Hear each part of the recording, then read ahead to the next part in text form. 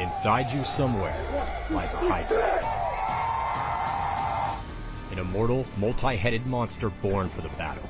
But the Hydra mentality buried inside you must be cultivated through chaos.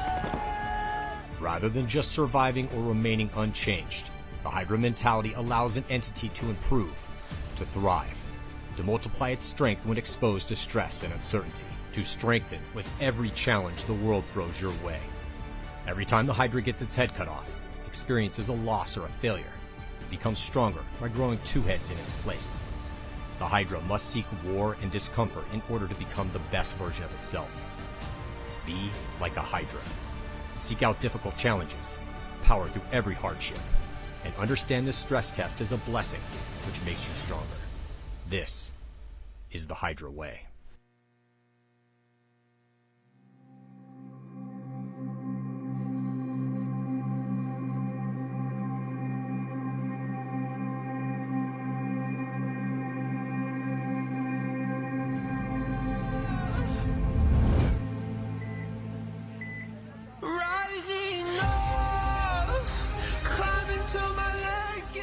I was ready to live. I knew I had to go. Time had come for the heroines to win every event. My expectations for this new team is to not only win, but to do it together. Our game is attack. You have to win it, or else, really, what are y'all doing? I know my strengths and my weaknesses. I'm tired of it. It's not that hard to fix the problems that we're having. We know what the mission is. We know what the play is. Trust in the players around you. It's why we built the team we built.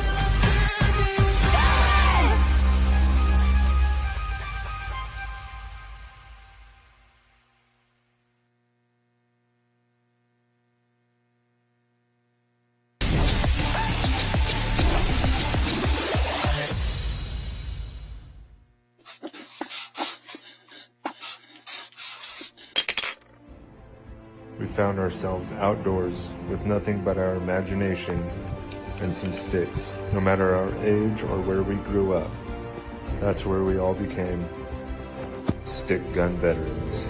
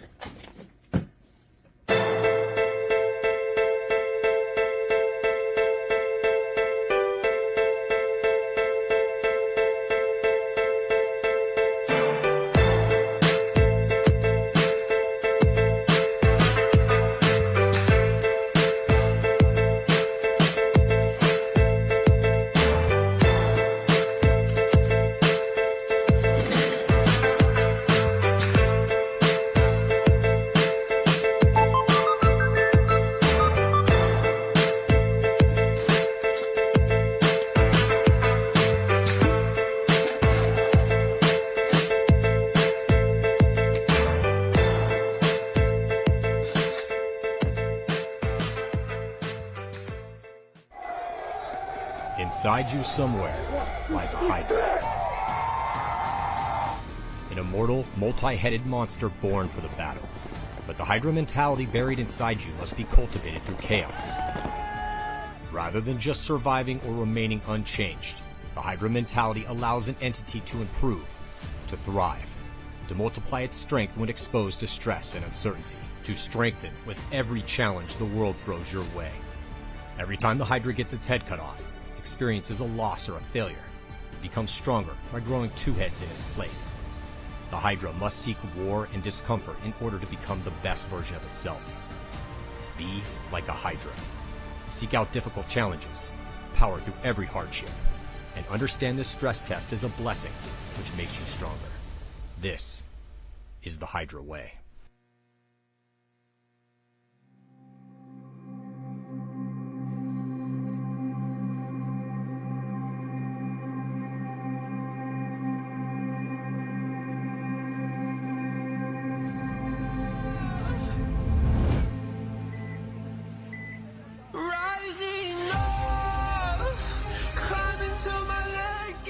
I was ready to live. I knew I had to go.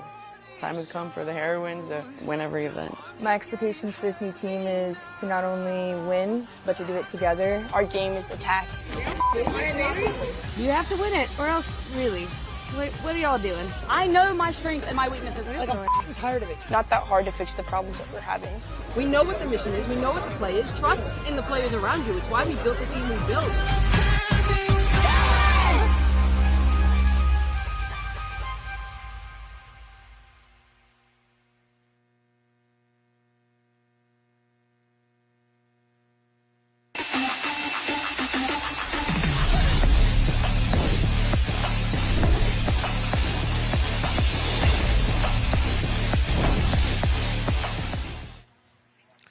Welcome, everybody. You are here on Day 3, NXL in Tampa Bay, Florida. We are outside Raymond James Stadium. We're about to watch Los Angeles Collision take on the KC Missouri All-Stars here in the semi-pro division. On the backside of this match, you're going to watch Tiki's Totem take on the New Jersey Jesters. Collision on your left in the blue jersey, Missouri on your right in the black and red trim.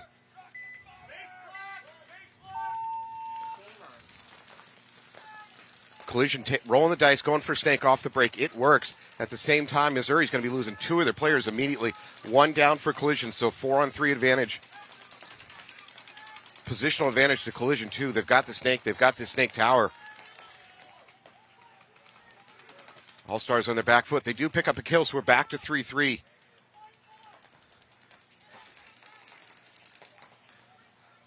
Collision lose containment, allow him All-Star to move up. However, both snakes are hot. He's about to get blown up. That's a trade.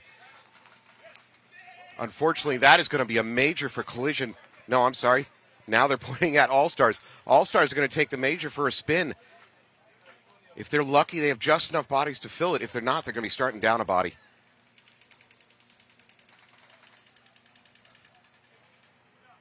Clock continues to roll, so they should have had enough bodies to fulfill it. Now they stop the clock. That may be a bad news for All-Stars on the first point of this semifinal Sunday.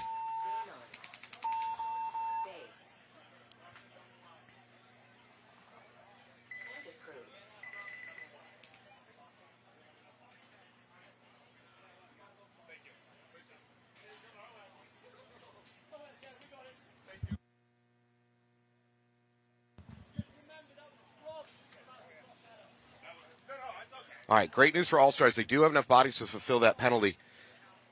They will not have to start down an additional body on top of the insult of losing that first point.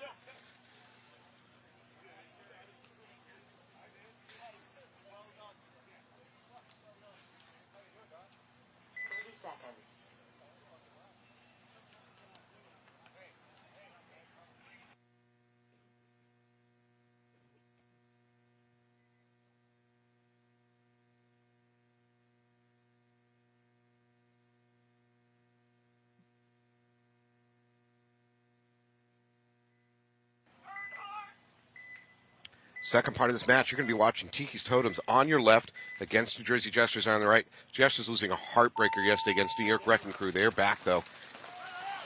Immediate loss up the center for Totems. 5 alive for Jesters. And there's going to be a minor to add insult to injury for Totems. They're going to take a walk down to 3 bodies already. No snake presence left, and even worse, Jesters are now sliding up the snake to S2.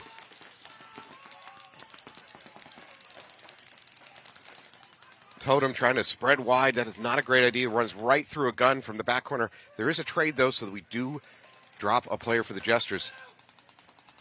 Tiki's Totem trying to make something happen with the Dorito side. It's not going to work. He's going to take one of the face. That's it. Bispo closing it out. Number 17 here for the Jesters up on the snake.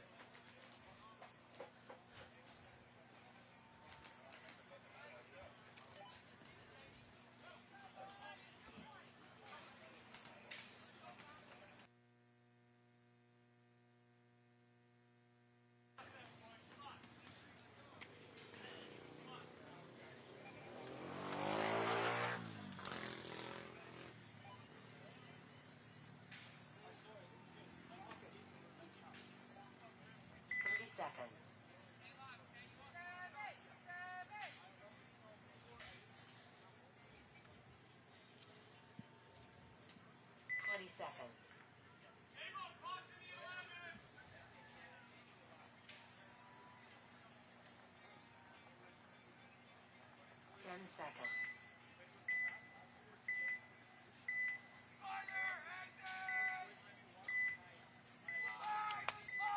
All right, Kansas City, Missouri All-Stars on your left, Collision on your right. Both teams pushing up the middle to those snake towers, all important. We are in the snake now for All-Stars. All-Stars at S2, Collision at S1, the mini brick. That snake tower for All-Stars is going to lock onto that snake brick. His job is to not allow any chance for the Collision player to get any further forward than that snake. Tactical retreat by All-Stars facing the same problem. That tower looking down into the snake forced him backwards.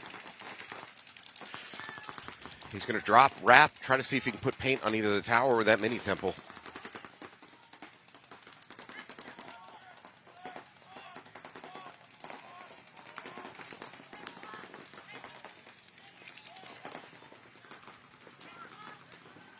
Five alive Collision, five alive All-Stars.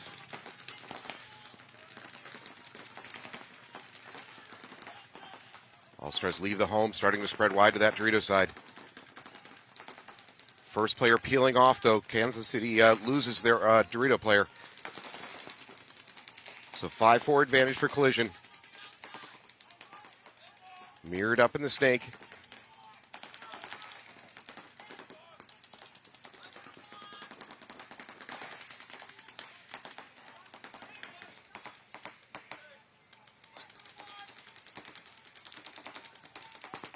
Essentially, we are looking at who loses the first gunfight over here in the snake.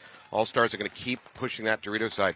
The Dorito side of this field is fairly easy to move bump to bump. There's not a lot of killing to be done from these Doritos until you get to the D50. Then the world opens up for you.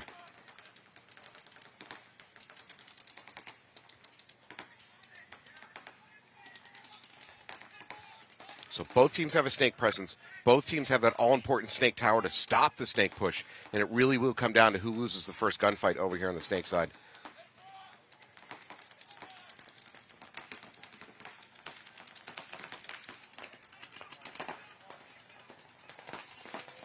That's Castro attempting a run through. He's going to get at least a trade, body for body. That leaves nothing in the snake. Oh, an attempt to refill the snake by All-Stars goes wrong immediately. Down to just the Dorito and the snake tower for All-Stars. Already down a point.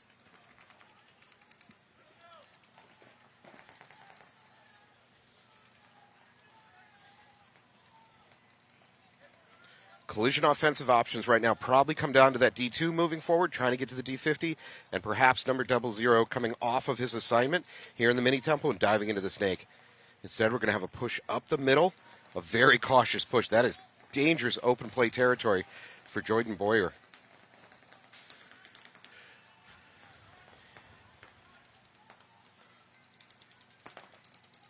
For All-Stars, he's going to attempt to drop back. I think he got it clean into that mini temple. If I have any advice, please do not go to that mini Dorito in the corner as a defensive stand.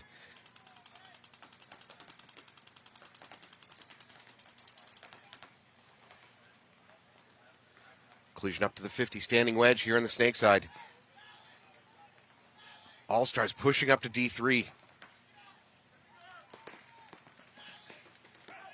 Yeah, nice push. That little bump allowed him to blow up the backside of that Collision player at the middle. Yeah, that is Jordan Boyer taking a walk. Boyum.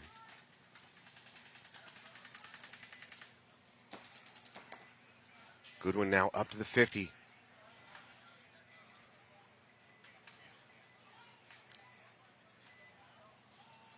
There's an All-Star snake player just waiting for him, though.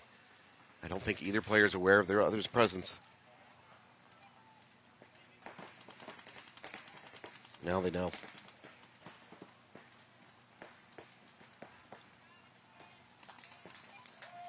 Nice move. Ramirez gets him clean. He's going to wrap the snake, finish it off. Great counter-punching. Credit to All-Stars to not giving up on pushing the matter. Instead of just locking up lanes and trying to shut it down, they kept attacking, almost made it work in a down body situation. Unfortunately, they're going to go down 2 points.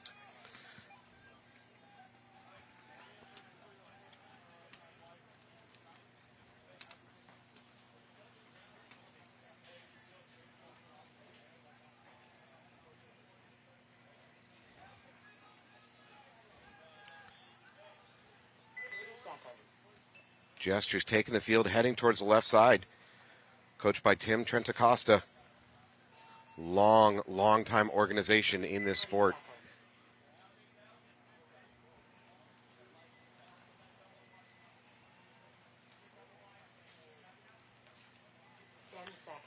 Tiki's Totem down a point. Lots and lots of clock. We're at 14.5, so that's not an issue yet.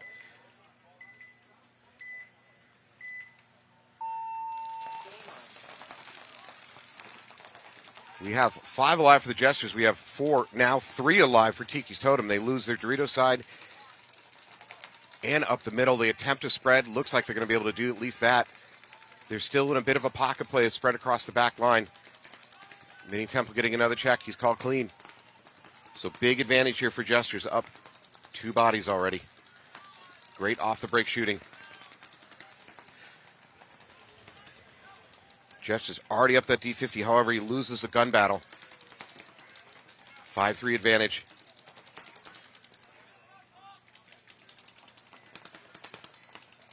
That's Alex Bispo again up here at the Snake Brick. We're now down to two Tiki's Totem player. Now one, he chooses to occupy what is the worst defensive bunkers on the field. That mini Dorito is just too small to try to live in a down gun situation. This is not going to end well. I hope he proves me wrong. He does not, and that's going to be it. It's going to be a walk-in buzzer push here for Jesters. They're going to go up 2-0 with about 13 on the clock. The tone of that point was set with the off-the-break shooting from the Jesters. Picking up 2 kills, 1 up the middle, 1 on the Dorito side, immediately put them on the offensive.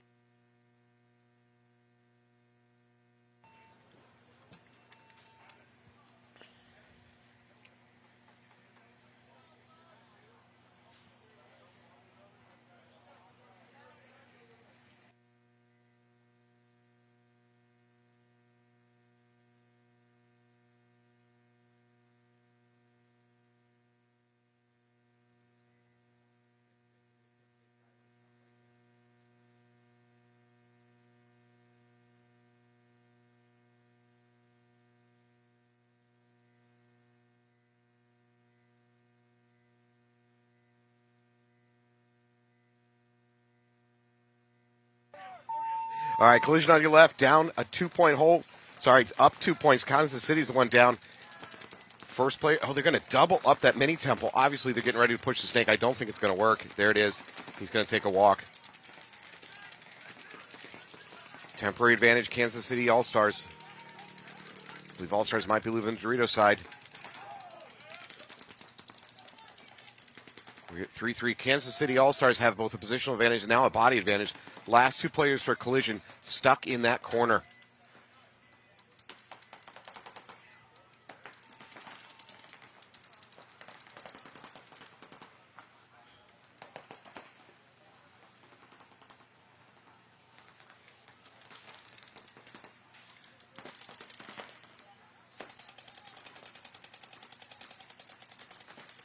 Mini Temple desperate, trying to hold back this push. And that Dorito's going to get hit on his back. There it is. He's going to take a walk. Further advantage for All-Stars. 3-1, 3-0.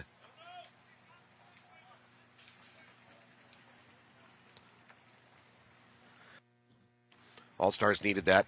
Putting him back into this game 2-1. Going down 3-0 would have been extremely difficult to come back for with about 8.5 on the clock.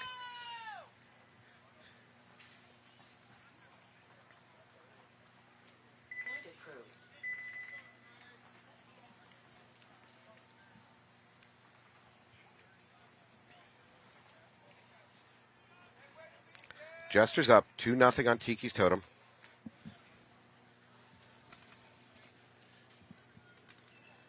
Jesters come in winning, getting in on a 2-2 record yesterday.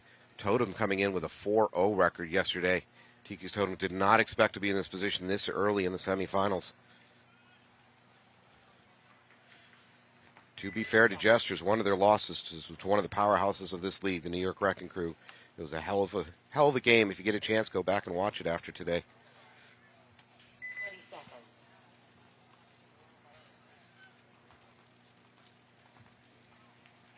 Replays of these matches will be available on the ComSports YouTube channel during this coming weeks ahead.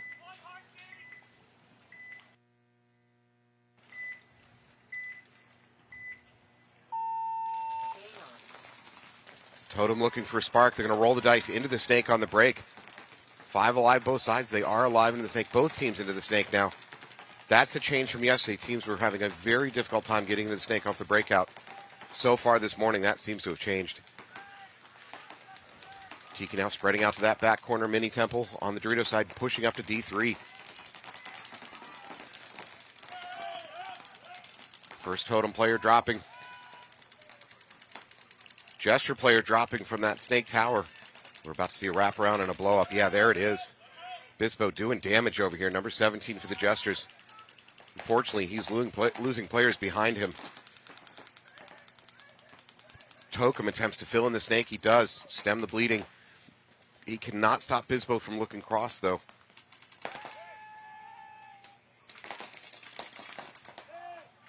Great shooting by Bispo. The field is flipped sideways at this point. We've got Totems at the Dorito 50, Bispo over here on the Snake 50. Totem attempting to cross the 50. They're into the other team's D2. We're looking at a one-on-one in the semifinals. Bispo's going to choose to run for the buzzer. Well, he hasn't yet, but you can tell that's what he's thinking about. Oh, no, he takes one. Great work by Totem, hitting the buzzer. Assuming he's clean, that's going to bring it back to a 1-2, similar to the other match. A 0-3 deficit in the semifinals is a very difficult thing to come back for. So good fight by Tiki's Totem. Dramatic ending to that with a one-on-one.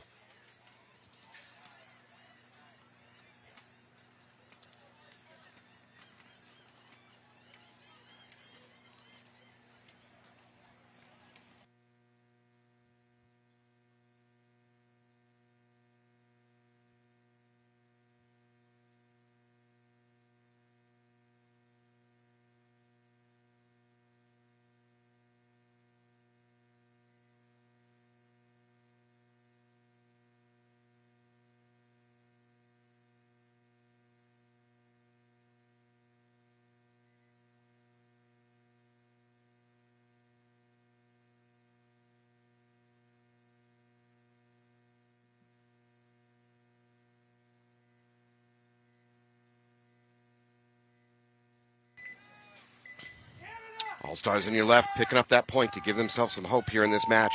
1-2 is a much, much easier deficit to work out. All-Star Snake Tower is convinced he shot one of the players on the breakout from collision. Fortunately for him, he's going to lose a teammate on the Dorito side. All-Stars down 4-5.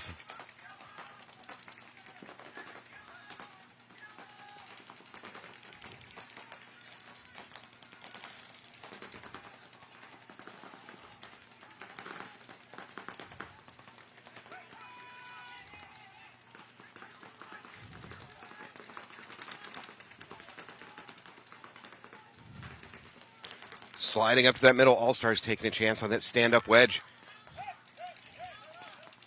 Collision player's dropping. It does not work out. He's going to take a walk. It's a real risk-reward pushing up the middle here. There's a lot of work you can do from it, but once they find you, you're not in a very defensible position.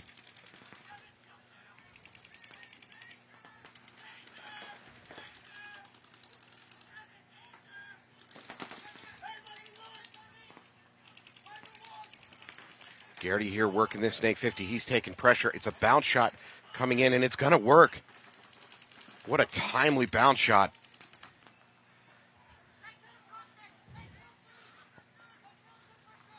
All-Stars sliding into the Snake corner.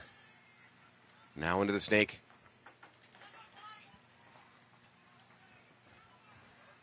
All-Stars down to 2 players.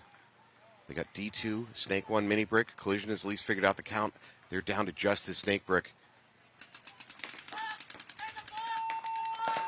And they're going to choose to towel out of it to save the clock. They're going to be about 6 minutes, 47 seconds with a 2-point deficit for All-Stars. I've seen a lot of attempts at bounce shot this week, and that's the first time that I've seen it work with my own eyes. Great shot.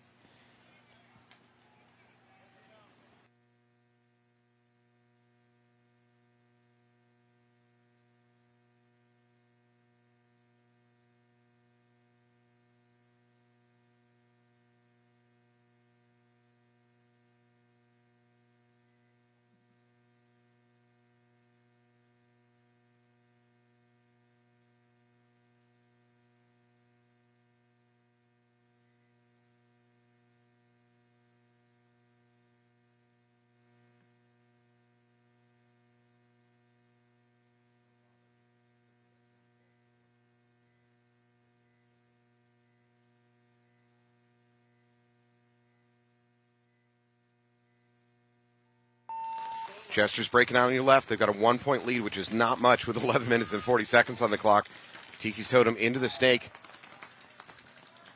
Jester losing their best threat to get into the snake, which is that mini temple over here on the snake side. So advantage right now for Tiki's Totem, both in position and bodies. Another play. The Jesters lose their snake tower, which is the best position they had to slow down the snake push. It's now on Totem, both 50s. Jesters lose another player over on that Dorito side. Now they lose their home. This point is completely falling apart. This mini temple is not going to be enough to stop this. Totem's going to swarm this and finish it out. There it is. Last Jester player taking a walk.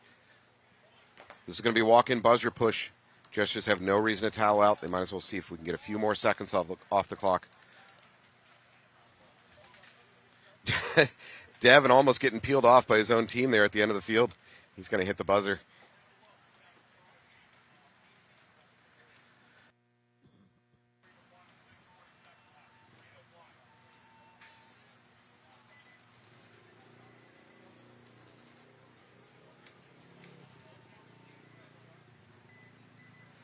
Devin's going to request the assistance of somebody that might be have a less of a chance of a hidden hit to hit the buzzer for him. There's a lot on their line, and if you've been under a gunfight in this, you're probably better off looking for one of your back players that probably is not likely to have a hidden hit on him somewhere that he doesn't know about. So, thanks again for joining us at the 2025 Tampa Bay Open here in Tampa, Florida. We are under the shadow of Raymond James Stadium, home of the Tampa Bay Buccaneers. It's an incredible location that the NXL managed to negotiate for this first event of the 2025 season. Also thanks to Alabama Paintball with multiple locations. If you're in that area, check them out. They got a lot to offer if you've got a group and you want to go play some paintball.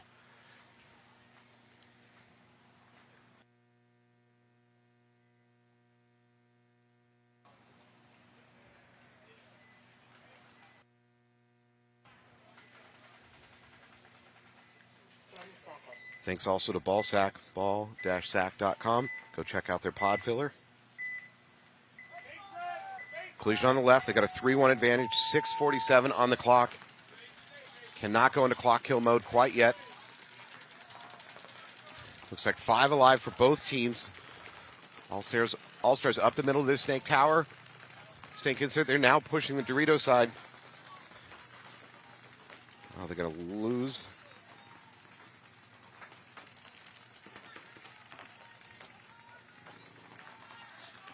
Five alive for Collision.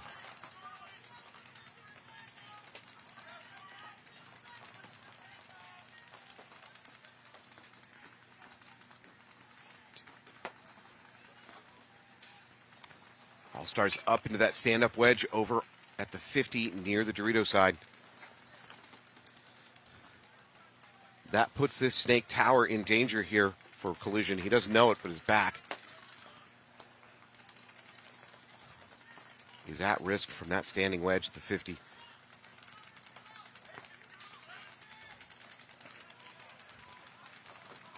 Kansas City now pushing up the middle. Neither team doing any work over here in the snake. They're choosing to work up the middle. There they are, doubled up at those standing wedges in the middle for Kansas City All-Stars.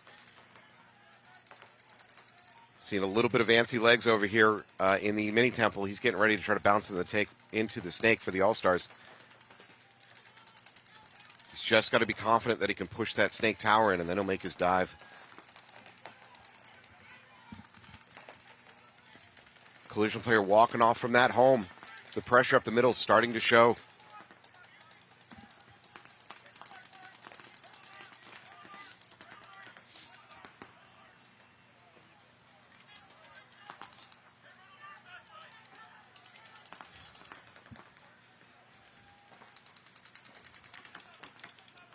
Dorito 50 has crossed into their territory. Now he's going to make a run for it, taking out. Oh, no, that's going to be a major. That's going to be a major against All-Stars. Big run through, but he was hit before he got there. That's going to result to 2 players being pulled, likely both the snake. Yeah, both the snake is going to be pulled by the All-Stars. There's an attempt at a run through. This is a great risk to take when you're down bodies. Does it work? He's going to get a check. No, he did not quite hit the buzzer. Now he hits the buzzer. He's going to get a check out. That was a great reactionary run through there by the All-Star player number 3. If it works, and it worked. Took advantage of the chaos of a major on his own team. Took the initiative, ran through. When you have a giant setback like a major, there's a window of opportunity sometimes. The other team is trying to figure out the situation. He took advantage of it, sprinted through the middle, finished that one off. Great, great job. Hero of the point.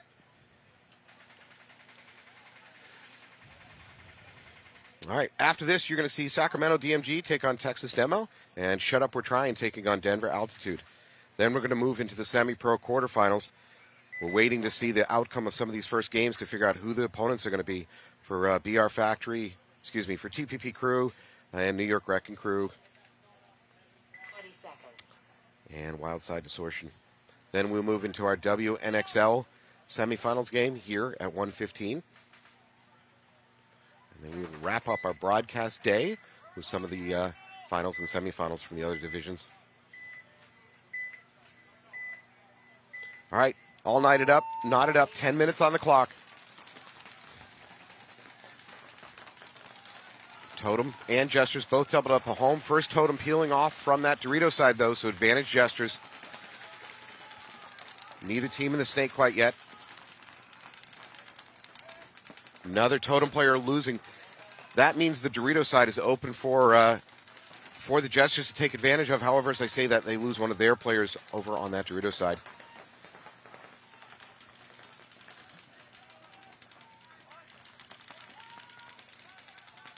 Totem in a bit of a pocket here. They have no presence on the Dorito side.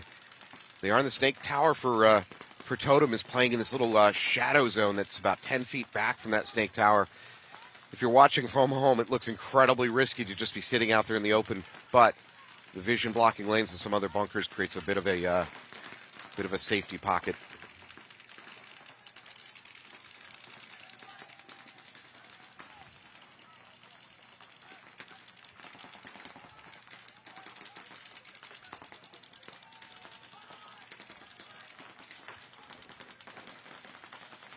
We're at 9 minutes.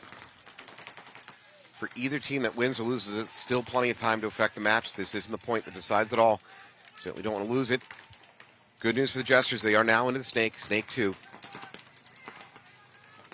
Totem player, there it is. Makes his push into the snake himself. Mini brick at snake 1.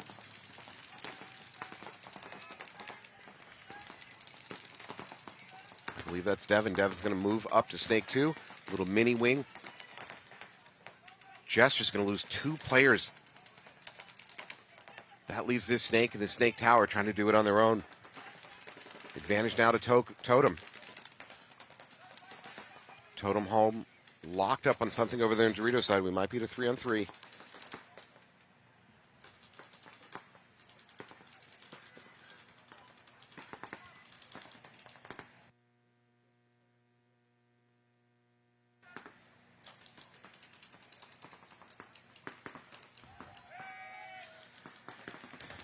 This is falling apart now for the Jesters. This snake player is about to get overwhelmed, and there it is. Devin's going to finish it out. Good counter by Tiki. Tiki started that game in a bit of a hole. They managed to sit in, dig in, pull some bodies, close it out. Well done. Again, for the Jesters, there's still a lot of time on the clock, although I would suggest toweling out of it. There it is. Okay. He's going to hit the buzzer. They're going to go up by 1 point, 7.5 on the clock. With only a 1 point differential is certainly not a safe lead.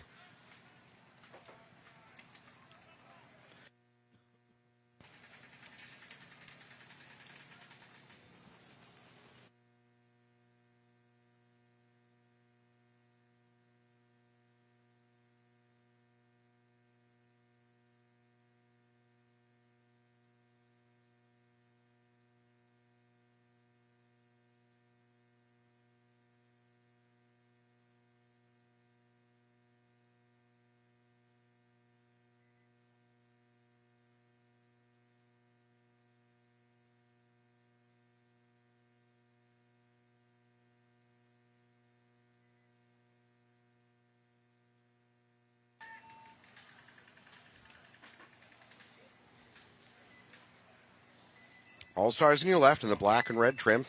Collision on your right with the blue. Collision has a 1 point lead, 4.5 on the clock. For the All-Stars, if you lose this point, there's not going to be a lot of time left to come up with 2 points. So this is a little bit of a do-or-die point for All-Stars. All-Stars lose their first player, Snake Tower. Very important for controlling this snake side. 5-4 advantage for Collision. Collision's going to lose their Snake Tower now. All-Stars more aggressive into the snake, pushing up. We're now under 4 minutes.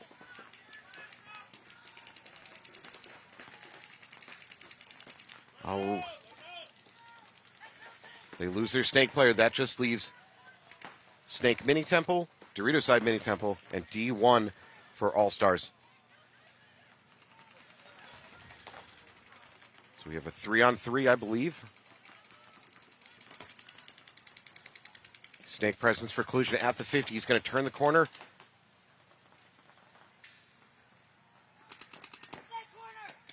All-Star takes the snake corner.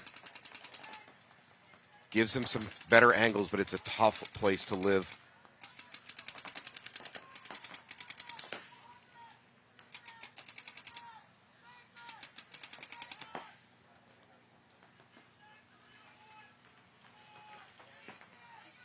That's Castro bouncing around inside the snake, looking for new angles.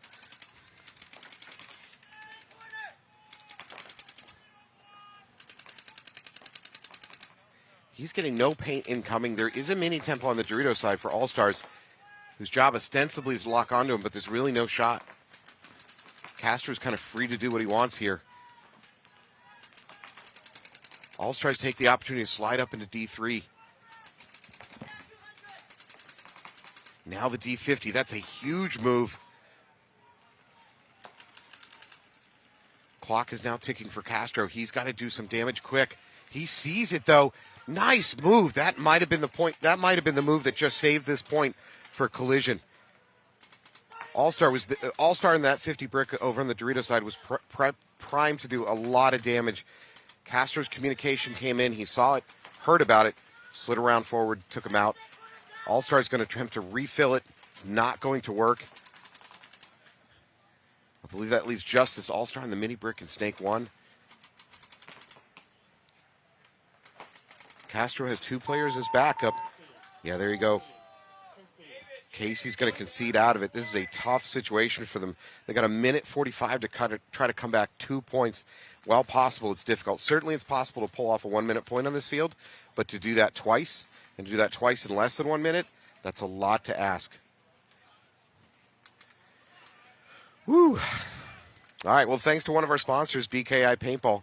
BKI Paintball is both an online university where you can learn about how to read fields, how to be a better gunfighter. Also, they have developmental camps each summer. It takes place around the country, Texas and Massachusetts. Brings in a lot of pro players to coach. Go check them out, BKI Paintball.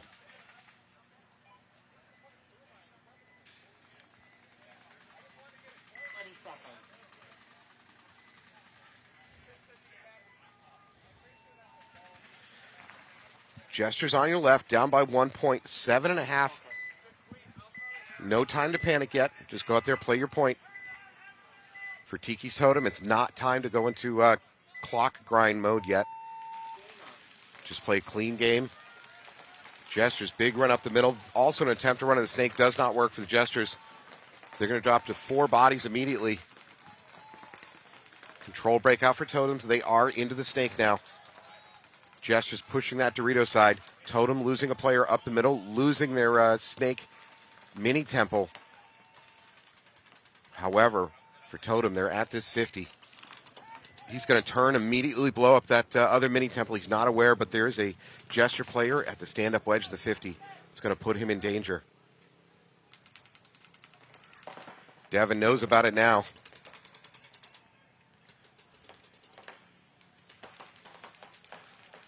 Lots of Totem players walking off. The ball is now in the court of Devin to try to make something happen here. Takes out the home.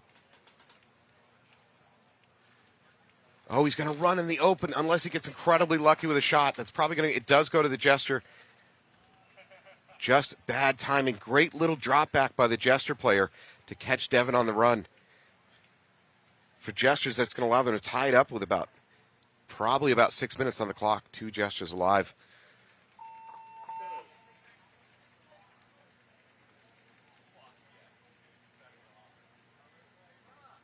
Getting the check. Never good when the ref is pausing on a check. Looks like the ref might be calling for backup on this one.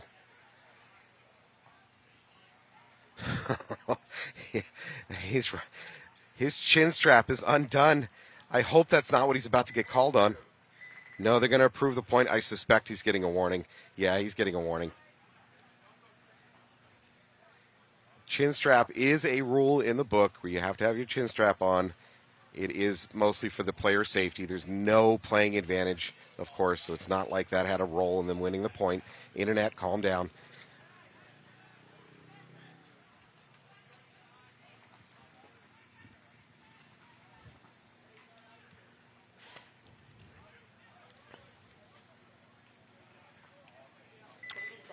All right, Collision versus All-Stars.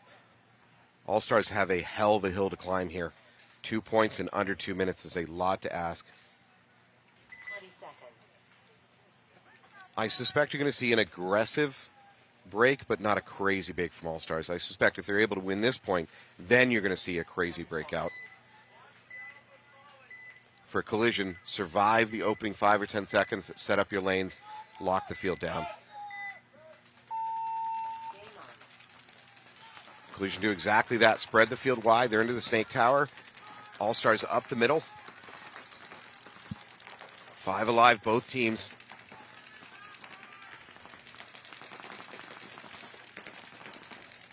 We're now at minute 30. All-Stars have got to show some urgency here. Go into the snake, now up the middle. That standing wedge at about the 40-yard line is now occupied for All-Stars. No, he's using the mini can. Snake Tower backing him up. He's now into the 50 standing wedge over here on the left. The world got a little bit too small for the Collision player in that Snake Tower. He's going to take a walk. However, the clock is now at 60 seconds. The match is slipping away for All-Stars. Even with a win this point, too much clock has been lost. And they're going to lose their Snake player. No penalty, though. We're now under a minute. Every second ticking by weighs in the favor of Collision.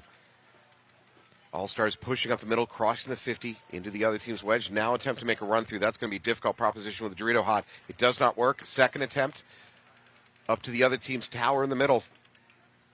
We are now under 30 seconds. Another player lost. However, it's a trade.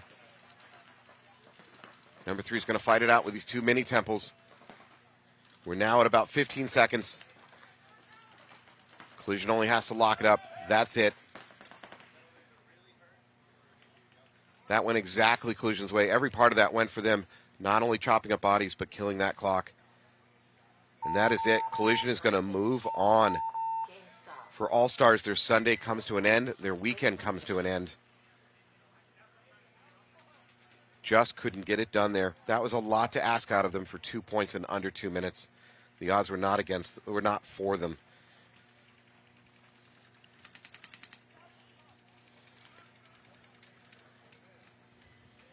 So we are now into X-Ball. Tiki's Totem versus Jesters.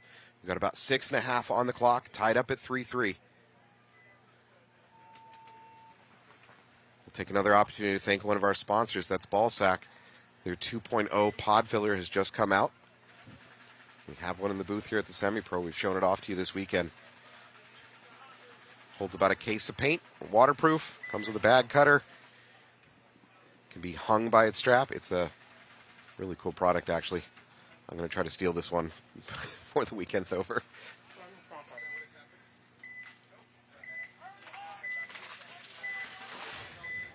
In a way, this is almost like an overtime point.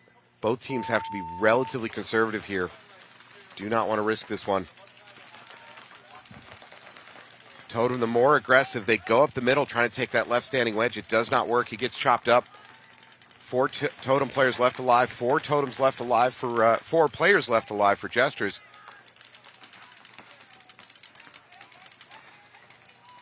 Totem now pushing out to that D1.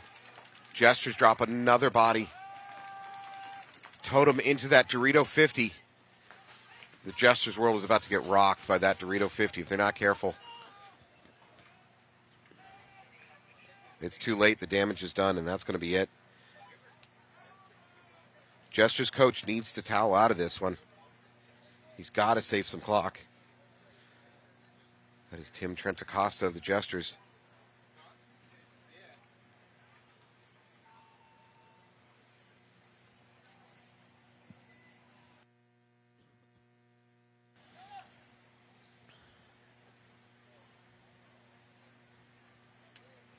Clock is still rolling down. Jesters choose not to towel out of it.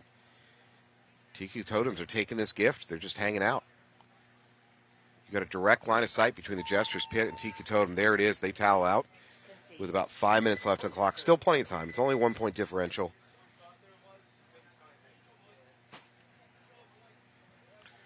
We're now in X-Ball. This is the only match remaining.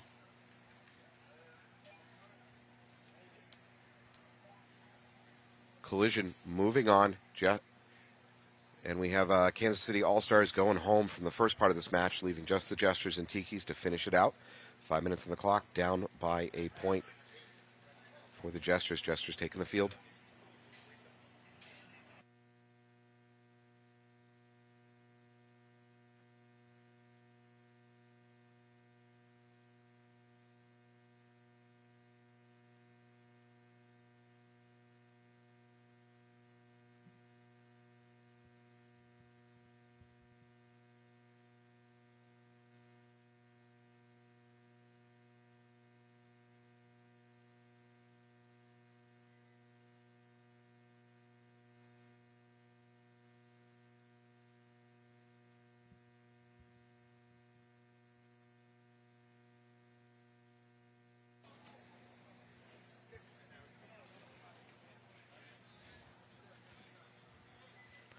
All right, let's talk coaching strategies at this point, right?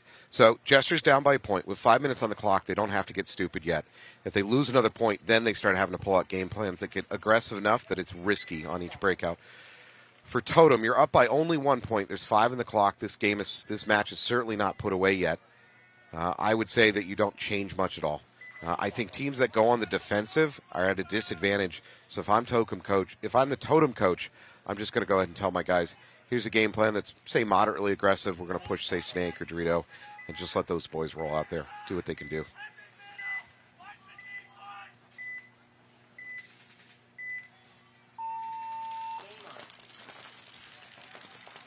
Jester's going to double up the middle, both towers. Totem with a little bit more conservative breakout, 5 alive, both sides. Totem player, again, playing that little shadow pocket out in the open behind the Snake Tower. It is terrifying to watch from the sidelines, but it is relatively safe. Middle tower for Jesters getting a check. He's called clean. No, he's out. That's one of the many number 55 jerseys out there right now. Mazelewski clones. Big move into that Dorito 50. That's Alex Nieder. He's going to do some work here in the middle, blowing up towers. blowing up the home. If I'm the coach of Jesters, I got to start thinking about clock now. You're about to be down by 2 points, and we're approaching the 4-minute mark. But not all hope is lost. It might be a little bit aggressive to towel out of this one, but you're going to need to see something now. And Bispo's going to drop back, and he's going to get clipped. Now you got to towel out.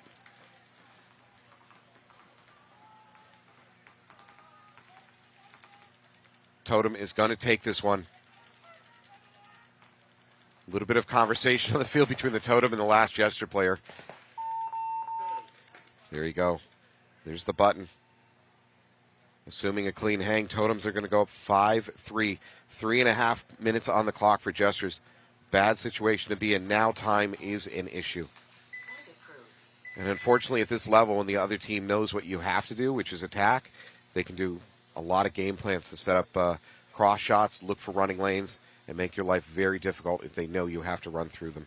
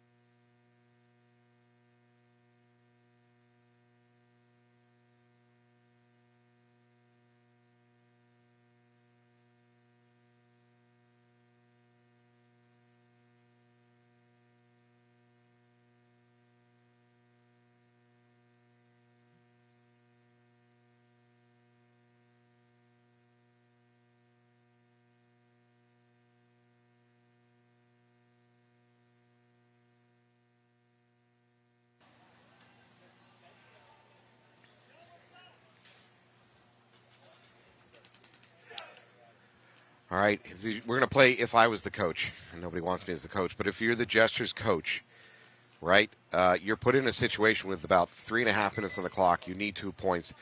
You're going to have to attack. Obviously, you can't have your guys setting up their feet for very long, or it's not going to work out clockwise. For attacking on this field, if you can get out to the Druid, if you get a player out there, it's not a hard bump to get up to the D50 and do a lot of damage. But getting to that first D1 is tough. So that's option one. Getting to the snake on the run out is also extremely difficult in this field. That leaves probably a push up the middle. So it's a relatively safe run up the middle. It's not safe to live there, but it's safe to get there.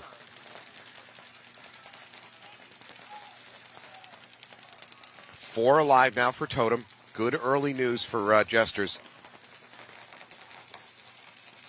Jesters take the Snake Tower. Relatively conservative breakout otherwise.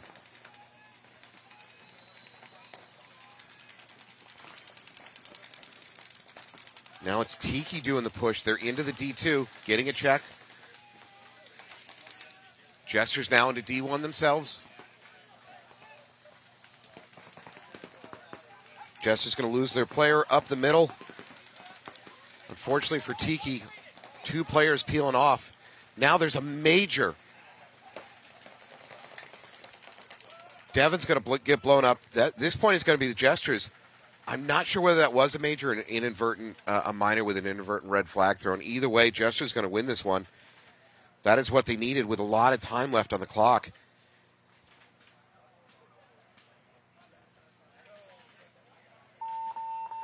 There it is. That could not have gone better for the Jesters. Not only they get the point, but they saved a lot of time, 2.5 minutes. Ironically, this is going to be more difficult decision for the Totem coach, what to do here. Killing 2.5 minutes, this field is not conducive to killing a full 2.5 minutes, grinding it off. It's not impossible, but it's a tough ask. Frankly, all teams, especially at semi-pro level, are better on the attack than on the defense. Not many teams can buck that trend, so a little bit advantage to the attacking team. So again, if you're the Totems coach, where do you go here? Do you go with a defensive plan trying to kill clock, or do you send your boys out with a game plan to try to win it? Tough call. Well, if you have a tough call in your life, check out Paintball for Purpose, led by Tammy Adamson. They're trying to help anybody in the paintball community or any friends of the paintball community. If you need help in your personal life, professional life, counseling, just somebody to talk to, check them out, Paintball for Purpose. Thank you, Tammy Adamson, for setting up that organization.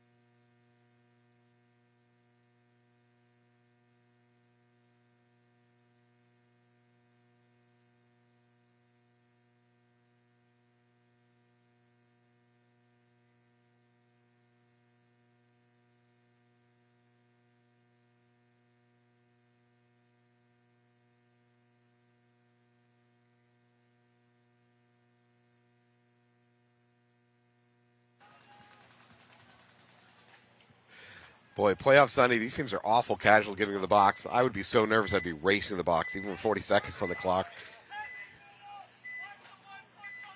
All right, Jesters on the left, their mission is clear. 1 point, 2.5 minutes.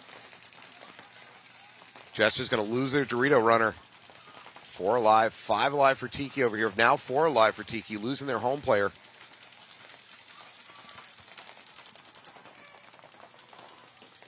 Tiki in a bit of a pocket play. They are up the middle of that Snake Tower. Snake Tower is choosing to stay on the Dorito side to control that movement. Good news for him. Dorito side runner has already been killed for the Jesters.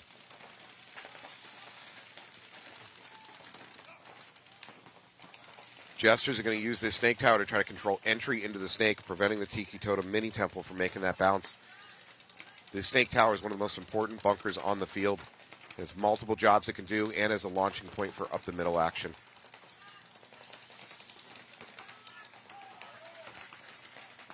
Jesters are going to lose their mini temple, which is their best chance for getting into the Snake.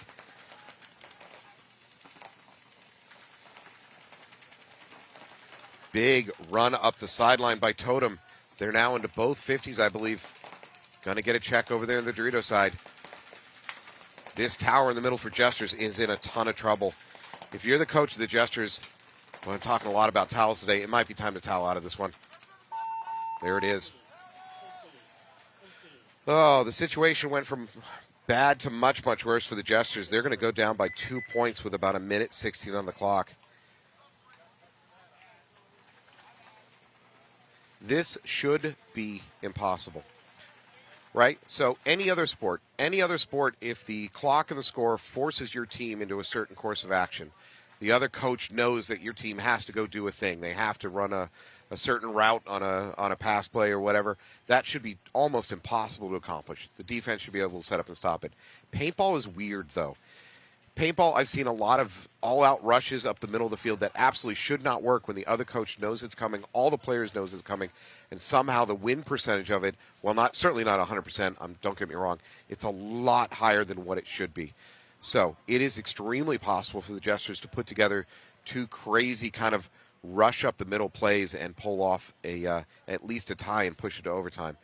The odds are bad, but the odds aren't 0, and that's what makes the sport kind of interesting, especially on a Sunday, getting to watch this kind of stuff. Yeah. Also, thanks to PittsburghPaintballSupply.com, dropping a new set of special edition Mastodon goggles. If you have a chance, go check them out, see if any are left.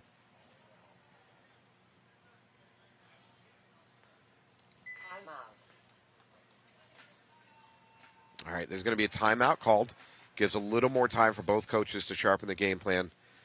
For Totem, I think that, again, that game plan is pretty simple. As a coach, 90% what the situation is telling you is set your guys up in defensive positions, especially to shoot the run-through lanes. Catch them there, especially if you can catch some penalties while they're doing it. For the Jesters, you got to go. If you see any Jesters players set their feet underneath them in this point, they're essentially conceding the match. I want to see all the Jesters moving forward, even if it's dumb bumps, even if it's crazy running through through lanes. You don't really have a choice.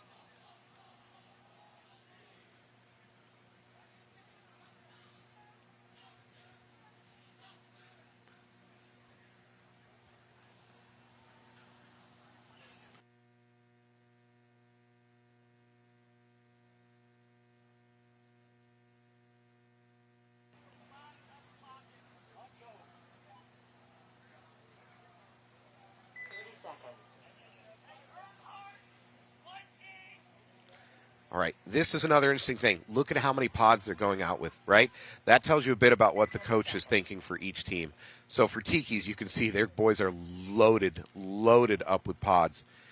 They expect a defensive point, cross it up, grind it out.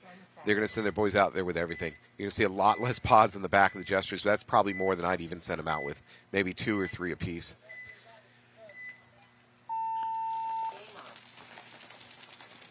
Here we go. Totem is doubled up at home. An initial run-through attempt by the Jesters. They're going to cross the 50.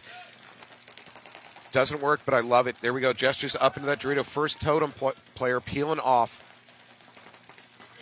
Jesters now up to the middle. We're at the minute mark. Totem re-spreading it out over here.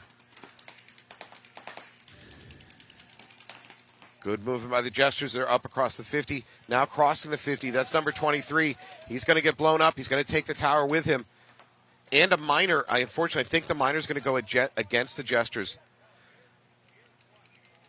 That's a risk you take with those kind of run-throughs, but in the game situation, you have no choice but to take those risks. I think Bispo is going to pay for that penalty with his life. For Totem, that should lock it up. We're now at 23 seconds. That's going to be it. Totem is going to win this match.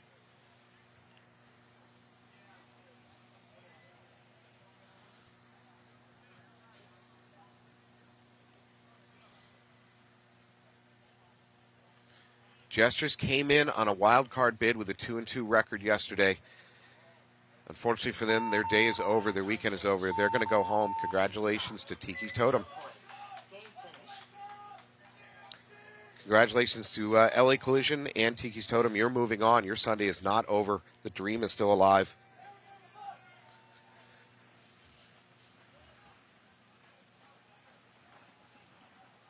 Thank you so much for joining us here on Day 3 NXL action here in Tampa Bay.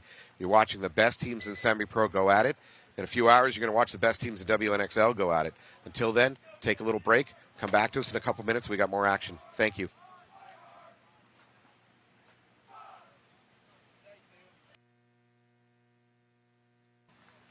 Welcome back. Welcome back to Day 3, the biggest day of the weekend for all these NXL teams. Here we are in the shadow of Raymond James Stadium.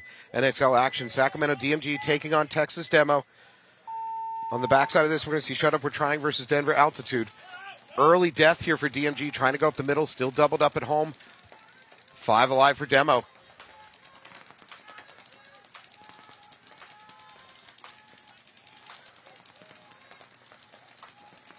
DMG is going to lose their snake side. All they have left is just doubled up at home. Not great in this situation. Now they're going to lose. Nope.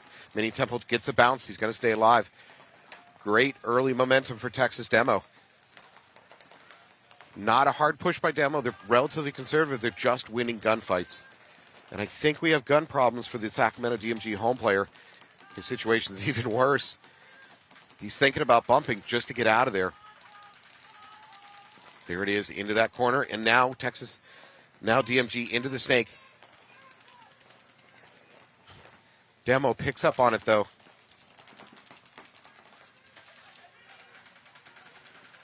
The Demo offense starting to pour up the Dorito side, now up to the Snake 50. This DMG player is in a lot of danger. He's not aware of it. Snake 50 break. There it is.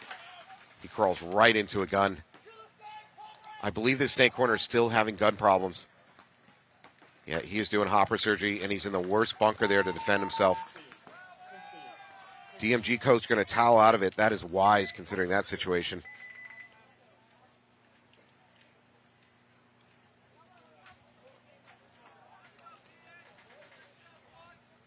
All right, congrats to Demo with a very convincing first point.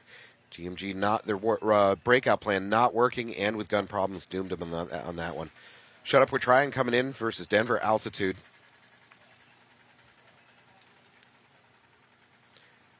Both of these teams getting here on the back of a 3-1 record from yesterday.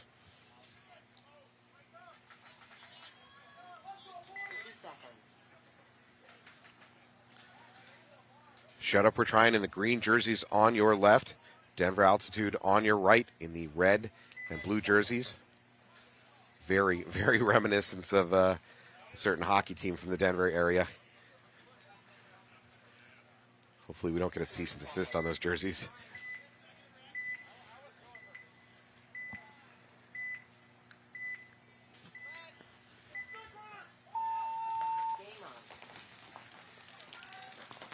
Shut Up, we're trying with a relatively basic breakout. Actually, both teams, except for the fact that Altitude attempts the snake, they get in there but die very quickly. Shut Up, we're trying responds by a huge move up here into the snake 50 brick. He's going to wrap and start doing damage. Snake Tower, Mini Temple, Home, all walking off. Now it's just a back hit. Yep, there it is, the pack hit on that last Denver Altitude player. That's going to be it. That is a super quick win by Shut Up, we're trying. I think that was a 25-second point. For Altitude, nothing went right on that point other than the first kill. There we go. We're coming back to Texas Demolition versus Sacramento DMG. Similar game where Demolition just looked dominant on that one.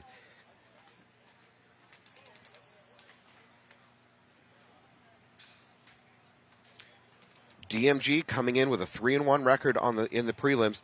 Texas Demo coming in on a wild card bid with a 2-2 record. 30 seconds. Demo going to be on your left. Actually, both teams in gray jerseys. Might get confusing when bunkerings are occurring.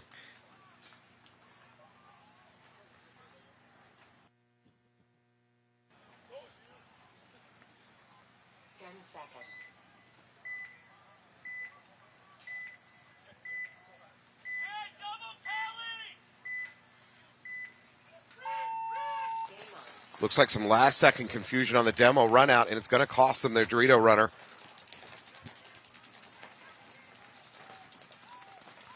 Two Demo players taking a walk now. Snake Tower, Home, and left side Mini Temple is all that we have left for Texas Demo. I believe it's 5 alive for DMG. It's their turn to be dominant on a point.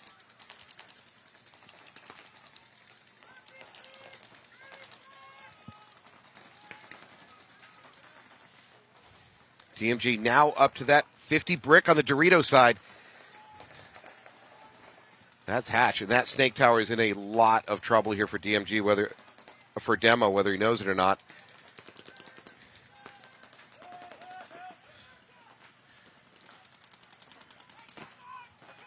What looked like a sideways move for the Demo home player was really just a sprint off the field. That's it. DMG is going to win this one. Similar convincing fashion as Demo in the first point. These teams are smashing into each other.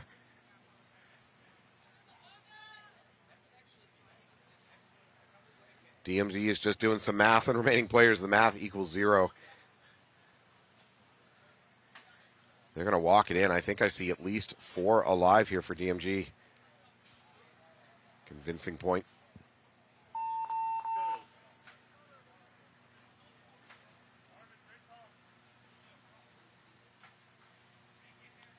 Good Lord, that is 5 alive for DMG.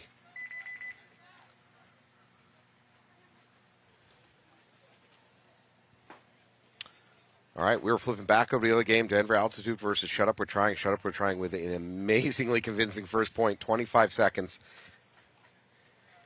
You were here at the 2025 Tampa Bay Open. Why open? Because it's the opening of the entire season. These teams you see here in the playoff, they have intentions that maybe by the end of the season they climb to the top of the semi-pro hill and get their ticket punched for the pro ranks. 30 seconds. Thanks to Stick Gun Veterans for sponsoring this webcast.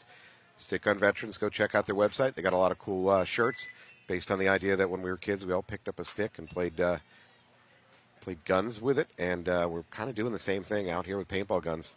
We're just all grown-up kids. Stick Gun Veterans.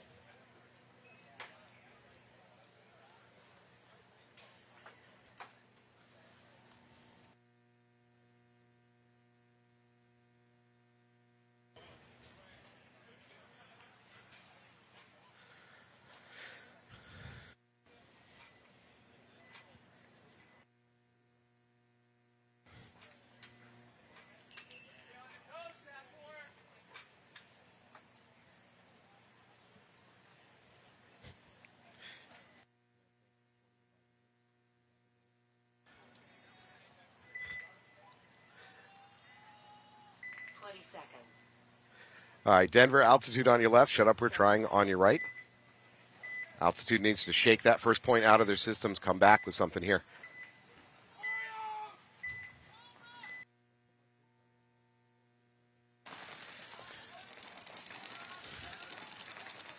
5 alive for both teams. Altitude doubled up at home. They're going to lose their snake insert player. They're going to refill it, though. Smooth refill. He gets past the gun of that snake tower. Limiting the damage there. 5 alive for Shut Up, We're Trying.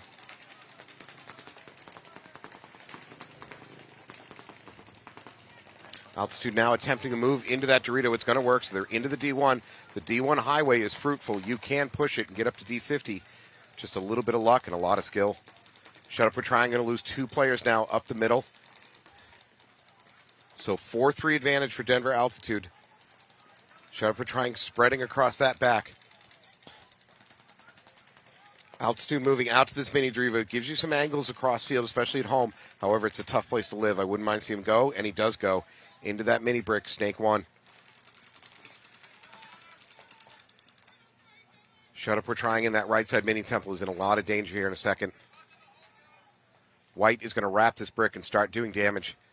That's a free butt pack if he can get his gun on him. There it is. It works. Dorito 3 remains.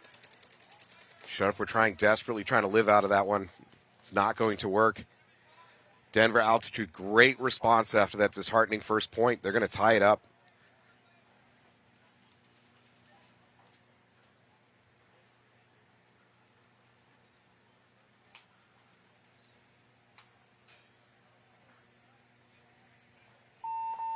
There it is. Quick check. Is it a clean hang?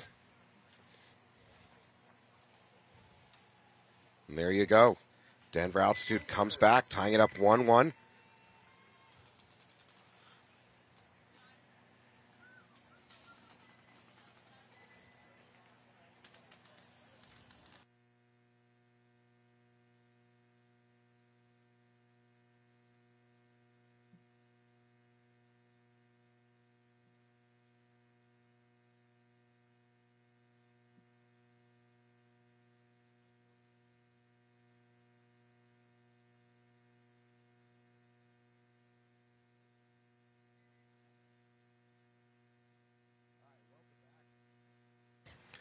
Welcome back after I turned on my mic. This is NXL Day 3. We're here in the semifinals. We're about to watch Sacramento DMG versus Texas Demolition. Both sides of this match are tied up 1-1. This is the chance for each one of these teams to get their step forward in this semi-pro division. Hopefully take the semi-pro division for the year, move on to pro. This is a real tone setter for all these teams trying to establish dominance for the year. Here we go. DMG on your left, Texas Demo on your right. DMG tries to double up the middle. They're going to lose one of their Snake Tower players immediately. Demo 5 alive, 5-4 advantage.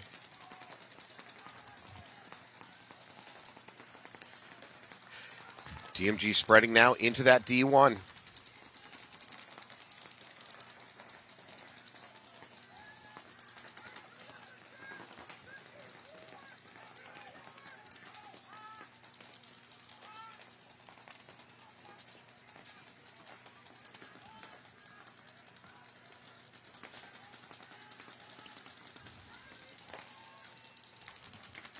There you go. Sacramento DMG into the Snake now, up to Snake 2.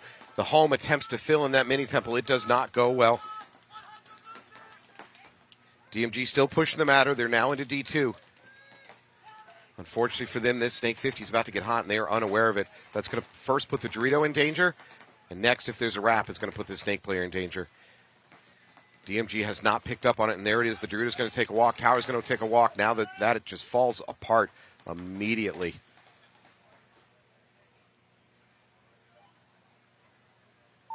Convincing point by Texas Demo. Give credit to DMG. They kept pushing, even dropping bodies.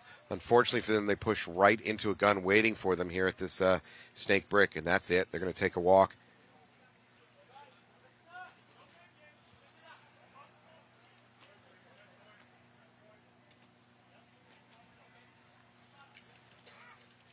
These are some tight matches. None of these teams are running away with this quite yet.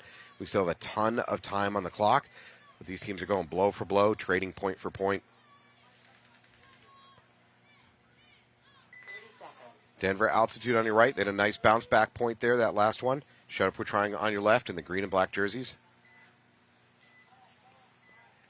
20 seconds.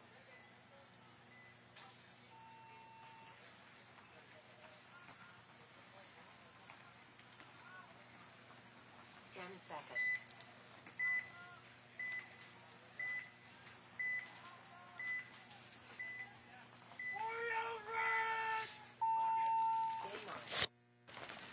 Attempt by Shut Up, we're trying to get into the snake. I think it's going to work. He's going to get a check from the ref. And now a drop back, immediate drop back to the snake one mini brick. Altitude doubled up at home. 5 alive, both teams. As I say that, they're going to lose their first home player. 5-4 advantage for Shut Up, we're trying, and an advantage positionally because they are in the snake. Snake tower from altitude trying to stop the damage here. He's lost gun dominance on the snake. That's going to give the Shut Up, we're trying player a chance to crawl forward. Wisely stops. If he tried to continue going through that lane into that 50 brick, he would have gotten chopped up by the tower. Tower's having a drop back. He's lost gun dominance. That's going to allow the Shut Up, we're trying player get to this brick. If he can turn around the outside of the brick, he can do a lot of damage. At the same time, altitude is now taking the D3. Altitude fully aware of this brick presence. That tower's job is very, very simple. Do everything you can to prevent him from wrapping, both to save your own life and all of your teammates.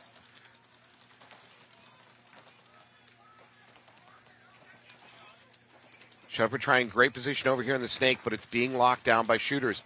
At the same time, altitude over there in Dorito side starting to do damage. We're going to lose our snake tower for Shut Up, we're trying.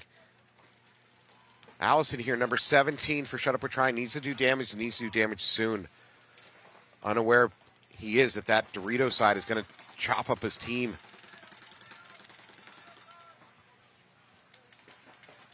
Yep. Dorito 50 for altitude.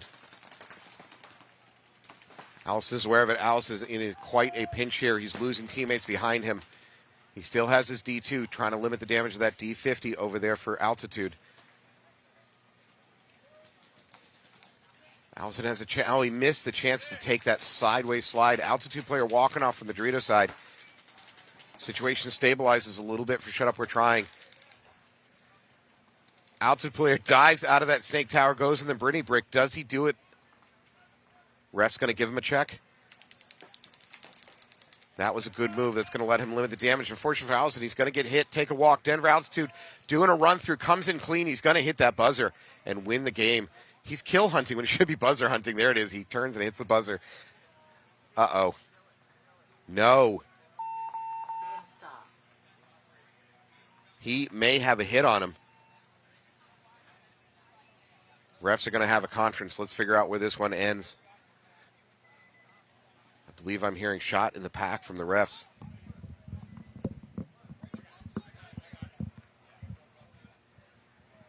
I'm going to go radio silent here for a second, folks. I'm going to try to listen in to the refs conference.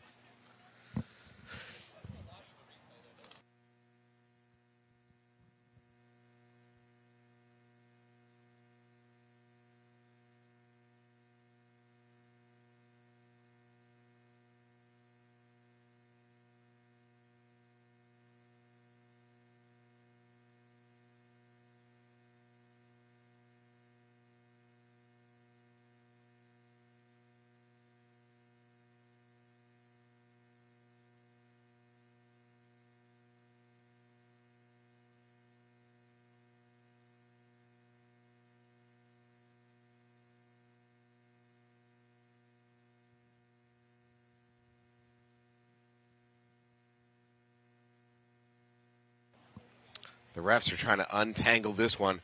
The buzzer hitter was for altitude, did not have a hit on him. That is not the controversy. The controversy is occurring over here on this snake side with a penalty that was being thrown, I believe, on the altitude player that took the snake brick from the snake tower. The question is who shot who and when, because if he shot the brick for Shut Up, We're Trying, that of course would be a major. If he didn't, then it would have just resulted in that altitude player that was going to hit the buzzer for being yanked. If that's a penalty, it's messy. Refs are trying to sort it out. We got coaches in there.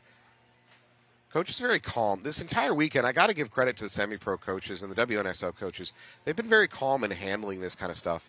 There's a lot of terms you go to where you see coaches screaming and throwing clipboards and yelling, Not nice words, but we've not seen that this weekend.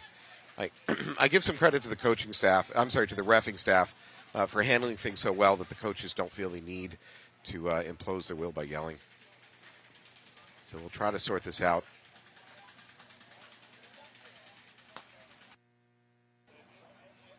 As of right now, no point awarded to either team. That might go to no point.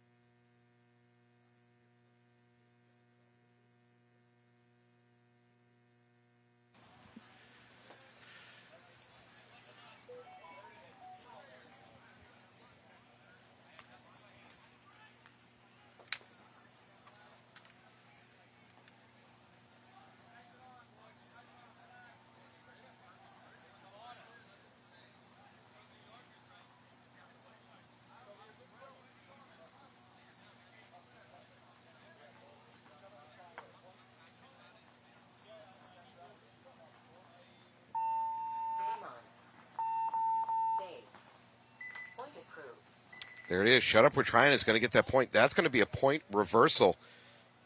10 seconds. Meaning that there was not enough bodies to fulfill a penalty for altitude, meaning there's a very good chance that they're going to be starting down a body. That's from victory to tragedy for them. Demo on your right, DMG on your left. We have another game to play. Looks like 5 alive for both teams. For DMG, they are way up in the snake. Snake 2 already, right off the break. By body language, I'm not sure Demo is even aware of that snake presence yet. Yeah, now he knows. He knows because he just took one to the face. Demo Tower is going to take a walk. Immediate dividends for the DMG by putting a player into the snake, and now he's up at that 50.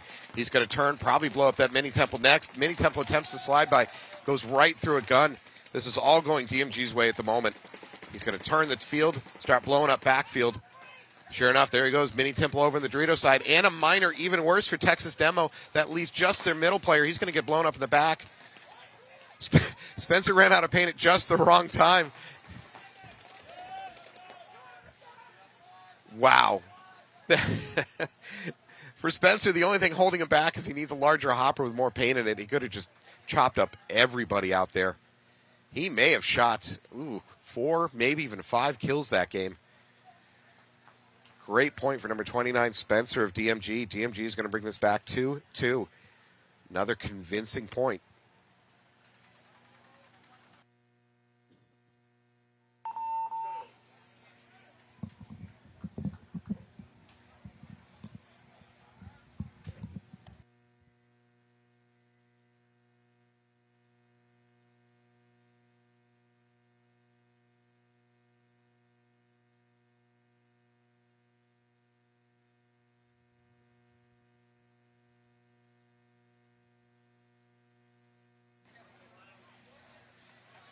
So our crack research department investigates the situation, crack research department being me, and we find out that altitude is going to start with 4 bodies on this next point.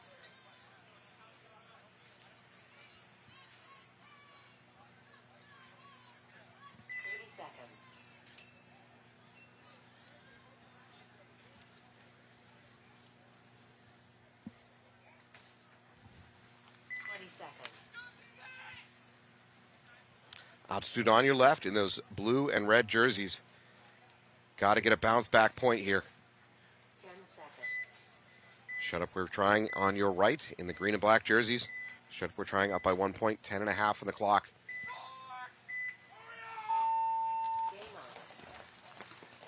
Big run into the snake for altitude. Looks like it works. They're up to snake 2.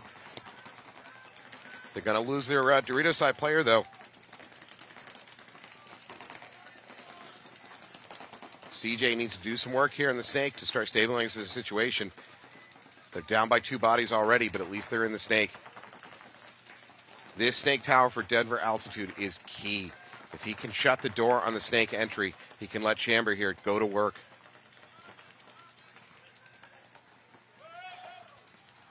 Unfortunately, they're going to lose that snake tower. CJ's going to have to climb up there and do it all on his own.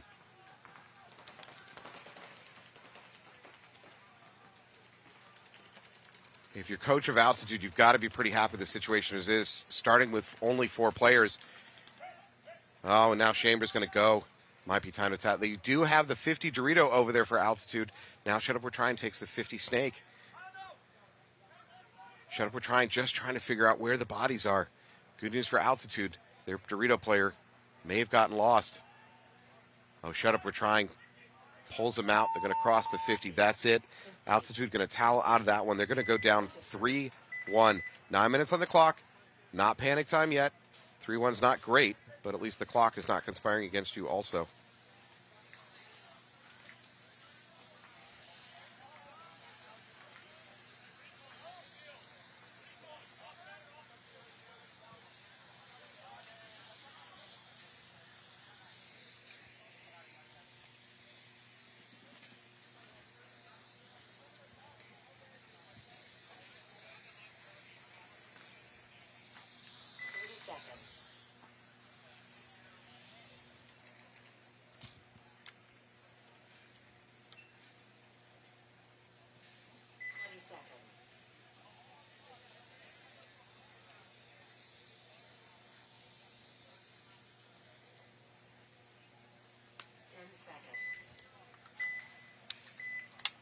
This game tied up 2-2. 10 minutes on the clock. Essentially, it's like a brand new game. DMG on your left, Demo on your right. Clean 5 alive for both. Advantage Sacramento DMG. They are into that snake early.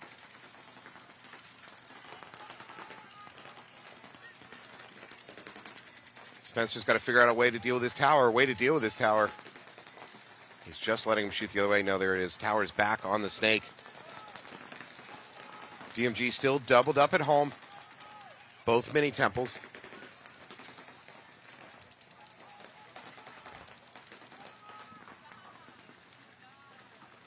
Demo at that snake insert bunker, the mini temple. Some teams are calling the god. He's going to need to get past the backline guns, the home, and his mirror to get into the snake. Texas Demo Tower still trying to limit the damage that Spencer can do. It's working. Spencer cannot get upfield. Unfortunately, they're going to lose that tower player. That's a breath of fresh air for Spencer. He recognizes it immediately, starts making his bump. He's going to be to this brick in just a second.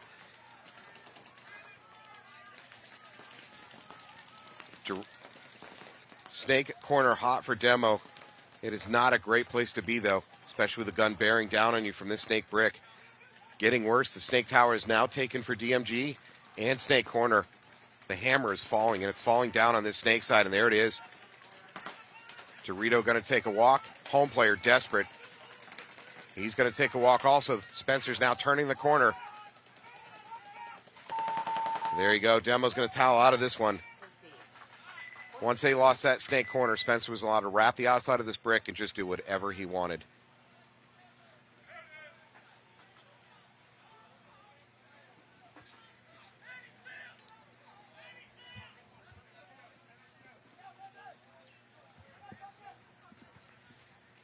Shut Up We're Trying in a much better position. 3-1, 9 on the clock. That's still enough time that Denver Altitude doesn't have to get stupid yet.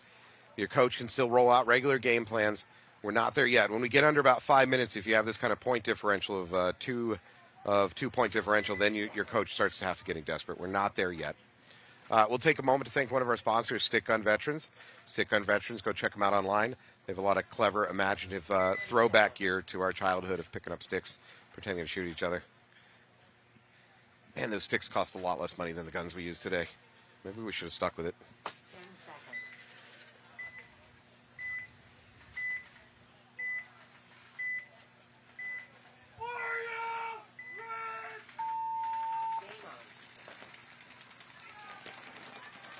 Shut Up We're Trying with a pretty standard breakout. Altitude takes the risk. It pays off. They're into that snake, too. 5 alive for both teams.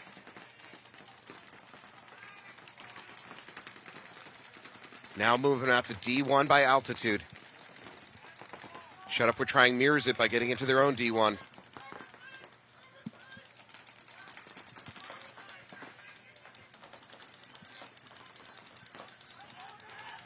like to see number 88, shut up, we're trying snake tower player, stay on the snake.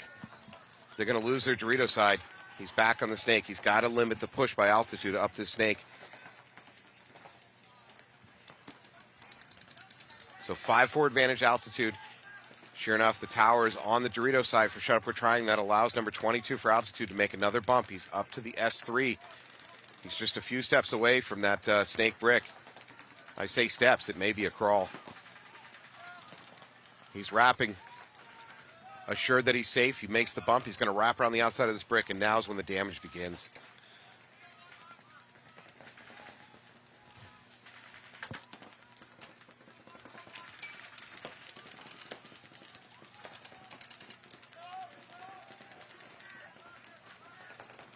Chamber now turning the outside of that one.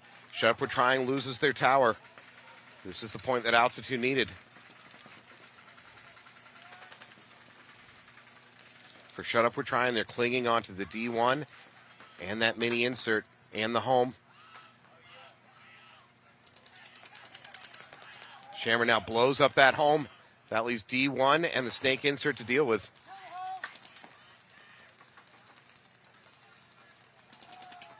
Shut up trying is going to lose everything but their Dorito.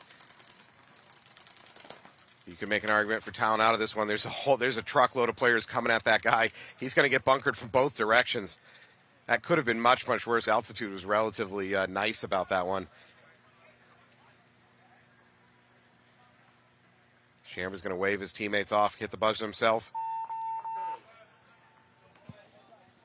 Great point for altitude. They're going to bring it back to a 1-point differential.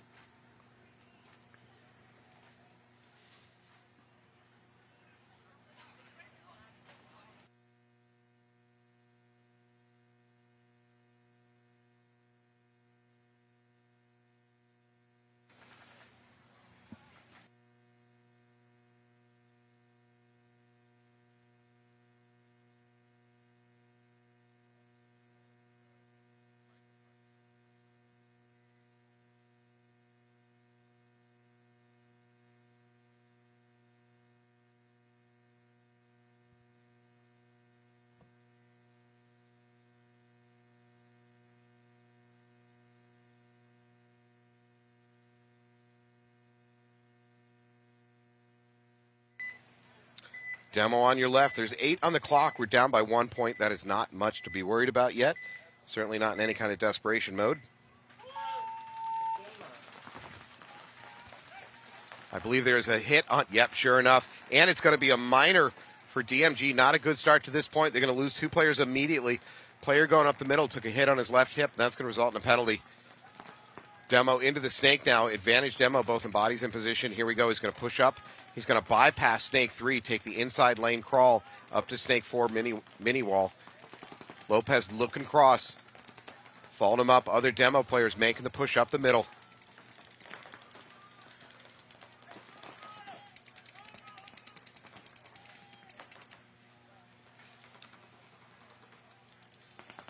Pushing up to D2. Texas Demo taking control of this. Interesting decision. He's going to bypass this snake brick, push across the team, push across into the other team's mini wing there at about the snake 4. DMG player in the snake is I think he's suspicious of a snake player, but he does not know where it is. Demo is going to lose. They're going to lose their middle. There's a run-through attempt. They're going to lose 2 players. Run-through attempt by DMG. Good trade. 2 for 1. That's a trade you'll take all day long. Oh, nice patience by the DMG player in the snake. Blows up Spencer. I think that may be a penalty. It looks like the refs are looking for another body to pull. If that's on Demo, they may not have another body to pull. DMG snake player looking around trying to figure out what's going on. Okay, the clock is not stopping, so I think they did have enough bodies to fill that. So DMG player last left on the field. There you go. Demo coach towels out of that one. Frankly, it could have been worse.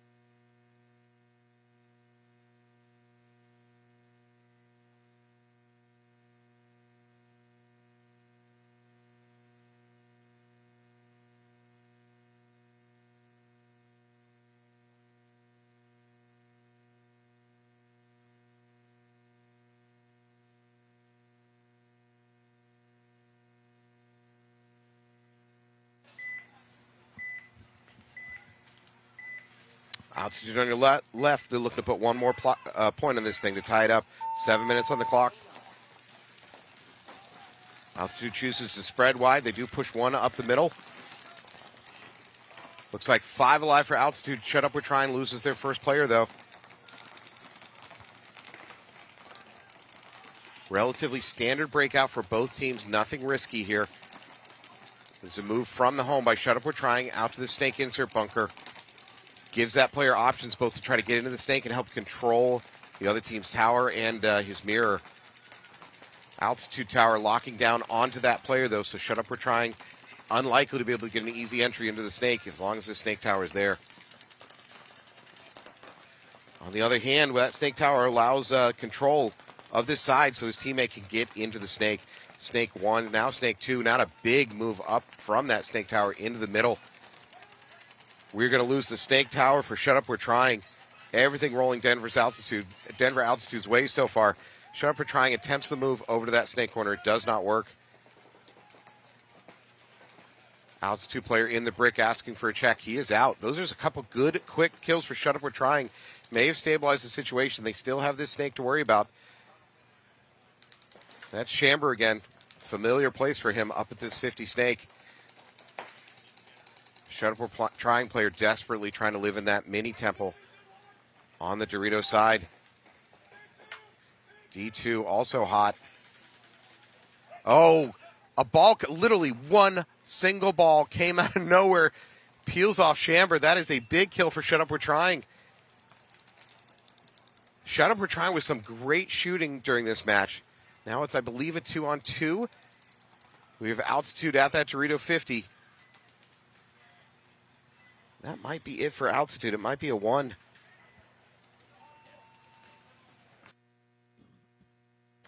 Shut Up, We're Trying to spread the field.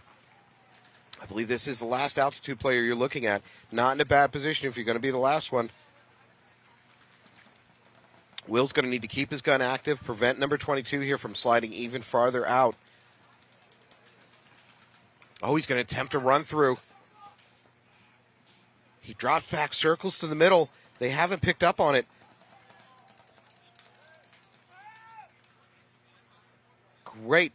2 players left for Altitude. Great teamwork.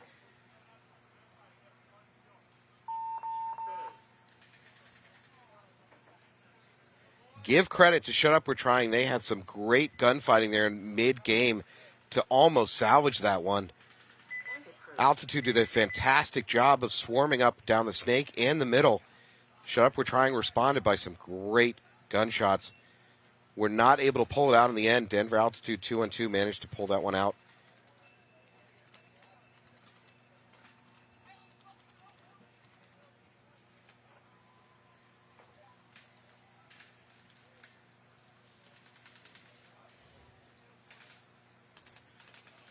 Waiting patiently on the backside of this, you got BR Factory and Wildside Distortion both locked in with a bye, waiting to see the outcome of these early rounds to see who they're going to be playing against coming up next. Same thing after that. You got TPP Crew and New York Wrecking Crew also waiting to see the outcome of these semifinals, see who their opponent's going to be. After that, we're going into the Semi-Pro X-Ball semifinals. Completely yet to be determined, and then we just see some WNXL action. So stick around with us. 20 seconds. All right, Sacramento GMG, 2-point advantage, 6 minutes on the clock. For Texas Demo, not a panic time yet, but frankly, if they lose this point, a 3-point differential with what will probably be about 5 minutes left on the clock starts becoming a very difficult situation. So pretty close to a must-win point for Texas Demo. DMG more aggressive. They're into the snake on the break. Demo's going to lose their first player. DMG's going to get a little too aggressive on the snake. Spencer should have stayed lower. It's going to cost him his life, so back to 4-on-4.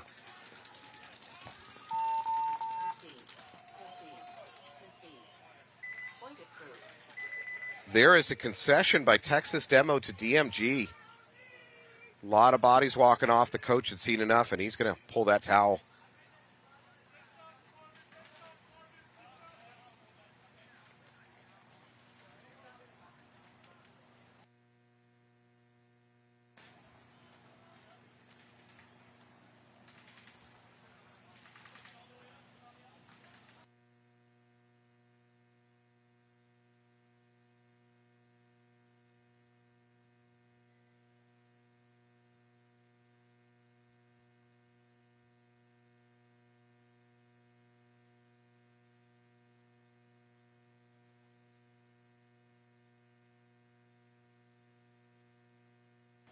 Anthony's coming here.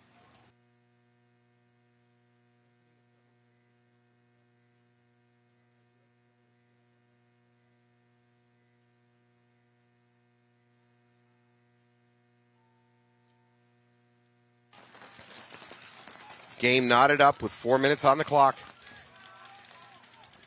It's going to sound like weird advice, but if you're going to lose this point, you don't want to lose it with a long time. Denver Altitude's going to lose a couple players due to a minor. So my point is that with 4 minutes on the clock and a 4-3 outcome, you need to make this a fast game if you're on the wrong side of this point. Shut Up, We're Trying, taking control of this snake side. They're at the 50 brick, and they've got the stand-up wedge. Now starting to push that Dorito side. They're in D1 and D3.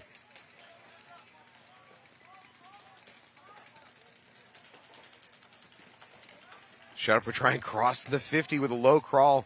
A bounce off his thigh. Ref's going to go in and check it. Yeah, unfortunately for him, the ref has to go in and get a check, but it's going to give away a sneaky crawl. He's going to be called out, so that was the right thing. Good call by the ref. Altitude player walking off. They're just going to close it out with a bunkering of the home. Shut Up, We're Trying is going to take this point. Altitude coach needs to towel it out. He does.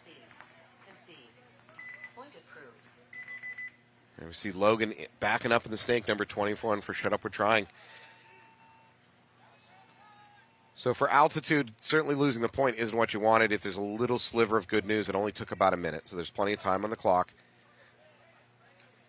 The worst situation is if that was a 2 or 3 minute point and he lost it. So still plenty of time for Altitude to come back. For Texas Demo, time is an issue. Got 6 minutes on the clock, which is a lot, but 3 points. If you can reel off 3 points in a row, 6 minutes is a lot. But if you're not going to reel off 3 points in a row, 6 minutes is not a lot. So GMG can start talking about grinding out these points in their pit. Instead of putting together aggressive game plans, put together aggressive game plans for locking up lanes. What do I mean by aggressive defensive game plan? That means getting out to these sideline bunkers, crossing it up, making them push through it.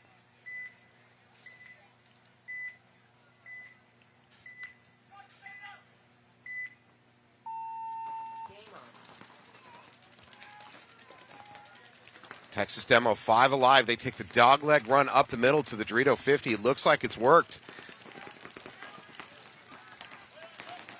They're going to lose their snake tower, but getting that brick off the break over the Dorito side is fantastic. That puts this snake tower for DMG into a lot of danger.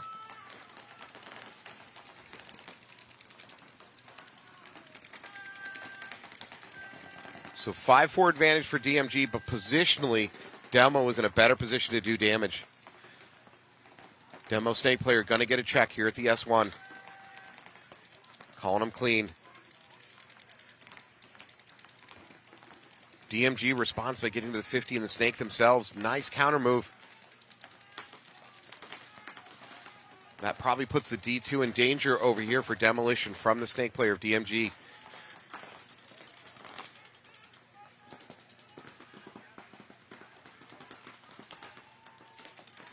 Munoz now working up to the snake 2, looking for the cross shot. Demolition still pushing up D3. Now up to the D50. He's going to get a check. I think there's going to be a minor, though. Minor on Demolition. I believe their run up to that snake, that Dorito 50, involved a hit, and that's going to pull the minor. That's going to leave Munoz here trying to figure it out all on his own.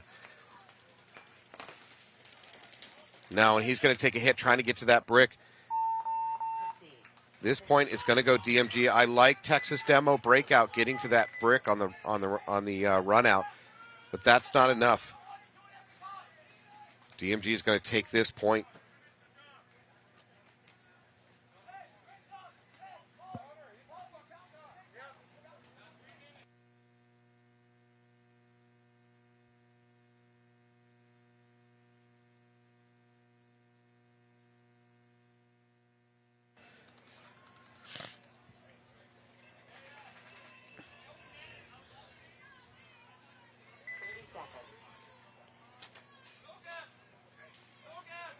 All right, at 3 minutes by down a point, This is not where a coach needs to come up with a dumb game plan, but he does need to impress upon his players. You've got to make something happen relatively soon. You can't allow this to be a 2 or 2.5 minute point. Now, if you win it, that's okay. You tie it up. But as a coach, if you're Denver Altitude coach, and it does look like it's going well, you need to hit that towel quick. Altitude double up down the middle, 5 alive for both teams.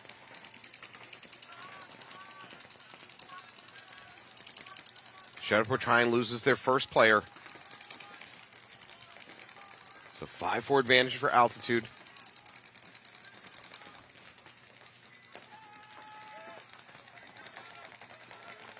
Altitude now with a 2-body advantage. Another Shut Up We're Trying player walking off.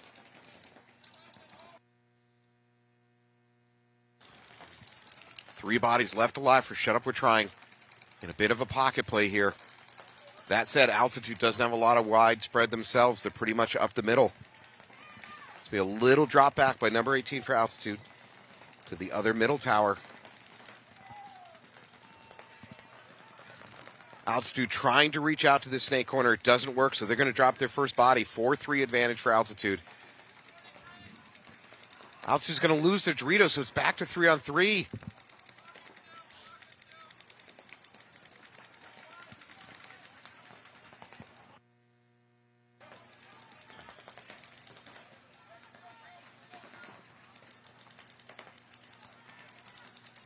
Altitude losing too many bodies here at the mid-game. Holding on to the D2 and the Snake Tower. Not the worst place to try to cross it up. Good news for them. They have taken some bodies from Shut Up and Trying. Bad news, they just lost their Snake Tower. Shut Up and Trying pushing the Dorito side. A counter attempt run through by Denver Altitude. There's going to be a towel. Denver Altitude's going to towel out of this one. Shut Up We're Trying is going to go up by 2 points with 1.5 minutes on the clock. That is a bad clock situation. Good for Shut Up We're Trying, though. But Denver Altitude, your backs are against the wall. Now, as we mentioned before, a lost point by Texas Demo puts them in an awful hole. Down by 4 points, 4.5 on the clock. Over the course of this weekend, I'd say the average time per point on this particular layout probably hovering about 1.5 minutes to 2 minutes, something in that area. So 4.5 minutes to come back 4 points is a lot to ask. This is the meta that I probably shouldn't talk about, but on a lesser field with a lesser reffing crew, coming back 4 points in 4 minutes is a little bit easier to do with a little bit of sketchy play. You're not going to get away with that here. So if you're doing some crazy run-throughs here on this field with this reffing staff, you're going to get penalties. So that's a lot to ask for them to come back 4 points in 4 minutes. You're not going to get away with much on this field with this reffing crew. Not that anybody tries to cheat in paintball. I think we all know it's a generally honorable, sportsmanlike sport.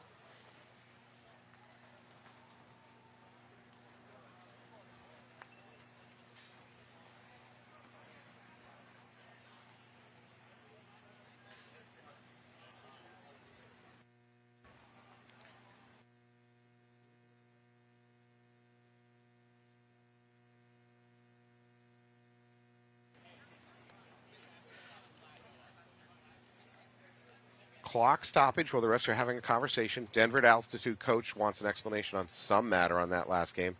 He's nodding his head, so either he gets what he wants or he's okay with the answer.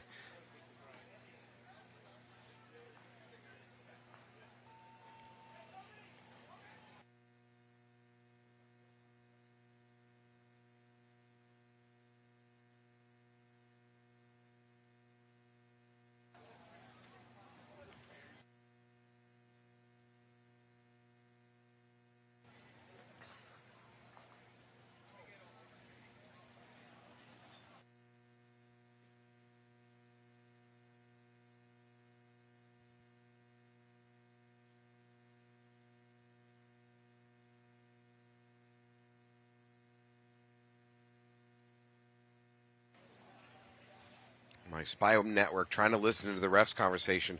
Sounds like Shut Up We're Trying might have gotten a penalty at the end.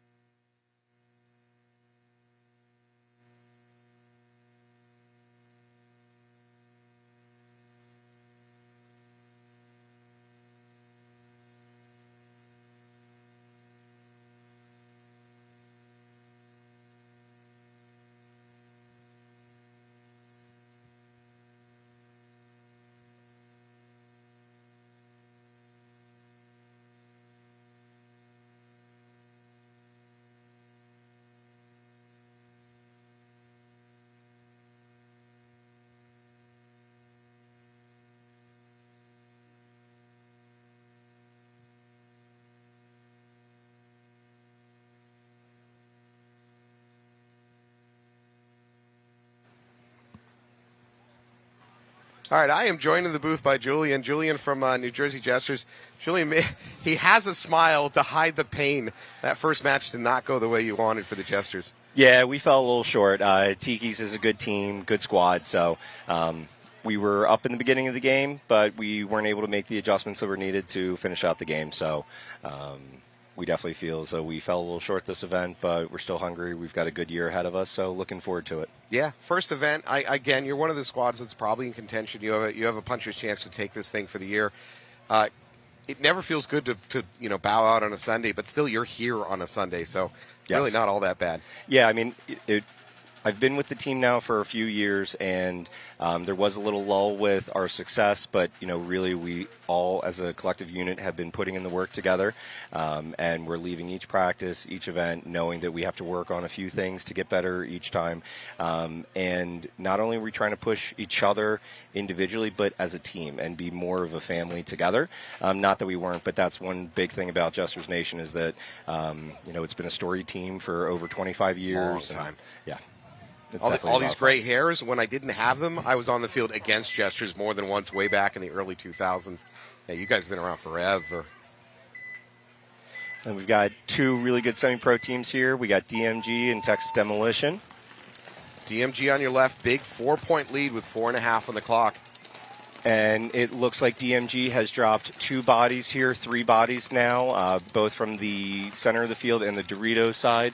It looks as though Texas Demolition is still 5-on-5. They're making a launch into the right side of the center 50, all aspects of the center 50, pressing through right now. DMG just lost their Snake Tower. They do have the Snake Insert, who they just lost as well. And this was a quick point for Texas Demolition. Convincing, easy point for Texas Demolition. They blew right through DMG on this one. If you're the DMG coach at this point, what you're wanting is long, grindy points, and you did not get that out of your boys on that one. Yep, and I think that, in the beginning of the event, we were seeing a lot of different variances with the breakouts, but a lot of the times now, some of the common things you're going to see are obviously the back center, the Snake Insert Temple, and then the Dorito Insert Temple. The middle of this field definitely has a lot of spots in which you can lock down. The Snake Side Tall Tower has some Dorito containment as well as Snake presence as well, so you will see some teams doubling that position up, as well as even that Snake guy. You'll see him follow up the Snake Temple, hide behind him in the little dead zone there, still get his gun up, and then he's able to dip out into the Snake. It's interesting to me over long-term, long picture. Every one of these events I do, and I'm going to call it a meta, the meta shifts over the course of the weekend. Mm-hmm. How the teams are attacking the field on Friday morning changes by the time we get to Saturday evening, and then changes again by Sunday morning as teams have to start playing a little bit differently in the playoffs. And then so we have Shut Up We're Trying on the left, and then we have Denver Altitude here on the right. Tied up with 1:30. Decent chance of going to overtime here. Looks like 5 alive for both teams. And Shut Up We're Trying, Snake Corner is getting looked at by the ref at the same time. Shut Up We're Trying has also launched into the right side of the center 50, and that player is looking on the Snake side right now. It is 4-on-5 with Shut Up We're Trying right now. Denver Altitude with a body advantage. Neither team into the Snake yet. Shut Up We're Trying with a nice position up that middle in that standing wedge. He's looking cross, trying to control the Dorito side. And both teams are double at home, as well as we've just heard the 60-second clock. Refs have signaled that as well. And this is also that scary moment. Also, it looks like Denver Altitude's just dropped a player, 4-on-4. Under a minute, this is where you definitely do not want to get a major penalty, because then that would be a swing point. At 40 seconds, unless something explosive happens in the next 10 or 15 seconds, and that might be it right there with Logan getting up to the brick, this might not be going to overtime. Logan has taken matters into his own hands. Snake 50 brick. He definitely has the ball. He just wants to be smart. So we got another elimination out of the Snake Tower. Then there's another elimination for Denver Altitude. At the same time, Logan is now just dropped out of the Snake 50. We have 13 seconds left, so they want to be smart. I'm pretty sure we're going to go into overtime. Denver Altitude is locked up right now in the Dorito 1 and the Snake Corner. You can hear them talking to each other, but they have the hard cross. We're going to go to overtime. Give Shut Up We're Trying credit. They pushed them out of there. They weren't content to just sit. Denver Altitude, a little bit more passive game plan. Shut Up We're Trying, roll the dice. Probably just as lucky. They didn't get any major penalties that would have did a swing point for it. Really dangerous under 60 seconds to make major moves. Mm-hmm. And then, so we have Demolition and DMG coming back out. DMG is going to be on your right, and Demolition is going to be on your left. DMG losing a very, very fast point to Texas Demo on that last one. That was kind of worst case scenario for DMG. You could afford to give up points for time, but you can't give up points and not pull any time off the clock in this situation. Agreed. And, I mean, obviously, at that point in time, it was 6-2, so they probably, short-term memory, like, all right, it happened, but to your same point, if Texas Demolition feels though they can be aggressive, have some quick, fast points, we'll see how it goes. They don't have much choice except to go for quick, fast points. Yes. Texas Demo in a bad clock situation.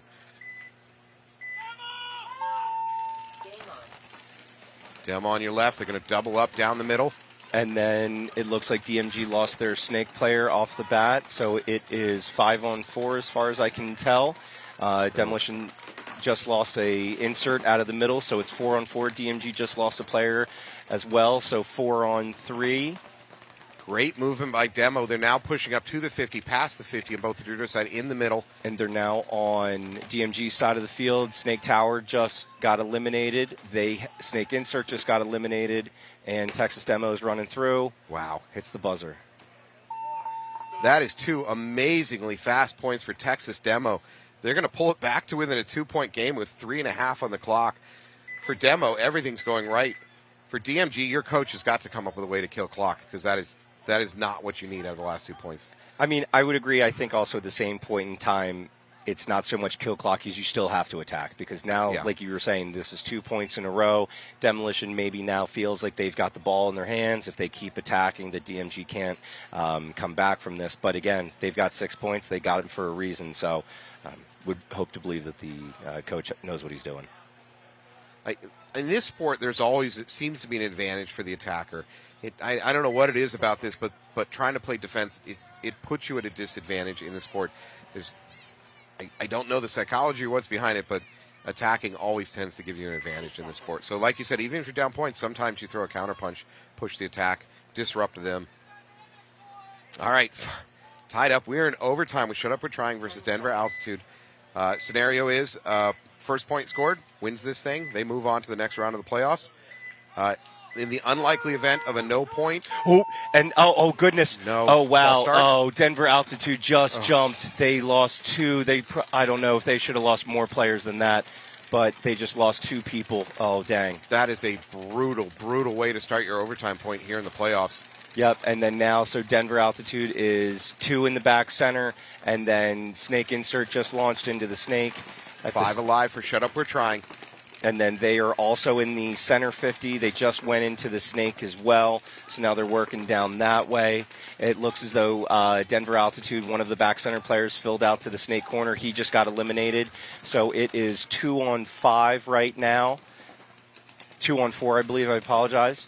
The Snake player for Shut Up We're Trying has now moved into the outside S2, now into the S50. He's got to be cautious here. Look for the wrap. They've identified the Snake. The back center just moved out to the Snake Insert, but I think he's going to get pinched out real quick. Okay, and then so it's still the 2 players. Refs are running in, checking out the Snake player right now. Ref had a flag ready to go. He was waiting for that minor. Yep. Sanders is going to wrap, start doing damage from Shut Up We're Trying up here at the 50 brick. And there is one last player in the Dorito 1 for Denver Altitude, and that player has now been eliminated. Wow. Shut Up We're Trying is pushing through the middle and the Snake side right now. Oof. That is a brutal way to start that point for Denver Altitude. A double false start, immediately crippling their chances to win that one. Oh. Yeah. And that's heartbreaking because you're not even giving yourself a fair chance for that, true 5-on-5 overtime point. For Altitude, you're going to have a long flight or drive home after this one talking about how that went down. That is a heartbreaking way to lose this. And, at the same point in time, to explain why they jumped, That was probably a mistiming on the buzzer. Yeah, tell the audience, especially for the newer viewers, what's going on with players and the clock and counting down from 10, because there's a game within a game going on there. Yes, so some of the things that happens with that, the buzzer will say 10 seconds and then immediately follow with a beep. Mm-hmm. The problem is, if you're not understanding that the beep is 9, the beep isn't 10. The 10 seconds is the first one. So if you're not sure, if you're on the 2 instead of the 3, and then you're thinking you're going, which is literally just what happened there. There was not a field close to us with another buzzer going off, which is sometimes what happens. So 2 players just completely mistimed it, went early, weren't able to come back and touch up because they probably either already shot their guns or were too far away. Yeah. So they're out. Yeah, your first step out of the box is so important in the sport, because on the other end of the field you have such great shooters that these runners on each team are trying to time the countdown so that they can kick off their first step at the exact moment the buzzer's going to go off, and they missed. They probably just miscounted in their head. Their timing was off. Yep, and we got DMG on the left and Texas Demolition on the right. Good breakout for both teams. Both teams are 5-on-5 right now. Texas Demolition is first into the snake. The snake corner for DMG is taking some heat in that mini Dorito. DMG kind of has a flat break with the insert into the snake side tall temple. At the same time, DMG player going to go into the snake. There it is. He makes it live. Snake 1. Yep. Good counter. Both teams are mirrored up into the snake. Texas Demolition, I believe, is at the inside snake 2, or he's at the outside snake 2 right now. It looks like this is Gerber, number 37, looking inside from inside snake 2 for DMG. At the same time, Texas Demo has now moved into the inside of snake 3. Just got the key elimination on the snake side tall tower. And right now we've got DMG. I don't know if they realize where he's at in the snake right now. It's definitely applying pressure. At the same time, Texas Demolition has now moved into Dorito 2. DMG is now in their side of the 50 Dorito. He's working the wrap right now. That's a really good move. Texas Demo is now in the 50 snake, wrapping around. Just clipped Gerber in the pack, and now he's working on the snake corner. For DMG, this is not going great positionally or body-wise. However, there's a running ref coming in here looking Texas Demo right now. Clock is grinding, so in a way, this is a fine point. If DMG is going to lose this point, at least they're peeling off a lot of clock. At the same time, DMG just ran through, got eliminated, and these two just traded here at the 50. That was a little bit dicey for the DMG player. Are there any bodies left? Ref's going to allow that to be a mutual. I don't think there's... Oh, wait, no, there is. There's one Texas Demolition player. He's on the far Dorito side right now. He's got a race. Get in there. 2 demo players left alive. This is going to set up for an interesting, what is probably the last point of this game. Minute and a half will be on the clock. Will be only be a 1-point differential. And that's clean hang for those guys. Yeah. So, looking backwards for DMG, those 2 points they lost prior to this were so fast, like 30-second or under points. They're going to really regret that, because now we got a minute and a half left on the clock. That's a lot of time for Demo to work with. A minute and a half in this field is plenty to win a point and tie it up. If DMG had just been able to stretch out one of those previous points to even just a minute, this would be a lockdown game. They'd easily win this, but now they're in an iffy situation. So what do? Do you attack, or you just cross it up and try to kill the clock? I mean, I think at this point, Texas Demolition, they definitely have the ball. This is 3 points in a row that they've won. Yeah. Their first 2 were quicker points. Even though this one was a quicker point, it wasn't as fast as their first 2 that I saw. So really, you can't sit back on these guys, because they're showing you that they're going to get into the positions, and then when you try to attack, that they do have the counter punch ready. So, I mean, really, I would like to see, I guess in a nice breakout, 2 at home, or at least 1 at home, 1 going into the tall side snake temple. I think you probably have to make a stab and go into the snake, maybe try to launch that off the bat. Then your 2 can come right behind into that Aztec. It depends on how your Dorito guy's been going. I think that if you can stretch it and go to Dorito 1, then you have to pull that gun wide. Then it allows for your middle players to then have some access. But really, you have to get wide to win, because if you're not getting wide on the snake or the Doritos, your middle players, as far up as they can be, is the tip of the spear. If the other team's wider, they're going to get pinched out. Yep. And that's honestly what Tiki's did to us. They had a Dorito problem that we could not answer at that point in time, and a lot of times it was that guy doing work. I remember watching a couple years ago with PB Fit here in the semi-pro, every time they were in this kind of situation where it's like, wow, we just need to lock it up. Instead, what I saw PB Fit is they would launch their own crazy attack up the middle. Up a point, clock is low, PB Fit should be sitting there and just locking stuff up.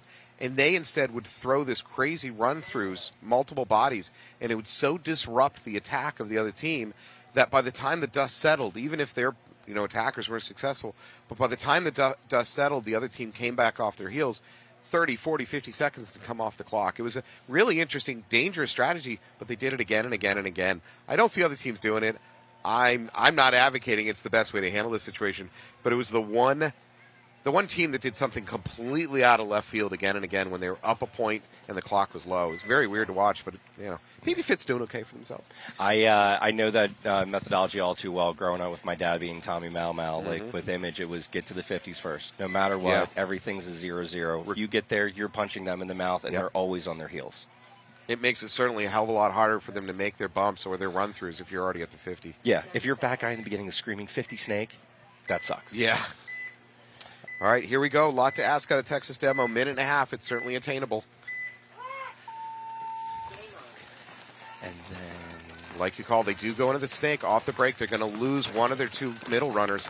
And then at the same point in time, DMG, they also went into the snake off the bat, which is what I thought. You got to make that pressure. So that DMG player went right around the Dorito corner, right into outside snake 1. He has his backer there at the snake insert. 5-on-4 right now in favor of DMG. It looks like DMG players getting checked in the snake tower. He's clean, definitely taking some pressure. So pretty much mirrored up in the snake. Snake towers are mirrored up. Home players, and we're now under a minute.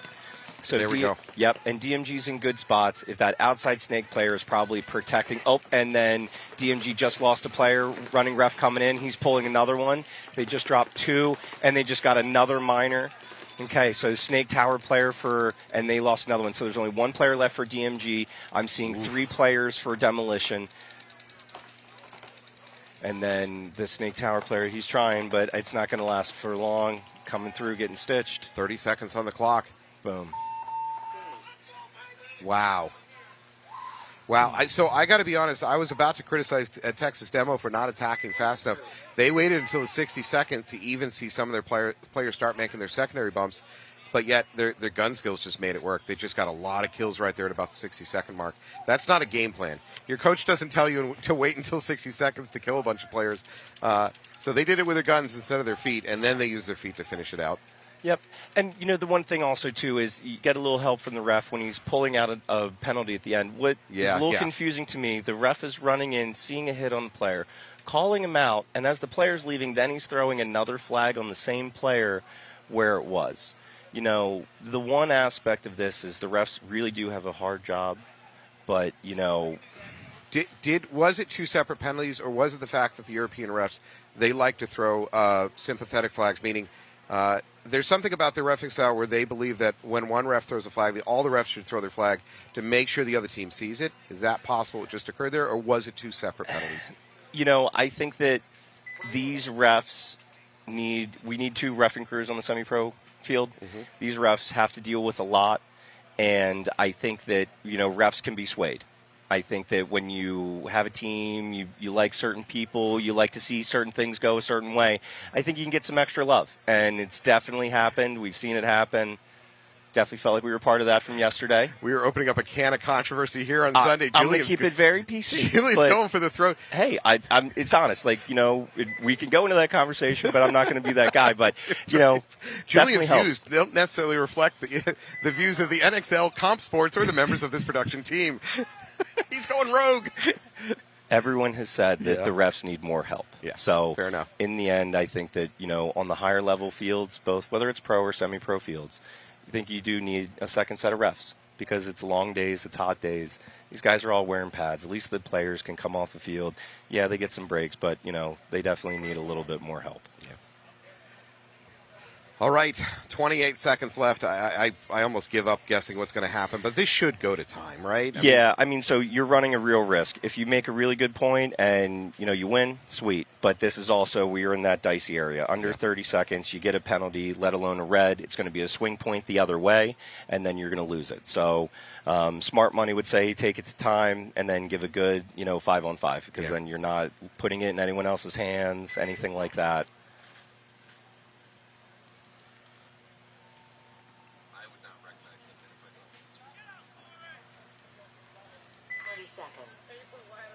Coach, there is a coach out there. He's still giving last-second instructions to his players. And at times I'm bad with names, good with faces. I believe Texas Demolition, I believe their coach is Corey Field. Giving very, very last-minute instructions. We expect to see a bit of a conservative breakout. Looks like hard snake corner for DMG. Up the middle for DMG as well. Looks like 5 alive for both. Aggressive run up here to snake. It's working. There's a possibility. 20 seconds. DMG is pushing matters. Demo just lost Two players, two, 3 players. 3. Yep. DMG just lost their snake player, and that's 10 the seconds. other 2. Are they going to hit it in time? We'll see. Are they going to come down? They might do it. 5. Wow. 4, 3. Is he going to do it? Do it. Boom. Wow. That may be it. Holy crap. That is not what we expected. We expected both teams to come out conservative. Instead, DMG went for it. Big move up the snake, opened things up. A lot of guns got pulled over here, and that let the middle players of DMG just have their way, pushing up the middle. That was a very good team win by those guys. Wow. They obviously felt as though they had the momentum, and they showed it there at the end. They rolled the dice, and good for them. Yeah. That was a really, really good game by both teams. Obviously, a 7-6 score is going to reflect that.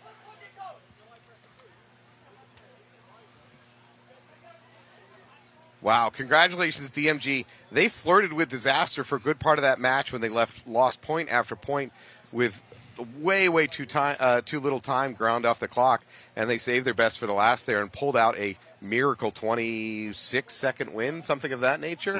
Because with that few seconds left on the clock, it was just a little over 30 seconds for that point. And like you said, they got it done just about like 25 seconds or so. That was ridiculous. Congratulations for DMG.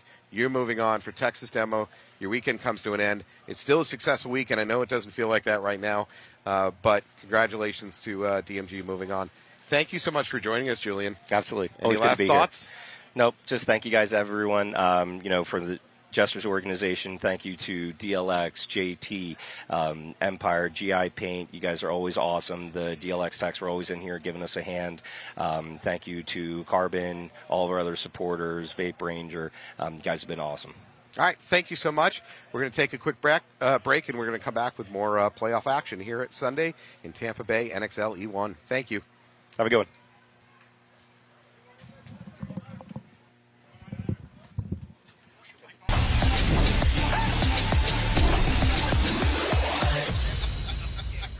You dance, monkey. Dance for the viewers. All right.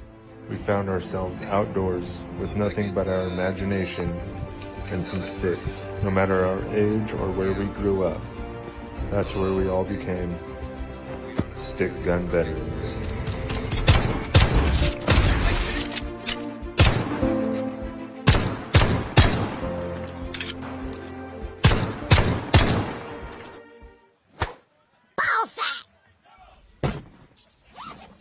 That's fine. We got time.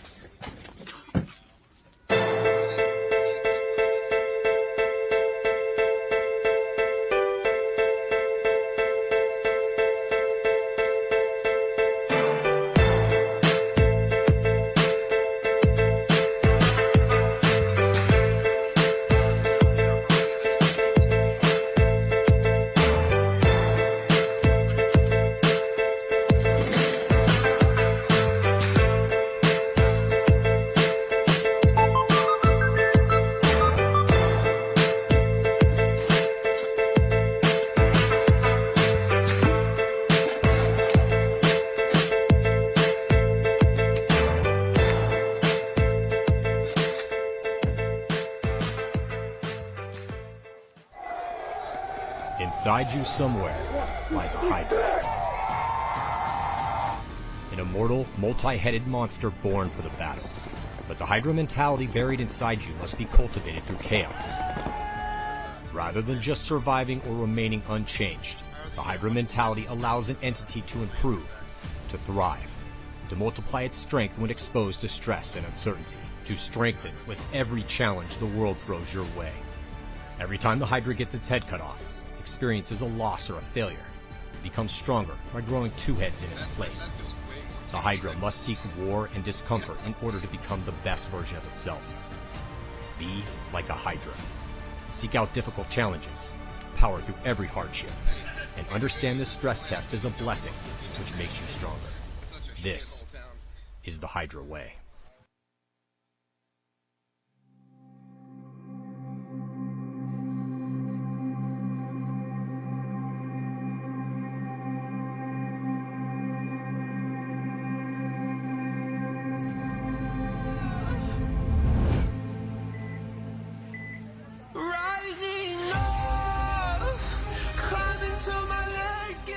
I was ready to live. I knew I had to go. Time had come for the heroines to win every event. My expectations for this new team is to not only win, but to do it together. Our game is attack. You have to win it, or else, really, what are y'all doing? I know my strengths and my weaknesses. Like, I'm tired of it. It's not that hard to fix the problems that we're having. We know what the mission is. We know what the play is. Trust in the players around you. It's why we built the team we built.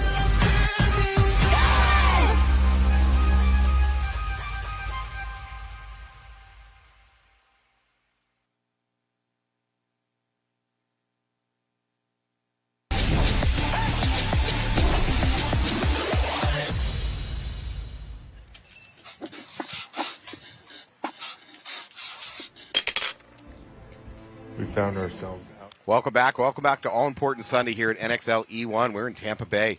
My name is Matt Falby. I'm lucky enough to be joined in the booth once again by Dan Sensi. Dan, at first we're going to watch, we got BR Factory versus Collision. On the backside of that, we're going to see Wildside Distortion versus Totem. BR Factory and Wildside Distortion got here by virtue of a bye, 4-0, if I'm not mistaken, in the prelims. Here we are. That's correct. Yeah. Totem had to fight their way in to get into this match. Same thing for Collision. I actually think that Collision also went 4-0, but because it was the 16th bracket with Distortion, Distortion won the bracket. Yeah. And they didn't play each other. So they had to fight their way in. So they ended up being a lower seed just by virtue of margin. Well, here we are. We got, obviously, 0-0-15 on the clock. BR Factory, maybe if you look at the previous, maybe a slight favor to win this, but let's go.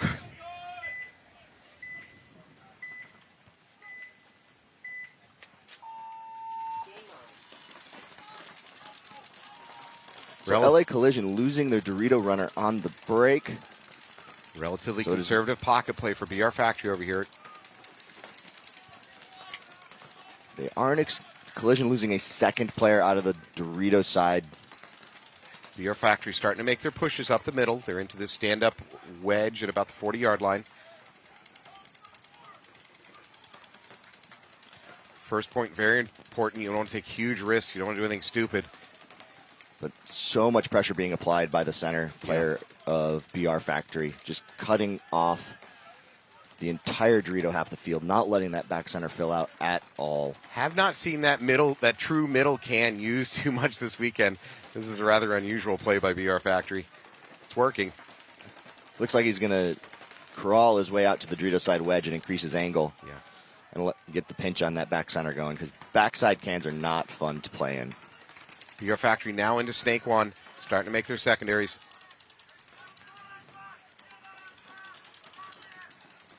Snake 2, that's Ronnie Tyner. Just eats the tower alive. It is now a 2-on-5, and they have the Snake, they have the center, and they're going to start pressing into bodies.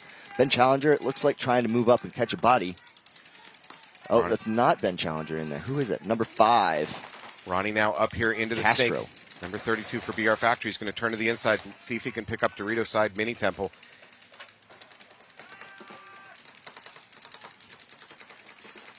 Good news for him. The Collision opponent in the Snake is not looking his way. Yeah, I think they're going to play pretty defensive here.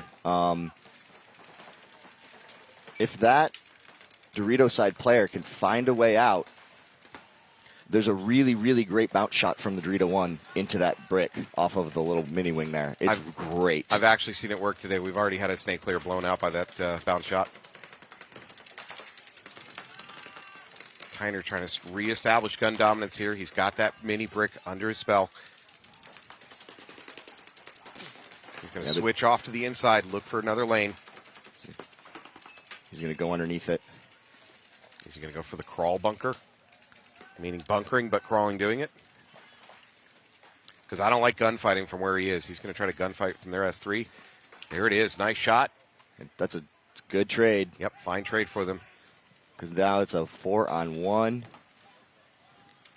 This is Joey DiPolito trying to finish it out from that brick.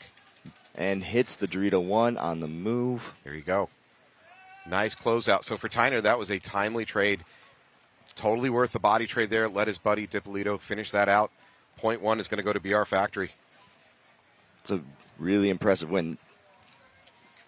Yep, they didn't seem to struggle on that one. I mean, LA Collision is coached by the legendary Tom Hinman. Hinman, yeah. It's Mike Hinman is maybe the greatest brain in paintball. He has brought multiple players and teams from Division 3 to Pro. High praise. So I expect him to make some adjustments. I feel come out swinging the next point. I'm going to talk big picture paintball meta. I feel like this season we saw more and more info about salaries of players, especially in the pro level, moving back and forth. I still don't know much of anything about what coaches are demanding at semi-pro or pro level. I'm sure somebody out there knows. I wonder what the pay scale looks like. Sure, in most cases it's negative money. Yeah, for most places it's just, I'll do it. I like you guys. But it's such a deciding factor on how well these teams do. At some point, the really good coaches are probably going to start demanding real salaries if they haven't already. And anyways, we got Wildside Distortion versus Tiki's Totem. Distortion on your left, Totem on your right.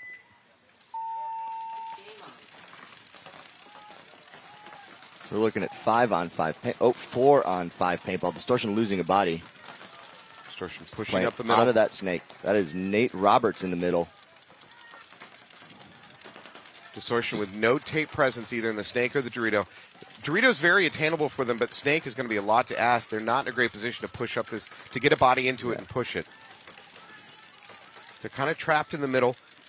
Totem's still 5 alive. Totem is standing real strong up out of the snake insert right now. And they're going to double it, and he's going to go. Fight their way in. He's got to control that middle can. If he does, he's going to let his teammate go. For Wildside, this tower needs to get on the snake. He does, but it's a little bit too late. Wow, interesting run pattern by Totem player. Takes an inside lane and then jumps over the beam into the snake. He's seeing the paint real well out there to make that read. That's an excellent move. Oh, and losing the Dorito player for Distortion. Wildside down to just 3 players left. They're all stuck up the middle. They've got no tape presence either side. Now, Roberts, it looks like, does manage to get a kill out of the Dorito side. Can't see who that is exactly. And another Totem player, Marchese, Devin Marchese, making a bad read. I think that's Zach Hogue up there in the center can now, trying to cut off the snake side and catch any unaware fillers again. Yeah, he's setting up a trap, looking for somebody to attempt to run through. Instead, he's going to take one on the hopper, and he's going to take a walk. So that leaves just 2 Wildside players again in a really tough defensive situation when you're stacked in line down the middle of the field. Tiki's filling all the way out around the snake corner into the first brick of the snake. Distortion's can checking him out. Oh, and another Tiki's player walking off. Roberts doesn't have a lot of options here for where he can go. His back player, though, could choose a side, swing out one way or the other, and help spread the field. Roberts over there is shooting people. This is, yeah, you're right. He's getting kills, so I shouldn't complain. But that said, without getting a bunch of kills and pushing the field, he's stuck where he is. There's going to be an attempt to he's going to go right match. now. Yep. Did they trade? Roberts going to walk. I'm not sure if he took his... They did. Yeah, they trade. There you go. So that's a good trade. It is now a, 2-on-1? Yeah. Last player at home for Wildside Distortion. Or is it a 1-on-1?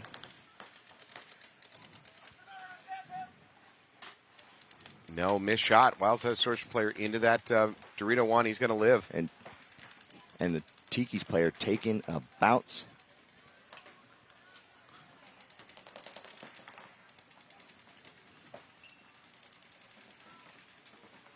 Oh, look at the pack, taking though. another Kyle is bounce. out of paint.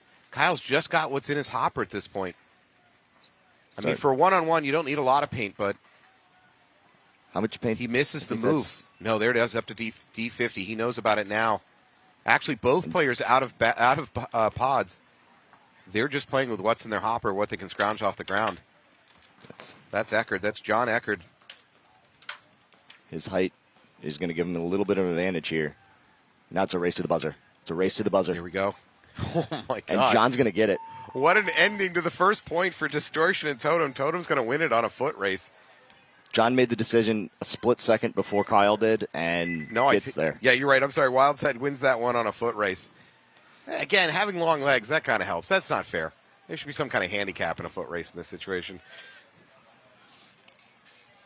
Both players out of paint. You know why? Completely out of paint. Yeah, completely out of paint. That's another reason that it turned into a buzzer foot race. Each one of them didn't know the other guy was out of paint, or they might have stuck into that gunfight a little bit longer. But desperation forces a foot race. What a great finish to the first point here. 20 seconds. Giving our viewers everything they came for.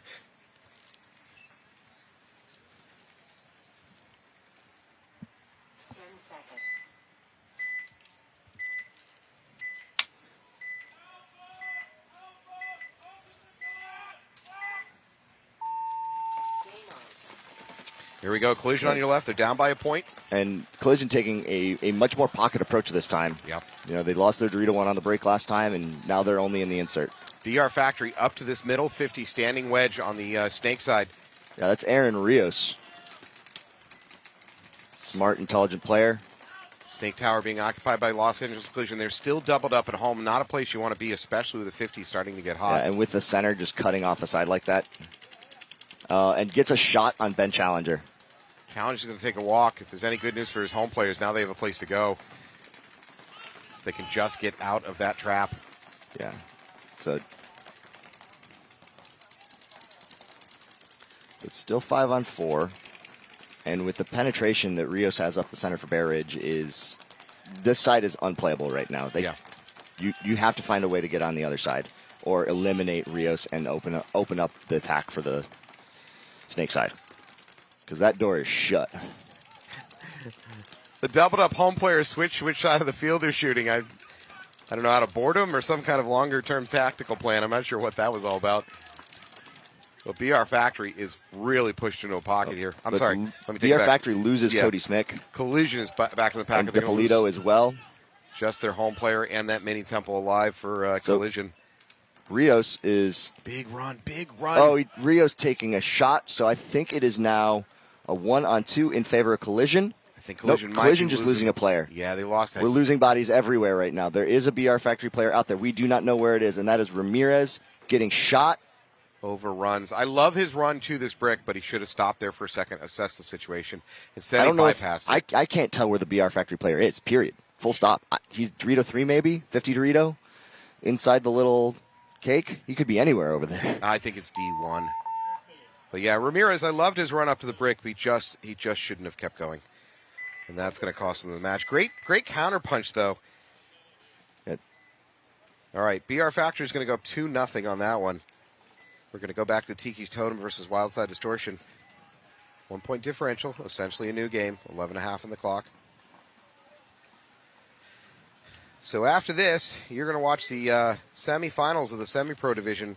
There's a lot of blanks there. We don't know who's going to be the ones in there. I'm sorry, we do have the TPP crew versus Sacramento DMG and the Wrecking crew versus Shut Up We're Trying. After this, they're going to decide who's filling out that bracket along with this match. 10 seconds. Let's see what Tiki's does to respond here.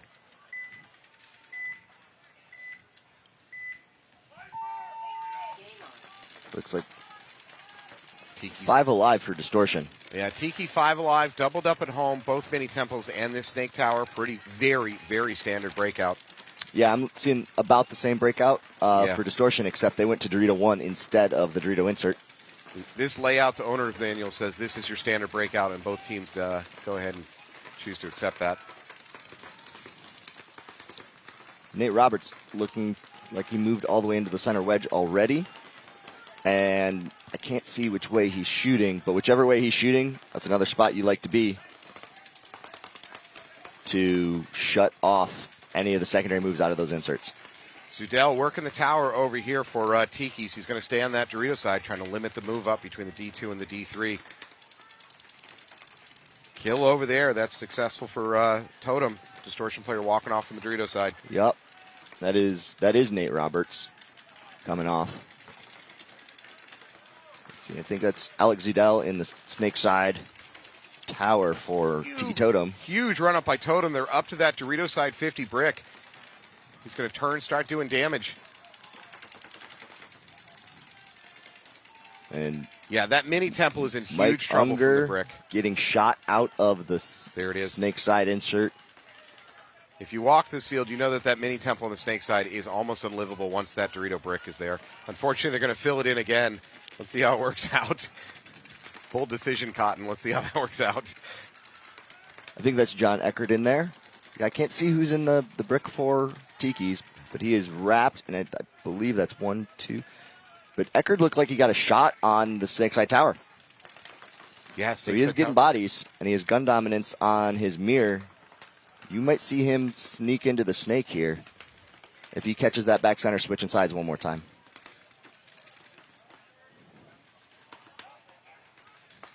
Devin looking for an opportunity to get into that snake. He needs to control his mirror. He needs to control his mirror not only to allow himself to get into it, but prevent his mirror from taking the snake. Yeah, he is playing 2-on-1, though, so the second he gets dominance on that insert, there it is. John getting shot. Devin should take the snake now. I think he can almost just walk right up to the 50. I don't have the full count for distortion. There is a Dorito 2 over there, but I think that's it. I believe you're correct. And he's now going there's to get a bunkering attempt. Doesn't matter. Doesn't need to. He gets shot long distance first. Tiki's tying it up. Devin's going to try to hit that buzzer. Tied up 1-1. We're going to have about 8.5 on the clock-ish by the time this button's hit. This really goes a long way to show how important it is to get that first kill. Oh, yeah. The first kill is a lot of fields at 4-on-5, it's no big deal. Mm-hmm. Here, if you're 4-on-5 and you're trapped, it's very difficult to come back. I think there's also like a yes and. I'll do the yes and, the improv move here. I think it's yes and maybe 10% of that advantage is not just the kill, but the psychological. The first team that loses a body oftentimes kind of mentally seizes up just a little bit. They become instantly a little less aggressive. They take an extra second before deciding to make their bumps. Yeah, you do have to be a little more careful. Yeah. Just to preserve your body. Yep. Because you don't want to be 3-on-5. This is also an interesting field to me because all the other layouts have been so favorable to obviously getting to the snake. The middle push has been the dominant thing that we've seen on this layout kind of all weekend. Not exclusively, but at a much higher percentage than normal. Collision going up the center, losing a body on the break out of the snake side insert. So, again, Collision down a body early. BR Factory doubling up the middle, now into the D1. Oh, D1 does not work out for BR Factory. So Collision is in the center wedge. So I don't think BR Factory knows. And as a result, the guy tried to make a bump out or played it a little too loose and was able to get picked up. All right, well, BR Factory 4 alive. They're up by 2 points. 9 on the clock. So that's BR Factory at home at the Snake Side Mini Temple. They're at the Snake Tower, and they're up the middle in the standing wedge at the 40-yard line. Yeah. Collision is pretty trapped in the center, but they're so strong on their guns, and it doesn't seem to be bothering them at all. BR Factory is not setting themselves up to take the Snake. Now, that may not be a bad idea because this Snake Tower is still hot for Collision. Any attempt to take the Snake right now would probably result in their death. That might be Rios trapped in the Mini Temple. Or it might be Blaine Povo. It's Povo. Okay. Rios got shot in the pack. He doesn't know. That's going to be a minor. Yeah, that's unfortunate. Now BR Factory is in full cross it up, lock it down mode, hope for the best. I didn't see where that shot came from, but getting shot in your pack from where he was at is either your own team or a bounce shot off the pin. Yeah. And there is a bounce shot off the pin. Yeah. But I don't think they shot it. So a shot from your team also could have been a bounce off of something else. So Castro now in the 50. Snake Home applying is in a ton of pressure. BR Factory Home is in a lot of trouble. Povo scrunched down. He's got to keep his pack tight. He's got one pod left, if I'm not mistaken. Yeah, and now Jordan Boyum, I think that is moving forward. Collision is on their side of the field, blocking out, there you go, eating him alive, and Povo.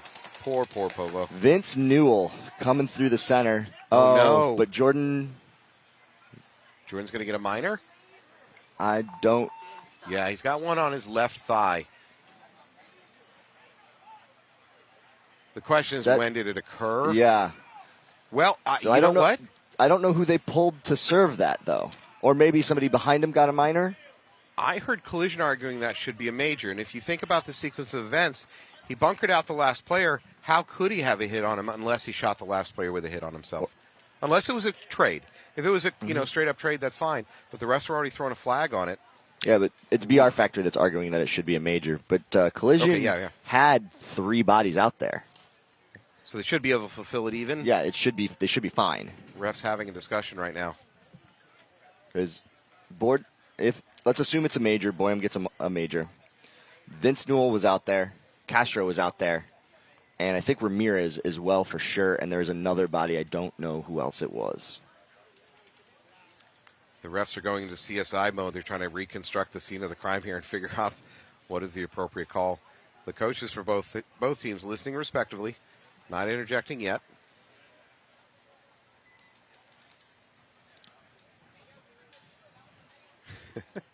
The refs are going to pull out that board with all the tacks and the string connecting pictures. I mean, all right, they're trying to figure it out. You know, BR Factory's pod runner should be out there grabbing all of it. They dropped a lot of pods on the ground. There's a lot of paint out there. And there's a great opportunity to get a nice, slow, thorough pod run in. Running pods is hard. It is hard work. It is not fun. Were you here when we saw a penalty on a pod runner? I wasn't. That was yesterday morning? Yeah, I think it was yesterday morning. The first time I've seen that in just about forever. Pod runner was in the middle of the field under fire after the game started, which is an appropriate penalty. It's a hard knock life for pod runners that only gets worse in that situation. And what are you going to do as a team? Are you going to rip your pod runner a new one when he's probably just volunteering and doing grunt work? There's pod runners out here that they're just here to run pods. Yeah. And they'll say, hey, $40, $50 a match. All right, so there's money. So it's $5 a guy. You know what? That makes them employees. That means you can yell at them if they screw up. Yeah. All right. They also, at that point, are professionals. Yeah, that's true. So don't screw up. Yeah, any moment now we're going to see pod riders unionize, and that wage is going to go up to maybe $60 a match instead of $50. We need to labor dispute, rewrite the rules that pod runners are part of the field. Yeah. No penalties can be thrown. All right, refs still trying to sort out the situation on that one. How did they handle that? Did they just throw a minor and take a body? Yeah, well, not in that game because it was from the other match that was occurring. So the next match, they started down a body. Yeah, I believe they had to start down a body. I mean, what else can you do? You're not going to penalize the teams that are on the field. It's not their fault. I have seen in the split deck format players arguing with refs, on the far side of the field, when the next point is starting. Oh, they have not left the field yet. They're staying on the field. Yeah, I've seen that, and then they have to run off the field. I think generally if you're up against the net and you're out of the line of play, I think the refs will generally just tell you to get the hell off the field and not penalize you. But did you say you saw him on the other side of the field? Oh my God. On the Dorito side, arguing with the Dorito side ref, at the net. Yeah. And the next point starting. So, what do you do at that point? You're a player, and you don't belong there at all. How do you even get all the way to the Dorito side to argue with a player? ref? He was a player. Oh, he was a player that hadn't left. Yeah. Okay. So you'd played a point, start talking to a ref. I would treat it like a minute goes. I would treat it like a pod runner. If you're still on the field as a player that shouldn't be there for the match. No, the match. Sorry, his match was over. Oh, even worse. You can't. I don't know what you do. What do you do? I don't know. It's just a dude on the field. I don't know. All right, we are looking at the semi-pro breakdown. Nice graphic here. You can see what we're looking at. BR Factory trying to move forward. TPP crew. TPP crew looked good yesterday. They're doing much better than I anticipated a first-year semi-pro team to do. Yeah, they looked real dangerous. When I watched them their very first point, I'm like, well, I don't really know these guys, but man, when they came out here on Friday, they looked just real aggressive, real fast, very dangerous team. I don't know how much seasoning they have. Now, TPP, which is Tito's Paintball Park in the northeast corner of the main island of Puerto Rico, if you look across all the divisions, there's a lot of TPP teams here. Mm-hmm. So obviously there's just a factory of teams going on down there, which means a lot of practice. I actually think TPP crew practices, like, they're mostly in Orlando. Oh, really? Okay. I've been out to Legacy Paintball Park a few times, and they're there practicing. Makes sense. Relatively short trip from Puerto Rico over to Florida. I mean, a lot of teams are willing to travel now. So, and here you go. And Tiki's Totem right here in Tampa. Their field is 15 minutes away. Yeah, super close. And it is a wonderful facility. Is it? Yes, they have some of the flattest ground you'll find. It looks made for paintball. Florida's all flat. What are you talking about? Well, even out here, we got a little dip in front of here and a little thing there. We're in a parking lot. Yeah. So I'm gonna bug our head ref.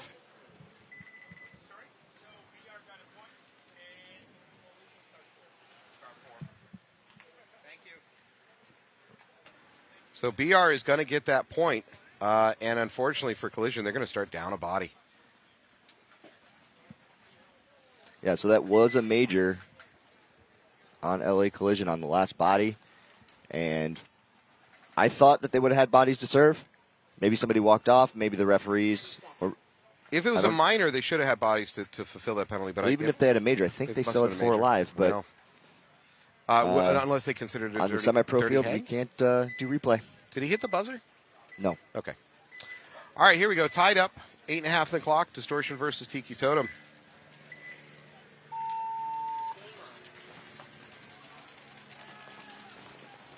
Look at it.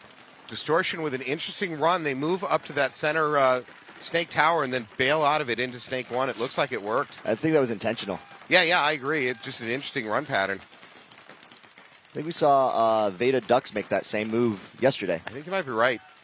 Teams are coming up with innovative ways to get to these bunkers as the meta has solidified late in the weekend. Totem losing one of their back center players, so Distortion with a body advantage and the snake. That tower of Tiki's making life difficult for the snake player for Wildside. He's going to... Yeah, and Tiki's moving into the snake, and Distortion just barely picking up before he gets shot. This is Hogue again in the snake for Wildside. He's looking for that cross shot. He's got to get past this tower that's holding him in. Yeah.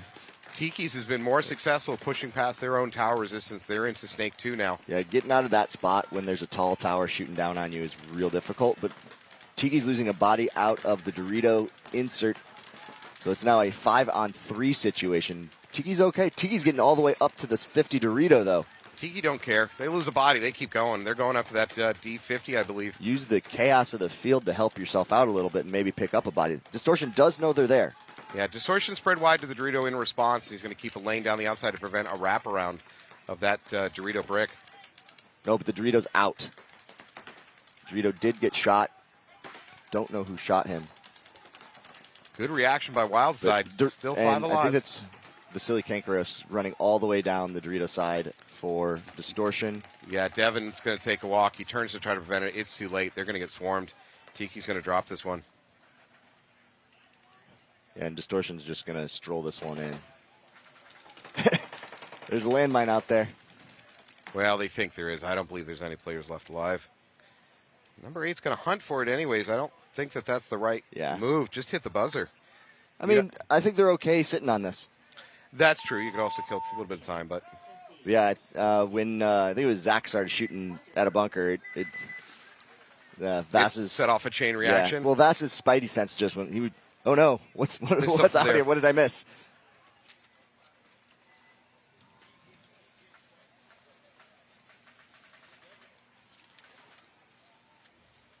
All right, BR Factory up 3 points. 7.5 on the clock. That's plenty of time to come back from 3. But if Collision can't pick up a point here, they're going to be in an awful situation. I'm not going to call this a do-or-die point, but it's kind of close to a do-or-die point for Collision. Yeah, I mean, if you had told me that Collision would win this event with their roster and Hinge coaching, I would absolutely believe you. Sure. Well, the difference down 0-3 right now. Yeah, that's the difference. not great. 1-3 versus 0-4 is an enormous difference. They need this point. They're pushing aggressive. Uh-oh. That Dorito's getting yanked. The ref's getting frustrated that he's not leaving fast enough. That alone can be a flag. Yeah, so now it's 5-on-3 BR Factory, 5-on-2 BR Factory in a strong position. Collision with a D1 and up the middle in this standing wedge. There it is. That's enough. I was thinking that we need to consider the towel here. Yeah, that is worst going case. Back to the towel and drawing board here. It's 5-on-2. You're trapped. Yeah. You have all the bodies. They can You're sit down on a bunch of points. Yeah. You know, you just got to. For Collision, the only thing they did right there is save some of the time. But they're going to be down by 4 points. They're on the edge of getting mercy killed out of a playoff. That is an ugly fate that they don't want. All right, much closer match here. Tiki's Totem down by 1 point to Wildside Distortion. 6.5 on the clock. Thanks again to pbwarehouse.com for sponsoring us. You make this website, you make this webcast happen. If you get a chance, go check out pbwarehouse.com's website. They have a lot of new product drops, including all the goggles everybody's chasing. Build your own JT packs. PB Warehouse likes to support the local community up there in New Hampshire, so thank you to them. Whoa. Whoa. The Distortion's not out there. Whoa. Distortion is completely not out there. Tiki's and just giving him a free point. What the hell is going on? That is an incredible mental error by Distortion, just giving Tiki's a point. Tying up. Oh, my gosh. In playoffs on Sunday. Oh, my. That is not what you want at all. I mean, I've seen one, start with 4, start with 3 even unintentionally. I have never, ever seen a start with 0 situation. The only way I could explain it is perhaps maybe the monitors are dead in the pits and they couldn't see the clock. I'm grasping at straws here to give them an excuse for not being out there. I don't know. I don't know. That is... Ooh, you know what that is? That is a long, uncomfortable car ride home if they lose this thing. No one's going to want to talk to Nobody called the timeout. Nobody noticed the clock moving. What? Wow. That is... I mean, I can't even call it unfortunate. It's borderline negligent. Someone's going to get sued for paintball malpractice. Oh, we're already into this point, too. Yeah. Yeah. We'll talk about that in a second.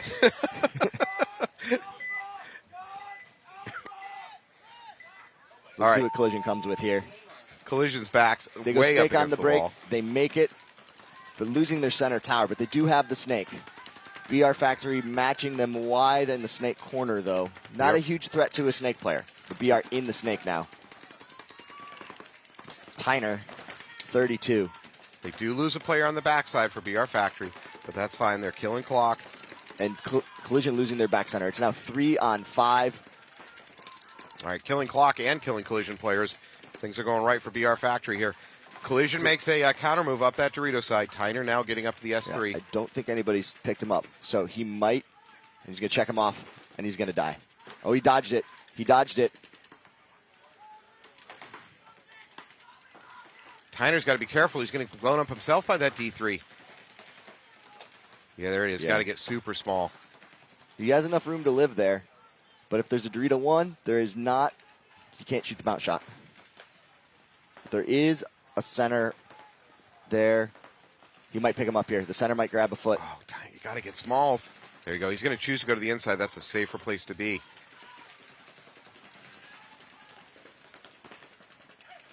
And he does pick up the snake.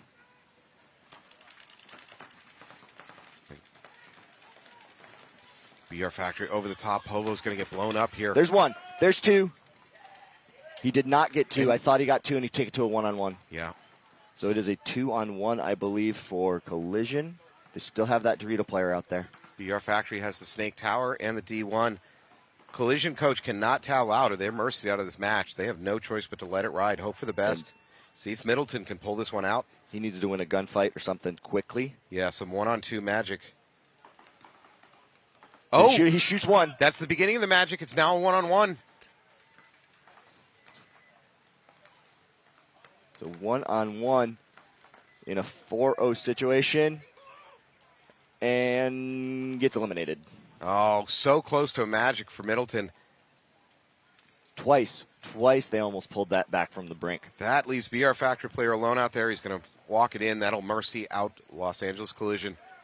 Yeah, so Castro, when he decided to launch, gets the first player clean and just whiffed or didn't see the Snakeside Tower. Yeah. Because he didn't get shot until about the Snake's brick. Yeah, the Dorito. The Dorito. Yeah. So he had two bodies looking the other way. Oh. Not that I didn't make basically the same mistake yesterday, but... Don't bring it up. Don't bring it up. We can edit that out. Don't worry about it, Dan. Nobody saw it happen. Everybody saw it happen. It was embarrassing. All right, BR Factory's going to win this thing.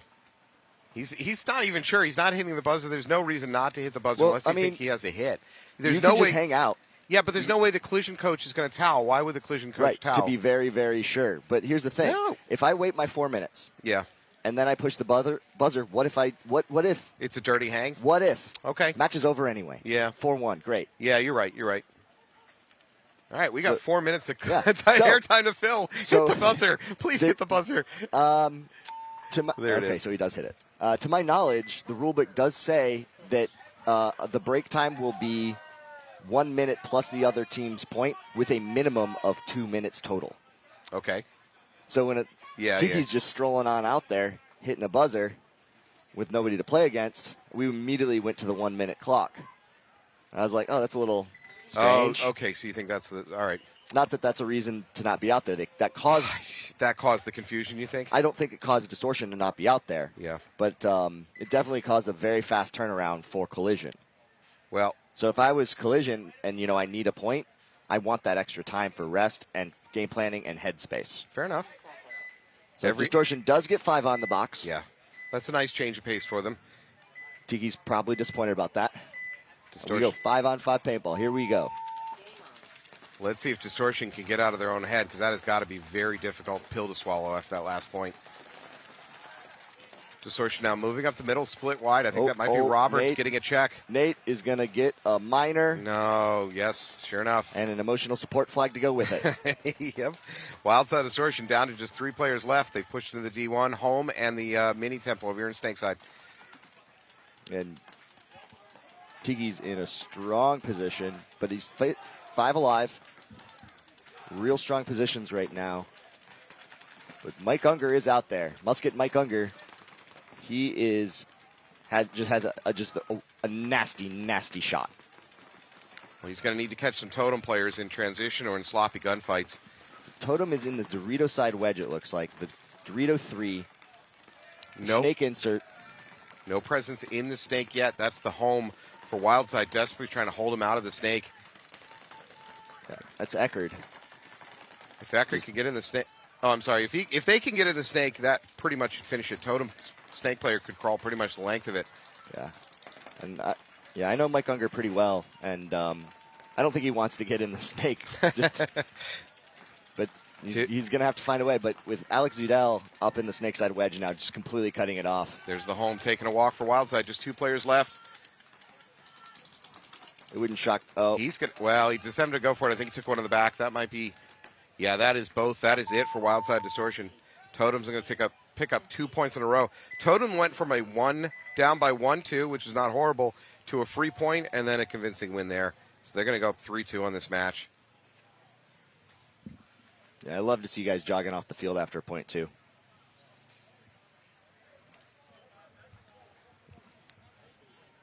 All right. Wildside Distortion, they got to get their heads right. Yeah, it feels like the momentum is solidly in Tiki's favor right now. Yeah, that kind of crazy no point we oopsied and didn't send our team out to play the paintball game, that's got to rattle your headspace of your players. And I wonder if that had an effect on that point. I mean, you got to be in your pit. You're going to be like, what the hell? You don't even know how to process this as a player. There's a lot of experience in that pit. They can't have run blast camp players, I believe. Okay, but they can't have run across that situation too often. No, but there are plenty of players in that pit that have played pro, and you just got to move on. Yeah, and I think that they have the experience and maturity and intelligence to go, you know what, we screwed up. Okay, it is what it is. We got to go. Short-term memory, move on. Just move on. All right, that's a wild one. I would love to hear a full explanation, but I don't think they're going to be eager to give me one. I'm sure I'll hear the story at some point. Yeah. Oh, yeah. Years from now. Yeah. No. Well, Nate Roberts is a very, very good friend of mine. At his wedding, so. You're an inside man. Go find out. And I did play with Distortion. 3 years ago. So this is the point where you say wouldn't have happened on my watch. Go ahead. No, Dan. absolutely not. Get it out. Get it out of your system.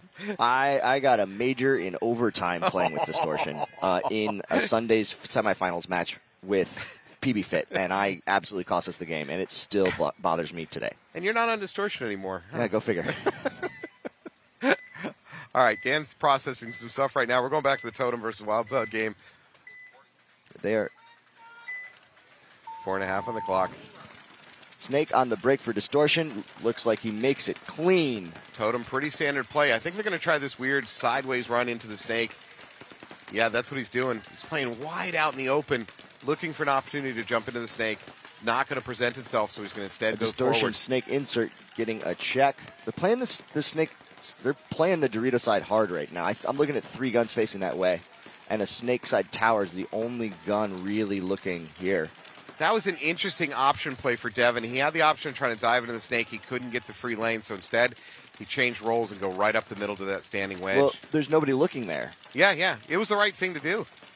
So I think that's cankerous. He might catch this move sideways into it. Yeah, he does. Devin catches that move sideways from home. Wildside's going to lose the player. And he shoots the Dorito 1 as well. It is now a 3-on-5 situation in favor of Tiki's, and Tiki's going all the way to the 50 Dorito. Big launch. They're going to lose their Snake tower, but that's okay. They're still in control of the situation. For Distortion, this Snake player's got to do some damage. Devin launches. I'm not sure. Gets one. Yeah, he gets one. That's a decent trade.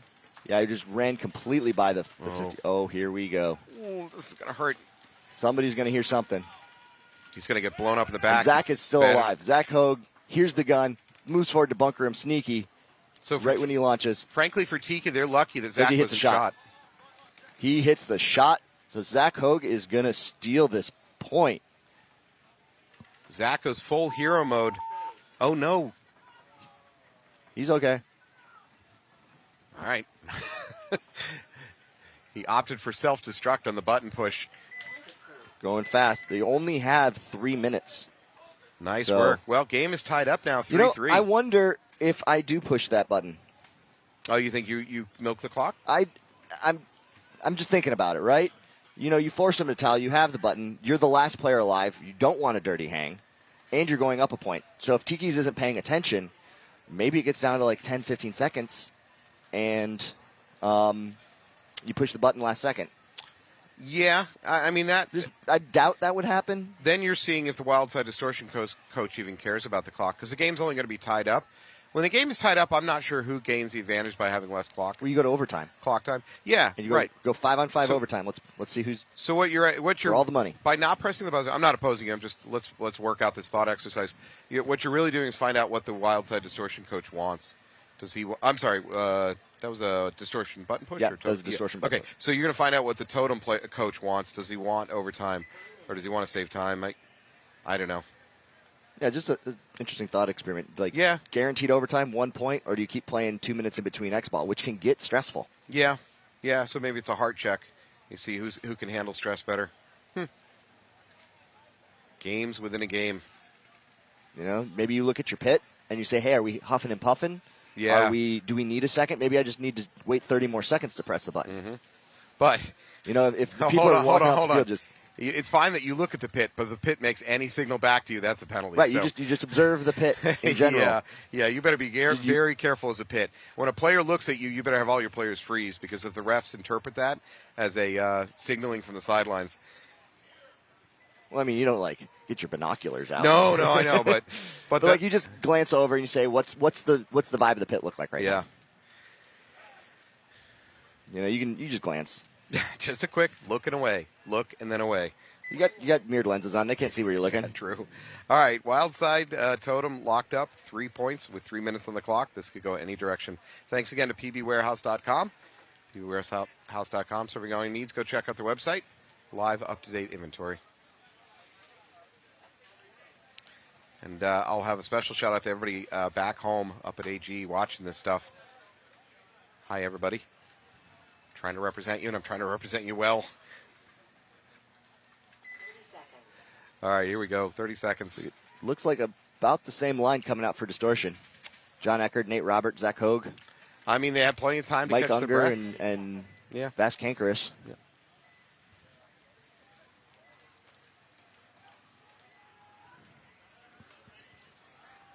Against looks like the same 5 for Tiki's as well.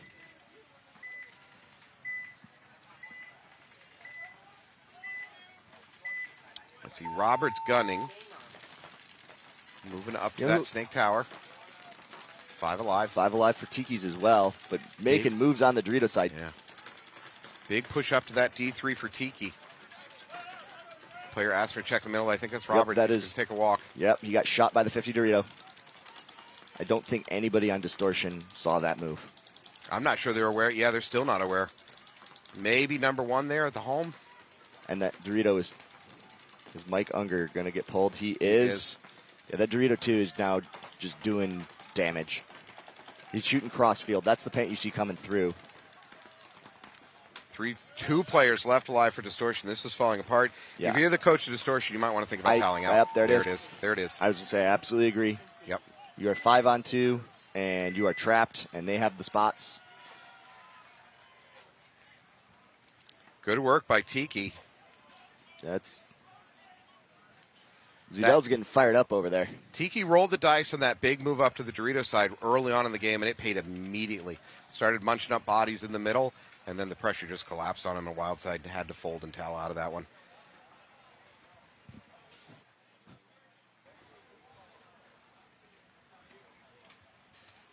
So 2 minutes and a reset.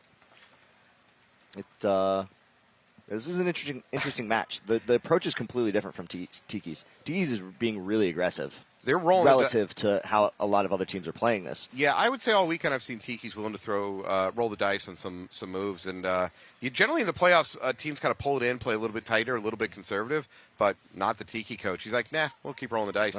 That one paid off in spades. Yeah, I don't think it was necessarily an intentional decision to go that far that fast.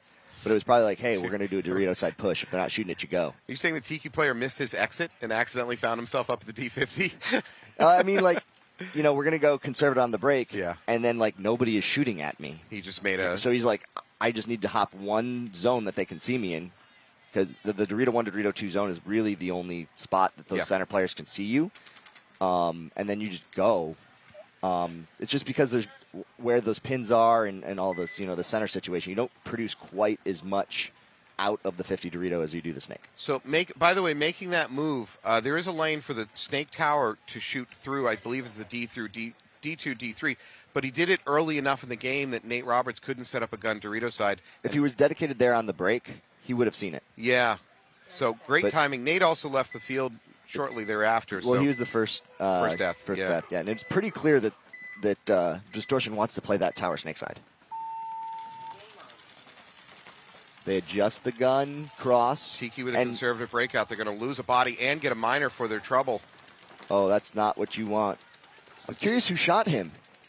So Tiki now spread 3 across the back in a pocket situation. Would have been whoever's in the snake insert for Distortion would have shot him. Yeah.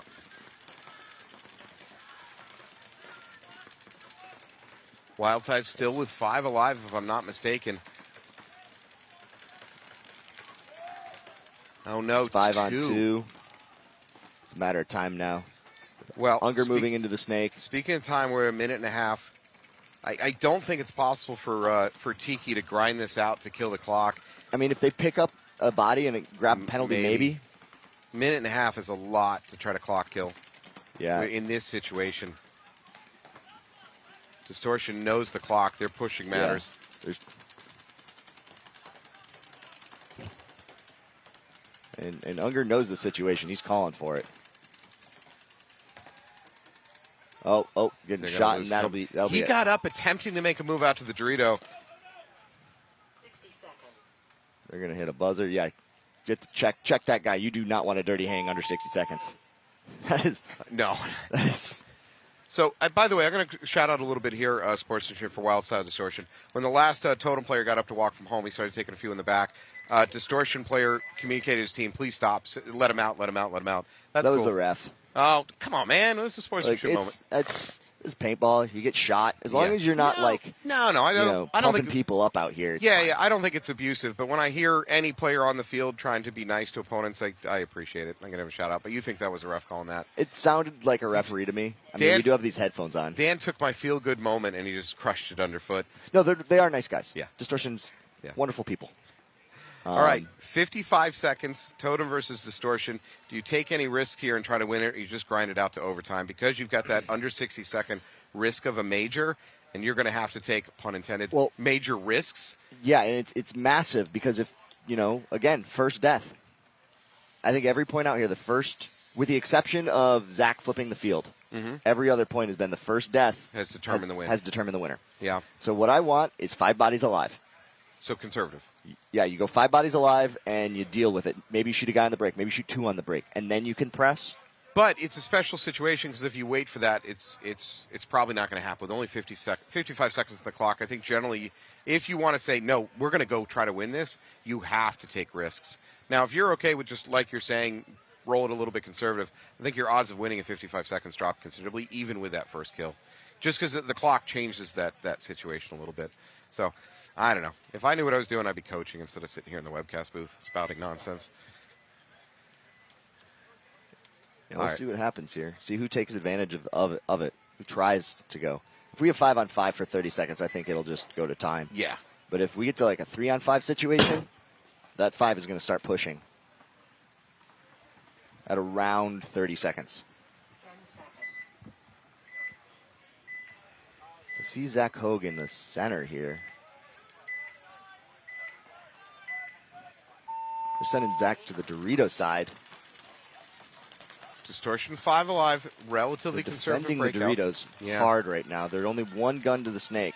Okay, now they've switched, and Tiki's going all the way to the Dorito side brick, and getting shot. So that is the first death. 5-on-4 advantage. 37 seconds. So 5-on-4. Distortion making a little push boom. D1 to D2. Now to D3. We're here. Distortion knows the situation. There's 25 seconds. They get 1 more. Starting to keep rolling bodies into that Dorito side. Oh, but Distortion losing a player. So, yeah, we're going to go to time here, assuming we don't see a penalty. Yeah. A minor is acceptable. A major would flip it, so I don't think anybody's going to be Unger's going. Unger's going. Unger's going. 6. This is risky. He 5, got it. No, is that enough time, is it? 3, 2. Unger. Oh, my Michael God. Unger absolutely just steals the game. Musket Mike out there running people down. 1 second left on the clock. Check is and going hanging on. It.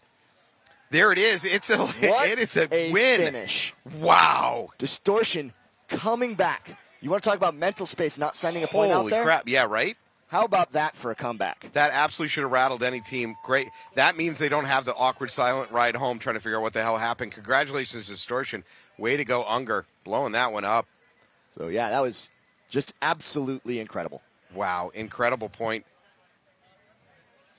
Distortion handling it with a little bit more calm. Nate, the coach there, it's like, yeah, he is completely nonplussed. He does not care. Yeah. Don't let it go to your head, boys. Kevin Wank is like, I don't know about that. I'd be a little bit more celebratory. All right, you're looking live into the pit. Yeah, they're all like, it's fine. Yeah, happy. Yeah, it's not a big deal. It's just an average Sunday. I mean, realistically, you really haven't won anything yet. That's a good way to look at it. Be fine. Like, hey, we made some mistakes and we were able to overcome it, but, like, we got another game to prep for. Yeah, fair enough.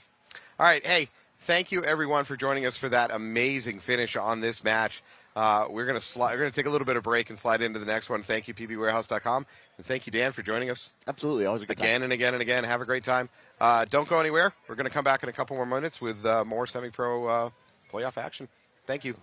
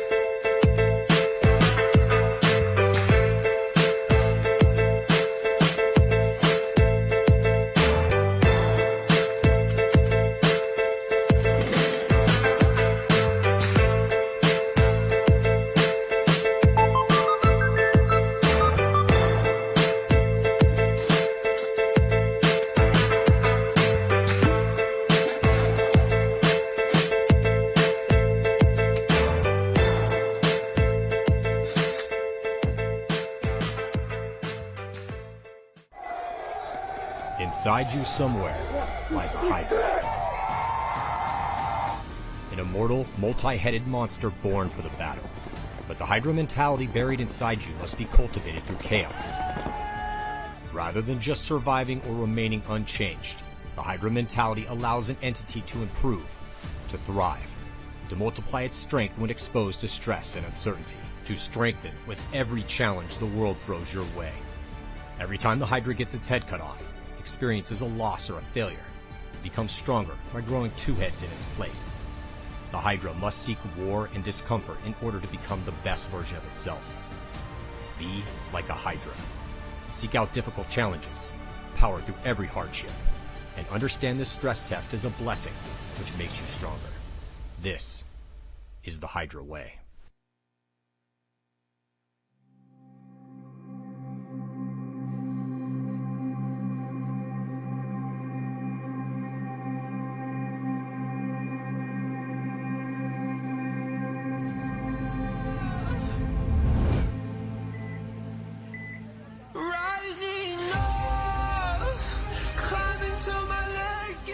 I was ready to live. I knew I had to go. Time has come for the heroines to win every event. My expectations for this new team. Hi, thanks for joining us again here in Tampa Bay at NXL E1. This is Sunday. It's playoff time. I'm Matt Falby. I'm joined by Greg. Greg, want to introduce yourself? Yeah, I'm Greg Montalvo. Play for Miami Effect. I also run the YouTube channel How to Play Paintball. Been doing that for, is it 9 years now? You've lost track? It's been a bit, yeah. You're doing a gray hair check. Been a little bit. Yeah, there might be. Well, yeah. Not yet, but we're getting there. Shout out to Chris Lasoya. It was his birthday. Oh yeah, actually, yeah. Thanks to Chris. Chris Lasoya helped put this all together for Miami Effect. It's really cool actually to bring the name back. Just historically, being able to see that the team kind of died at Tampa and NPPL. Resurrected. So bringing it back on the same event. All right, TPP Crew on your left, Sacramento DMG on your right. TPP Crew with a 4-0 prelim record. Got to buy. They're sitting here waiting. DMG had to fight their way to get here. First body dropping for DMG. Yeah, no one wants to make mistakes on Sunday, so a little bit of pocket here. Just trying to hold down those zones. I'm hearing good communication, though.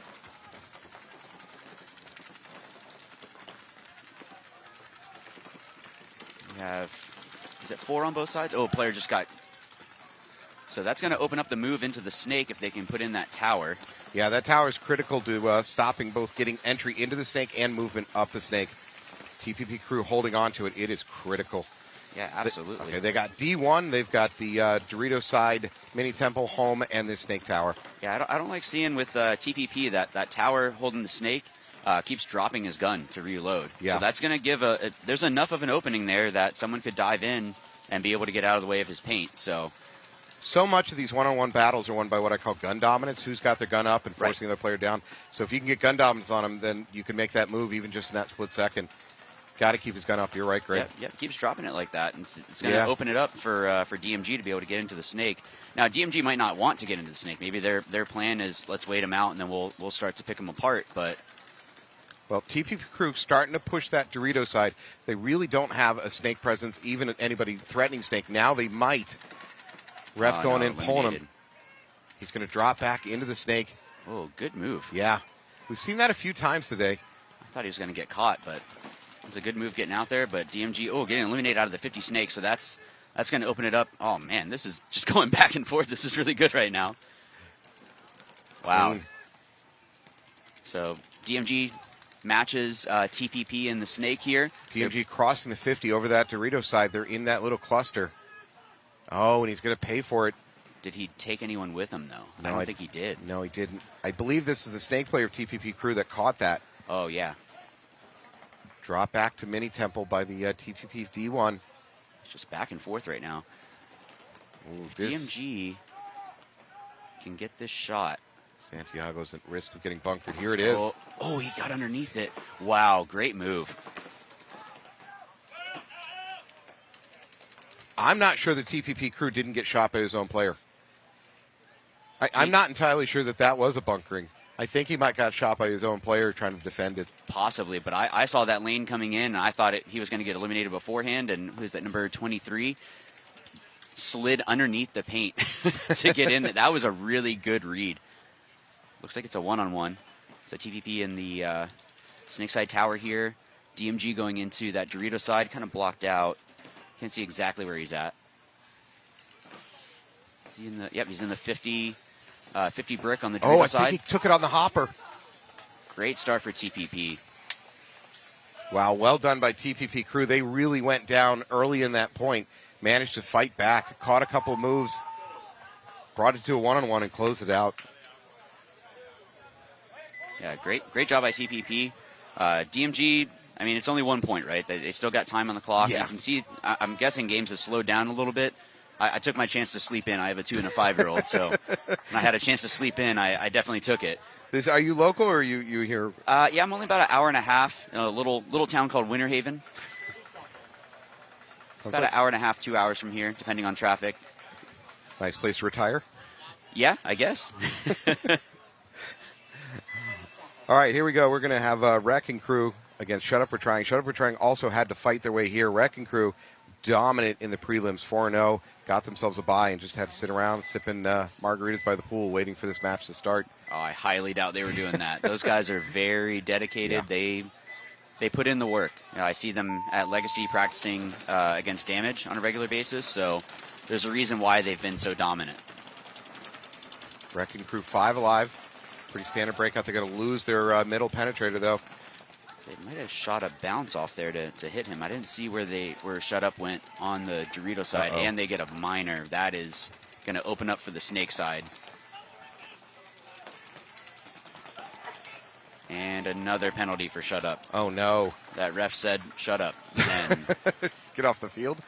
I know you're trying, but... No, but I've seen a lot better play out of Shut Up before, so I know they... Did the name start as just kind of a joke, and then they started winning, and I guess we should probably keep going with this. Yeah, we already paid for the jerseys, so there's no going back. Yeah, I mean, hey, if you got a good group and you're having fun, so Wrecking Crew's definitely going to take this pretty dominant start, 4 alive, only losing that one body off the break, but... Rolfson looking for something to shoot at. There's nothing. Just shoot your teammate. I guess his teammate's asking him to hit the buzzer. It's like, yeah, I saw you. We were supposed to share that appetizer, and you ate half or 3/4 of it. So petty in-team squabbles leads to revenge. Yep. Exactly. Greg, you've been through some stuff. I can feel the pain in your voice on that one. No, I remember when I played in college, the ref actually, my player was running in the flag, and he's like, just shoot him. So I shot him. And he turned around really surprised and looked at me. I think I grabbed the flag from him and hung it. I have also been shot in the back by a teammate on my way to hang. And he told me afterwards he did it on purpose. He's like, that was not an accident we had whatsoever. enough bodies. We're good. Yeah. So let's see if DMG is able to come back and tie this back up. Let's see. We got 11 minutes. Oh, there's so much time. I know that it's a little bit slower. And it seems like there's been a lot more pocket where people are not trying to go super wide, which is understandable. The lanes going out wide are tough. But if you can get out there and beat those guns, being able to wrap in on those players in the middle like we just saw, eliminating that player from the that center wedge, is super, super helpful. Here we go. DMG on your left. Pretty standard break. They are into the snake. That's a great note. Shot going in. Doesn't work. I wonder if that was from the that snake side tower. He's been staring over here, so might have just dropped it over the top on him. Most of the weekend teams have not been trying to take the snake off the break, but today on Sunday I'm seeing a lot more of attempts and successful attempts. And so DMG moving up into the Dorito side because they are losing their snake side, so that's definitely their stronger side, at least for right now. What I'm seeing is their Dorito side, but the guys in the middle are doing good, being able to hold, just trying to adjust, see if he makes it. Oh, no. Looks like he tripped a little bit.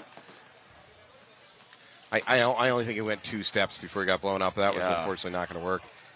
DMG going to lose another player on the Dorito side. That's just this home feeling awful alone. DMG should concede this. Yeah. It's a 1 on 4. Yeah, and a 0 on 4. So they need to concede it, save some of that time, come back out. Good point by Crew. They're going to go up 2. Again, there's so much clock. We don't even need to talk about that yet. Neither coach is forced into even considering the clock in terms of planning. Right. I kind of feel like DMG should maybe try to go up the center a little bit harder. If TPP is not going to be going out wide, just match them in the middle, go through. If their guns are going to be outside, you might be able to go up and clip out that tower, maybe trade with them, and then now your snake guy can go through. So it seems like on this field, over the course of this weekend, it is really dangerous trying to get out to the outsides. Even to the Dorito over there is a risky proposition. Because of that, coaches have reacted by sending a lot of their pressure up the middle, like you just identified. Now, up the middle, you can set up traps, stopping both the Dorito pushes and the snake pushes, catching people. There's a lot of potential there. The downside is, up the middle is also a risky place to live. If you don't stop them getting to the tapes and you're in one of those middle bunkers, you're now the one that's about to die. Yeah. And there's a lot of ways that they can come through to bunker you. But there's also, because of the snake beams that are in there, it's also wide enough that you can protect your guy there. So, it's just that teamwork of being able to work together to, okay, I got this wire, but you better be protecting me because if they run through. I'm on my own at that point, yeah. All right, here we go. Shut up, we're trying. Conservative breakout. They do send one up to the snake tower. Yeah, Wrecking Crew went right into the snake, going right into the snake too. It looks like he might have gotten clipped. Maybe it just broke off the bunker. And the God Bunker got a check there. Good move by Shut Up, trying to stop this snake player push. Crew didn't pick up on that. He's there and unknown. Yeah, he really needs to stand up so he can shoot down on that guy. This Crew snake player wants to move, but he better keep down. If he pops up even a little bit, he's going to get blown up. Yeah, he should have been standing up like that. I think now he knows that he's there.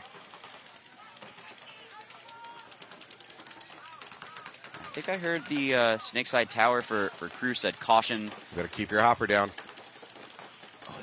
Oh, he got through that. How did he get through that? Uh-oh, that's going to be a major for Shut Up, We're Trying. They felt the Chaseman got him well before the trade occurs. That's going to leave two players left for Shut Up, We're Trying, and they're both shoved into this corner over here on the Dorito side. I agree with the move to go and eliminate the snake because you're probably going to die in that wedge being so close. But, yeah, just the timing. It probably should have been that, hey, I missed the shot and just go. He's going to have to be standing up, and his gun isn't going to be ready. I have a little bit more, 2 more seconds that I have. Yeah, we talk about thought process versus results, and they're not always connected. And the thought process was completely correct. That instinct to go bunker that out, because like you noticed, he was not going to live there for very long. The Shut Up, We're Trying player, once that brick was hot, so you might as well go while you have an opportunity. But right. He just took too many steps with a hit on him, and that was enough. Yeah, and that snake side, that 50 snake is deadly. Once you can wrap it, you can be hidden from that bounce shot off the snake 3 if you play the outside of it. So if they give it to you and you can play the outside, you have so many shots on people. And in that moment, Shut Up, We're Trying didn't have any presence over here on the snake side to do anything about it. So if he did, again, that even more reinforces the thought process was correct. 100%. Just didn't work. It went real bad. The TPP is just continuing to roll through on DMG, but like we talked about earlier, there's 10 minutes left in this. Yeah. That's a lifetime. So... TPP Crew, interesting run pattern. Oh, I don't think this is going to work for the snake dive. Got eliminated. The Dorito got shot off the break. Yeah, there it is. Snake's going to take a walk. So it looks like it's a 5-on. No, actually, it's a 3-on-3. DMG lost 2 players as well. Okay. So this field is chaos. There's so much. There's so much vision blocking up the middle. It's you're right. It's just a lot of chaos. It's great. Like if you can play off the chaos, like we were talking about, having those. This happened, and now I can move because the 2 seconds extra that I have because someone switched their lane. Understanding that read is what's going to that is not... There's way too many birds in the air right now. Two DMG players going to walk off for a penalty on this snake side. There you go. That opens up TPP Crew to take the snake. Wrap. TPP is doing fantastic. This is like textbook paintball. Yeah. They were calm, cool, collected. They lost both their wide bodies. Okay, what do we need to do? Yeah, okay, I'm going to sit on my job here. You're going to need to fill out and do something else. But DMG needs to figure out how to kill this tower. They shot the 2 wide bodies, which is great, but... So nobody has figured out a way to shoot the tower consistently on the breakout, this snake tower. The best counter to it seems to be a push up the Dorito side. That said, the towers are often dedicated to stopping exactly that, push up the Dorito side. So if they get past your gun, you're probably going to die. All right, after this, we're going to see more semi-pro finals action. We won't know who's in it until after this is over. And after that, we're going to see some WNXL action with Vibe taking on High Rollers and Heroines versus Femmes. Femmes seem to be doing real well. Femmes are having a good weekend for themselves. Tammy Adamson doing a lot of work up the middle for Femmes. Oh, awesome. I saw her at practice doing that a little bit. So. Well, she's doing it a lot. Doing it well? Yeah. Making Todd happy? Here we go. Wrecking Crew on your left. Wrecking Crew Up by a couple points, lots of time. Yeah, they're you can see that they're just in like a lockdown mode, doubling up that tower. Yeah. Being able to shoot into the Dorito side and into the snake, being able to stop the movement by shut up. They lose their Dorito. They're going to lose one of the towers. They're going to lose. It's all falling apart. 2 crew players left alive. And shut up is moving into the snake. Quick turn of events. He's going to go for the Dorito. Does it work? It does work. Wow. Yeah, I did not expect that. Good work by the crew home player. Now this snake player for shut up, they have 3 bodies over here on the snake side. One of them can go through. There's going to be a run. There we go. Yep, there. Good shot. Now go through. You're down. You got to go. Doesn't need to. There you go. Great bounce back point by Shut Up. We're trying. Bring it back to 1. That's definitely what you want. Going down by 3. Avoiding flags. Fun. Yeah. No, you're right. That's an enormous difference. 2-1 is a huge difference versus 0-3. A lot of time on the clock. So yeah, whatever it is that they adjusted, I don't see Wrecking Crew coming back out. I don't see their coach saying that, oh, we're going to double that tower again.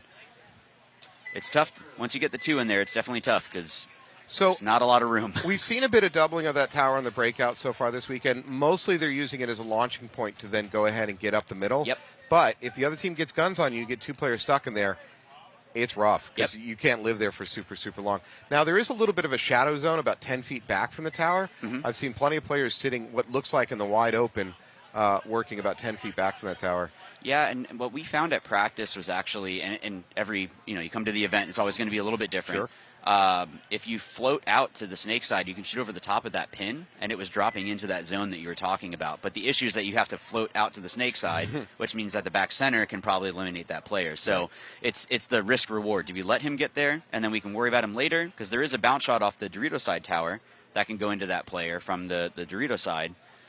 Do you want to do that? Do we want to shoot them off the break? Who's the bigger threat? Right. So that's just the chess of paintball. That's what makes it fun, is trying to figure out, all right, how do I beat this guy?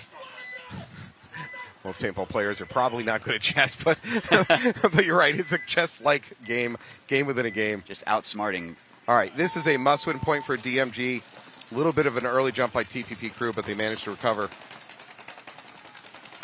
Yeah, TPP still going up to that tower. They do lose a player on the Dorito side, it looks like. DMG making a great move into the middle. Wow, they're playing that mini can in the middle. Nobody does that. DMG is either geniuses or just flat out crazy. And it looks, does TPP have, yeah, they do have that player in, I believe they have one in the God right now. Yeah, he's looking Dorito way, though. He's probably going to try to find a way to get into the snake, but they're up, so that might be why he's switched over that way. Just try to lock it down. DMJ into snake now. Their middle player is still playing that mini can in the middle. Now to D1, D3. DMG pushing matters. There we go. Yep, go right through. Well done. Gerber. Watch out for the bounce. Yep. Oh, you get bounced from the bounce. But this is what I was talking about, being able to wrap this outside. Mm-hmm. DMG is able to be wider than TPP, which means that bounce shot is useless now. You can't shoot that bounce into this player unless he backs up, and he's playing it right. If Gerber can wrap even for a second, that mini tempo on the Dorito side. Yeah, he's shooting at the God right now. Well, it actually run through. Wow, great read. That's a good trade. Gerber's still here to do a lot of damage. TPP crew pushing up to the D3, looking for Gerber's pack. Yep. Gerber's gonna take one on the gun, take a walk. Good response by TPP crew. Double aggression. I am very impressed with what I'm seeing from TPP. Yeah, they're good. And now, no. Very impressed with what I'm seeing. Crew player exiting from the Dorito side. Yeah, and then just walk it. Going to close it out. Yeah, DMG needs to concede this. Puts them in a real bad spot, but you need to have as much time as you can. Yeah. I'm surprised that they hit that. Yeah, it's if I was TPP, I would have, when that player comes back in the pit, if I was their coach, I'd say, why did you do that? Yep. We're up by 3. Let's burn off some time. Just take a knee. Do rock, paper, scissors with someone else. I don't know. About to be up by 4. All right, the average game time on this layout so far this weekend, and I'm pulling statistics out of my you-know-what, but I'm going to say it's been about, for the semi-pro division, about 2 minutes, give or take. Sounds about right. Is a pretty typical. Shortest games I've seen, I think DMG rolled off, maybe it might have even been DMG rolled off a couple 30-second points back-to-back. That's just the chaos of this layout. Being able to play it correctly and throw those haymakers, you can do it. Yeah. So, I talk about meta sometimes, and over the course of the weekend at every one of these events I'm at, the meta of how this field is attacked and played changes over the course of the weekend. Oh, for sure. And one of the interesting things I always see is, I kind of call it the nature finds a way. Even if there's a clearly strong side of the field, like let's say the snake. Snake is really strong, you want to push it, you want to win from it. Well, it draws so many guns away from let's say the Dorito side, that by the end of the weekend, it kind of balances out. Yep. Teams start saying, well, there's nobody even looking at the Dorito side. Even though it's maybe not as good, we start sending bodies of it. So by the end of the weekend, I generally see about a 50-50 split between what is considered the strong side to win this field and what's considered the weak side, just simply for that reason. Dorito on this field is, and you can correct me if I'm wrong, and I often am wrong, is not that hard to get up to the 50. Your bump from D1 to D2, D2 to 3, 3 into the 50 is actually fairly easy. I'm not saying it's free, but you really only have maybe one gun you can control, and you can make your bump. But there's not much killing to be done from D1, D2, D3. Yeah, that D1, you can shoot the bounce off the Snake 3 into the 50 Snake, so some guys will actually run back to shoot that. I think for the Dorito side, the bumps are there, but there are a couple of guys that you have to check off to make sure. Yes. So if they have paint through there, they can catch you. And then they can make that next move to go into the middle to help cut up that next section.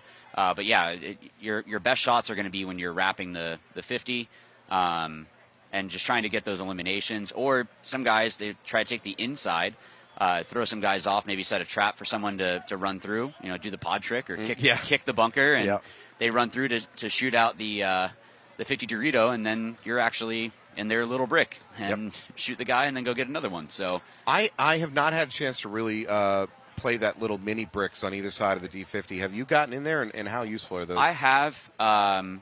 It's like a way that you can get to the Dorito 3, and then you can stay hidden from some people. But we did find that there was a bounce from, I think it was the Dorito side tower that can shoot off that, and it goes into that zone that's hidden. So you can be hidden from the guy. But still in danger. But still, yeah, so you still have to be, it's a very heads-up field, but you have to go hard. It's a weird chaos. It's really all you can say is this field is just chaos, and you have to play off of it and just be able to adjust to whatever happens. I've liked this field. I think it's presented some interesting challenges, and like you said, a bit of a chess match to figure out. Well, we're going to go back to the Shut Up We're Trying Wrecking Crew. Shut up within 1 point, 11 on the clock, which is an eternity. Clock is not an issue.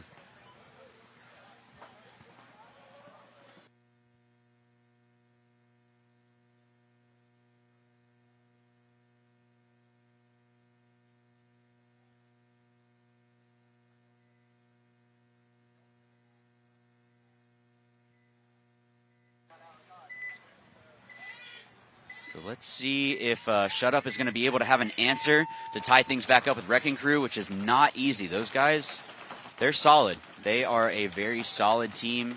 Yeah, Wrecking Crew, one of the favorites to take this division for the year. Off to a good start so far. Absolutely, but they do lose a player. So Wrecking Crew is down by 1, so it's a 5-on-4 in favor of Shut Up. Shut Up into the 50, standing wedge over here. I like that move. Now you can stop them from getting into the snake, and then you look Dorito side. Okay. There you go. I feel like this player isn't getting enough information. That's why they were kind of looking around. So Shut Up, we're trying with a body advantage. Still doubled up at home, which is a risky proposition as the game rolls on. Got to get out of there. Yeah, I'm wondering why they aren't able to get out, because I see Wrecking Crew has one player in the back center, one on this Snakeside Tower, and the Snakeside Tower isn't wrapping, so one of those guys could go up into one of those other towers in the middle and do the same job and be able to help your other player. And be safe for doing it, because you don't want to be doubled up at home. Exactly. So I don't know what the game plan is, but they just need one more to tie it up, and both teams are totally fine just to sit and shoot their guns It is only a 1-point match, so neither of them want to make a mistake. Vasquez for Shut Up We're Trying is up in that front. He's hunting. He's looking for something. What he's really looking for is a mistake by Crew, trying to make a bump. Or maybe he wants to try to go and stab out that tower. It's always fun to bunker people. True. I would say as a coach, I'd tell him to stay put. Yep. They don't know you're there. They don't seem to know he's there yet. He's taking no paint. He's setting up traps. You know, going to bunker somebody is a one-way mission you're not coming back from. By staying there, he might be able to get more than one kill. Yeah, try to catch those players. I mean, Wrecking Crew, I think they know the situation. They know the clock. That's something you can tell the difference of the more experienced teams. Here in Seattle from Wrecking Crew, I wonder if that is that wedge. So maybe they do know that the wedge is there. Now, that said, Crew is doing a good job stopping movement into the snake by Shut Up We're Trying. That snake tower all the way up to critical. the Dorito 3 by Shut Up. And then that let the one of the home players fill out into that Aztec, so that's good.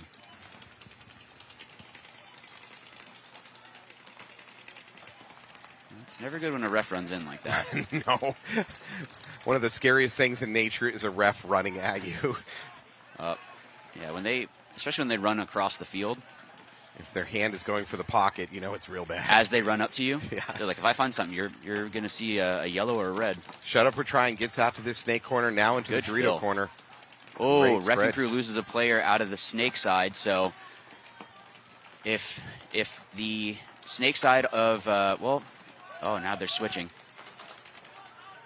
Shut Up We're Trying going to lose man. the front Dorito player. Good shot by that snake side tower to switch. I don't know if it was him or the back center that shot that player, but he keeps switching off this snake side, and that let Shut Up get into the snake.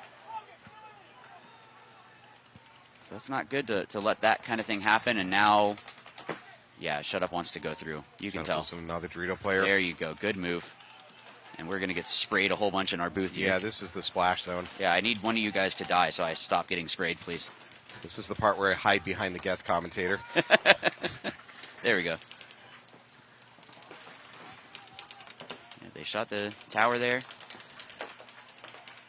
Good job getting into their side like that. Perfect. Yeah. Shut Up We're Trying is going to tie this one up 1-1. Yeah, fantastic job by Shut Up to be just calm. I mean, you can tell those guys have been around for a bit too. So they've been working up the ranks, and yeah, there's no easy games. You know, especially on Sunday. For New York Wrecking Crew, there's a lot of pressure on them because, again, they're probably the favorites coming into the season to be number one overall by the end of this year. Shut Up We're Trying coming in. I won't say they're an underdog. I'll call them a middle dog. Mm-hmm. Certainly last year, they were a competitive team right there neck and neck with everybody else, but not quite at top tier. This is a big step forward for Shut Up We're Trying. Yep. We're here deep on Sunday. They're taking on one of the best teams in the league, and they just tied it up 2-2. Yeah. Yeah, it's really great for them. I mean, that kind of stuff is always good for paintball, that when you have those kinds of upsets and teams that you don't expect that come up. Like, actually, I was just talking with someone else about it, seeing the Sea Dogs get their first. Yeah. I mean, for them to come out and win any match in pro is going to be tough. But the fact that they were able to go out, they were the ones that people probably were saying, oh, well, they just bought the spot. They don't deserve it. And then they come out and win. That's when you show, like, okay, we deserve to be here. We're putting up points. Sea Dogs is an easy team to root for. They're nice guys. Oh, yeah. Good program.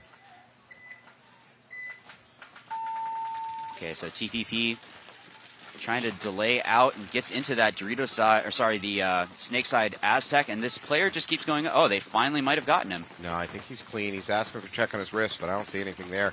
TPP Crew with an enormous lead, 4-0. DMG just gets into the snake. 7 minutes and fill into the snake corner.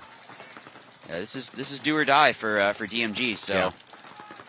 I mean, 7 minutes is enough time, but you have to have that weird gas brake mentality. And I really need to slam on the gas, but I also might need to really slam on the brakes for a second. But good move by DMG to get into the this outside. What would we call that? Mini wall, snake 3 mini wall. There we go. It's like I could use my code, but that's not. Yeah, but nobody anyone. knows what the hell that is. It's like, oh yeah, he went into the Cobra. Oh, that was a little over aggressive. They're going to lose both their snake players at the same time. That's probably going to do it for them. That's a dagger right to the heart. Yeah, it looks like TPP is going to take this unless something crazy happens, which We talked about how this field is chaos, and they get yeah, that's it. Even worse.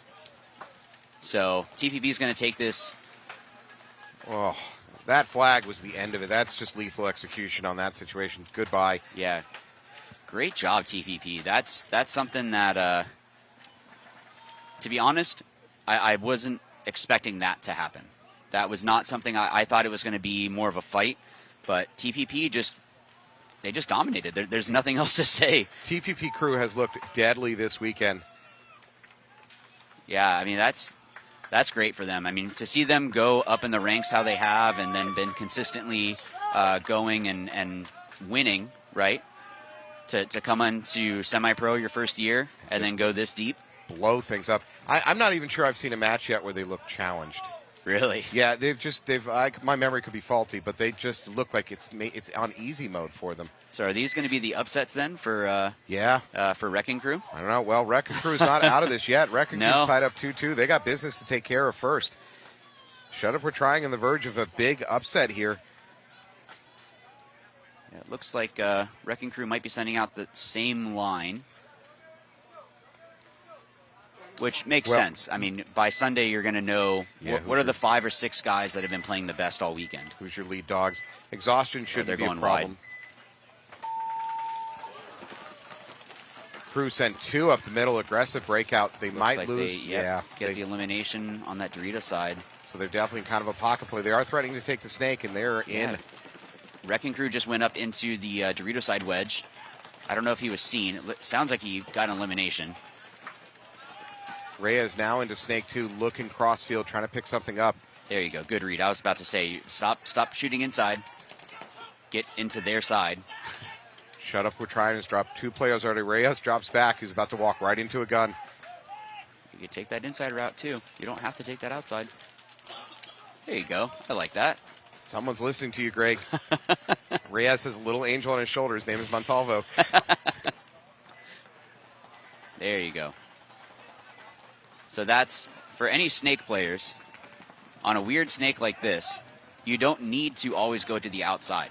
Sometimes it's like a normal thing. People always want to take the outside routes because that's just what makes sense. But you do have these inside routes that you can take, and you're still hidden. You're still okay. So just understanding the situation, Reyes goes through. Instead of wrapping all the way around the 50 brick on the snake side, takes the inside route, goes to their snake 3. It's a lot easier to shoot a whole body instead of just trying to shoot one pod that you see sticking out. So make it easier for yourself. I will give a word. I'm not countering what you're saying. I agree with everything you said. I will give an observation from this field, though.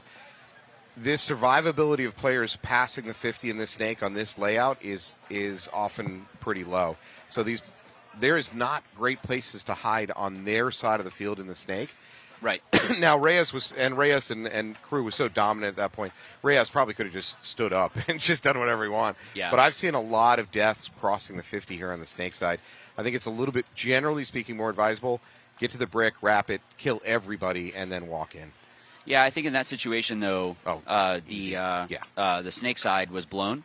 Yeah. So getting to their side, you're going to have someone else behind you that's going to be able to hold those guys from being able to fill out wide to eliminate you. So if you die, it's on you. Yeah, like you just lost a gunfight, or you tried to overdo things. Yeah. Let them shoot at you. Someone else goes through. Crew was so dominant in that particular situation. Yeah, you're right. They could have done cartwheels down the middle of the field just to finish that off. Crew, do cartwheels, please. Yeah, please. I want to see that. We got ratings to consider. All right, Shut Up, we're trying. Certainly still in a viable situation. They're only down by a point, 5.5 o'clock. That's so much time. Not a huge deal. Again, I feel like pressure is on Wrecking Crew. Coming in as the favorites. Shut Up, we're trying, kind of playing with house money here. And is this match brought to us by Hydra as well? Good point. Look at you. Look at that. What a pro. Yeah, HydraFit, one of our sponsors. Thank you so much to HydraFit. HydraFit wants to remind everybody, this is a weird one, but trust me on this one, it's actually a great idea. Their booth is full of socks. And if you ever played this event and any of these events, you know how quickly your socks get destroyed over the course of the weekend. HydraFit has figured out a glitch in the matrix, and they've taken advantage of it. I got to give a shout out to my sponsor though for Pro DNA that they do have those waterproof socks too. Fair enough. Talking about paintball, Greg counters with Pro DNA. It always. Oh no, Hydra, JD, and all of them are fantastic. I love them. They're great. All right, Shut Up, we're trying on your left. Down by a point, 5 alive though. Good breakout. Yeah, but we got Wrecking Crew. I would probably give a little bit of an edge to just because they're in the snake. Yep. Obviously, they have that 1 point advantage. Oh, this is not good, and it's a minor. So they're going to lose 2 quick, but it wasn't from the snake itself. So now it's a 3-on-5. Unless did Shut Up lose anyone? I don't think 5 so. alive still. They've crawled into the D1. Yes, I said crawled into the D1. Uh-oh, their home is getting blown up from the Dorito side.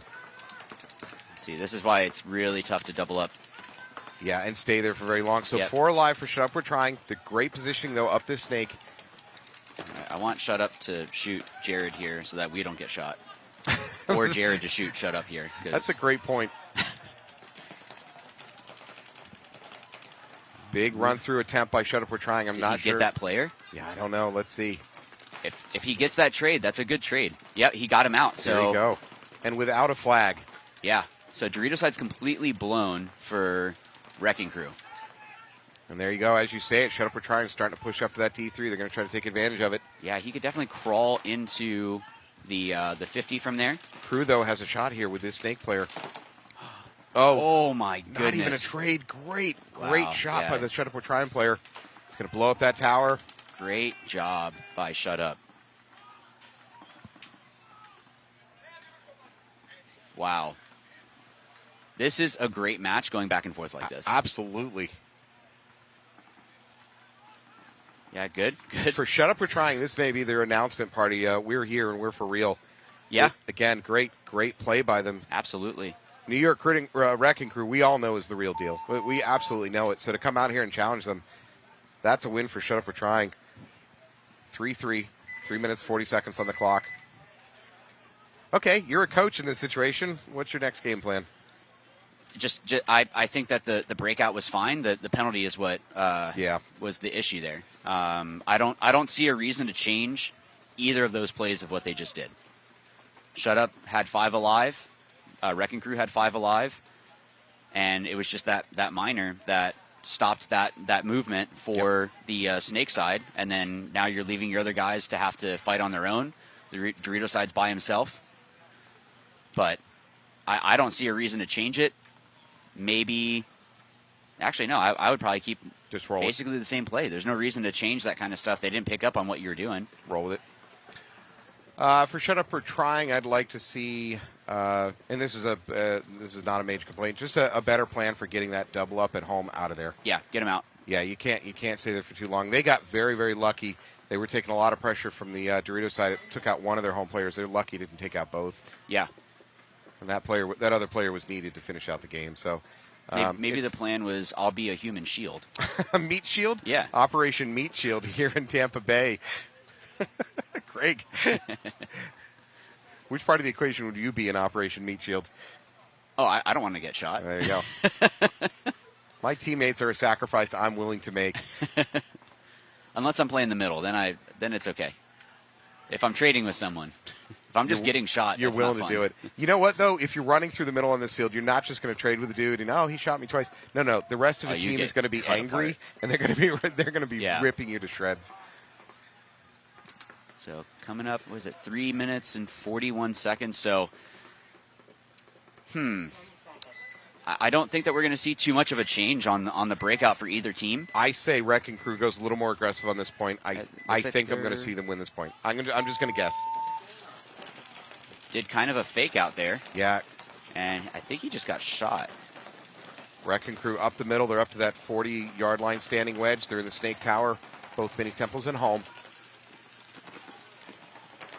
No one is in the snake. I think that I thought I saw something break off of that Wrecking Crew player in the snake side, the God bunker there. But the refs see it differently. Yeah, I mean, hey, some guys have little squeegees built into their bodies, it seems. So I'm not saying he cheated. Don't call me out on that. Right, it might not have left anything. Greg, will you be staying tonight? I can shout out your address. All right, Wrecking Crew on the left, 5 alive, both sides. Game is tied up 3-3. First team to make a mistake here. You got to start really worrying about the clock. We're under 3 minutes now. Yeah. If this game goes 4-3 either direction, you better have 2 minutes left on the clock to correct that.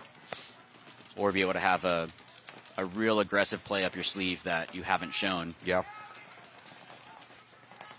There is a lot riding on this point. Yep. And I like that neither team is trying to push it too hard. They both understand the situation. Oh, Crew loses their first player up the middle at that standing wedge at the 40.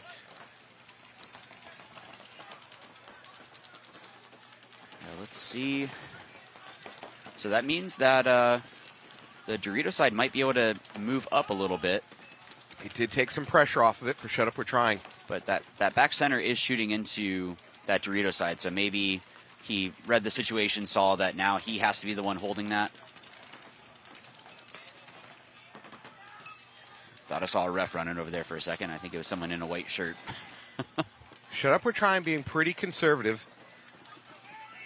Yeah, both teams are real content just to sit, which I think is the right move. I don't think on this situation you try to go too hard. Well, there you go. Wrecking Crew into the snake. Good move. They're, even though down a body, they're being more aggressive than Shut Up We're Trying. Yeah, you can see him trying to read the paint from the back center. Trying to see if he can get up. Shut Up We're Trying, pushing that Dorito side now into D3. They're going to lose a guy up the middle, though. They might lose another one. Yeah, it looks like... Oh, they're double pushing that Dorito. Shut Up just lost 2 players. Yeah, they're 3 alive. Definitely pushing the matter on the Dorito side, though. Oh, I think he got the shot on that 50. Great shot. Nice. Did they trade or did he stay alive? I think Shut Up We're Trying is alive. Wow, great job, but really good read by Wrecking Crew here to all right, well, you're going to push that side, play off the chaos, and I'm going here. Rolfson is at danger from the middle. There might be a run-through. I think that's Logan trying to catch him. Rolfson is not aware of the danger just off to his left. Oh, man. Logan drops back a little bit. Sure enough, I think he got the shot in. Nope. Yeah, he is. Rolfson's taking a walk. Wow. It's a crazy turn of events. Butt pack in danger for Snake Tower here. 35 seconds.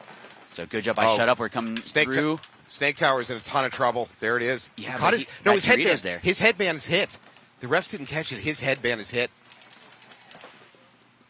No, the refs wiped it off. That was not. Was not spray. That was a hit. Wow. That Dorito. Oh, the second that Dorito switched. Dorito's making a bump.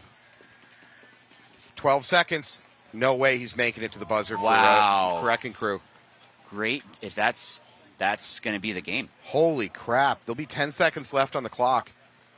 I mean, unless someone gets a... Wow, great job by Shut Up for playing off that chaos. Taking down, like you were talking about, definitely the favorite. But new season, new teams. What just happened there? Wrecking Crew's got to be asking questions. There's no way 10 seconds without a major. And I think it's up to both coaches to agree to even play a point under 10 seconds. I mean, in that situation, I'd probably say let's play it and if you're get the guy to... If you're Shut Up, we're trying, you say no thank you. No bueno. Yeah, exactly. Exit stage left. Thank you. We'll move on. Fantastic job by Shut Up to put that point on the board, to read the situation. I get what... Wrecking Crew is trying to do down the Dorito side. Like, hey, I got a couple seconds. I just need to take off, and hopefully something happens. Great counter-punching by Shut Up, we're trying up that Dorito side. They expended 2 bodies. The second one was doing all the damage. Good work by Logan up the middle, too. Wow. Take a moment before this all settles out. Thank HydraFit again. Thank you for sponsoring this webcast. If you get a chance, go by their booth. They got their HydraFit pants that are subtle and understated. They like to say that you can wear them as casual wear, maybe formal dining wear too. The gray ones, the joggers? The joggers, yeah, in black. All right, well, we're waiting for a little bit of a settle out here. That should be the match. I think that is going to be it. I don't know if they're even going to play. You always read the refs. The refs are not exiting the field, so they're prepared for another point. Well, here's the question. Is it under 10 seconds that both coaches have to agree to another point, or is it at 10 seconds? It must be it must be under, because there's a timeout called. Yeah, I mean, in this 10 seconds, you're going to see some crazy, crazy runs. And then either you're hoping that the other guys get a major, so it's a swing point, or you're able to somehow get through. I mean, can you run the length of this field and hit the buzzer in 10 seconds? I can't, but for an actual athlete. I think, was it Legion did it in 7 or 8 seconds? On this layout? Not on this layout. Having to jump these beams in the middle? Yeah, it's just like a little hurdle. Yeah, it's one hurdle. My vertical's about a foot, though. That's a major problem. Here's my point. If they have to play this point, and I'm the Shut Up, we're trying coach, I'm not sure any of them are gonna be able to. Any of the Wrecking Crew can run it. They got some quick guys. I think it's possible if certain things happen. Like if guns turn at the right time, But the fact that there are some big runs that you can do on this field, but I think you're just going to see a crazy kind of flying V through the middle, maybe send a guy or two out wide. I think about your only... there's another timeout. I think about your only risk of losing this for shut up or trying. The only way you're losing this realistically is a red flag, right? Right. So maybe as a coach, I'm going to say weird things to my players like, I don't want you shooting your guns that much.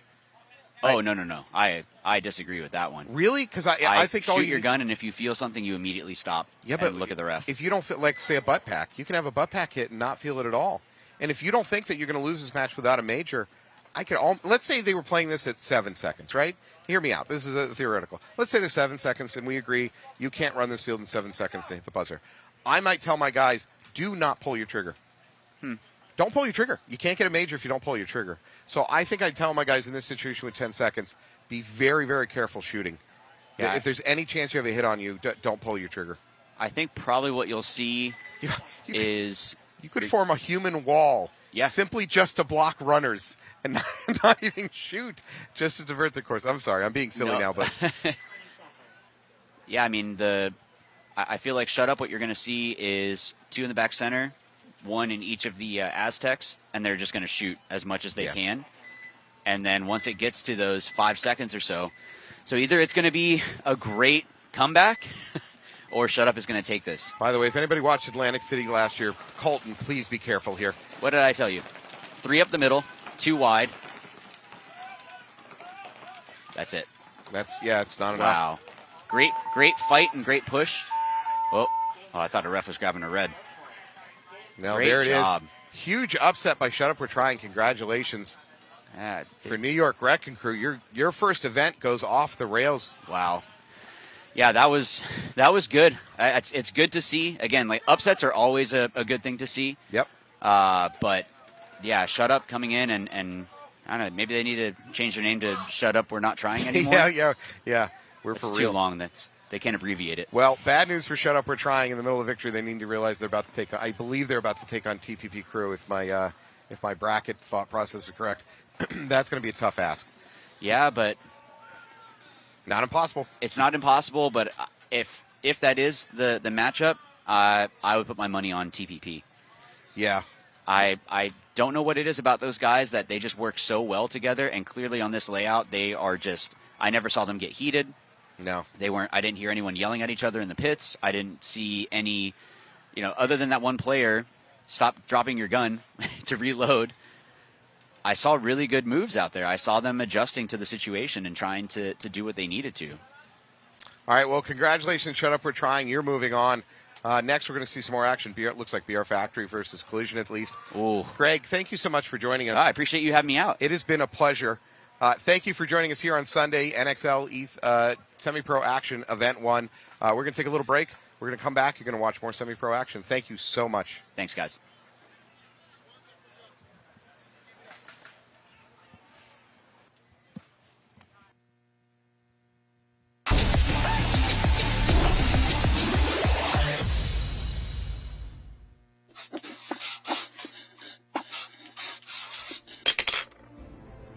We found ourselves outdoors with nothing but our imagination and some sticks. No matter our age or where we grew up, that's where we all became stick gun veterans.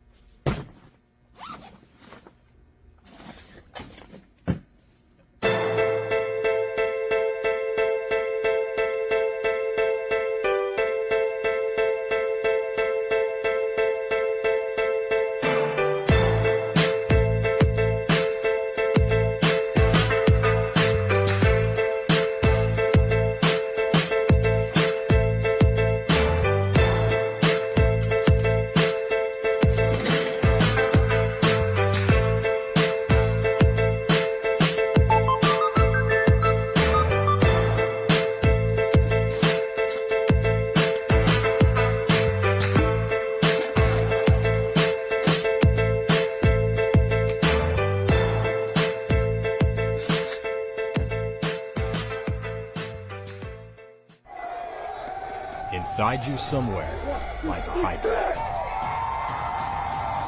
An immortal, multi-headed monster born for the battle. But the Hydra mentality buried inside you must be cultivated through chaos. Rather than just surviving or remaining unchanged, the Hydra mentality allows an entity to improve, to thrive, to multiply its strength when exposed to stress and uncertainty, to strengthen with every challenge the world throws your way. Every time the Hydra gets its head cut off, experiences a loss or a failure, it becomes stronger by growing two heads in its place. The Hydra must seek war and discomfort in order to become the best version of itself. Be like a Hydra. Seek out difficult challenges, power through every hardship, and understand this stress test is a blessing which makes you stronger. This is the Hydra way.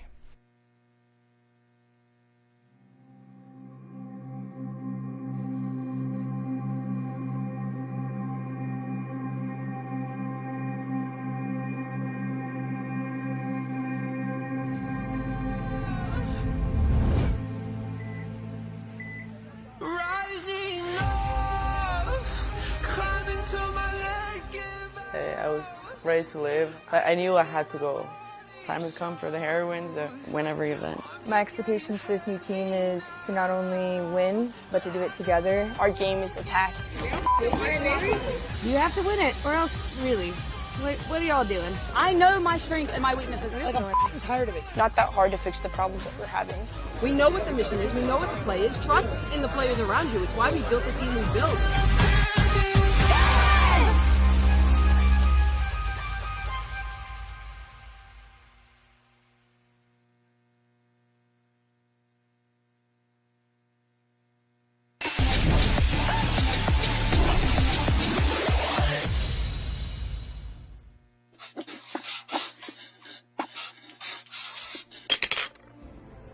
We found ourselves outdoors with nothing but our imagination and some sticks. No matter our age or where we grew up, that's where we all became stick gun veterans.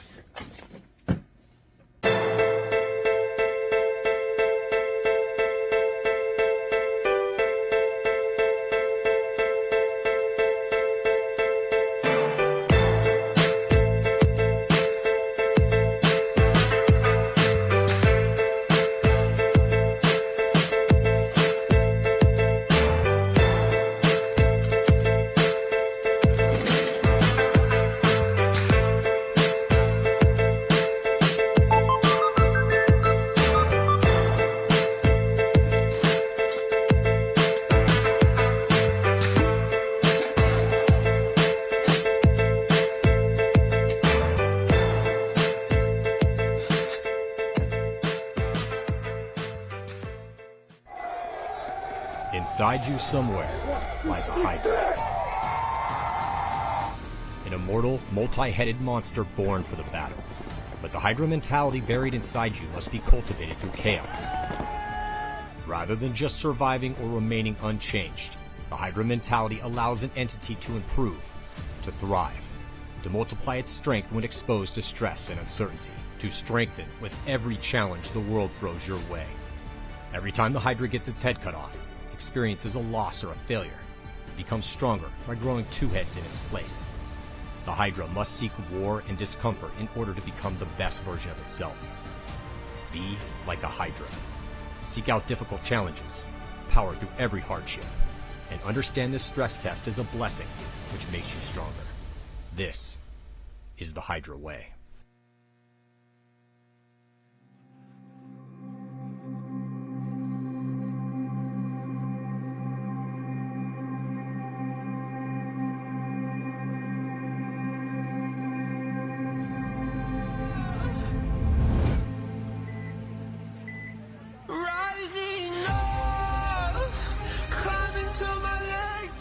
I was ready to live. I knew I had to go.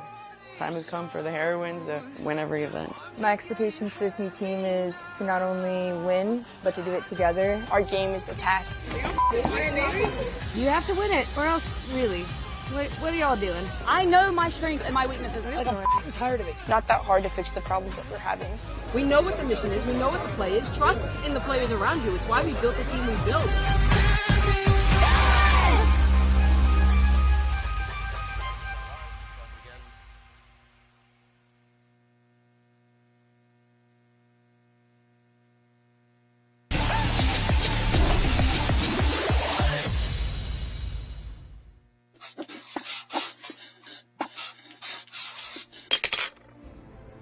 We found ourselves outdoors with nothing but our imagination and some sticks. No matter our age or where we grew up, that's where we all became stick gun veterans.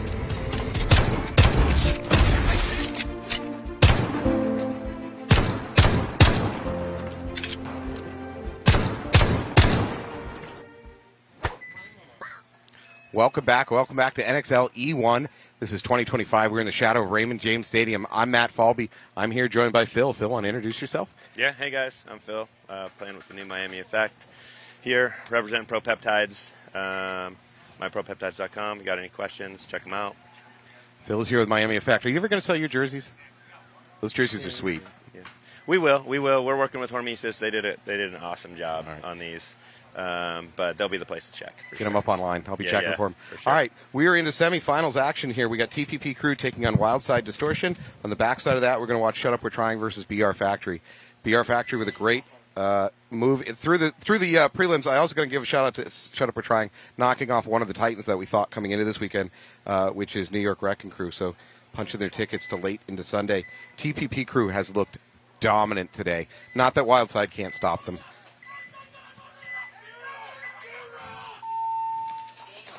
And we are off.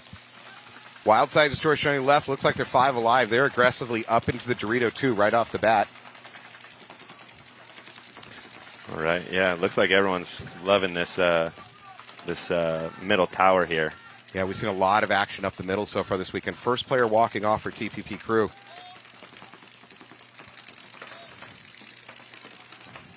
TPP Crew at the Snake Tower up the middle. They've got both mini temples and the home hot. They're also pretty far up the Dorito side. Looks like they're doing a good job holding TPP Crew from getting into the Snake. Oh, there he goes. Just got in there. Distortion into Snake 1. Distortion's center tower there was pretty committed to the D side. Yeah, that center tower can do both jobs. It can really hold down on the D side, and it can do a good job stopping entry into the Snake. Another TPP Crew player walking off. Wildside player walking off. Yeah. Let's see what he does here. A lot of people cutting inside there, going up just like that to get those better shots.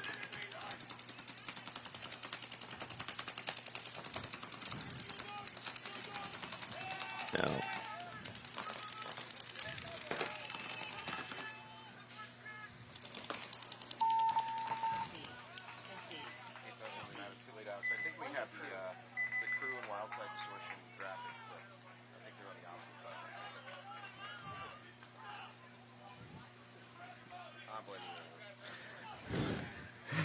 All right, good first point. We're going to flip over to the next match. We're going to watch Shut Up We're Trying versus BR Factory.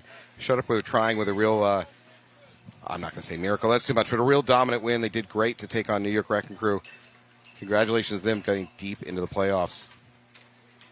They're going to take on BR Factory. BR Factory's also obviously looked deadly this weekend. If they didn't, they wouldn't be this deep into the playoffs. All right, Shut Up You're Trying on the left. They're going to be in that green and black jersey. BR Factory on the right in the gray jersey with the red trim. Yeah, I'm curious about how they're going to play this one. Just watching how they did here in their last game against Collision. Early aggression up the middle by BR Factory. Yeah. It's going to pay off. They take that Snake Tower. They've got another one. Oh, there you go. Shut Up You're Trying. The situation is getting worse by the moment. Home. Mini Temple. Home is now taking a walk. Yeah. BR Factory's already calling the story time call.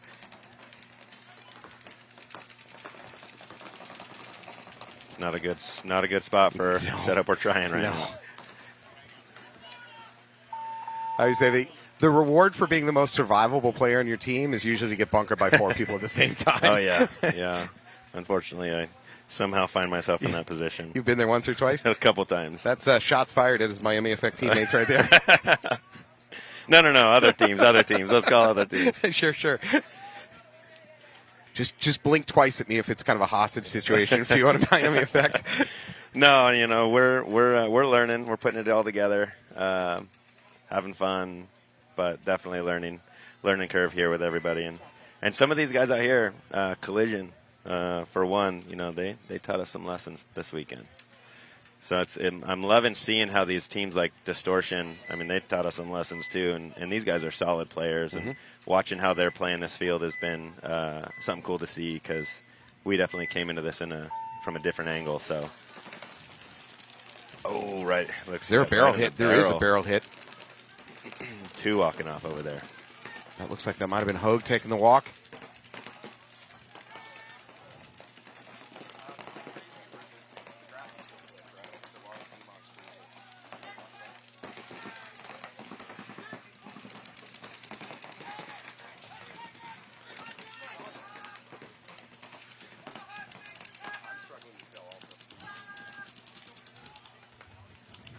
All right, so that's TTP on your right. He's about to blow up that snake player. No, he manages to live. He does take out the mini temple behind him, though.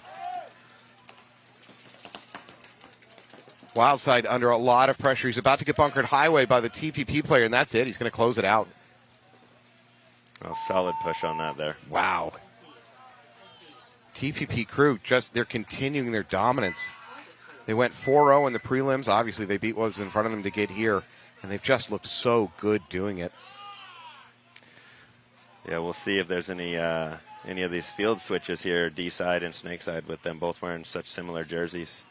Yeah, it's causing us confusion. Yeah. It's causing me to pause. I'm like, wait a second, what am I looking at? Shut Up, We're Trying doing us the solid of wearing bright green jerseys. It makes our job a lot easier. Let's see if they have an answer to that last push right up the middle there. BR Factory strolling off to the left. Look how many pods on the back of number 7 there. Good Lord. Oh, yeah, he's ready to play some paintball. My back would just shatter under that load. He's probably not playing snake. Yes, good call.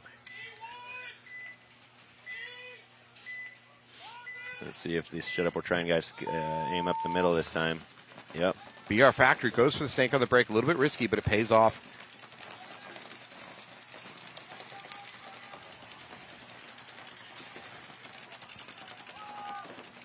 We got 5 up on each side.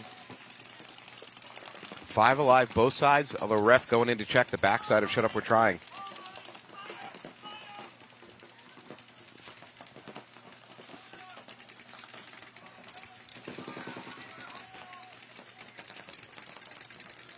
So Ronnie Tyner in here in the snake doing some work. He's got back up in that tower. It looks like they're kind of in a lockdown mode. They're really not pushing. I wouldn't mind seeing Ronnie go ahead and just be adventurous, get up the snake, but they seem pretty content to just go in lockup mode right here. Yeah, we saw a lot of players playing this S2 this weekend. It was a little bit surprising to us coming in from practice, and maybe it was a little bit of a field layout difference, but a lot of the bounce shots and things in that S2 at practice were not the same as it seems to be playing here at this event. So off that mini cake behind him? You're saying bouncing a mini cake into his back? Whatever way, either inside or outside. The guys at practice were dying a lot there. Yeah. But seeing them this weekend, they've been getting there and they've been staying, getting some shots out of there. The bounce shots I've been seeing work this weekend so far have been up here at the 50 brick off that mini wall. Yeah, and it seems like a lot of players have been moving into the Snake 3 on the opposite side to avoid that and get better shots. BR is going to slide out into this snake corner mini Dorito. Tyner makes a little bump up, looking Dorito side. Still 5 alive, both teams. Kind of unusual this late in a point. Holmes getting a check for BR on his head, called clean. Now a counter move by Shut Up, We're Trying. They're into the snake. They're going to the mini brick at snake 1. He got past that tower gunner of BR Factory that was supposed to stop that from happening. Yep. Let's see if he can get high enough and keep him contained there.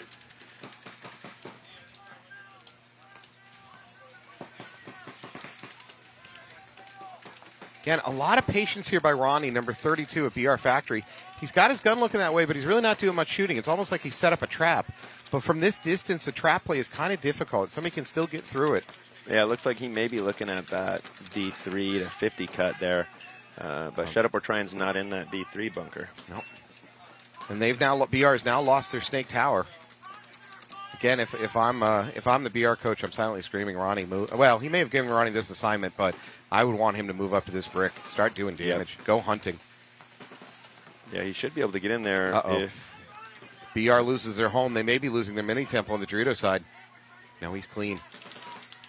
So Shut Up or Trying in that middle bunker there may be putting the pressure on number 32 here. And there he goes, right into D3. Shut Up or Try and moved up right through this apparent gap there. That's what Ronnie was supposed to catch, and it didn't work. He's going to do a drop back. This is a very different game plan, even for BR. I haven't seen other teams do this, and I haven't seen BR do this.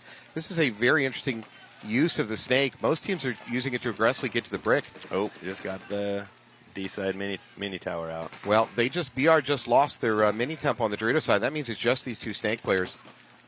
And they've got doubled up, Shut Up or Trying players in front of them. They don't know it. Ronnie's going to take a walk. That's going to be it. Yeah, so Shut Up or Trying definitely have the way to play it slow is the answer to BR's aggression. So I'm not a coach. Nobody wants me as their coach. Let's be really clear about that right now. But that was a weird assignment that was given, I'm assuming, to Ronnie and to the BR Factory over here in the Snake. They got into it. They even doubled up into it, but they didn't push it like I've seen all the other teams push it. They kind of used it as some kind of a hold or trap side, which also was weird because they clearly only sent Ronnie out with 3 or 4 pods, so it's not even easy to hold a lane for that long when you only got a couple pods on you. Yeah, you're kind of in a trap setting mode at that point. Yeah. Very different than their first play there. Definitely worked much better for them on the aggression. All right, we are going to go back over to the Wildside TPP Crew game. TPP Crew is going to be on your left. Wildside is going to be on your right. Crew looking dominant at everything they've done this weekend, to be really honest. 20 seconds.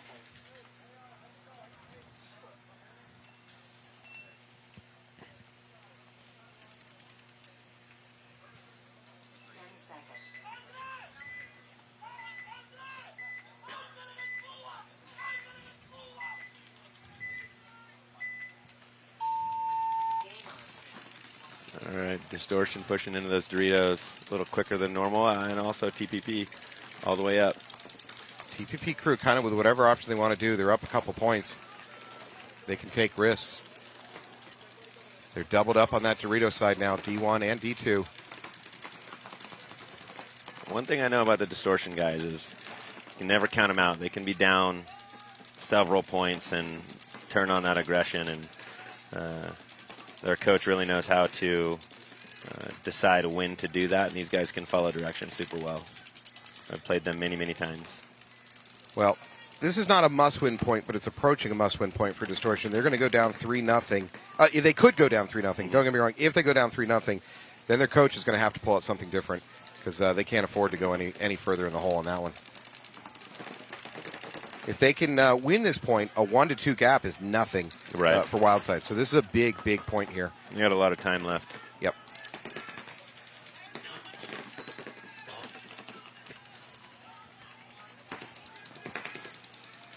See, they're very well aware of where they're at in the Snake and what they're pushing.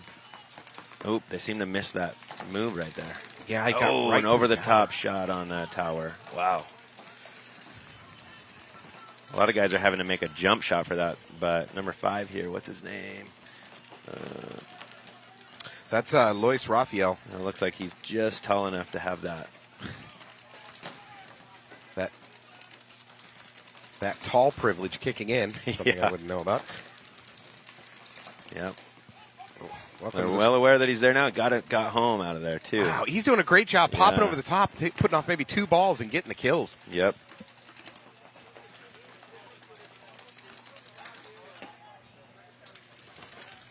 Let's see if he's going to get the God Bunker. For Wildside, It just goes from grim to grimmer. They're going to drop this point. Oh, that was a 4-pack for Raphael. Wow, Wildside coach is now being put into a corner, right? He's going to have he's got a lot of time. Time is not really an issue yet, but down by 3 points. Yep. What you're not getting for Wildside is you're not getting kills on the break, and that's unfortunate because TPP Crew is attempting to make runs, like into the Dorito side. Mm-hmm. They're not shy about making runs. They're not winning this because they're like triple gunning up at home. So there should be opportunities for Wildside to get some kills on the run out. There's a lot of lanes from home, but they're kind of unconventional lanes. You got to play in the space, or you got to take those inside up the gut shots. And we noticed that a lot this weekend. Once we started moving up the gut, we had better laning. When we were trying to go wide, the teams would just stay in the pocket, and our lanes were useless. So let's see if they adjust. Iannucci will probably adjust the game plan here. So I would expect that next point to be quite a bit different. Well, knotted up at 1-1, 10 and a half of the clock. This is essentially a fresh game.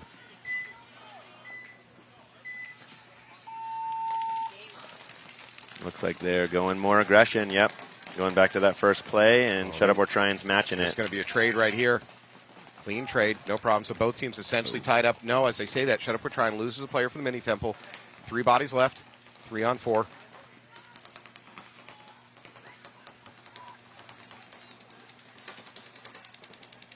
See, where's their Dorito side guy? Oh, where's the third guy on Shut Up or Trying there?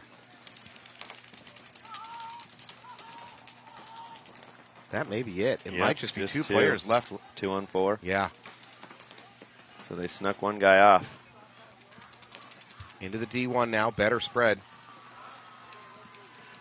Unfortunately, if this snake wraps here for BR Factory, that home is going to die. It doesn't matter if the Doritos looking this way.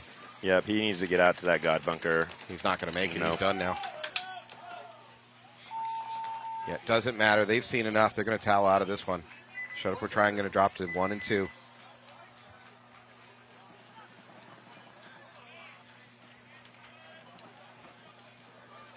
For Wildside Distortion, your backs are against the wall. You're down by 3 points late on Sunday. I mean, the only good news is you got plenty of time. It's salvageable. If they can win this point and do it to 1 on 3, then there's plenty of time. It's salvageable. Obviously, they drop this point. It's almost a foregone conclusion. Yep, I expect John to be making some different calls in there right now. Well, the winner of this match is going to move over to the pro field to play for the finals. On the backside of this, you're going to see Dallas 5 versus New Jersey High Rollers and Heroines versus Femme Fatales. Also trying to determine who moves on to the final game. Oh, Unger running in there late. Wildside Distortion with a good spread. They're going to lose their Dorito runner, though. Yep. And they're both Dorito runners. Oh, this is awful for Wildside. And it looks like 5 on 3. There might be a hopper hit over there, or it could be rubbed for the TPP. Yeah, that's going to be a a penalty. Yep. Hopper hit with a minor. And another one. Well, now, by the way, so these European refs, they like to throw flags in coordination. So if one ref throws it, your buddy is supposed to throw it to make sure the opposing team sees it. I see. It does cause confusion. Well, oh, there's a shot right on under. Where'd that one come from? The corner there. This is Roberts trying to salvage the situation. He's going to have to go hero mode. Got him. He's going to have to take some bodies and finish this out himself. Yeah, so pulling it out after losing 2 on the break. That penalty definitely saved them. The penalties on this field really, really make a change in the overall play. That field is empty, and Roberts is going to walk it in for buzzer push. That is exactly what Distortion needed. Yep. Bringing it back to 1-3 makes this a manageable match. Roberts looking around for a ref to check him, but I guess the refs, we're now on the trust. We're now on sportsmanship and trust. A little late there. Yeah. He's like, I'm good? All right, I'll just go now. Thanks. Paintball, a game notable for its honor and sportsmanship. Totally.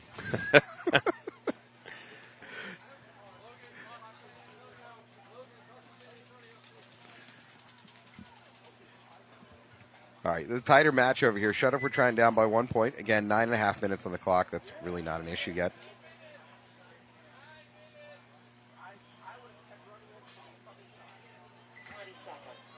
So your coaches don't have to do anything stupid yet. It's when you see the clock grind down to nothing that your coaches have to start going, hey, what the hell? This is all I got. Good luck. I don't think any of these teams are sweating anything right now. No. This is very much still a game for any of them. And we're not sweating it because we're sitting in a shaded booth sponsored by Committed Paintball. All right. BR in your left, pretty standard breakout. One down for shut up. BR's getting a check. He's going to be out. There's going to be a minor. BR is going to lose their snake side. 3 players left. But lucky for them that they didn't pull that inside tower out. When they pull that guy on the penalty, that shifts that point. It could have been, way more. Yeah, you're right. It could have been much worse. 2 more down for shut up. We're trying. So it looks like Kill it's 3. Yep. DR Factory up 3-2.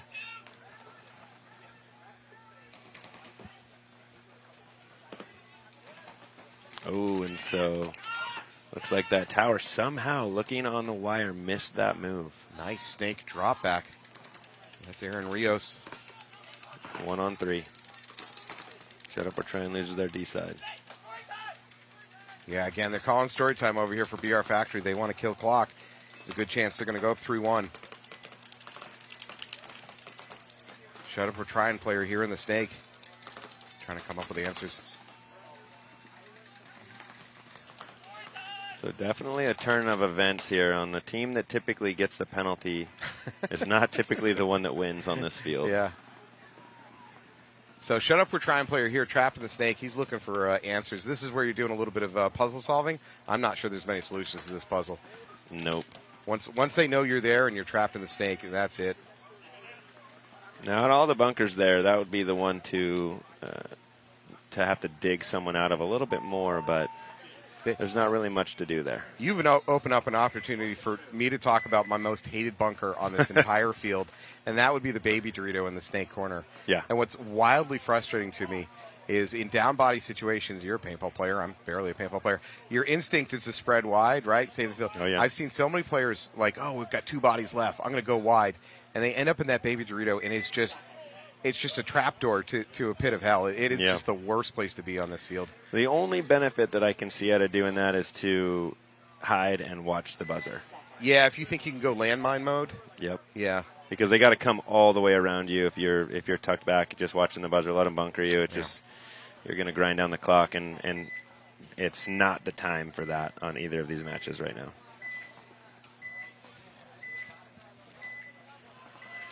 All right. TP Crew with a nice lead here, 3-1, 9.5 on the clock. Oh, with Unger running up to the tower in the middle. Oh, it looks like he got that Dorito shot. Looked like he missed it, but 5 alive. That's Raphael switching from the snake to the inside. First crew player walking off the field, though, from the Dorito side. 4 on 4. There's a flag. I'm not sure which way that's going. Who's running off? It looks like refs are pulling a TPP crew player. Oh, Raphael's going to get picked out of that middle. Here's an opportunity for Wildside. Looks like he made it in there clean. Is it a 3-on-2 here? Look, another, is that TPP walking off over on that D side? So hard to tell with their jerseys. Yeah, identical jerseys. Rios here into the snake. You can tell he's trying to decide, should I go into defense mode or see if I can push the snake? I think he's choosing defense mode. Yeah, they're in a position where they should try to get one more kill before they start looking for hunting mode. With 8:30 left, 8:20, still a lot of game to play. And we got Wildside in that 50 Dorito. That home player for TPP Crew is going to get awfully uncomfortable here in a second. Oh yeah, he needs to stay on that side. And it looks like Distortion is just fine playing this slow and letting them make the mistake.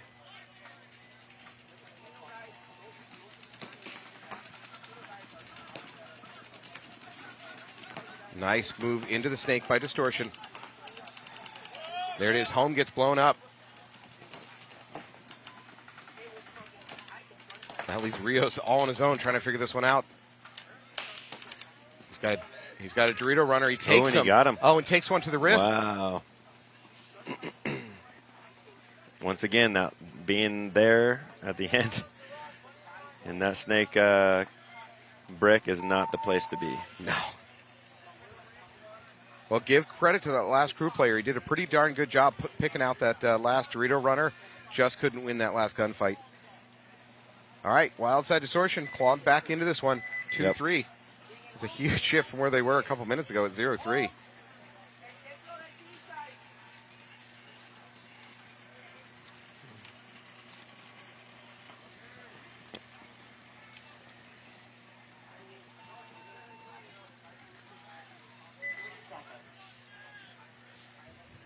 All right, Shut Up or Trying's got to come out with something here. Down 3-1, not insurmountable, especially with that much time on the clock. Let's see if they can run another aggressive point up the middle and just not get the penalty this time. So the middle of this field, at least what I'm seeing, is it's a real risk reward. You can get, it's not that hard to get up to it. Mm-hmm. You can set up some traps and really control the tapes. But if you don't control the tapes and they manage to get upfield on you, then you are dead in that middle. It is not a place you want to be when the tape lines start getting pushed. Yeah, a lot of the more experienced, higher trust teams seem to be playing that middle a little better than the newer teams. Oh, there's a penalty on BR. Shut Up for Trying up to that S2, up the middle into the stand-up wedge. Now they're spreading wide from the home. There's 5-on-3. Yeah, 5-on-3, and they got the push. Last piece of the puzzle is to get into this snake. Oh, Snake Tower going to take her walk out for BR Factory.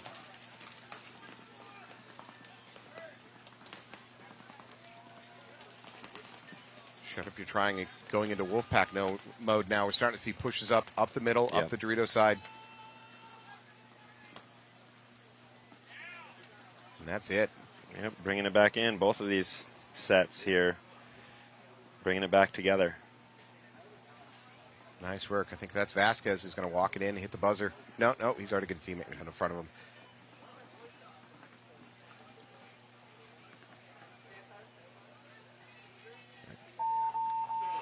There we go. Assuming clean, we're back to a 2-3 game.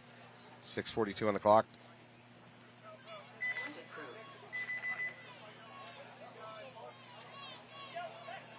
All right, can I say for Wild Side Distortion, this is almost going to sound like an insult, but TPP Crew has been so dominant this weekend.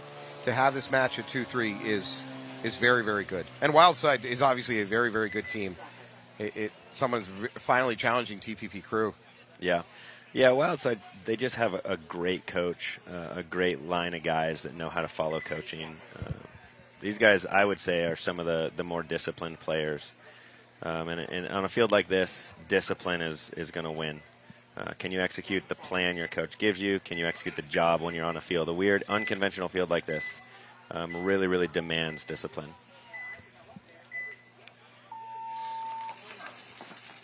There we go, double up to that inside tower. Distortion 5 alive. Distortion player playing that little shadow pocket and then bails out into the snake. Great play. Haven't seen that play too much on the games I've watched, but nobody was doing it earlier in the weekend, and it's now starting to be a thing that pops up occasionally.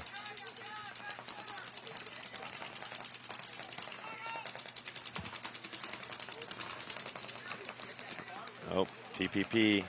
Or no, Distortion there getting shot out of that Snake God. But with Unger staying on this cut, with them having this snake, I believe that's Hogue in the snake for Distortion. And there goes a TPP player. TPP up to snake 3. He's looking through the middle, hunting. He's actually backed off the bunker. I think he's looking for something to kill on the Dorito side. Roberts has switched off of the snake side. He's now locked onto the Dorito side. That frees up this TPP crew to be a little bit more adventurous. Yep.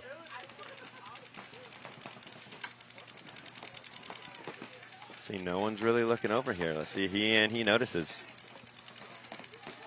Hogue slides up to S2, looking on the inside. He's going to cut through the middle into their snake 3. Did he stop there? Oh, he stopped at his snake 3 there. Roberts is under a ton of pressure in that snake tower. Oh, and there they go. They just got the D1. Distortion D1. So I believe that just leaves these two Distortion. There's going to be a highway run. No one's looking. Oh, and he missed the snake player. So it's a trade, and a trade is perfectly fine. It could have been better. It could have been a total bonanza. home for TPP just gets taken out. Looks like just one left. So we've got Baron still over in that Dorito for Wildside. Oh, that tower's going to go. Oh, there was two. Yep. There's the penalties again. There it is. Distortion should be tying this up 3-3. I don't believe there's any TPP left to oppose them. And bringing it all the way back.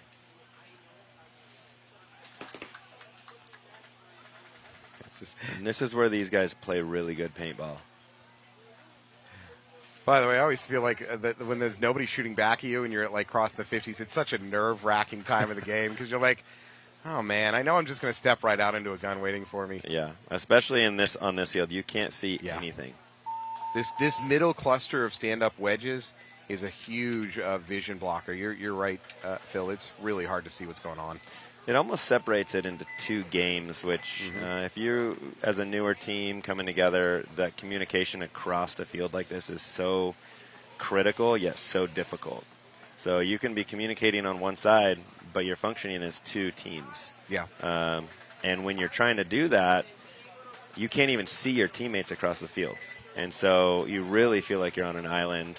You're really listening for the guns and trying to watch lanes. Even worse, if you're on the opposite side of the field from your pit, you can have teammates walk off from the other side of the field and never even see it happen. And you have no idea how many teammates are dropping. Yep. So it really comes down, I think the teams that have been together the longest, regardless of the skill level of player, seem to be doing better as they are able to come into this unconventional field. Double up the middle, pushing the center again. Recognizing that that's definitely working for them. Counter move by Shut Up We're Trying. It's going to be a clean trade. And Shut Up We're Trying definitely seems to recognize that, that's their play and they need to have an answer for it. And now 2 BR players down. 2 more Shut Up We're Trying players walking off, though. This is turning into an early bloodbath. Still no one really dying on the break that much. A lot of useless lanes.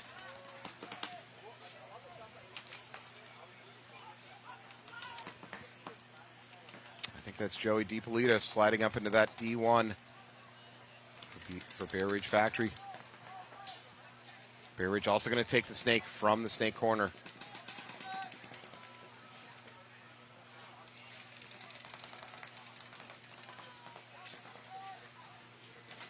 Now this is where we saw the pros can sit in these bunkers here and live here for a long time.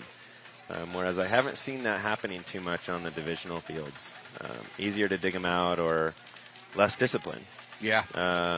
Where you watch teams like Damage sit in these bunkers and stay there for several minutes.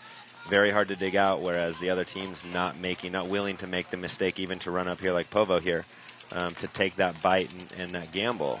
Where we're seeing that a lot here in the divisional fields where there's a little bit more antsy players, a little bit quicker, willing to take those risks. And I haven't seen that watching the pro games. I think you nailed it on the head when you talk about discipline. One of the distinguishing factors as you slide up the scale from D5, 4, 3 to semi-pro to pro is discipline. Coaches can give players assignments and they'll go do those assignments and they'll do exactly what they're told.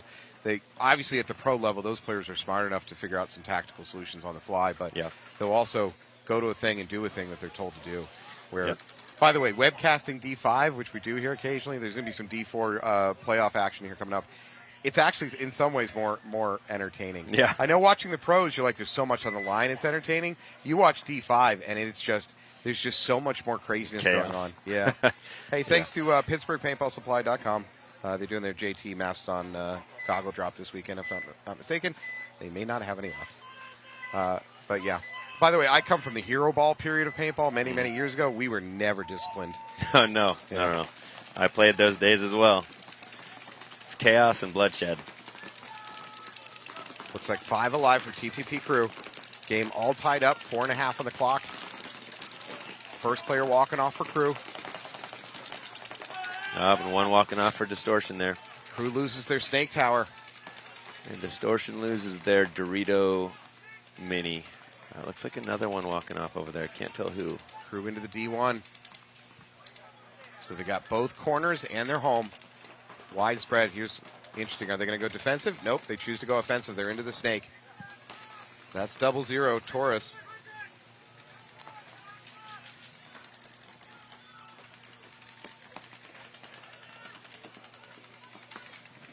Wild side up to the S4, putting pressure on that home. So it's a 4-on-3 situation here, it looks like. Is that right? Distortion up. They have 4 here. I see another player walking off the backside, though. Yeah, that was a TPP from the Dorito side. Okay, just making a long route. Yep.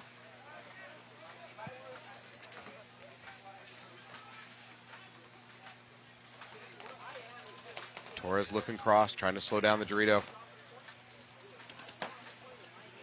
So there is a snake tower hot for wild side distortion. He's not looking into the snake, though. Torres has the opportunity. I think he can start making bumps up this snake. No one is looking at the snake over here. No. Not the home. Maybe a Dorito is looking that way, but nothing. Nope, their Dorito is not. Oh, they're losing something over there for wild side on the Dorito side. There it is. Another player walking off. Torres certainly has an opportunity now. And this may be where they really start to have that discipline and take less risks. Try to even up the bodies. Yeah, look at the clock, though. If you're the wild side coach and you think that you're on the verge of losing this, you need to towel out. I'm not saying they're there yet, but if TPP Cruz wins this, there's only, say, a minute and a half on the clock. I mean, as a coach of wild side, I'm not saying you're there yet, and you've got hope here with, I believe that's Hogue in the S4. But he's got to do some damage soon. Yep. Yeah, I think that they're in a better situation right here if they can identify. Oh, and the turn away right at the wrong time. Oh, there's that bounce shot from D1. That's it. You got to towel out of this if you're the wild side coach. I think you have one player left alive. You've got to save They that got time. two. They got two. Okay. Yeah, Snake, Brick, and now looks like Unger moved over to the Dorito Mini Temple. Yeah, you're correct. We're at 2 minutes.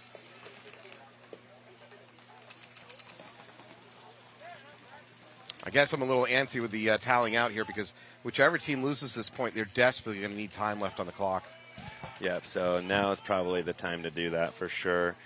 Distortion can definitely come back and tie it up in a minute and a half. So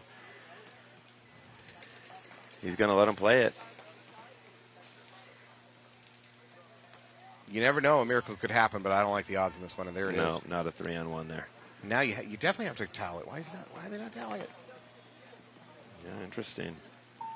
There it is. There we go. So minute 20, we're going to see a pretty wild move here from the Distortion guys this next match, or this next point. I think with a minute 20, you're not forced into instantly off the break racing upfield. You can spread and try to get a couple kills, but at about say the 40-second mark, I better not see one of my players on their knees or dug in. They better be running. And that'll really come down to if Iannucci's okay with going to overtime, or if he's going to play to win.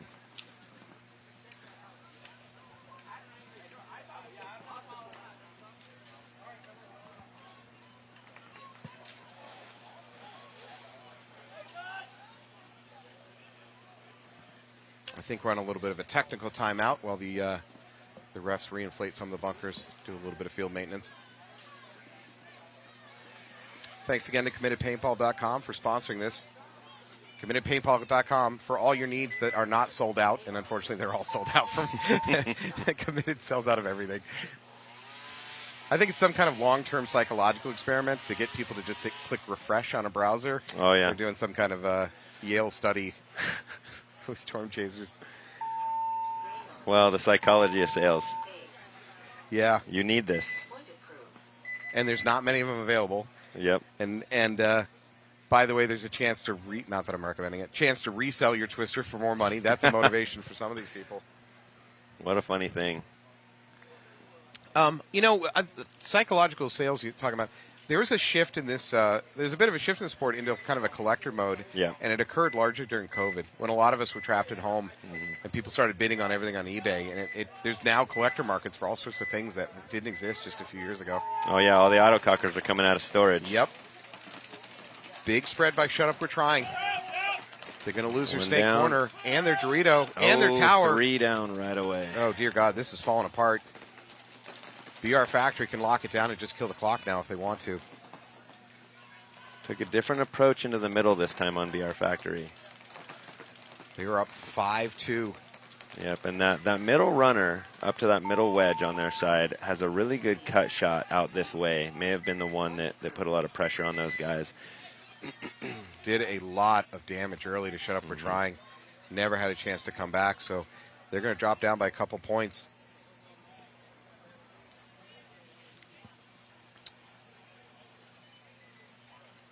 So we're going to see TPP Crew, Wildside Distortion coming back in. Distortion down by 1 point, minute 20 seconds. What do you think we're going to see? I think they're going to come out pushing pretty hard. Distortion can do it. They got that discipline. They got that coaching. We'll just see if they can make it to those bunkers, because if they're going to push wide, fast right away, they're going to risk that. Versus if they're going to try to play in the pocket and take those secondary bites. For TPP Crew, I don't think I've seen them go into full-on lockdown, sit and grind the clock mode yet this weekend. I wouldn't be shocked if we see Crew attack this field as if they need to win a point. I'm sure they're capable of defense. I just haven't seen it yet. Yeah, it's going to be hard to play defense against Distortion. They're going to come at you. And I always think advantage attacker. Until you cross that line into crazy attacking where you're risking getting penalties and it all coming apart on you, and you're making, uncontrolled decisions. With a minute 20 on the clock, I don't think you're forced to do that kind of attacking yet. But no, I think that what I would probably do here is send a guy up the middle and then try to get out to one of the wire 50s. You don't have to attack much past that, but you're in a position to do it. If Distortion can get a guy up the middle into one of these 50 bricks, they're going to be in a power spot. It's just if they're going to be able to get there against TPP's laners and they're locked down. If they get there and they start to cause some chaos, really we'll see the discipline of TPP if they're going to be able to hold that. Well, here we go. They got a minute 21 to figure it out. They lose their first body. Down. See, there they go up the middle. There's your run. And, it doesn't end well. Losing another player behind them. If Distortion thinks they can win 2 points, you maybe towel out of this one again. They got 2 TPP players walking off, though. So okay, there's hope. 3 on 2, and they're attacking. We're at the minute mark. That's not going to work. He's going to take a walk. But another TPP down, so it's a 1-on-2 situation. Okay. At this point, if you're the coach of Distortion, you got to let it run. Yeah. Oh, he does not agree with me. No, because now we're going to see a full court press from Distortion. Distortion coach waiting for me to open my big fat mouth. The announcer curse. Mentally hit the towel, making me look like a fool. I'm sorry. All right, well, they're going to put themselves in a it's pretty tough. They're going to be down by 2 points with 47 seconds on the clock. I think the shortest game I've seen on this field has been 25 seconds. So it's possible. It's 1 point, no, absolutely. 40-something seconds, absolutely. 2 points, I don't know about that one. We're not in a good spot for them. No. All right, on the flip side, also not in a good spot. Shut Up, We're Trying versus BR Factory. BR Factory, 4 minutes and 42 seconds. That's plenty of time. Shut Up, We're Trying needs to win this point. And they need to win it in a relatively, let's say, minute and a half is acceptable. A 3-minute point win by Shut Up, We're Trying is almost a loss. So, got to do it fairly fast. We'll see if they can pull out, if they can get all to their spots safe, if they can get a BR death on the break, they're going to be in a better spot. Oh, and they got him. They got Snake. And they got 2. You're right. I think they caught him on the pack going into the Snake. Yep. Refill into the Snake. That's brave when you just see your teammate die. It's not going to work. So there's another one down. 3 down over there. So this is what Shut Up We're Trying needed. And they're coming through. Yeah, it doesn't work, though. He gets blown up by home. There they go. Just the home. So 3 on 1. Let's see if they can slow it down now. And they're still on high pace. Like they're not communicating that this is the situation. But this is where they need to have that control. Just get rid of this guy. Don't let him do anything crazy. Don't get any penalties. It's the BR going to take a gamble of a run through, and he's not going to get that opportunity. All right, for Shut Up Trying, that's exactly what they needed, a quick point. They're going to get this to 3-5 with just a little bit under 4 minutes on the clock.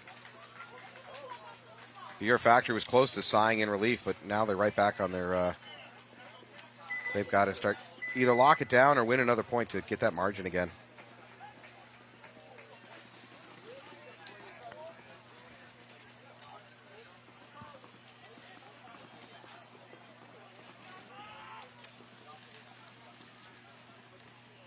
All right, do you like paintball? Do you like chaos? Well, you've come to the right place, my friend. It is NXL Sunday. We got 47 seconds for Wildside Distortion to score 2 points. Set your TV to maximum refresh, because I don't expect to see any players standing still for Wildside on this one. Nope. Nope, and I would be willing to bet that they have a play for this and that they're ready for it. The bad news is even if the play works, then they better have a slightly different plan for the next one to win another point in 20 seconds. 5 guns up, going deep and wide. Crew drop a player on the left. Here's the run through. And that's exactly what they needed. See, no penalties. Get them. Yeah. Oh, going to get hit by Home. Home is still alive. And they'll take it. Wrong time to move. There's going to be a flagpole. It's going to be 25 seconds. Still possible. Like I said, I've already seen a 25-second game on this field this weekend. And I would say that's exactly what I would have expected out of them. Let's talk about the impossibility of that kind of thing happening, right? So any other sport, let's talk football. If in football you told the opposing coach, "Hey, my team has 20 seconds to score a touchdown," and essentially this is how we have to attack it. Well, we're going to have to attack your defense by doing this, doing this, doing this. You're telling him there's no way you're going to win that touchdown. But in paintball, in these kind of situations, the opposing coach knows. They know they're going to be running through. This shouldn't work, but more often than not, it works. It's crazy. Yeah. I think that the difference in paintball is the instantaneous switch between being the aggressor and the defender. In cases like that, what it looked like to me is that TPP was coming out as a defense, and they were expecting to hold. Yeah. And in my experience with that, it's not the stronger position. I probably would have known Distortion's going to come and do exactly what they did. Right. I would try to match them to some degree up the middle with aggression to stop that push. Shouldn't logically, not as a paintball player, but just like you're a non-paintball player that's doing sports theory, shouldn't it be a huge advantage to the defender? Knowing what your team has to do, knowing that if I'm the defender, I don't have to take major risks with my players making major runouts. I'm probably going to have all 5 alive, and I get to know where you're coming from. It just shouldn't work, but it's amazing how often it works. Yeah, and what we saw from Distortion there is they got both their wide gunners wide. Yep. We saw their snake guy run to the 50 shooting. That shouldn't be possible with against a defensive lineup where we're looking for that. But when they miss their lanes, there's nothing that you can do to stop that. Right. So to stop a move like that would have been to put someone also in the snake to stop this guy from continuing to come down, to look inside for a run through like that, because we know that that's what they're going to do. It's coming. All right, shut up, we're trying to the left. We got 3.5 to come up with a couple points. Up the middle of the snake tower, pretty much expected. Now up the middle. One BR down. You know what? That middle run by Shut Up, We're Trying was in the expectation of trading. Yeah. Oh, yeah. He's not even going to get that opportunity. And it looks like BR's in a little bit of a defensive mode here as well, which is a little bit early for that to be done. Yeah. We've seen here through this match that they do better when they push up the middle. And they didn't do it here. So Shut Up, We're Trying has lost some bodies, though. Looks like 2 or 3 left over there. 2 left on Shut Up, We're Trying. Yeah. Looks like 2, 3 left on BR Factory. Yeah, Home, Snake, D2. This is where that home bunker needs to move out. Yeah. So once Povo got here to this break and was ready to turn the corner, Shut Up, We're Trying coach said, I've seen enough. I'm getting out of this. Yeah. Just not enough identification there, and that's one of the hardest things about this field is you can be in that D1 in that home, and you just can't see enough of the field to know that home needs to shift out to the God here.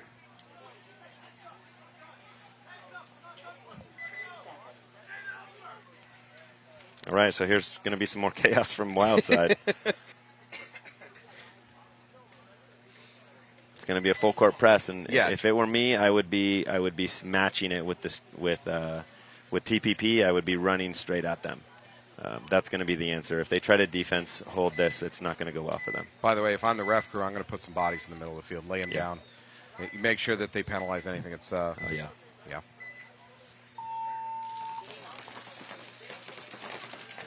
Distortion lose their first body, flying up the middle of that right side 50. And it's not going to get any further. Yep. Lose the back player. Up to that D50. We're at 12 seconds. I think it might just be that D50 still is the only threat really left for Wildside. Yep, and this will be the end.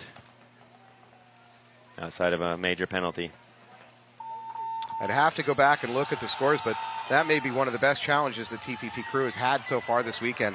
Yep. But congratulations, TPP crew. The crowd is going wild. They have looked dominant. They've just punched their ticket off to the finals. Next field for them is going to be the pro field.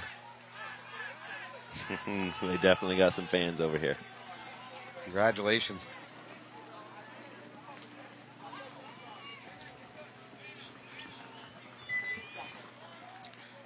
All right, Shut Up, We're Trying is going to need to stack 3 quasi-miracles back-to-back. They got 3 minutes to score 3 points. And miracles probably overstating it. It's certainly doable. We've seen some pretty close to 3.3-minute situations.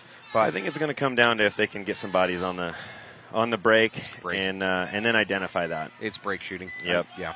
So if they can, in this case, what we'd call here is a bingo. We'd say we're going to bingo snake side or we're going to bingo Dorito side and we're going to press that side. And you have to kind of ride or die by your gun. And if you don't get them, and here we go with BR doing the play that we know works for them. Aggressive counter move. Shut Up, We're Trying is into the snake clean. Unfortunately, he doesn't know there's a tower waiting for him, and it's going to blow him up.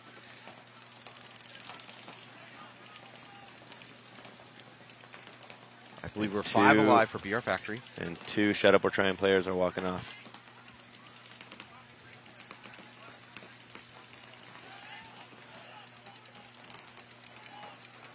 So interesting move into the snake from Shut Up, We're Trying into that snake 1, knowing that they've been pushing this middle. Yeah. The play there for me would have been either to go into the brick or go around the corner. Knowing that trying to climb around that snake 1, you have a high shot on you. Mm-hmm. And that's exactly what happened to them. So are you advocating for going around the outside of the snake corner to get to that mini brick? Yeah, in cases like this, I think you have to commit to that. It's too dangerous. The shot is the same going into that corner as it is to go into the snake 1 or the brick. The benefit of the corner is you're deep, right? So you're deep and you're straight versus coming at an angle towards, which is, always from a laner's perspective, easier shot. Mm-hmm. So I would have gone deep. I would have sent him deep, probably gun up, because you're in a position now where you have to risk that. You get in there gun up and you can take the wrap shot around this Dorito corner or the snake corner Dorito and move yourself into the snake brick. And all while you're seeing if they're in the middle or you're seeing them if they're in the snake wedge here in the middle. So you kind of have to ride or die by your gun in that position, and you definitely can't be on your face, not with just a couple minutes down by 3. I'm going to call that a genius observation because I had something similar earlier. So thanks for backing me up. I thought looking at this field, what I was going to see is some breakouts where players were going to go overslide that, go ahead to that baby Dorito on the breakout, overslide it on purpose, and then crawl in the shadow of that mini brick. I've only seen 1 or 2 teams do it. It's worked each time, but nobody seems to be doing it. I've seen other layouts where teams did something like that on a pretty consistent basis. Yeah, the pros are doing it. We were doing it at practice.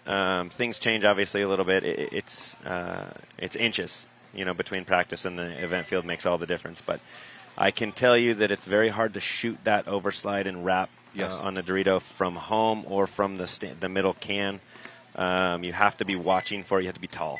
So whenever we would see someone running up to that middle can shooting Dorito side, we definitely can push around that the snake Dorito. All right, Shut Up, We're Trying in an awful situation, down by 4 points, 2.5. They lose their snake runner. First kill, though, for BR Factory, peeling off the field. Shut Up, We're Trying, going to lose their mini temple. They're trying to push up the Dorito side, now in the middle. We're at the 2-minute mark. There's going to be a minor. Just no excuse for that. Shut Up, We're Trying. Player stayed on the field just a little bit too long with a hit on him. The ref saw enough. That leaves just the Dorito 3 alive.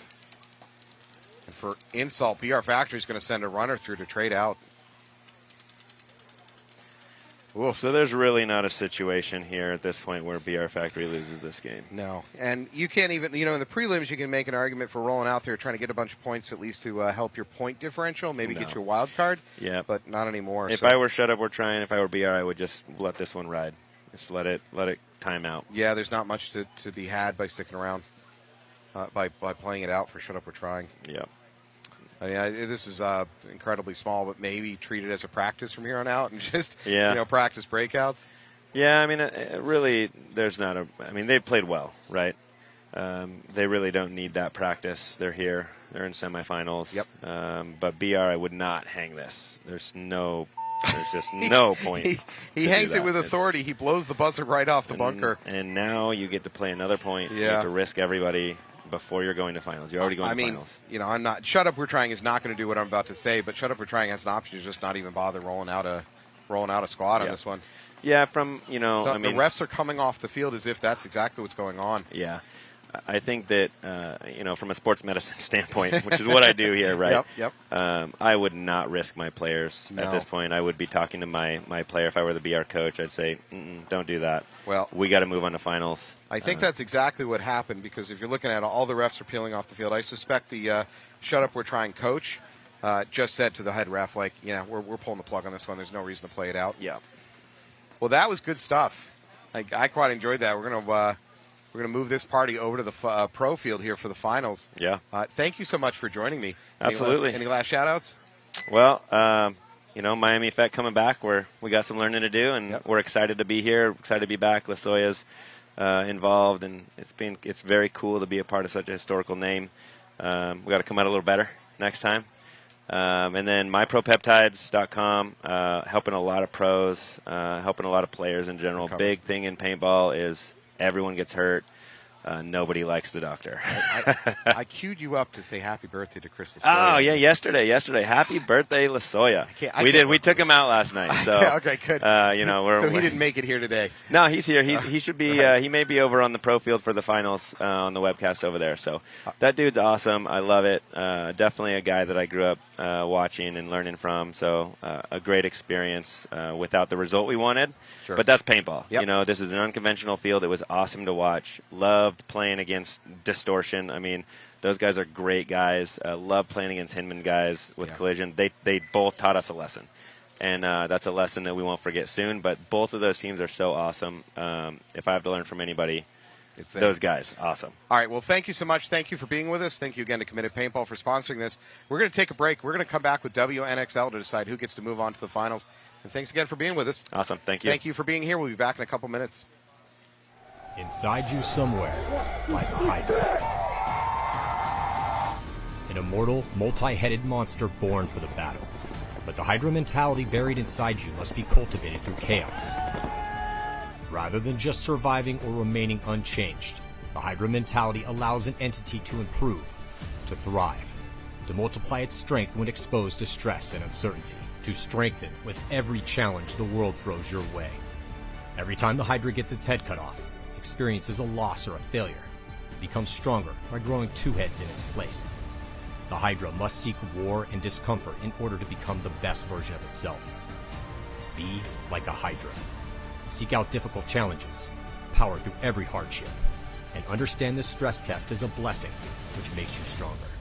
This is the Hydra way.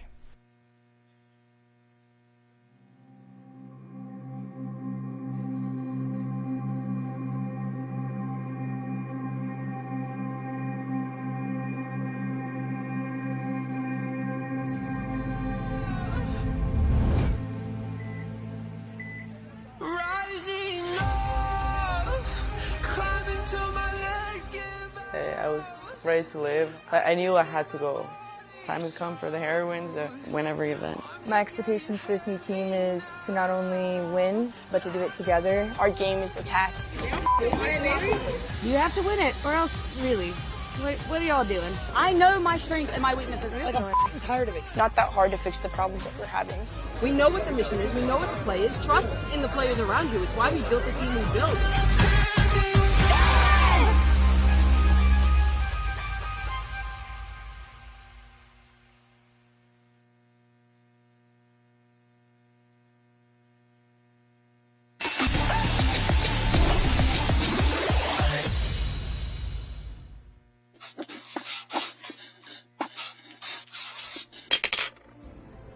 We found ourselves outdoors with nothing but our imagination and some sticks. No matter our age or where we grew up, that's where we all became stick gun veterans.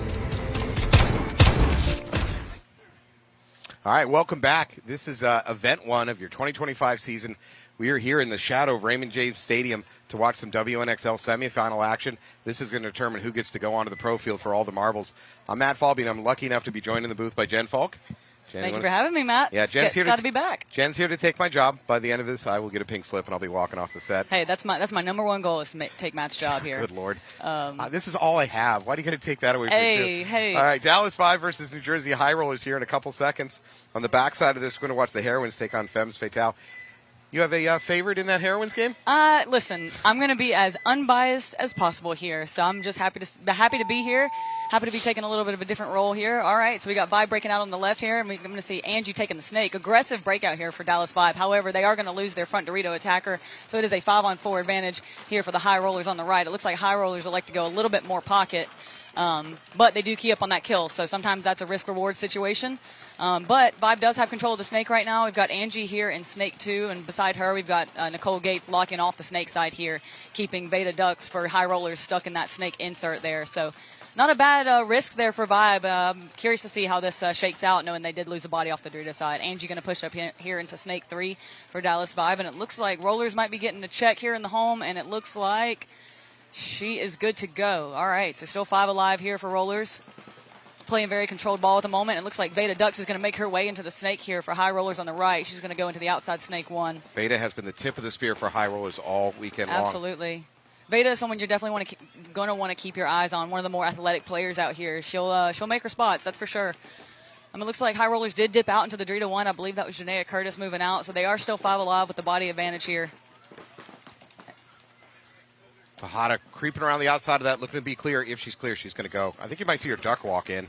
Yep. Nope. She chooses to take the inside lane, a little bit safer. All right, and Beta's also going to push up here on your screen into the snake 2 for Rollers. First body you're going to take the walk for Rollers is going to be Taylor Hofer coming out of that center wedge. So it's going to be a 4-on-4 situation here. Even the body count back up. Both teams have a player in the snake. Another body's going to drop for Vibe out of the center, so it's going to be a 4-on-3 for Rollers. It looks like Rollers are up in the Dorito 3 and the Dorito 1, and they just got wide on the snake side out to the snake corner. So good field spread here for Rollers with the high body situation, and as soon as I say that, looks like the front Dorito for Rollers is going to get taken out. So back to a 3-on-3 situation here, and Angie is going to push her way into the snake 50. She's looking inside. Yeah, she's not aware of the danger that close to her, though. Yep, and it looks like Corinne... Oh, hang on. We got some action here in the snake. Angie's going to come to the outside snake here, and Beta is going to have to watch herself. She's going to have to listen. Okay, so Angie recognizes the snake corner is out there for Rollers, and I believe Vibe is also up on the Dorito side. They are. Corinne Baird is in the Dorito 50 now. For Beta, this is totally worth trading her body. You got to get Angie out of that brick before she does too much damage. Well, the good thing here also, Matt, is that we have, when I say we on the right, well, I spoke too soon. I was going to say High Rollers have the snake corner here, and they could have, kept Angie from wrapping, but now we got to see if Angie knows that there's a snake here. And it looks like they are going to trade. But a body drops. Nicole Gates drops out of the center for Vibe, so I believe it's just going to leave Corinne Baird by herself on the Dorito side. And she's pushing down the Dorito side. Are there any bodies left for Rollers? There are not, because Janaea Curtis was the last body, and I don't think she realized everything that had happened there. So it looks like Corinne Baird, the lone survivor here for Dallas Vibe, is going to ride it out. She's looking around like, wait a second. Yeah, she doesn't believe it. She's like, this is a trap. So, surely this is a trap. Great point there for Corinne Baird. She lost her front Dorito off the break, maintained her composure, followed up down the Dorito side, even in a low body situation there, and held it down on the Dorito side. So great point there for Corinne Baird. Dallas Vibe's going to go up 1-0. All right, Matt, you want to do an introduction? I feel like I just spoke 5,000 words. Yeah, I'm waiting. I love the play-by-play, though. I love it. No, you're doing fantastic. I'm just going to stay out of your way. All right, Heroines versus Femme Fatale. Heroines got to be the favorite coming into this one. No disrespect to Femmes. I expect to see Tammy Adamson leading the charge up the middle for Femmes. That's kind of been their standard play all weekend long. Heroines have gotten it done in every way possible. The only thing they haven't had to do really is come back from down point situation. Right. That's not their style. Yeah. I mean, full disclosure for everyone at home that might not know me, this is my first year off of playing from the WNXL. I played on the Heroines for 3 years, so I promise you guys I will be as unbiased as possible here and call this game as I see it. All right, it looks like Heroines are going to like to go a little bit pocket, and it looks like Femmes are as well. Both teams not really wanting to risk it out wide, but the Femmes are going to be the first into the snake now. I'm trying to see. Looks like that's Roxy moving into the snake 4. She's pushing all the way up into the snake 4, and Tammy Adamson's going to come up behind her in this snake side tower. So if the Heroines lose their home, they're getting itchy feet over there to get into Dorito, but I don't think they're going to have an opportunity to do so. This might be the pocket they're going to have to live or die out of. Yep, so first body to drop from the Heroines is going to be Katie Kelly out of the back center. They were doubled up. Her and Krista. It looks like Danny Rojas is going to make her way into the snake here. Bypassing snake 1 into snake 2. She's going to look across, see if there's any free kills to be picked up. Another big fill up the center for Femmes. I'm trying to see who that was, but they went to that center wedge. So Femmes with a double center penetration. However, Femmes are going to catch a minor off the Dorito side. Oh, and another body's going to drop. And another body's going to drop for the Femmes. Man, that was a tough break there for the Femmes. They had the body advantage to start this point off. There's a chance here, though. They're not aware of the Yep, right here. You got some action in the snake. You got Danny and Roxy right here in front of each other. She can't trade. She can't trade. Oh, that is going to be a major. That's a major all day long. No, that's the right call by the refs. Yeah, her gun stayed up. I hate to say it, but Rojas' gun stayed up way too long. Okay, so I think we're going to have a no point here, Matt, because I don't think there's any bodies left to pull. That's it. So, yeah, that's unfortunate. Okay, so just break this down real quick. It looks like Femmes got a minor out of the backfield on the Dorito side at the same time that two of their other players were getting shot, which ultimately left Roxy here in the snake on her own. Danny was moving up in the snake, didn't know that Roxy was right there in front of her. Danny pulled her gun up after she was shot. Yeah.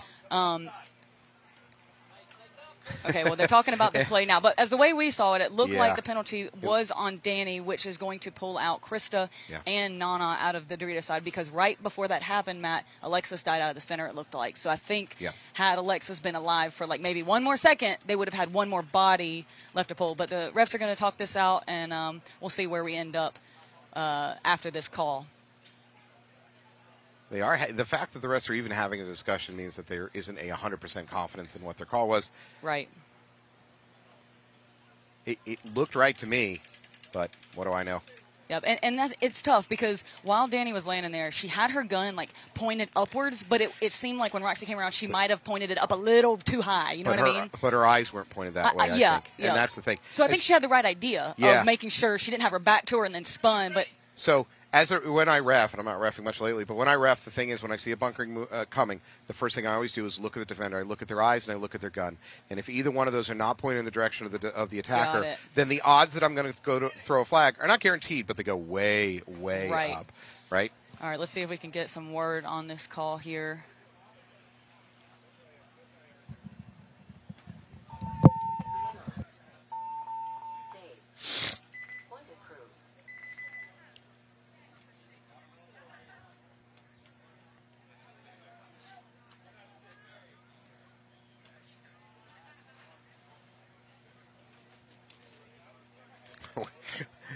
We've got Jen Falk creeping into the refs conversation. She's gone full stealth mode trying to figure it out.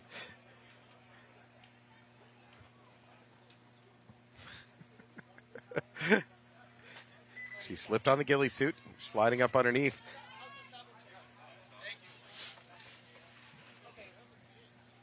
All right, Matt, I feel like I got a little bit of information there. So it sounds like the refs may have miscounted the number of alive bodies left for Heroines. Okay. Yep. So the penalty does stand on Daniela Rojas. They're currently trying to figure out if there was enough bodies to pull or if the Heroines will be starting on one, and they're going to review that. Okay. All right, so going back into this next match, it looks like Roller's going to elect to take the Dorito one. So going a little bit wide on the Dorito side, and they did go pocket, but Veda's going to make her way into the snake here quickly for the Rollers. Clean. And she made it clean. All right, let's see what's going on here for Vibe. Vibe elects to go short on the snake side with Angie going to the snake insert. However, Angie's going to work her way into the snake, and the first body to drop for the Rollers is going to be the front Dorito. Big bite for Veda, pushing up into snake 3. Vibe does have the center snake tower looking down into the snake. However, I don't think they saw the move because Veda's taking no pressure. I agree with that. Veda has an opportunity to drop and crawl. That tower is crunching low. Now back up on her feet. Yep, this could be danger zone. Veda slips right through that net, though. Yep. So as you can see on your screen here, Veda with a really good field position, especially with the Rollers being down a body and down a point. I would look for her to make a move here in a second. And if she wraps this and the tower here for Vibe is not aware, she might get a free one there. Rollers relatively stationary over on the Dorito side. This is really up to Veda to make it happen. Oh, great move for Veda. Ducks there, stepping out wide to get the shot in on Angie to even up the body count. Great read there for Veda. I normally advocate never go wide and stand in the open, but that absolutely worked that time. Yep, and you guys can see on your screen here, we've got Michaela Wilkins here in the Snake Tower for Vibe, who now recognizes that Veda is here, and if Veda is not careful, she might get the drop in on her, but... High Rollers up into D2 now, pushing the Dorito side. Vibe also pushing the Dorito side with their Dorito 1 and Dorito 2. And Dorito 3. Vibe into the Dorito 3 now. Taylor under a lot of pressure in that stand-up tower, though. She's living behind her gun from the Dorito side. She's switched over to the Snake side, just simply safer. It looks like the comms did get across field for rollers over here to Veda. Veda's looking on the inside to try to get the drop in on the Dorito 3. That Dorito 3 is the one that's putting Taylor in danger for the high rollers. Yep, so Taylor electing to look this way. Veda's going to wrap this tower. This tower's waiting for her. All right, let's see who wins. Yeah. Who wins this engagement here? 4-on-4 situation here. If Veda could see what I see, I'd tell her not to wrap. Instead, she's going to focus on the Dorito side. Well, this is a situation where... Tower dropping back. All right, we got the Dorito 3 for Vibe putting pressure on Veda here. She's going to hit the deck and crawl. Yeah. Big fill out backwards for Michaela Wilkins for Vibe, getting out of that tower, moving back to the Snake insert. Good move there for Michaela Wilkins. The Dorito 3, I believe that's Leslie Cluis for Vibe, looking on the inside to try to get the drop here on Veda. If Veda pops up in their Snake, she's going to catch her in the eyes. Big move up through the center from Sobe Glass here, looking to put pressure on Michaela Wilkins and keep her out of the Snake. So they got two guns pointed snake ways there for high rollers. They've really locked this down. That should give Veda freedom to do kind of whatever she wants to do. Yep, and rollers just moved up into the Dorito 3 as well. Big move here by Sobe Glass into the center. That should have been a sacrifice move, but she's still alive in there. She's going to survive it. Oh, and Michaela Wilkins takes one to the head. So great control there, but I think that was Taylor Hofer who got the shot in on Michaela. 4-on-3 situation here for the rollers. They're also in the Dorito 50, and Veda's going to do a retreat back into the Snake 50. And the ref is going in to check the Dorito player for Vibe, who gets a minor. What a break here for the rollers. Hadley Horseman with a big fill out to the Snake corner, and she makes it. Great move there by Hadley. Veda's out of paint, and Hadley gets I'm not sure it's going to matter. That's it. Man, that was a lot of action, Matt. That was a great point. Can I complain? Yeah, go ahead. It's my complaint I've had all weekend long. Let's hear it. If you're on this particular layout, if you're like in a down body situation, you're going full defensive. Dear God, stop going to that baby Dorito in the Snake corner. Why do players keep going there? That's a hard spot to live in. I will agree with that. That was honestly, I do want to give a shout out to the rollers for that point. I mean, they go down a body early. They're in a 4-on-5. They know they need to score the point in order to tie the match.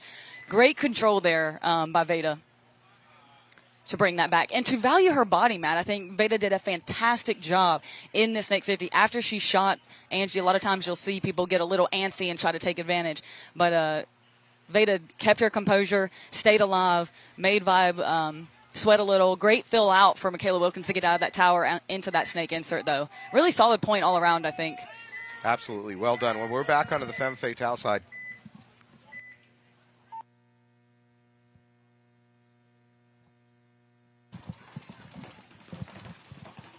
All right, breaking back out into the next point. It looks like Femmes did get the point. Heroine's going to be starting with 5, though, so the penalty was assessed. Femmes into the Snake now. 5 alive for Femmes. They're spread across the back. They got one up at that Snake tower, now into Snake. That looks like that.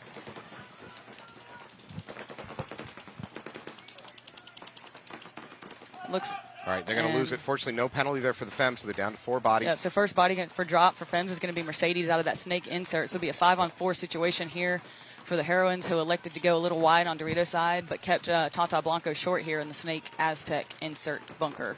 Femmes have no presence over there on that Dorito side, but it may not matter if they can continue to do work on the Snake side.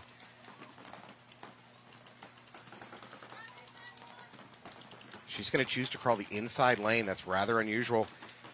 Oh, keep your pack down or you're going to get picked by that Dorito. Well, this is where it gets tough because you can see Alexis Laser here in the Snake side tower for the Heroines. And when you're in that tower and you're not sure where the Snake is, it's a lot of whack-a-mole. And as soon as I say that, it looks like Alexis is going to take the walk out of that tower. Are you calling Alexis a mole?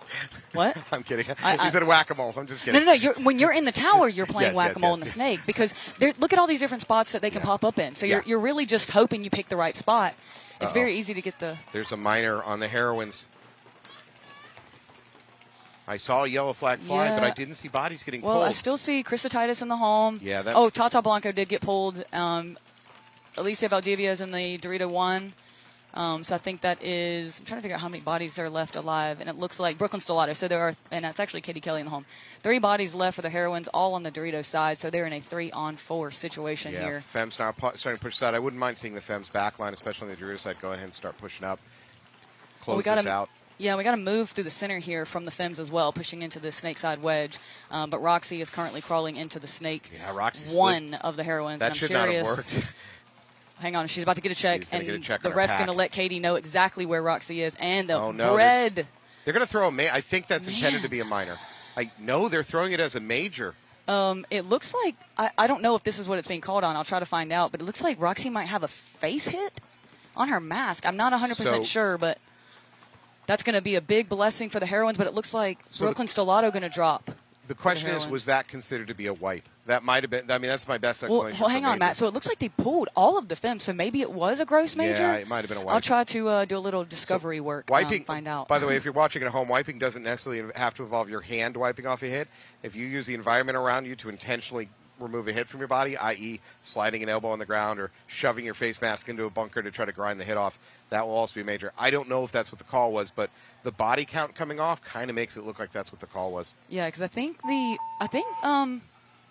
she wasn't actively shooting her gun at that point, so she couldn't have gotten a kill. So that shouldn't have been a major for that reason. Well, the only body that femmes had lost was Mercedes out of the snake insert. So they had 4 bodies alive.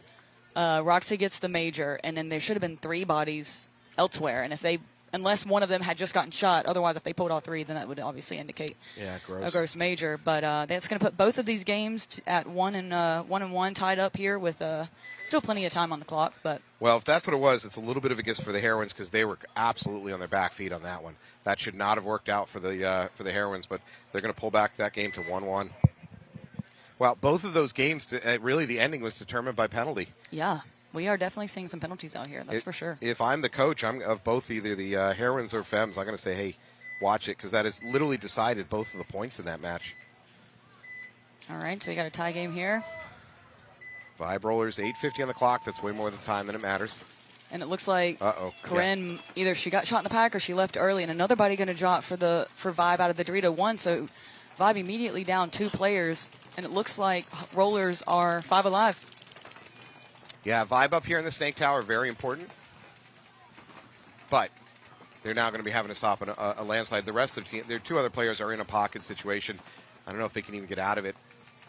Yeah, and it looks like rollers are doing a pretty good job holding the zones. However, a body's going to drop for a rollers match, so that's going to be a 4-on-3 situation, but they do have Beta back in the Snake. Vibe take that opportunity to spread wide. They're now into both Dorito corners. Both corners are Dorito bunkers, Snake corner and Dorito corner. And it looks like big move for Angie Tejeda here into the Snake. But Beta is also going to push up into the Snake 4 or Snake 3 for rollers here. Great recognition by Angie on what was coming in, and whether nothing coming in, she just said, screw it, I'm going to go. And into the Snake she goes, Snake 2. Now she's going to look cross for kills. Yeah, and honestly, if you're rollers in that situation, you want to do a little better job of keeping Angie stuck in that Snake insert, you know. Beta going to push here into the Snake 50 for rollers. We'll see if this... That puts Angie in trouble here. And here's the thing, Matt. Angie and Beta were just in this situation 5 seconds ago. This time Angie knows. Look at her. She's put her gun up in a trap situation. She's definitely expecting a bunkering to come. Well, and not only that, but we've got Sobe Glass here in the Snake Tower for rollers, who is also applying that pressure to Angie's bunker. So Angie's definitely feeling the pressure right now, but she's got Nicole Gates over her, keeping tabs on Beta here in the Snake. This is a little bit of a wasted gun for Angie because she's got cover fire. There's no way that Beta could get to her unshot. So Angie should just go ahead and look for something else to shoot. I agree. Or go bunker her herself. Well, here's the thing, Maddie. If she goes to bunker her, we've got Sobe raining down here in the gap. So I don't know. You don't want to get a penalty there, but I think it's on Nicole to tell Angie, hey, I've got the Snake 50. Look inside. We're down a body. You know what I mean? We're down in the body count. So Veda also playing it a little defensively. That's part of this Snake, though, is that you're not totally sure where they're at. So you kind of have to do your best to find out, but Angie's going to do a slow crawl here. Angie might be able to crawl the inside and do a crawling bunker of Veda, yep, maybe. She absolutely could, Matt. I think that is definitely plausible. I'm curious to see what's going on the Dorito side. It's kind of hard to see. I know Hadley Korsman is still alive on the Dorito side for Vibe, kind of playing on an island. It looks like there's a Dorito 1 for rollers who's going to move into the Dorito 2 just now on your screen. There is a 4th body for rollers. I'm not totally sure where that body is. I think it's Taylor Hofer. I'm just not sure where she made her way to. Veda does not have the information. She suspects somebody either in the brick or the Snake corner. There's nobody there. Yep. Well, earlier Angie was in the Snake corner, so that's the thing. If Angie could slip in undetected, then ultimately it's kind of up to Sobe or someone to find Angie. But Angie clearly, as you can see on your screen, is playing very defensively. But I don't like Angie and Nicole doing effectively the same thing right here. Exactly. Now, I think you're more right than you know, because normally you'd see Veda wrap this bunker and start doing a lot of damage, but she doesn't trust that that corner is empty. Yep. So Angie's good job of sneaking into the snake unaware keeps Veda. There's nobody there to stop Veda, but she doesn't know that. And this point slowing way down, Maddie. Her tower has to now switch back and forth to Dorito. That does give an opportunity. Veda doesn't know it, but there's some moments, windows of opportunity here to make something happen. Okay, fourth body for rollers is located. Taylor Hofer is in the snake side Aztec, and she's looking cross to help protect her Dorito 2 player here. And it looks like Nicole is actually going to come off the snake side for at the same time, Angie does, though. This has not been great teamwork between the two of them. Oh, Sobe Glass moved up into the center 50, and Angie, I think, recognized. And Angie's going to get taken out by Sobe. That's tough. Veda now getting adventurous. She's going to look for the wrap. That puts Tyson the moment one where body drops for Vibe, they're going to have to towel this. There it is. Yep, so we got it. You guys have got a towel. It's Hadley left it by herself in a 1-on-4. Yeah, we're down to 5 minutes. You were right. Good call, Jen. Towel comes in. Yeah, that's tough. Yeah, that's a tough one. I think Angie's going to want that one back. I think that's a communication situation there between Angie and Nicole. I mean, you could see Angie throwing her thumb up to let Nicole know she's alive, but we can't. When we're down a body, you're now putting yourself down a gun. You know what I mean? So let's be fair to Angie, too. Yep. It's difficult to communicate in that situation besides that thumbs up because you've got an element of surprise. And if you start yelling out code words or instructions, no, absolutely. Veda's going to know. So I absolutely agree. I think that if I'm Nicole, I think I might tell Angie, look inside for now. I've got your back. But again, it comes down to both. I don't know if Nicole and Sobe on either side in that center tower knew exactly where the snake was. You know what I mean? Yeah. So, and you could tell that Veda wasn't 100% sure either. So, like I said, a little bit of whack-a-mole, a little bit of protect your neck, you know? All right, here we go. Heroines on your left, all knotted up with the Fems. 10.5 on the clock. Heroines out to that D1. They're going to lose their center push, though. Looks like no, and they're going to lose their Dorito. So 3 alive for Heroines. They're going to reattempt to move up to that snake tower. They did kill a snake, so one body walking off for Fems here out of the snake, but they're immediately going to fill the snake with Roxy behind her. So a 4-on-3 situation in favor of the Fems right now. If you're the Heroines, you at least have a decent spread here at the 2 mini temples. I'd love to get into that D1 if I'm the Heroines so I can really cross up a gun. Protect your snake tower. Yep, and you can hear Katie Kelly yelling 34 snake 1, so she knows the body count. She knows that Roxy filled the snake, and she's going to do her best to keep Roxy at bay here. But Roxy does have Tammy right beside her in the snake side tower to help keep Daniela out of the snake here. It looks like Brooklyn Stellato playing on an island over there in the Dorito side. Aztec and Danny Rojas is going to make her fill out to the snake corner. It's a good fill for Danny to get out there and help slow this side down a little bit.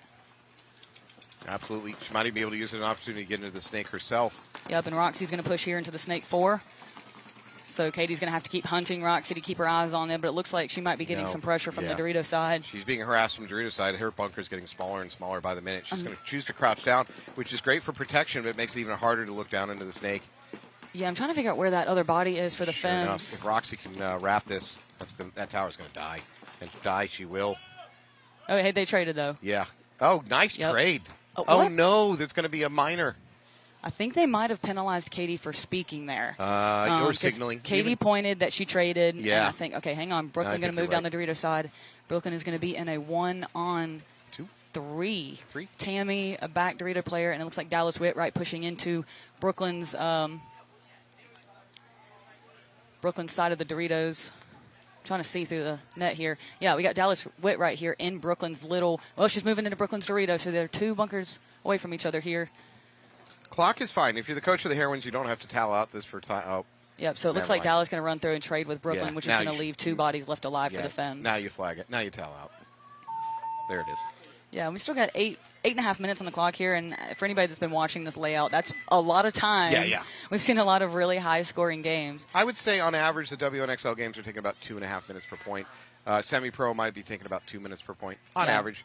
Fastest point I've seen this weekend is 25 seconds. Yeah. So far. I haven't watched Pro Field, but so. That's about what I've seen. It's, around the 20-some seconds. All right, so look at this game. High Rollers versus Dallas 5. High Rollers up by 1 point, right? We just talked about how long the game takes. Let's say 2.5 minutes.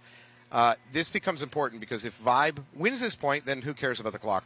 But if Rollers win this point 3-1, let's say they're going to average about 2 minutes on the clock, Vibe would be down by 2 points with 2 minutes on the clock, a very difficult situation. So for Vibe, If you're a casual viewer, you're just like, yeah, whatever, 2-1, 4 minutes clock. No. If Vibe loses this point, they're in a horrible situation. So this is a must-win point for Vibe. Yeah, and I think what Rollers have done a really good job with here is everybody knows that Vibe is a very good off-the-break shooting team. But High Rollers have really proven that they are here to hang in terms of those off-the-break shots. So they've done a really good job capitalizing on Vibe off the break. However, Vibe's done a great job pulling it back. So both of these teams definitely here to fight. Vibe's won 3 events. Rollers have made the finals once and definitely here to prove themselves after a pretty tough World Cup showing. So I think both teams definitely hungry. Vibe coming off a World Cup loss and Rollers coming off a very bad World Cup performance. So both teams really, really trying to prove themselves here. And I think it's just going to come down to who makes the least amount of mistakes. I agree. Vibe needs to do it, though. And if they're not going to win the point, lose it fast. I know that's not great advice, but that's essentially my advice. Thanks again to one of our sponsors. It's a pod-filling device called Ball-Sack. You can go to ball-sack.com and get in on the pre-order with code NXL Tampa. All right, here we go. Let's see how much Vibe's going to risk off the break here. High Rollers were presenting a run-out pattern, then they switched it up. They decided to go gun heavy. They do get into D2 on the breakout. However, Angie next takes the snake off the break while Veda elects to go short. So Vibe doing a good job taking that risk and making it alive. So they've definitely got faith in Angie to make her spot. And it looks like they might have also even taken the Dorito 1 off the break. I'm trying to see, but Rollers still electing to push the Dorito side a little bit harder off the break with Veda not stuck, but electing to stop short here in the pocket on the snake side. She might be a little bit stuck, especially if Angie can get her gun on her. I see Veda looking out at that corner bunker. Now she's going to choose to go snake. Yep, so Veda going to work her way, and she likes this outer snake, so she drops she's better be careful with her. 2 dead, however, for High Rollers in very quick succession. Yeah, looks like that's going to be Sobe Glass and Janaea Curtis taking the walk. So, and another body dropping for Rollers. So Vibe definitely keying up on these kills here.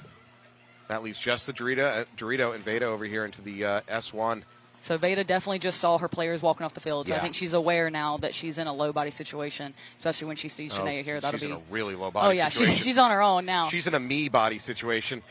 Yep. So if you're Vibe, you definitely want to close this point out. But if you're the High Rollers coach, you'd say, well, we were up. We don't want to let the clock die. But really, if you're going to lose this one, the clock won't really matter. Here comes Angie. Angie's hunting for Veda. I think that's going to be a trade.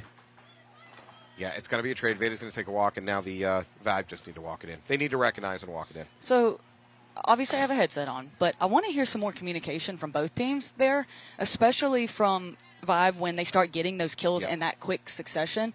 I think it's going to be on whoever's got eyes on the snake side to start counting those bodies coming off and making sure that gets relayed, because I feel like that press could have come a little quicker.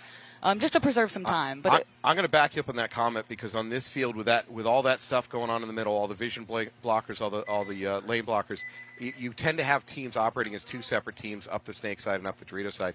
So you really have to work hard to make sure communication's getting back and forth, east-west. North-south, not so much, but east-west, it can be tough to communicate on this particular layout. Absolutely. All right, coming back out, we got Femmes and the Heroines.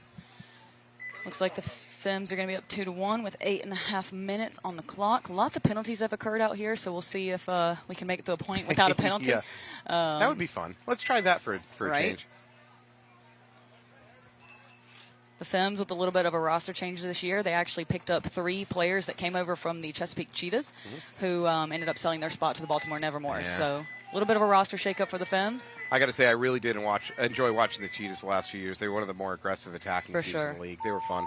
Yeah, Femmes definitely reaping the benefit of that. All right, looks like Heroines are going to go heavy in the center with 2 bodies up the center at both towers. They got Danny floating here in the dead zone, trying to work her way out. Femmes are going to have Roxy stop short here in the Snakeside Aztec, and Andrea Martinez pushing the center here for the Femmes. So this is weird for me to see Casey Erb at home. She's normally a good attacking player on the snake. I don't know what's going on. Well, a lot of times, Maddie, you'll see people put their snake player in the home and then have them dip in front and go into the snake. So first body to take the walk is going to be Tata Blanco, so it's going to be a 5-on-4 situation in favor of the Femmes, and Casey Erb's going to make her way up here into the Snakeside Tower.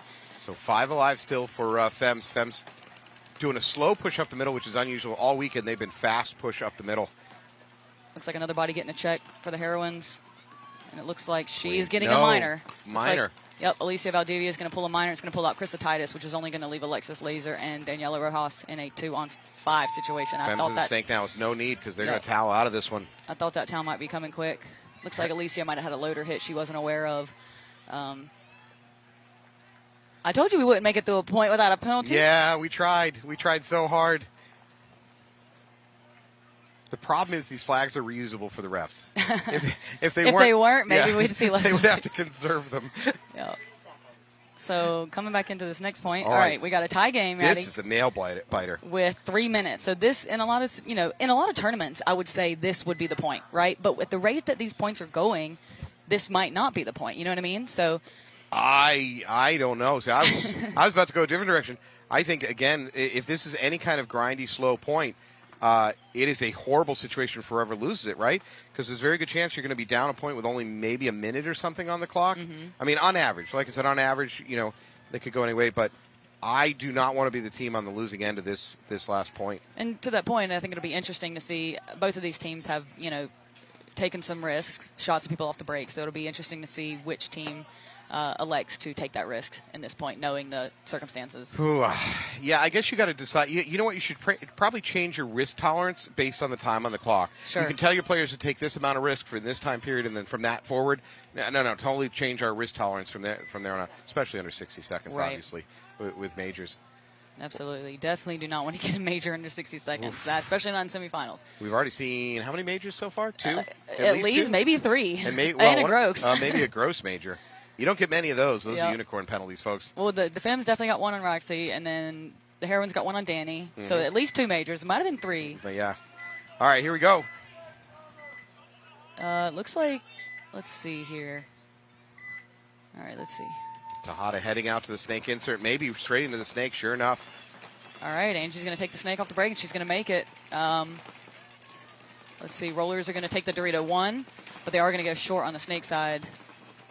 And you can see this is definitely, to me, it seems like the rollers are respecting the off-the-break shooting from the Vibe, because obviously with a weapon like Data, you got to decide whether or not you want to risk her to the snake, and they're electing not to. So I think they're trying to respect the guns here.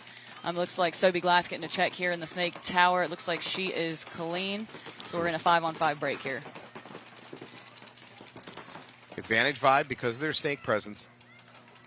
Both teams having that tower trying to control it. Is Angie doing surgery on her gun? I think she might be swabbing her barrel, yeah. She might have taken a core sample on that dive in. But Beta makes her way into the snake 1. So rollers with the snake presence, and the first body to drop is going to be Leslie Cluis out of the snake Aztec for that Vibe. Ref was thinking about a flag. I'm glad she got out of there when she did. Good fill out for Corinne Baird, though, to go ahead and take that spot before rollers could pick up that zone. So looks like Angie might still be breaking paint. She's looking for a swab that she just put behind her. Yeah, it looks like she might be breaking some paint. So. I think on that dive in, this is not a friendly diving surface, by the way. When you land out here, you land hard. All right, Corinne's going to push up into the Dorito 1. I think rollers have 2 players in the Doritos. Can't see from this angle, but they definitely still have a back center and Betas here in the snake 2 for rollers. For Vibe, you're holding on to D1, home this snake tower, the ever-important snake tower, and obviously snake 2 here for Angie. Angie's getting a little courageous, wrapping, looking for the move. There it is. She's into S2, S3. Yep, and it looks like rollers are in Dorito 1 and 2. Angie's going for the squeegee again. I suspect she's got broken paint in her hopper. All right, so Veda just revealed herself to Nicole, who's calling snake 2, but Veda's going to go ahead and push her way into snake 3. The important thing is that Angie knows that there's a threat right in front of her. Whether they got the bunker location right or not, the more important thing is Angie knows. She's going to launch. Is she going to try to go? Veda recognized. Here we go. She's going to launch. Clean trade. No penalty. So that's fine. Angie got lucky there because Sobe definitely recognized that Angie had made that bump, and I may have shot her before she got to Veda, but they're going to call it a clean trade. Not a bad move from Angie. That's a trade in just about every sense. Not just a trade, obviously, both you leave, but a trade in terms of value. Because honestly, they Vibe lost their snake presence while taking out the snake presence for high rollers. Maybe slightly more value for high rollers because Angie was breaking so much paint. All right, and another body going to drop. Jesselina's going to take the walk for rollers out of the snake side corner. All right, and Matt, we're coming down to 20 seconds on the clock. Oh, dear Lord. So rollers still with 2 Dorito players. This is going to time. We're going to overtime. So, yeah, they've elected to cross it up. So he's looking Dorito away from the tower, and the Dorito players are looking this way. Looks like Corinne's trying to break it up through the center, but a little too late there. And it looks like this is going to overtime.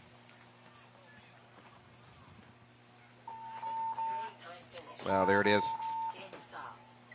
There's frustration as you get to that 50 brick over there on the Dorito side and then don't have another 10 or 15 seconds by them enough to finish that out. That is a shame. All right, Heroines in an unfamiliar position right here. Right? I think all weekend they've pretty much controlled their fate. This is the first time they're going to have to fight their way out of a hole that I can remember. If you find yourself in a mental hole, give a call to Paintball for a Purpose. They're led by one of the players you're watching on the field right now.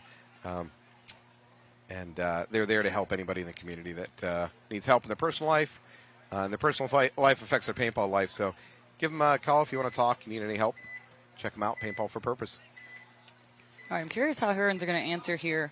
I think they've been previously electing to go pocket, but I'm curious if they're going to take any risks. There's a lot of time, so we're not in desperation mode. You know, there's plenty of time. I say that. They're definitely attacking. Is that Brooklyn up the middle? Well, they're still attacking the center. They still, reserve the wide bodies. You're right.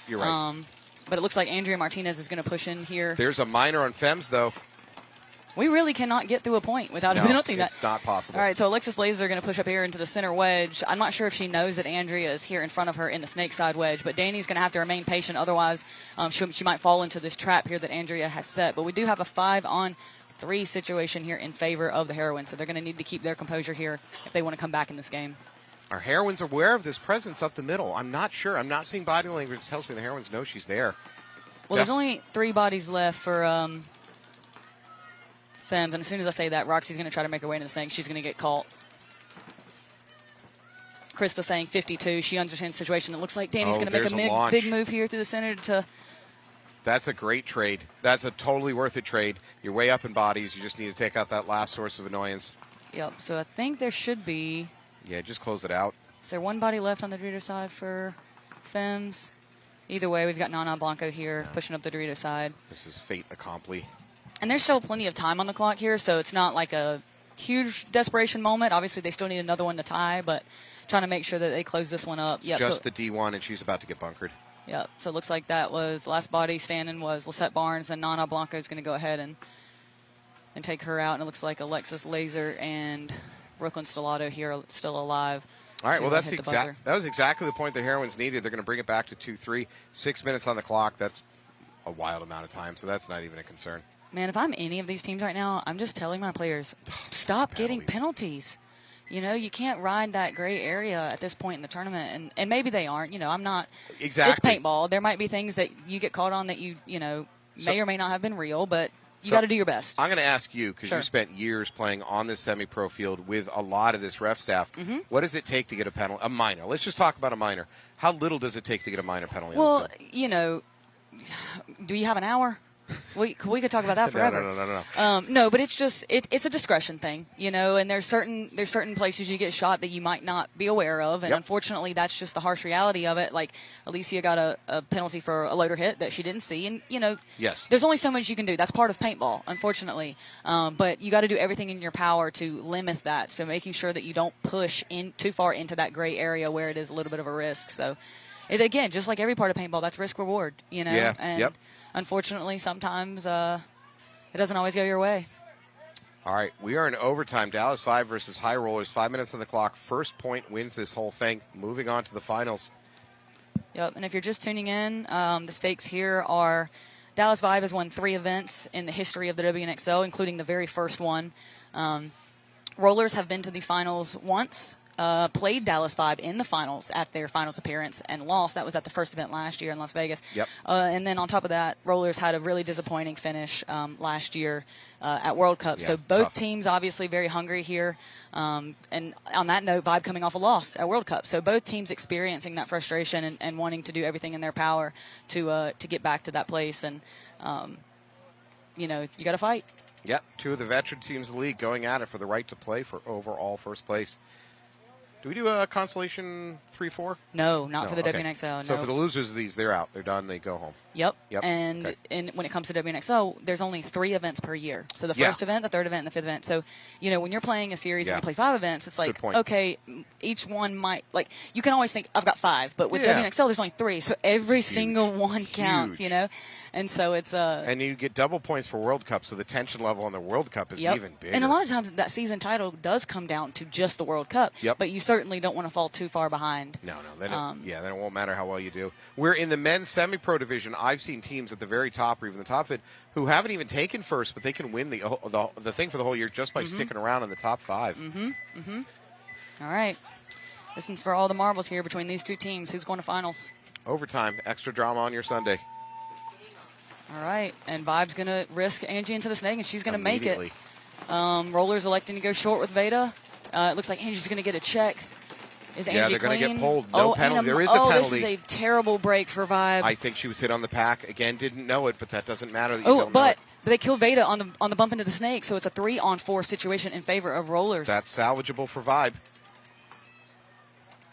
Vibe now spreading back out to this mini temple. Gives them an opportunity to get into the snake if they want to take the risk. Yeah, we have a little bit of an island drill. So Corinne Baird going to move out here to the snake side behind Michaela Wilkins, and they're going to have 2 bodies this way, while Rollers are essentially limited to the pocket here on the snake side with Sobe Glass in this tower. And Corinne wants snake. No, she's going to go to the corner instead. I don't hate it. I don't hate that move. As long as you're not the last one there, that is an awful bunker to survive. Down bodies. But get out of there soon. It looks like on that move, Jesselina is going to make her way from the home out into the snake insert, and they're going to capitalize on that kill on Corinne there. Baby Dorito unfortunately led to the death. No, Maddie, another body dropping off the Dorito side for Rollers. It's a 3-on-2 situation here in favor of Rollers. Still salvageable. One more gunfight win for Vibe, and they can bring this back. We've got Leslie Cluis and Michaela Wilkins, 2 veterans here in the WNXL. Leslie Cluis coming back from a year off. She had a kid, and she's back here, and she's ready to roll. So, to me, the most important thing is, can Wilkins stop a move up that Dorito side? If they get to that Dorito brick, it's all over. And she's going to lose. Actually, they're going to lose her. It's just going to leave Leslie here on her own. Yeah, she's going to come up with something here, somewhat of a miracle. I wouldn't mind seeing a drop back. There it is. I like it. I like that move. Looks like Jesselina's going to move here into the snake for Rollers. They still have Sobe Glass in the center. And it looks like a Dorito 1 for Rollers as well. So they're just going to need to take their... Sobe making a big move through the center. I was going to say they need to take their time. Closing it out. That's it. And with that, Vibe's hope will die. Yep. High Rollers are going to take this one. They just need to figure out that they're all alone on the field. And they need to hang the buzzer or hit the buzzer clean. 3 minutes on the clock. Looks there like it is. Sobe's going to make sure she gets checked. Sobe's yelling 500, guys. We killed them all. She's yelling it in the style of "This is Sparta," though. Yeah. She's like, "Hey guys, please don't shoot me." Asking for her teammates to check her out. That's the right thing to do. There it is. Congratulations to the High Rollers, assuming that she's clean. They have just punched their tickets to the finals. And it looks like there it is. Clean. So Rollers getting the very long-awaited revenge on Vibe. Look at their pit. Great work. Congrats, Allie. Congrats, all the girls. Veda. Well done. Well deserved. Yep, and that's going to put this other game into X-Ball with 6 minutes on the clock. So we'll see what happens here. Looks like Heroines are down by 1 with 5:57. But, yeah, that's the story right there, Matt. You know, like I said, last year, Rollers' very first appearance in finals, they went up against Vibe. And I've heard from them, this is not my opinion, I've heard from them that they thought that they fumbled, that they threw it away. And so they face off against Vibe here a year later and doing everything that they can to get that one back. So congrats to High Rollers on that victory. All right, here we go. Femmes on your left, Heroines on your right. Plenty of time in this game, no matter what. Femmes choose to double up that snake tower. That is super dangerous. And that can get very tight, Matt. So that's a very interesting choice here. Super dangerous. But it looks like both teams really still electing to go pocket. I don't think Heroines sent anyone wide. I'd like to think for the Femmes, they're just using it as a staging area to bounce up into that middle. Do not stay doubled up at that snake tower for long. Yep, both teams and going that's pocket. It. Yep, they're and going to lose the first player. Yep, first body drop's going to be Casey Erb out of that center tower she was sharing with Tammy Adamson. But it looks like Mercedes is going to get out into the Dorito 1 for oh, goodness gracious. Okay, we had a big move here. That's a wasted body. That's so unfortunate. They were certain there was somebody in the 50. There was not. Yes. Threw her life away. It looks like Alexis got some bad intel and went to bunker someone that wasn't there. So well, they've been there pretty consistently. Yes, they have. It wasn't a horrible guess. And, Matt, I think it's because they sent 2 bodies right through there. So I think that was part of the problem is they saw those 2 bodies go up and assumed, based on previous behaviors, that there was going to be somebody in that wedge. There was not. And another body's going to take the walk for Femmes as well. That just leaves 2 alive. Tammy in the middle. She needs some magic here from their snake player. Needs to do a lot of damage real quick. Tammy's going to move up. somehow survives that exchange. Looks like a ref's going to come in and check her, though, Matt. Yeah, if the she no needs penalty, to be really no careful penalty, here. no Oh, penalty.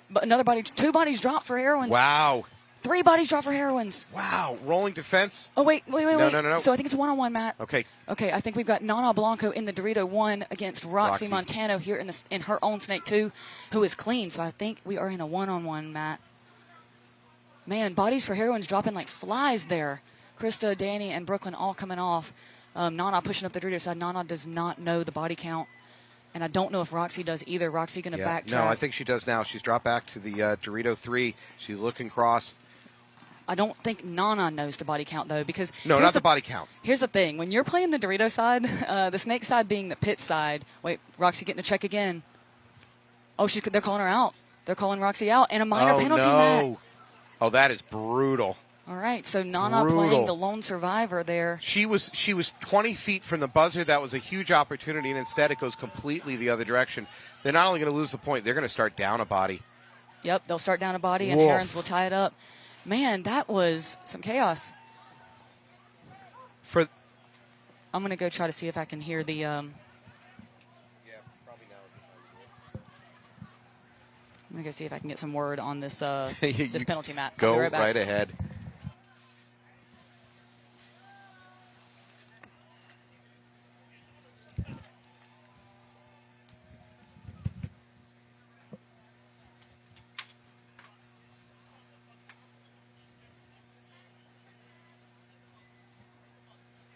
All right, we got a little bit of downtime. I'm going to take a moment to mention one of our sponsors.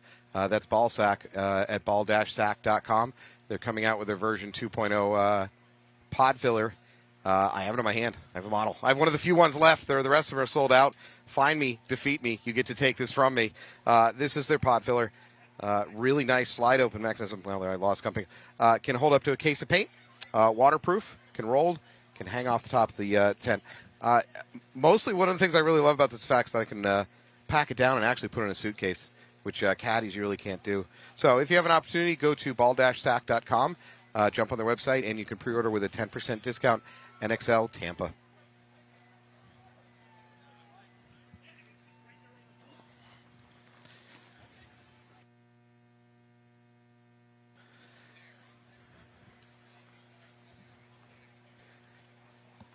We have Jen trying to spy on the reffing situation, find out what's going on.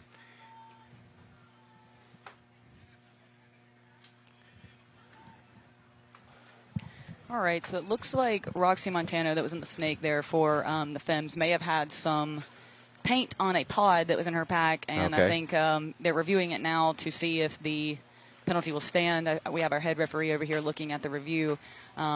But they're saying it possibly could have been rub. They're not 100% sure. Obviously, Femmes pleading their case. But this match is an X-ball, so they are at least getting this opportunity to take a breather, recompose, figure out their next game plan. So either the Femmes will be starting down one, or I'm not totally sure. Wait. You're not accusing the coach of using this as a stalling tactic. No, definitely not. Okay. No, absolutely not. Listen.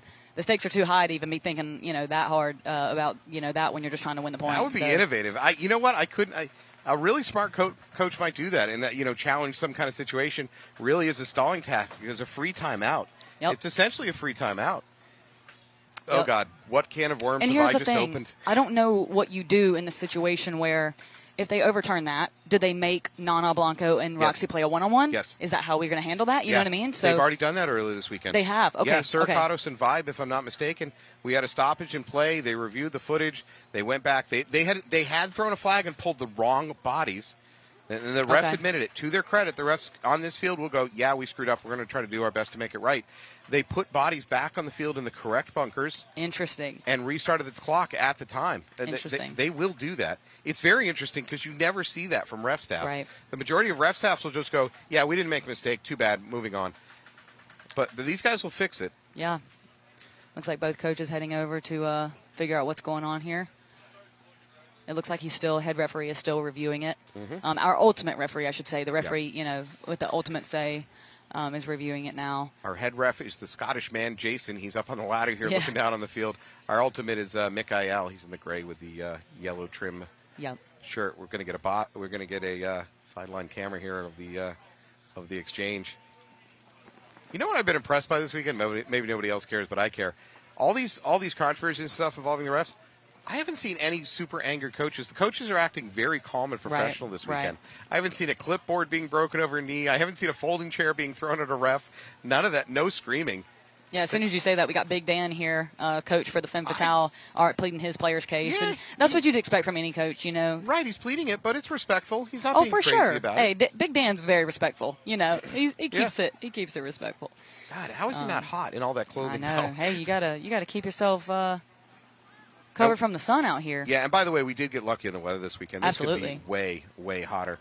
I can tell you from coming from New Hampshire. Okay. We have been in sub 20-degree weather for months and months. You know what's now. crazy is I'm from North Carolina. And if you couldn't tell people at home by my lovely Southern accent we got here, but yeah. So for us in this time of year, it's typically like 40, maybe even hitting 50. It's been like 30s, 20s for us, which is very, very, very unusual. So definitely, coming down here to Tampa, I even expected it to be hotter, and it's not that bad. As long as you're in the shade, there's a breeze. It's not too bad. Yeah, good work by NXL arranging the weather to work out for this weekend. All right, so what do we got? Point approved. It looks like we're tied they up. did give the point to the Heroines. It's going to be a tie game with 3:43, and we're going to see how many bodies come out here for the Femmes. And we're an X ball, so that might change the pace of the game a little bit. Let's see. I see Lisette Barnes, Casey Erb. I see Roxy Montano. And for the Heroines, I see Katie Kelly, both Blanco sisters, Alexis Laser, and let's see, Danny Rojas. All right, the last body, it looks like Femmes are going to start with 4. Matt and Tammy Adamson's going to go ahead and jump in there with them. And the Heroines will be 1 body up going into this point. There is 3 minutes, 43 seconds on the clock. That's enough time for probably even 3 points on this. 2 is likely, 3 is a maybe. Well, this is the situation for the Heroines where you obviously want to capitalize on the body advantage, but you don't want to be too quick about it and make any mental mistakes while trying to capitalize on the advantage. So Heroines will need to maintain their composure here, and I think the Femmes are really going to have to try to do their best to capitalize on an off-the-break shot here. Yeah, I agree. That's their best chance of taking a point easily is some off-the-break kills. That being said, looking at this line here, Barnes and Erb coming over from the Cheetos, they are both typically attackers, maybe 2s, and then Roxy obviously being a 1. This looks like a little bit of aggressive line potentially with Tammy maybe pushing the center and Tammy looking for that off-the-break kill. But I would not be surprised to see them try to do a little rope-a-dope possibly here. So Femmes have actually been more conservative in the playoffs than I watched them all weekend. Okay. All weekend they were taking 50, these standing wedges in the 50 off the break. They were very, very aggressive. They've pulled it back slightly. Maybe it's time to re-engage that plan. Looks like Heroine's going to go pocket again. And a body going to drop for Femmes, Matt. The Roxy was going to risk it to the snake, and they did capitalize on that kill. No push up the middle there for the Femmes. Very conservative. So now if you're Heroines, you're in a 5-on-3, and you want to make sure you obviously maintain your composure, don't make any silly moves. And I'd be curious to see when the situation gets dire enough to potentially see a towel, even if it's, a 5-on-3. Right. Because you got to think forward, and the Femmes have proven that they are able to win quick points out here. So we might see a towel here in the next 30 seconds just to preserve time, especially because the Femmes are doubled here in the back center with Tammy and Casey here. And it's going to be tough to get out of there. Heroines lose one of their home players, though. Yeah, that's a tough death for Katie Kelly there. I think she was doubled in the back center with Danny Rojas. So it's going to be a... There it is. There's the towel you predicted. Okay. So I'm curious. Wow, that was maybe a little bit over-aggressive of a towel. I don't think their situation was that dire. Perhaps you and I didn't see a player dying over the Dorito. But as far as I saw, it was a 4-on-3. Yeah, that was a little bit early for a towel. I do like coaches thinking into the future and preserving time. That being said, we've seen points slow down when it does become a 4-on-3, 3-on-3. So maybe, I think, perhaps the Femmes and Dan, saw an opportunity to maybe let's play more points. More points equals higher likelihood that we can capitalize on those off-the-break kills, that we can push the center, which has been something they've liked to do for years. So I don't hate the call. I think it might have been something I would have let ride for maybe 20 more seconds. because, then you'd be at 2.5, and I think that even if they lost that point, they would only be down 1 with 2.5. So, especially with the way penalties are flying here, just being up by a body does not guarantee you're going to win that point. Absolutely. So maybe a little bit premature. I'm going to play the if game right now. Okay. If Femmes end up losing this match, I think the conversation after the tournament is over is we quit doing what we did all prelims, which was moving up to the 50s almost on the break every time. We did a lot of damage with that. We controlled the tape lines. They seem to have abandoned that here on Sunday, and it's not really working against the Heroines. Yeah, the only time it worked was when they sent Andrea up to that snake side wedge twice. Then the third point, they decided to double that snake tower and ultimately kind of do a little mind game with the Heroines where they run through. And, well, they did because Alexis tried to come through and bunker no one.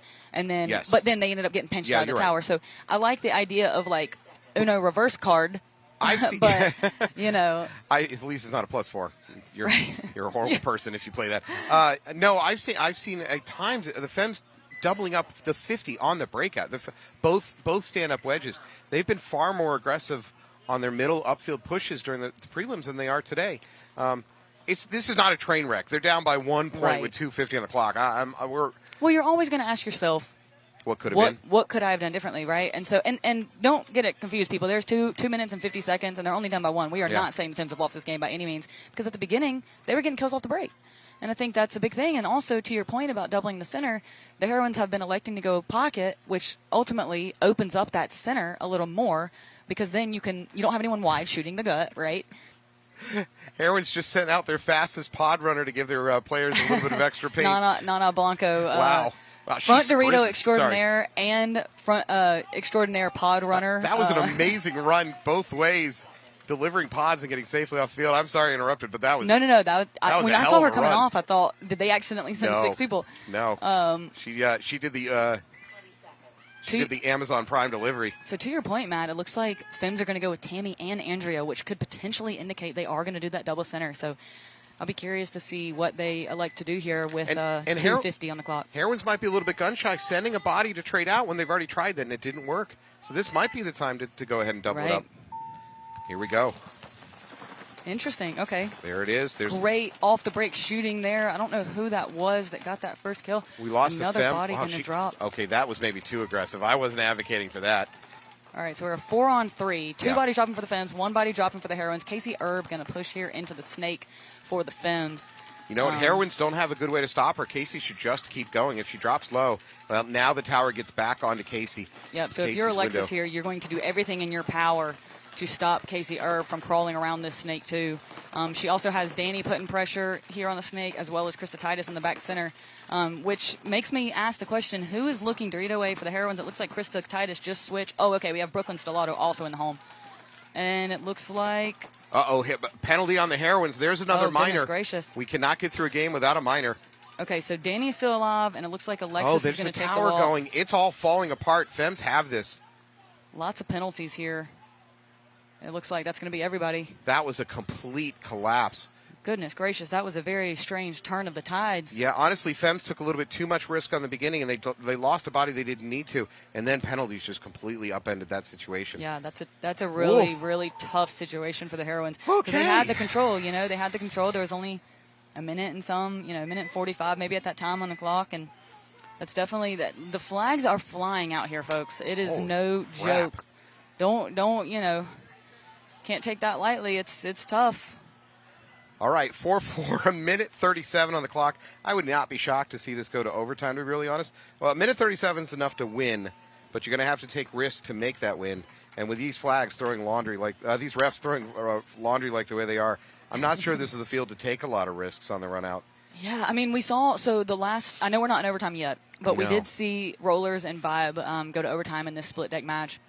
And Vibe elected to take snake off break. Thought she made it, ended up drawing the penalty. So, it's one of those things where you kind of have availability bias and you wonder maybe that's not such a good risk in overtime. So I'm curious to see if people go ahead and try to take the risk now. But at the same time, Matt, this layout has moved so fast that 137 is not, You know, No. that's plenty. That's Yeah. plenty.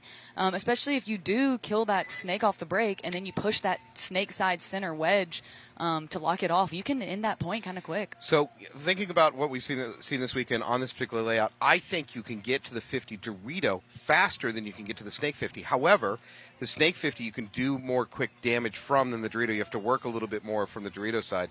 So do you as a coach roll the gamble to get to the safer 50, which is the Dorito, but then it's going to slow down a little bit trying to get the kills? Or do you roll the dice to get to the Snake 50, which is harder to get to, but gets more kills? If I know anything about the heroines, is that they don't play for overtime. They're going to want to win. They're going to want to win the match. They're going to want to win the point. And quite frankly, they have the personnel to do it. They have, both Blanco sisters, Daniela Rojas, like Brooklyn Salado. They've got, athletes on this team that have the athleticism, but Femmes just stack their lines with athletes as well. So anything's possible here, but I would not be surprised to see a risk potentially on one side for the heroines.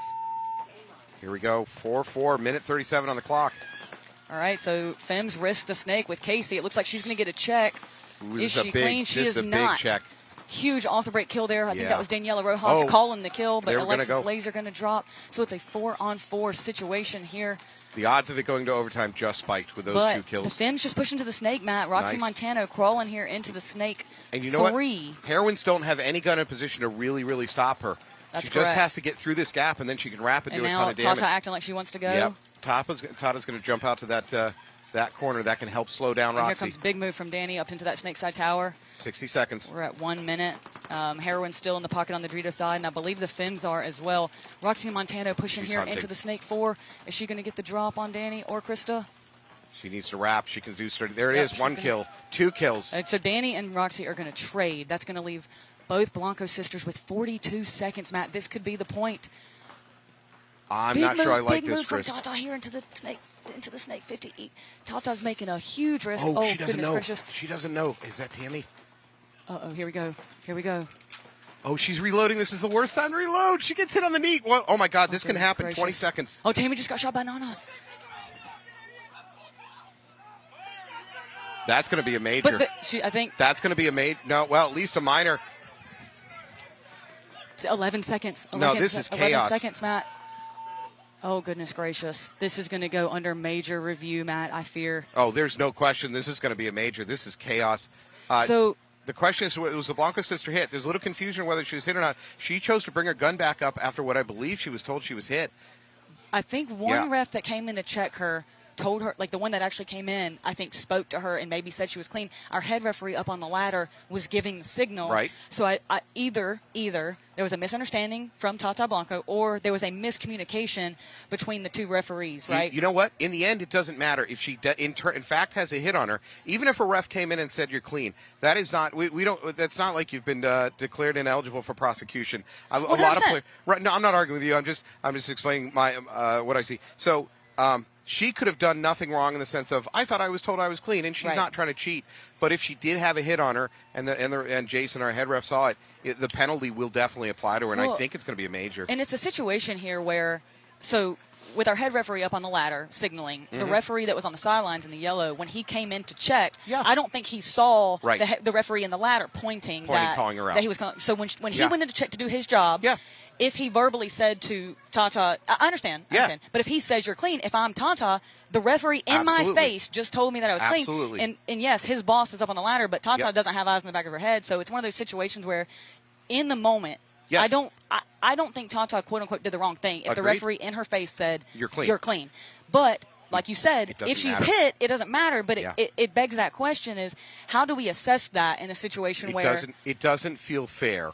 But in the end, if you have a hit on you and she spun her gun and shot, I think that was Tammy. No, she didn't though. So hang on, Matt. So Tata not tall enough to shoot over. When she came back towards her no own knock side, on you, but it's true. Yeah. So when she came back to shoot at Tammy on her own side, Nana Blanco, two Blanco sisters, y'all. There's two of them. Tata's on the snake side. Nana is on sisters. Weapons grade Blanco sisters being unleashed on the field. So Nana was on our Dorito side and had turned and shot Tammy on the inside. Is what I saw from right here in front of us now. Maybe after the fact, Tata also shot her, but I believe Tammy was shot by Nana Blanco on the cross before Tata actually pulled her gun back up. I'm not saying Tata shouldn't be penalized. Right. But that's what I think broke down. So I think if they give the minor to Tata because she shot her gun but she did not shoot anyone, then it would pull Nana Blanco, which would leave us in a no point, I think. So that's my assessment of Ladies this and play. gentlemen of the jury. I'm not a lawyer. I'm from the fine state of North Carolina. My client was falsely accused. Now, that is chaos there. I mean, you know what? We're playing that, well, I don't know if you know Japanese films, the Kurosawa Seven Samurai. Anyways, there are so many different points of view out here, and everybody thinks that they saw the matter in its entirety. I think almost nobody fully saw the matter in entirety. There are so many things to be looking at in such a short space of time, people running through. It's really easy to get a fragmentary picture of what just happened. Yeah, so Tata is saying the guy in front of her said there was nothing on me. And so that's why. And here's the thing. Again, she could be right. I've been in her position before where when she makes that decision to pull her gun up, in order to do that, look, let's say this. Let's say Tata was shot and she knew. And even if she knew and the ref called her clean, if you know you're shot, you're not going to take that risk. But I think that's what tells me that I think that she was so sure based on what she felt and the ref telling her that she was clean, that she felt confident enough to do it, is what I'm saying. I agree, and I think we both agree. We're talking about slightly two separate things here. Yep. Was she trying to cheat? No, I think I'm with you. I'm not really arguing that. But if she had a hit on her, even if a ref mistakenly called her clean, and here's the thing. What do you call it? Foreknowledge or the player knowing obvious hit. None of that matters anymore under the rules. The truth is a hit is a hit regardless of whether you knew it or not. So I think there's still a risk of here that she was honestly trying to play clean. Clean, yeah. The ref said you're clean. She went, great, I'm clean, and she might still get a penalty anyways. But to that point, in what you're saying here, if that is the case, when she continued to shoot, she did not shoot anyone. So I don't think I personally, in the rule book, I don't think she can get a major. You see what I'm saying? I think she can get a minor because she did not shoot Tammy. Nana Blanco shot Tammy. And I think if they review the angle that we had here, I think you'll see that. That is where I think impressions. Again, it was all happening in chaos. Sure, totally. I saw her spin her gun and shoot Tammy. Tammy's on the way to hit the buzzer. And if that's the case, it's a major. Yeah, but I'm not sure. 100%. And that's why, because I thought that Tammy was going to go hit the buzzer because Nana was heads up on the Hydra side, and then all of a sudden she got shot. So I was like, I don't think, because at the time that Tata pulled her gun back up, the refs are all yelling, wait, we called her out.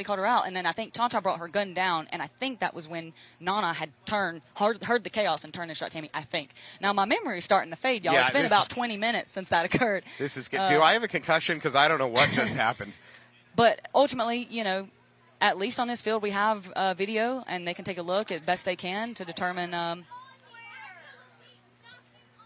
but again, I'm curious how they're going to assess it. Yeah. Even if they determine that she was hit, it looks like Nana Blanco is still sitting in the shade out there. Oh my God, you're right. Hang on, there's a FEMS player on the field. Yeah. So I don't know if that player was still alive and Nana went around her while she was looking inside. I'm not totally sure. That we can't see because that's the Dorito side, and we're sitting over here on the Snake side. See Tammy Adamson on your screen. Tammy hasn't even. She's ready to go. She hasn't even taken her goggles off. Tammy is ready to go. I've got nothing but respect for Tammy Adamson. Yeah. She's a fighter. She's been leading this charge for a long time. She's doing it. She's carrying this team. And shout out Tammy. She's doing a great job. The ref's like, what was your view of it? Yeah. What do you think happened? What did you have for lunch today? We're collecting evidence here for a trial that's upcoming. How fast can you run the 40-yard dash? Yeah, you did great pod delivery here a couple minutes ago. Yeah, right? Nana Blanco, a woman of many talents. She's a pistol for sure. All right, we got both coaches here with our ultimate referee discussing the situation. Matt, I think I'm going to go stick my ear. Yeah, sneak in there.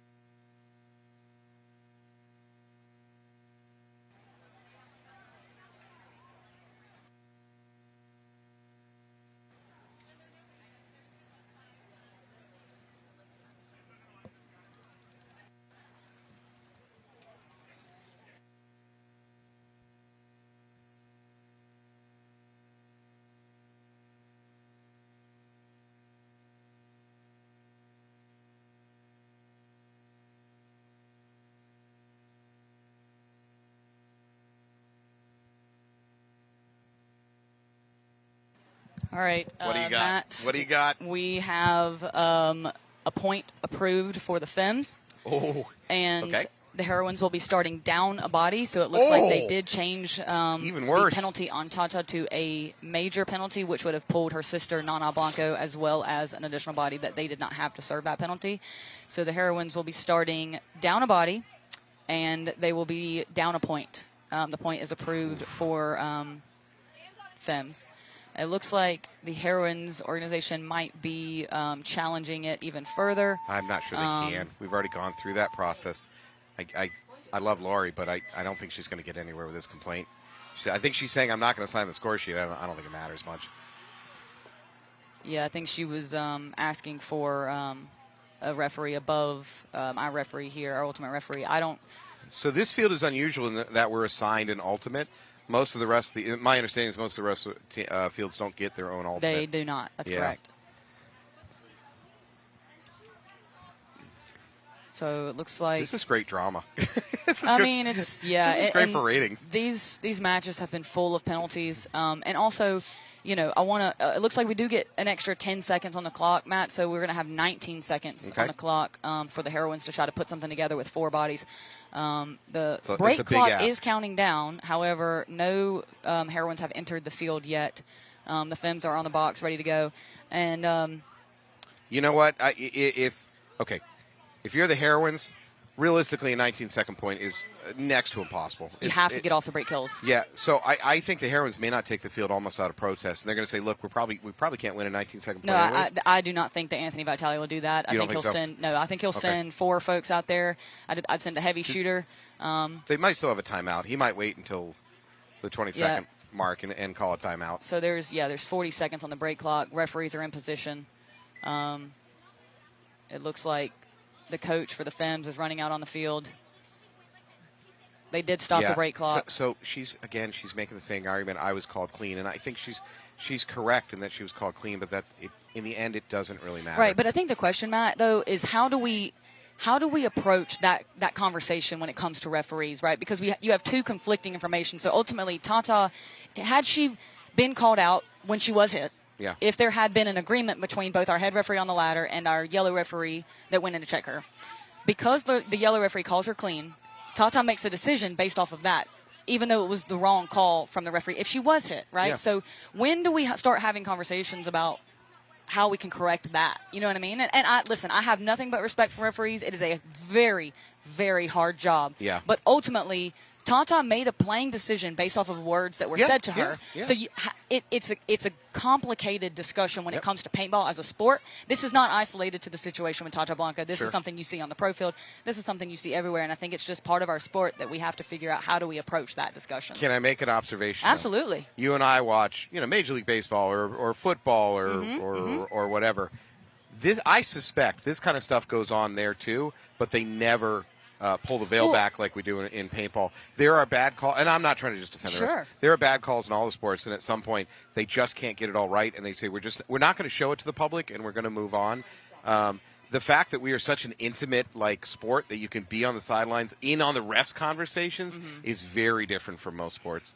So I'm not saying that we shouldn't get it right or we shouldn't do better, but it may not be as bad as we think. Right. Yeah, I don't know. All right. Well, they got 19 seconds. They got a heavy gun, Katie Kelly, and it looks like they're gonna stop the clock again. They're gonna stop the clock again.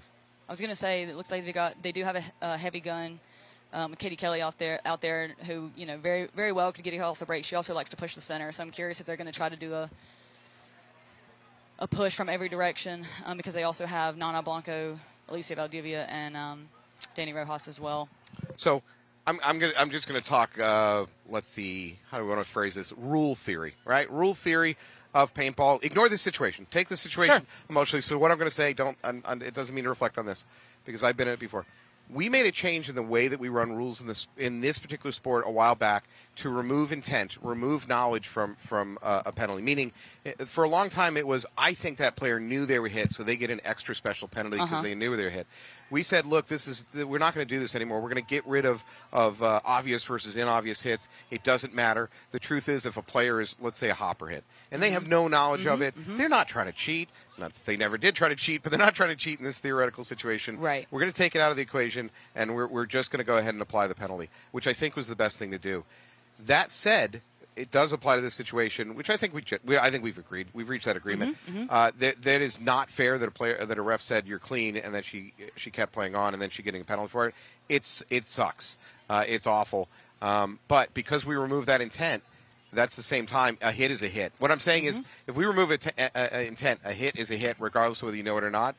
If a ref calling you clean doesn't give you a magic pass that you can play on with a hit. Yes, but the ref calling you clean is what makes you make your next decision. So the penalty was assessed because Tata continued to play. I agree. That's the part where I'm saying it's not fair. Right. But in the end, the rules don't care much about fair. I'm going to then sound we like need to address the rules. Yeah, maybe. I feel like I'm picking a side here. I'm not picking a side here. No, and I'm not either. That's why I have absolutely nothing but respect for the Femmes. The Femmes have never been to the finals. This is going to be a great look for the Femmes organization if they are to, walk away here with this victory. It's unfortunate for the heroines. And listen, I am remaining unbiased.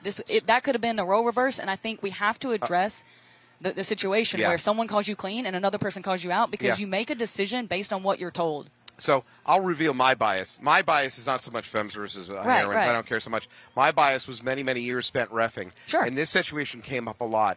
A ref would come in from one angle, call the all clear. A ref from a different angle saw a pack hit. That player gets up, goes and bunkers another dude, and then he gets a major instead of a minor. He goes, that's not fair. I was told I was clean. Every single time.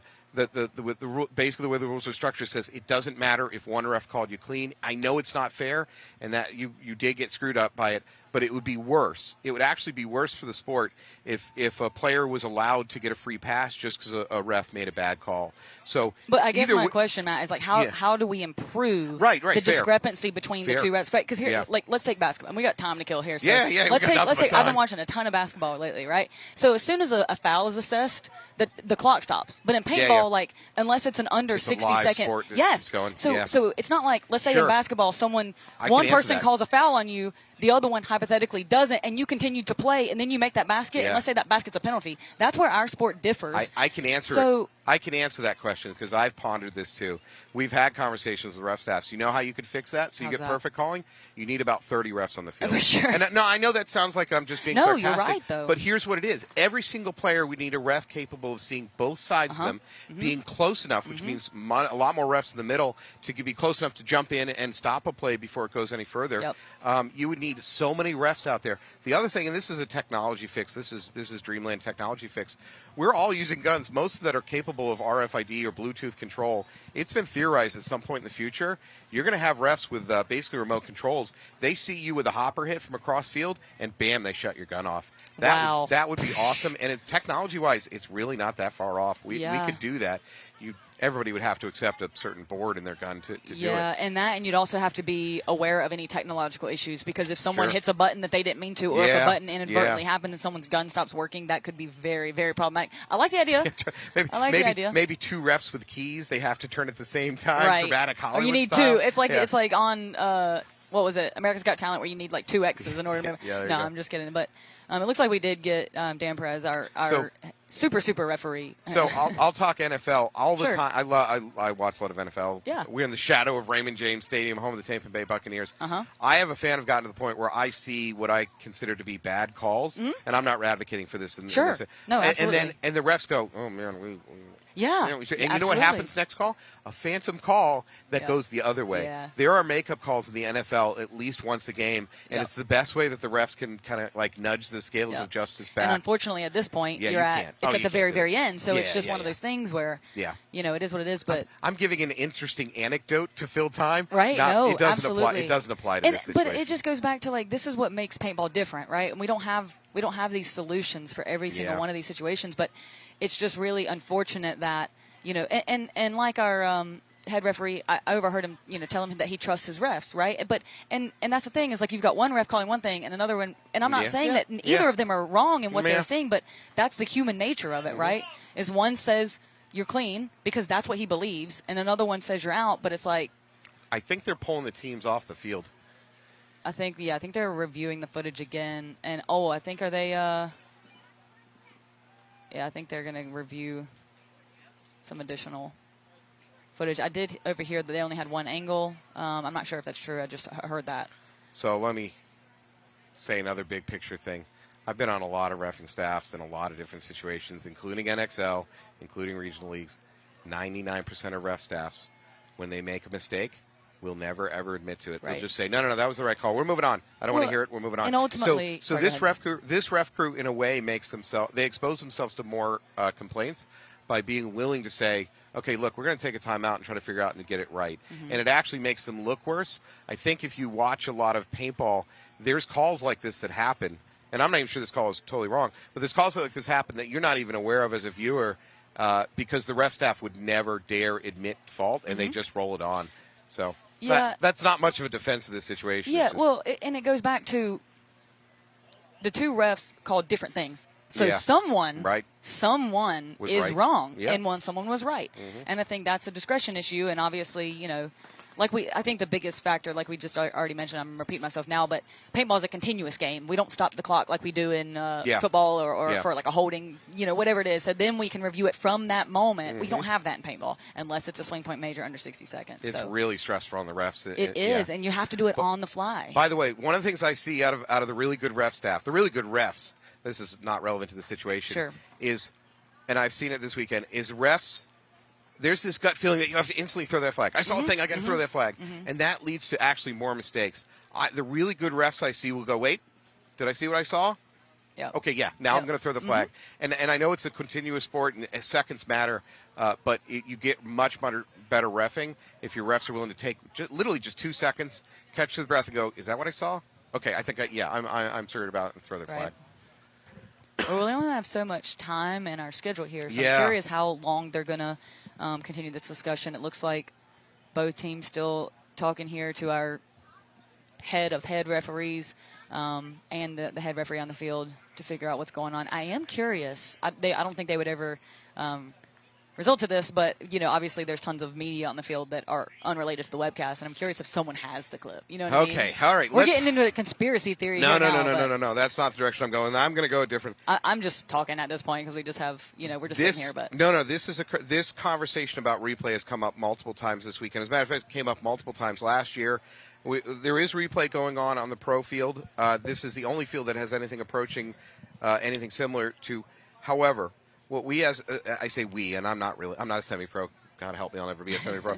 But we as a community here at the semi-pro or WNXL level, I think we're very quickly getting to the point where there's going to be a conversation about the very fact that there's a webcast has allowed the ref staff here to go, wait a second, we think we can use this as a tool to help us get it right. And that's great. But that has led to the coaches now have an expectation of replay when honestly we're not really yet set up to do replay here. Obviously those guys don't know what's going on, right? So sooner or later we can have a conversation about how to do that. The problem is another can of worms. So it's a lot we have to have a discussion about. From what there was one live player per time. Like I said, we've been sitting here for months. So Nana was dead?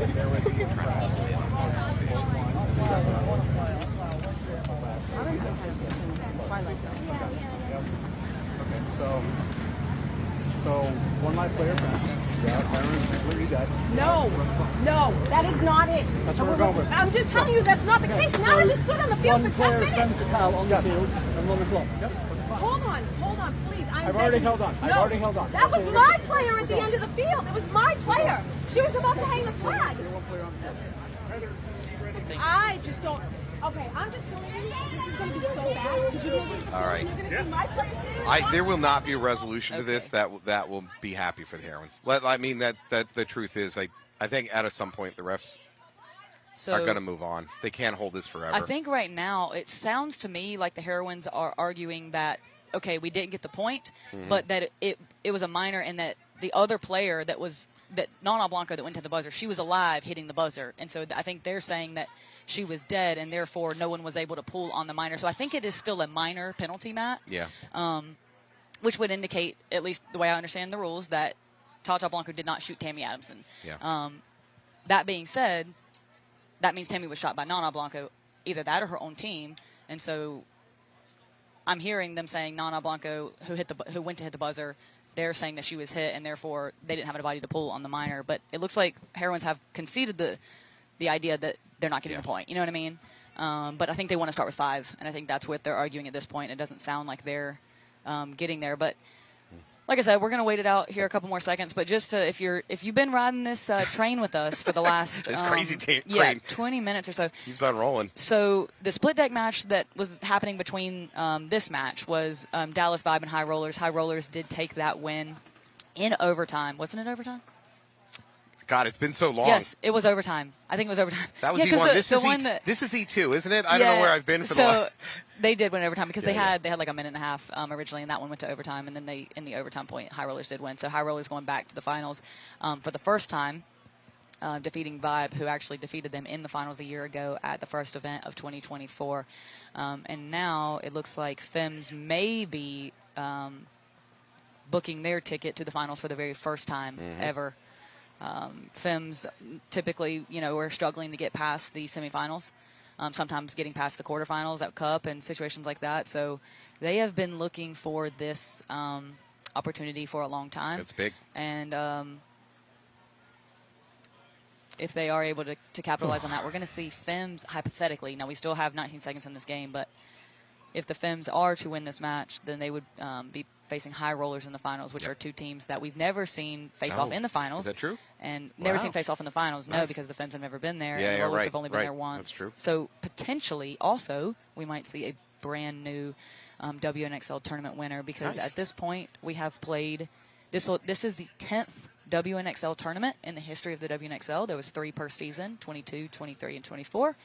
And of those 9 that we had played previously, Heroines had won 5, Dallas Vibe had won 3, and Destiny, a now defunct WNXL team that was replaced years ago after the second season, they won an event as well.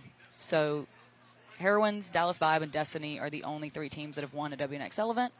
And so now, if we hypothetically do see the High Rollers and the Femmes in finals, we would have a new WNXL winner, which is good for the sport and it's good for the WNXL, but heartbreaking for a team that has built a legacy like the Heroines when it comes to success in this division, in this league. All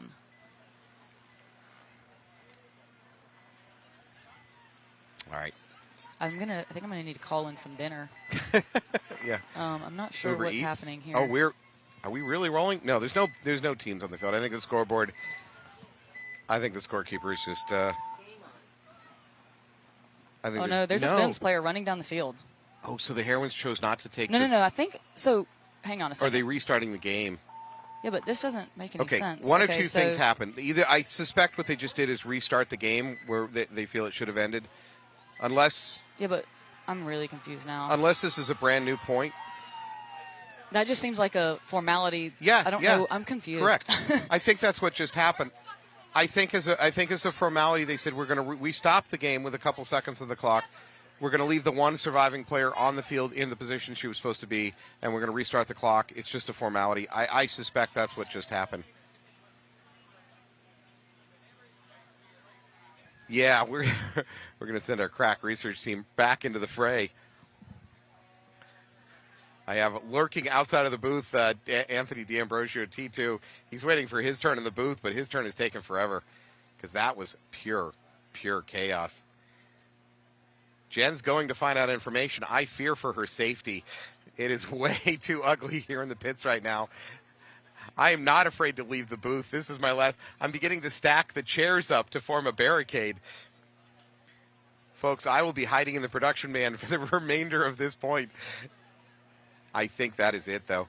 We're waiting for Jen to get a full story, but I think that's it. I think the Heroines have lost this one. Femmes have punched their ticket onto the finals. This one will be talked about for a little while. If you're watching this and you're aware the internet chat forums are a thing, go ahead and jump on there and say the most vitriolic thing you can do. Because, there's going to be a whirlwind of controversy on this one. Jen is coming back alive, which is great. Jen, what do you got? So we have Jason Trozen over here now, the commissioner of the NXL.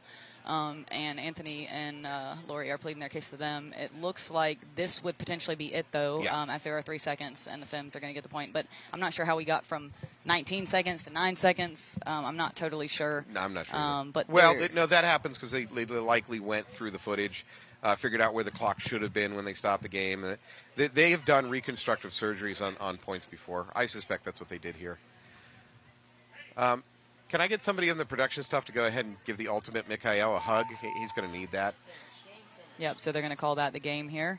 So as we had mentioned, right. The Femmes will be making their very first WNXL finals appearance. It has been a long time coming for the Femme Fatales. They are a legendary organization.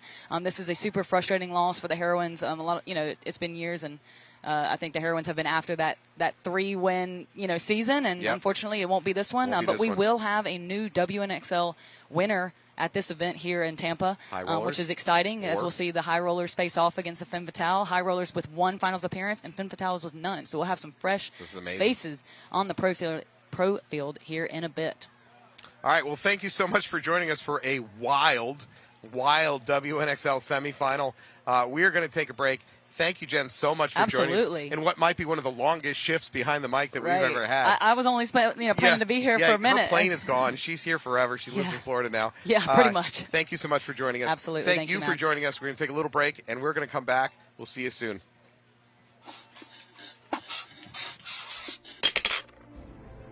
We found ourselves outdoors with nothing but our imagination and some sticks. No matter our age or where we grew up, that's where we all became stick gun veterans.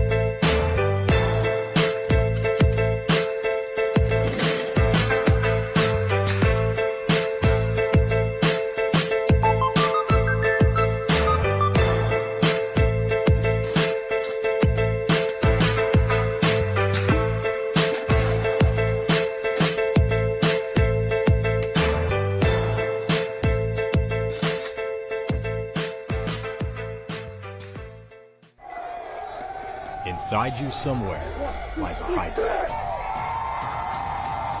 An immortal, multi-headed monster born for the battle.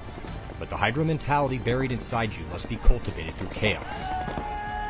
Rather than just surviving or remaining unchanged, the Hydra mentality allows an entity to improve, to thrive, to multiply its strength when exposed to stress and uncertainty, to strengthen with every challenge the world throws your way. Every time the Hydra gets its head cut off, experiences a loss or a failure, it becomes stronger by growing 2 heads in its place. The Hydra must seek war and discomfort in order to become the best version of itself. Be like a Hydra. Seek out difficult challenges, power through every hardship, and understand this stress test is a blessing which makes you stronger. This is the Hydra way.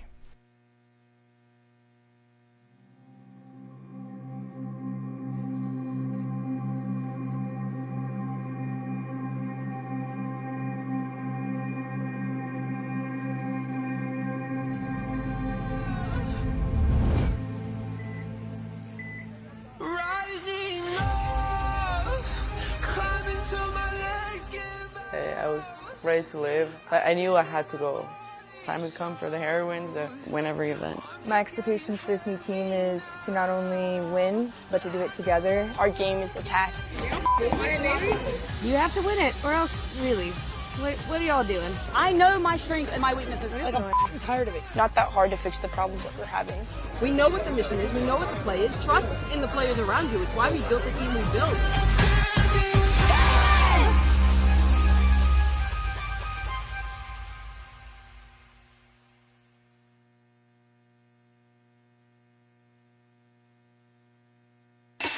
If you stuck around for that last match, you saw some craziness. Things hopefully calm down a little bit, although T2's here says things probably aren't going to be calm. The paramedics should be gone shortly.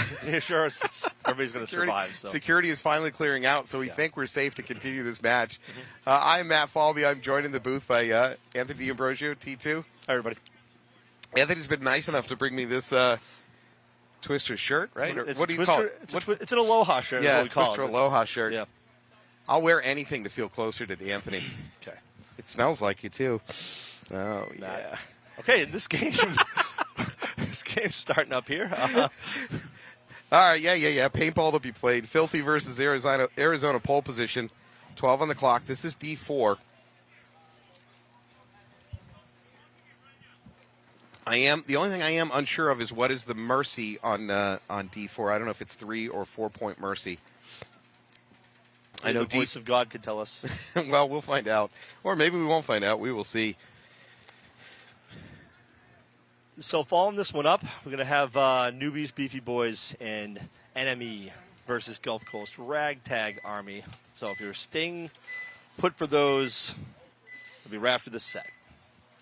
All right, here we go. Filthy on your left, pole position on your right. Filthy going for the snake on the run out. Does it work? It looks like it works. They're going to lose their Dorito player, though, and get a minor on that. Pole position heading up to the 50 here. Looks like this snake player is trying to key in. He knows it. Oh, yeah. Great job taking that 50 player out. Wow, wow. Run through by pole position. Wow. This chaos is chaos. Happens. Just absolute chaos. Cats and dogs living together. End of the world. Another body. Wow. Oh, no, and another minor. There's no bodies to pull. Holy crap. Well, I will say, Matt, these two teams have been sitting in the sun waiting for the last 45 minutes to play, so they got a little pent-up aggression. So, as both the refs and Kendrick Lamar say, a minor. Wow. Sorry. Anyways. Okay. That is going to be an ugly, crazy game. I believe Filthy is going to lose that one on a penalty situation and might very well start down a body. Perhaps have parole after that. That's a murder.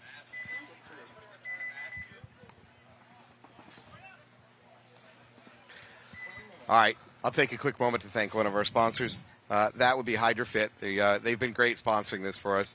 I'll bring up one of the products that they are very proud of is their Hydra Fit knee pads. Cut-proof front, compression-style knee pads. Just, JD wanted me to tell you this. There is two versions. There is a version 1, version 2. Version 2 is not a better version. It just has the cutout. So if you get just a different version. Yeah, yes. It's just different. You got to have to collect both though. If you want the complete set, don't take them out of the package because that's going to cause their value to drop by 30%. Get 2 sets of everything. Right, exactly. Keep one in the package. Use one. Play with the other. And then just look at the other one. Put it up in the mantle. Yeah. Yep. Same thing with Twisters, right? You need to buy 2 of each.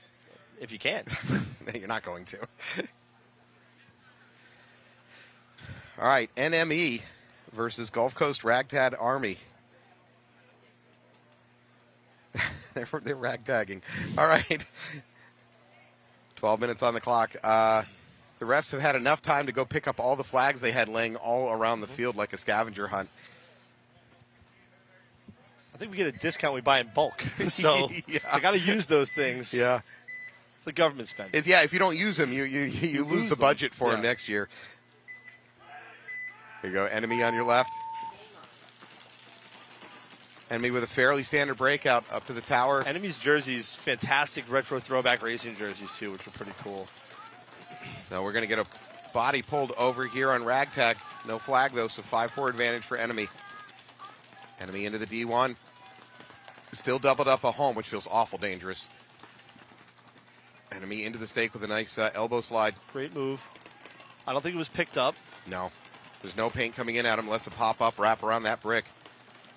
See, they didn't even read that one either. Wow, he is free to go. Yep. He's gonna do some hunting right here. That mini temple is now in trouble. He's free to start looking around. Enemy player. Oh, that's a shame. Stays up a little bit too long. Little greedy with that pop over the top. Yeah. That's okay. Still good field position. Yep, and he's going to be able to refill that snake. I don't believe that they picked up that one either. No. Ragtag, they're so heads down that they're really letting Enemy do whatever they want. Oh. I believe there's a ragtag player in that 40-yard line stand-up wedge. Well, enemy bumping up here. They got a 30 across the entire 30 here. So enemy dropping back to what I consider the worst bunker on the field, which is this corner baby Dorito. Body down situation is the worst place to be. Right.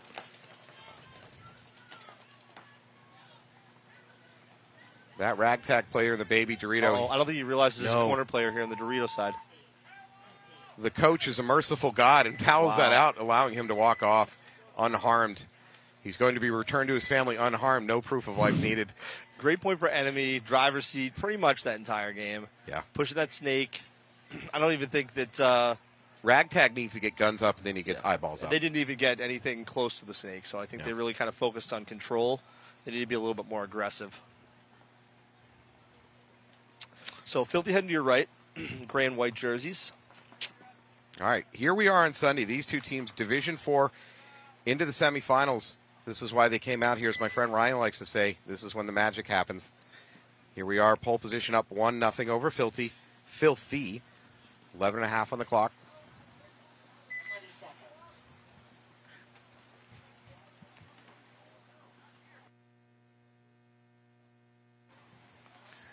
All right, pole position on your left. Already up by 1 point. Filthy on your right.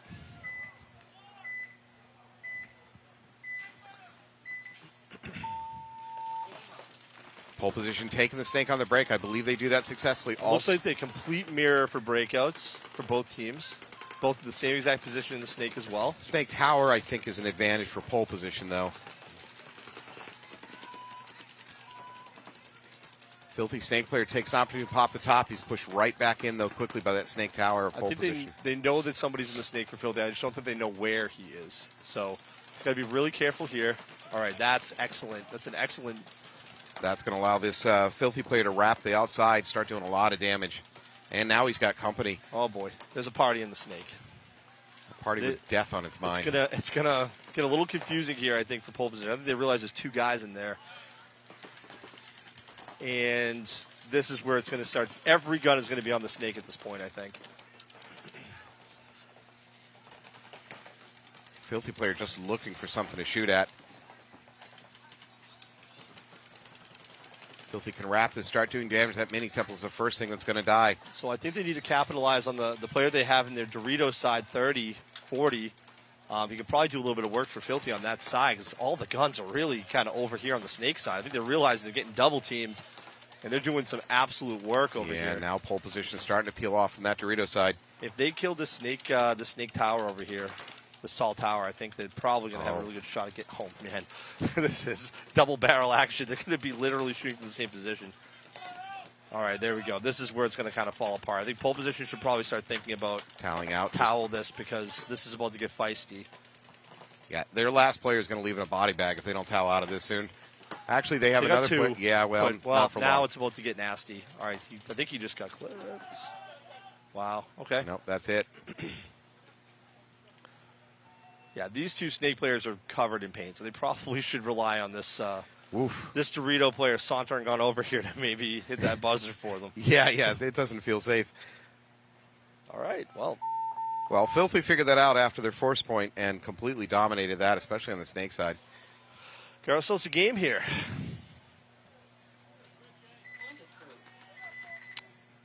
All right, tied up on 1, 9 minutes left on the clock. Doesn't seem like very quiet now, Matt. Things have settled down a little bit. It's like when a storm rolls through and then... Wow. Was that a subtle Twister reference? It's not. Yeah. It's more of just a natural disasters move through, and now there's another calm. Yeah, we're the FEMA trying to pick up the pieces here. Correct. BKI is there to try to pick up the pieces of your game. Jump online and check in on their online university and try out some of their developmental camps that happen in both Massachusetts and Texas with a lot of pro coaches.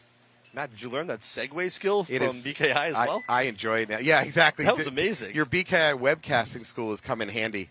It turned me from a bad webcaster into merely a mediocre the one. School of Paintball Broadcasting? Yeah. Looks like our broadcast has been taken over by some sort of giant space ants.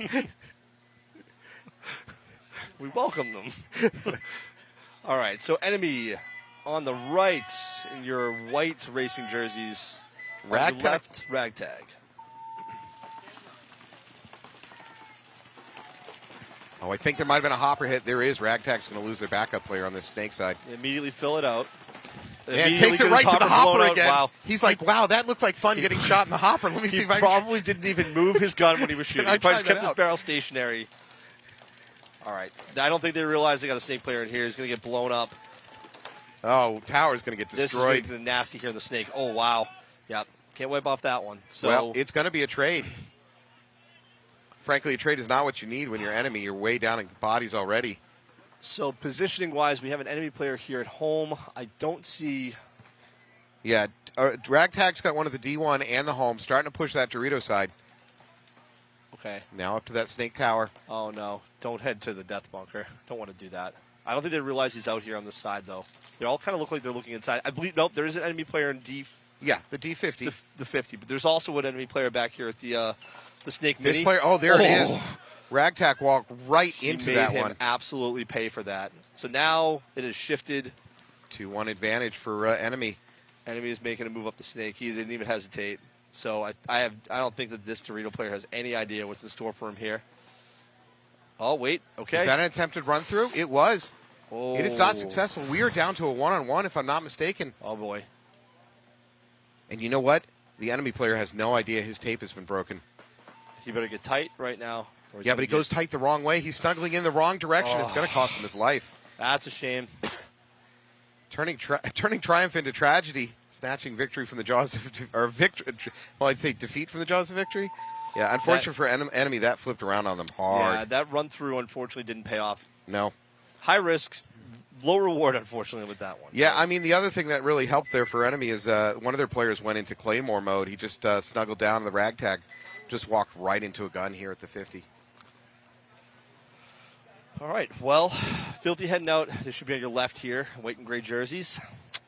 And on your right, Arizona pole position in your, I guess you'd say that's a, what, Harbor Blue? It's kind of a Gulf Blue. Did you say Harbor Freight Blue? A Harbor Blue. Okay. It's like your traditional Gulf livery from race cars. I think that's a pole position. Oh, my God. You were definitely among the 1% now. He's making reference to rally racing for the 1960s. It's more of a Le Mans, but it's a classic. I'm more of a Le Mans guy. Le Mans? Yeah, you're more of a Le Mans. I'm more of a lemon guy. $500 and up. Yeah. If you don't know about it, go check out Lemons. It's a 24-hour race. You can't buy a car. It has to be less than $1,000, I believe, and it has to survive 24 hours it's of the racing. absolute jalopy racing circuit. Yes. All right, tied up with 9 minutes on the clock.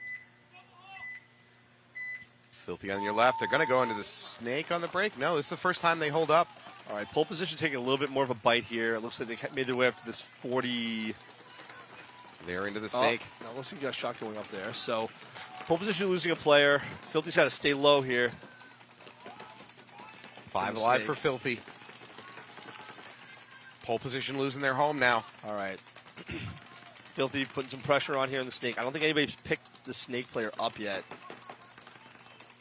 He's just got to be really smart about when he decides to make himself known. So there's somebody behind him, so their eyes are going to be back on that guy, but... Essentially standing in the open, this Filthy player at the back end of the snake blows up that tower. Oh, wow. All right, now that guy's definitely gone. Pole position, it's all falling apart. Filthy is taking everything, including their lunch money, and that's going to be it. Jeez. And Filthy walking off, I think 5 strong. Yeah. That's demoralizing. But again, pole position made a big move up the middle, but it just unfortunately did not pay off for them. So let me say another thing I'm seeing. These teams are being much more aggressive about taking the snake on the break than I've seen out of the semi-pro or the WNXL. They're just a little bit more aggressive level going on here at the D4. You can cut that both directions. You can say, wow, they're just more aggressive. You can also say they're a little less disciplined and you can get away with more aggression. I think oftentimes it's great watching this D4 stuff. They're good players. Don't get me wrong. Don't take them lightly. But they're a little bit more free-form because there's a little bit less discipline. Perhaps the break shooting maybe not as keyed in, so they can make bigger moves off the break.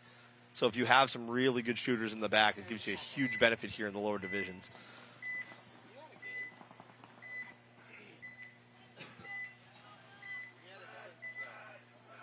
Enemy on your left. Ragtag on your right. And unfortunately, a little bit of a sloppy slide out on the back snake corner here. They also lost another player off the left-hand side. It's really going to put them in the hole here against Enemy, who's essentially just stacked the back line here. Yeah. 5 strong. And it looks like all of pole position is, not pole position, I'm sorry, Ragtag is kind of, they can't go wide. They're kind of stuck, except for their back corner Dorito player here. So let's kind of see how this plays out.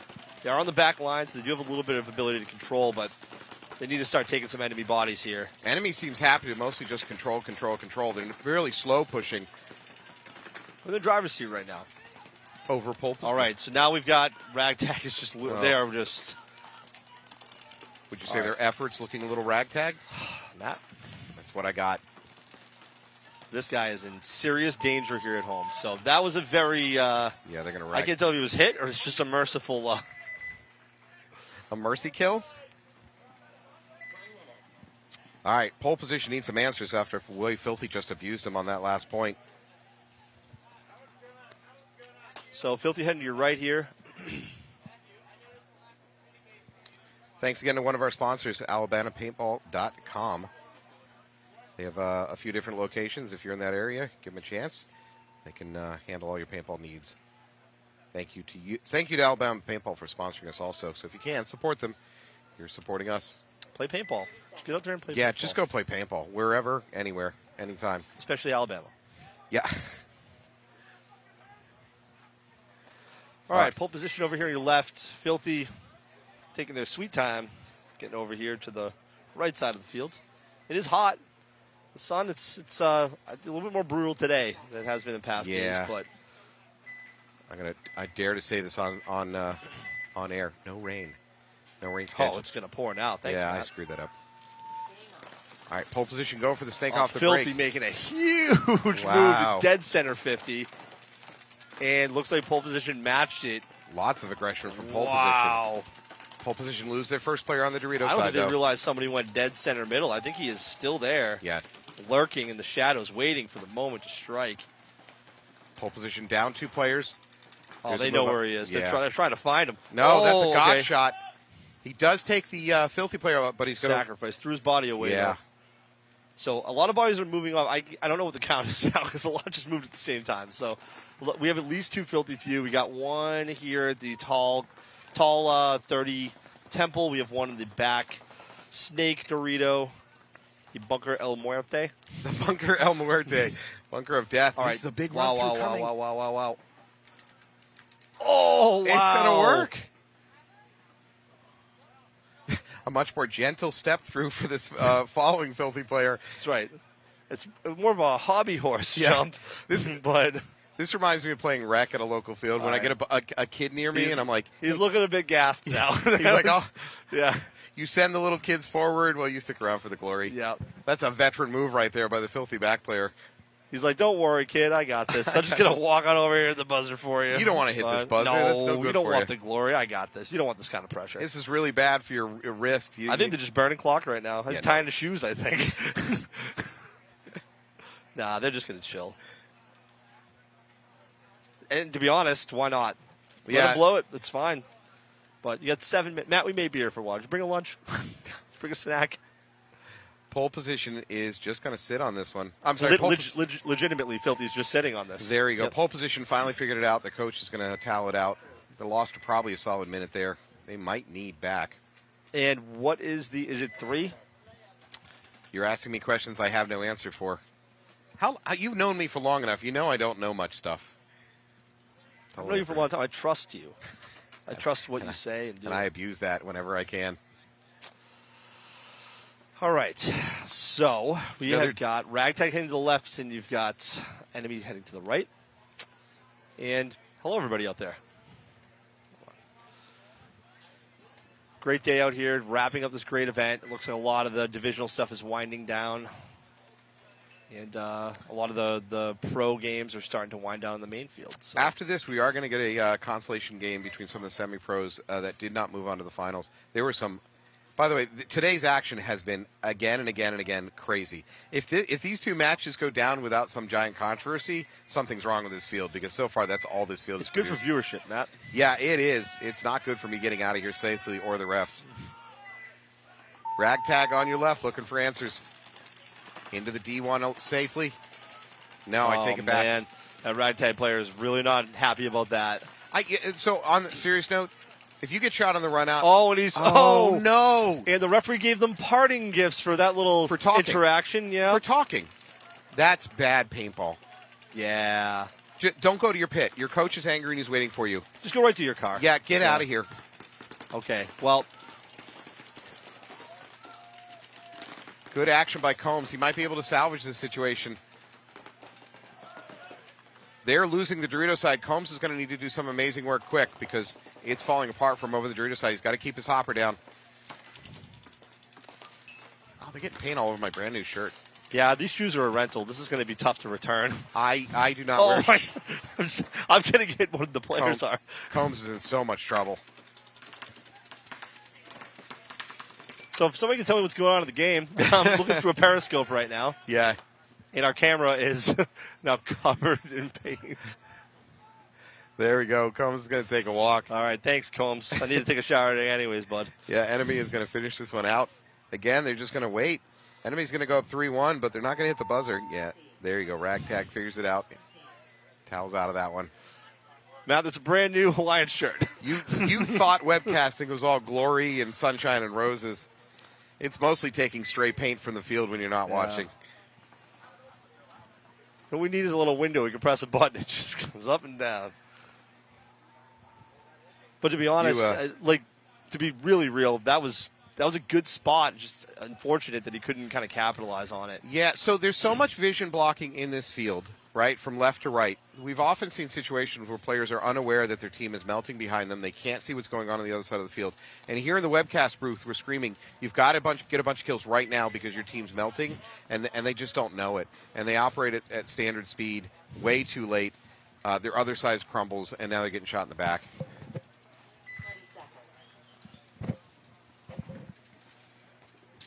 All right, Filthy with a 3-1 lead over Arizona pole position.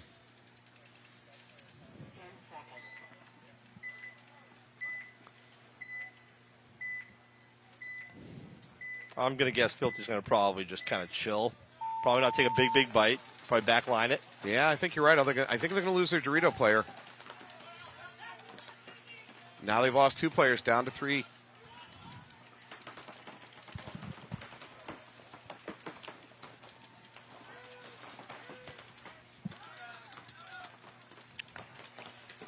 So Filthy doesn't have to do a whole lot here. I mean, just let him come to you. I don't know why they're really making some massive moves, but now. Yeah, they're down to 2 players. Making some moves. Their Snake Tower's life is not much longer for this world. He's living on borrowed time.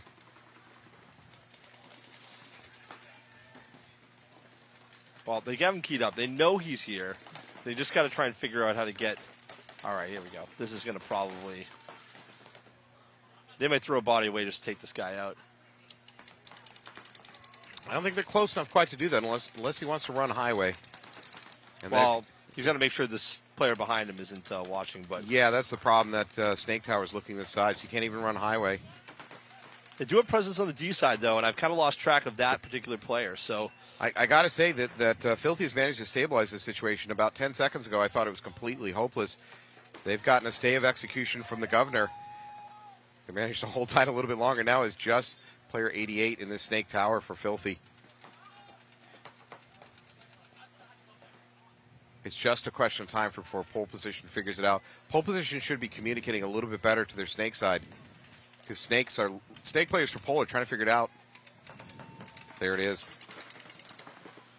I think this may be. Yeah, that's it. Wow. That's it. That was the last you heard of him. Okay. One in the back of the head probably wasn't necessary, but that's okay. Yeah. These things happen. You can't pull them out of the air, folks. Yeah, for most of these teams, you can't fly your paint home with you, so they're going to try to use it all up.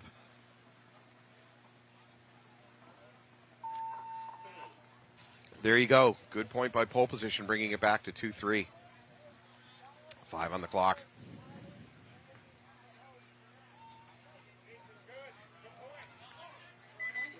Yep, there you go. Good point.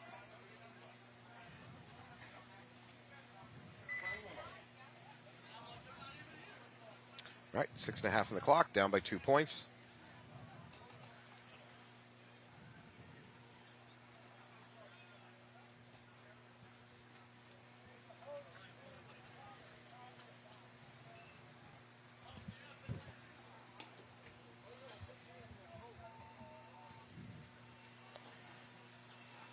Ref crew out there doing their thing, making sure everything is nice and tidy. Bunkers are burped. Doing the work. Doing God's work out there. Doing God's work. So, big point here for enemy. Just kidding. God doesn't approve of paintball. That's why we play on Sunday.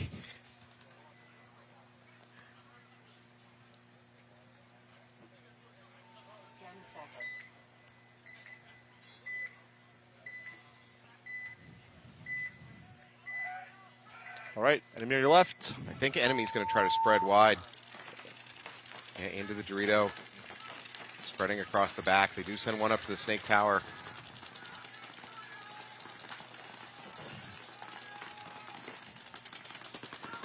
Oh, God. One of our cameramen has been trapped on the field. He's stuck behind home. Send help. He was on the field at the wrong time. Enemy players peeling off now. Transition from home out to this temple insert bunker. And to be honest, if they can hold this is a pretty good. No, they're not choosing to hold. They're in attack mode, going up the middle. However, the brick has been taken here on the Snake side. Oh, boy. By Ragtag. Ragtag has some scores to settle, and it's about to be settled. That was close enough to be a mutual. Combs was looking for the penalty, but I'm okay with that. I think we're enemy free on this side at this point. Yeah. Okay. I believe the last enemy walking off. Let's see if Ragtag, how long it's going to take him to pick this up. Enemy ain't going to concede, so we know that. No. They're just going to let them try to figure it out on their own. And there we go. Hi. A little wave. All right. We have a game again. There we go. 2-3. Assuming this is clean.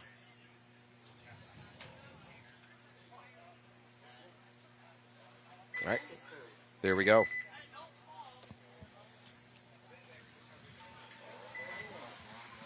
Thanks again to JT Mastodon. These goggles are being distributed by PittsburghPaintballSupply.com.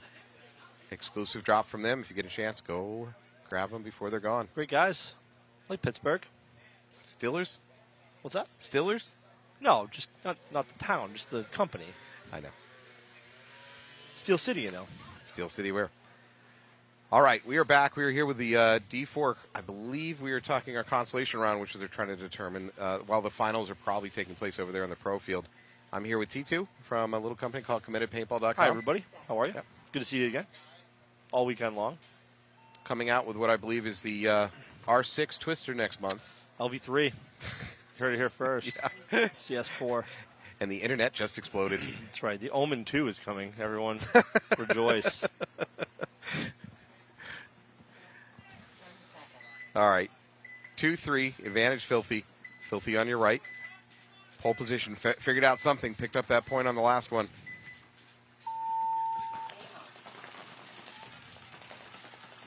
Looks like Filthy 5 alive. Same thing can be said for both teams at this point. Both teams up in that tower trying to control the snake. Nobody. That said, Filthy is in the snake now, up to the S2. Okay, so great move here. But pole position up to the middle. They can definitely stop the snake. Oh, did they pick up where he went, though, is the question. Yeah, he just made a liar of you by the snake immediately decided to move. I don't think he picked it up, though. I think it was blocked here. So, yeah. But it is the only thing potentially to stop that snake from getting past this 50. So,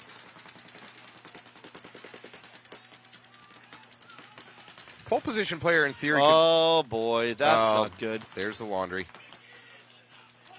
Oh, wow. Read that one like a book, so he knew exactly where he was. Filthy player is being peeled off due to a minor. However, at the same time, the Filthy Snake player managed to take out that pole position in the middle. Oh, wow. In return, pole position says, nope, you need to go now. Robinson's going to take a walk. So strong back line here. I mean, they're in a very good defensive position, but I think it's probably time to start moving. And I'm not sure Filthy has somebody on the other side of the field. I'm trying to figure out where he is. Oh, there he is. Yeah. D2. Pole position, spreading it wide on the backside. If there's no one is shooting at you you're in this corner bunker, get into the snake. Don't stay there. There's a little bit of a drop back by Filthy into the D1. I think he's trying to figure out where these pole position players are. I think he may pick up the snake player. I think he's trying to figure out where that point went wrong for him. All right. So, bit of a tactical retreat out here. Oh, they picked somebody else out of the middle there. I didn't even know this little guy was out there. Little guy doing the best he can. Yeah. Oh, boy. He's running for his life. So I believe we have... okay. So they just peeled off the last filthy player out of the back there. Yeah. So do they... I don't think they know what the count is, though. All right. Well, and a good move by Filthy. Yeah, the coach knows what the count is, so he's going to towel out of that one. 2 minutes, 41 seconds left on the clock. Switching back over to Ragtag versus Enemy. I already know the answer to this. Were you able to watch any games at any point this weekend, or were you so busy with committed stuff? Pretty busy, Matt. Yeah. I watched games with you.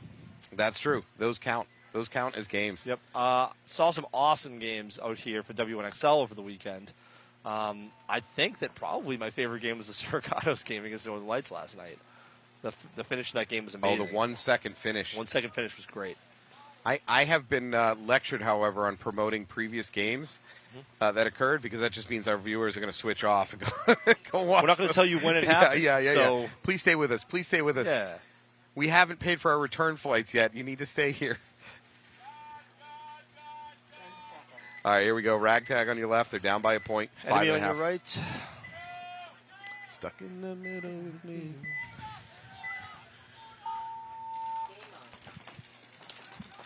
All right. Really aggressive slide out here to the snake corner, but paid off. No one caught him. Never mind, they caught him after. So peeling off an enemy player. Ragtag, 5 alive, spread across the back and up to that snake tower. Now into the D2. Now into the snake 1. Enemy with, let's see, we got a D1. We have a Dorito corner. We've got this tall center temple. We got a miner. Oh, boy. We got a miner on Gulf Coast Ragtag. They're going to lose both their back corners. That's probably the best case scenario if you're going to get a miner, though. That leaves their snake player alive and their Dorito front player alive.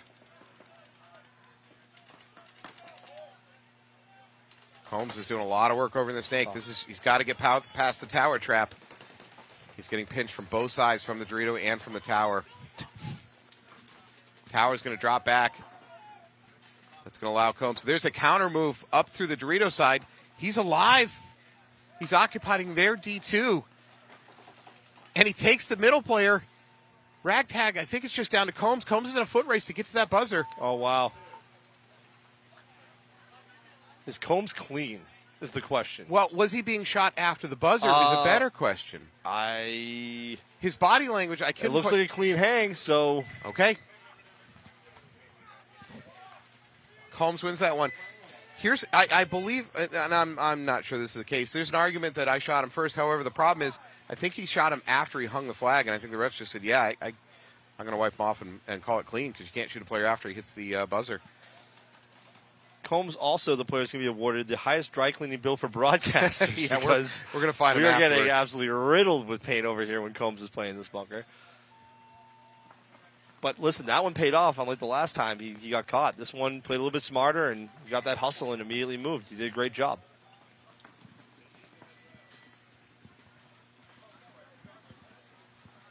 A brand new Hawaiian Twister shirt. Already sullied. I knew I should have kept it in the package and put it on eBay. Listen, Matt, thankfully they clean very easily. That is the high standard we have for our committed paintball products. Also, this set brought to you by a little company called CommittedPaintball.com. Never heard of them. They're not going anywhere. Oh, man. All right, tied up 3-3. Filthy on your left. Pole position on your right. Pole position still doubled up at home. Risky proposition after a couple seconds. All right, Filthy making their way into the snake. Slow, carefully. Very demurely. So we are tied up with 2 minutes and 20 seconds. So that is risky. Filthy snake player choosing to shoot over the top. Now there's a lot of heat on him. Yeah. I would probably get a little bit tighter. Go inside. He was thinking about going around the outside, which would have been death. It's a garden hose on that side. Yeah, what are you doing, man? Thinks better of it. Switches the inside. Okay. So Filthy still strong, 5 alive. But I don't think either team wants to be making any mistakes here. This is a pretty up. So we've got a pole position player coming off on the right-hand side of the field here. They still have their home bunker. They still have this tower here on the snake side in the center, the 30. Here we go. They're trying to get to this corner. Oh, wow. Filthy Snake player figures out the riddles of the Sphinx and goes to inside rather than outside. That's going to allow him to get up to S2, Oh, boy. S3. The Death Bunker is fully stocked right now, and his team's falling apart around him. Robinson's going to turn, try to blow up that Dorito. He does. Filthy is just pouring it on. Bodies dropping left and right over here for pole position. Filthy's going to yell Jenga and kick out the last block here in a second.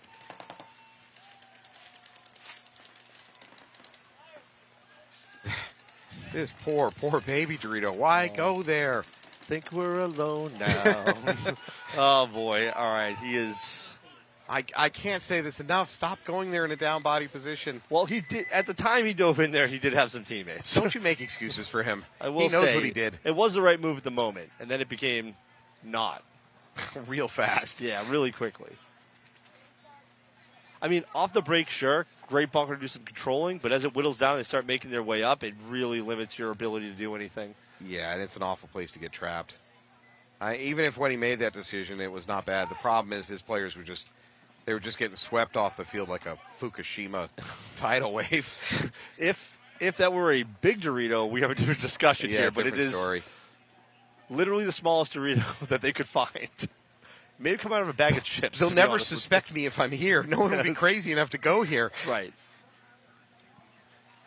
All right, we got a tied-up match with 4 minutes left on the clock. Enemy and Ragtag. Enemy's going to be on your left. A lot of time left here, so let's see what either team can do with the time they got. What time do you have remaining on the sweet earth? 4 minutes and 17 seconds. Here we go. Into the snake immediately for Ragtag. Looks like it works. Ref's checking him out.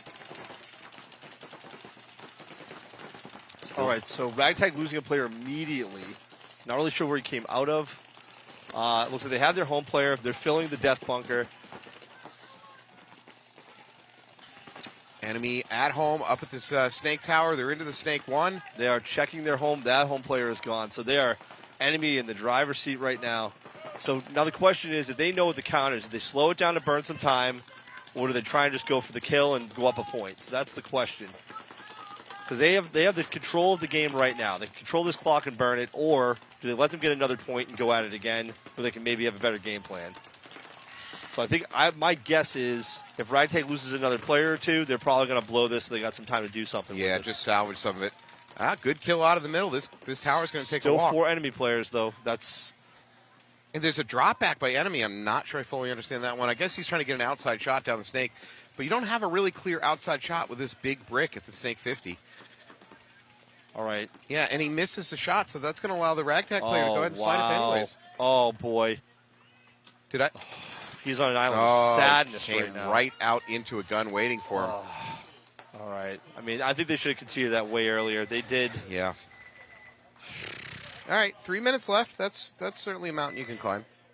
I think maybe enemy could have just hung back a little bit, burned a little bit of clock, controlled for a bit, and left him with way less to work with. I don't know. All right.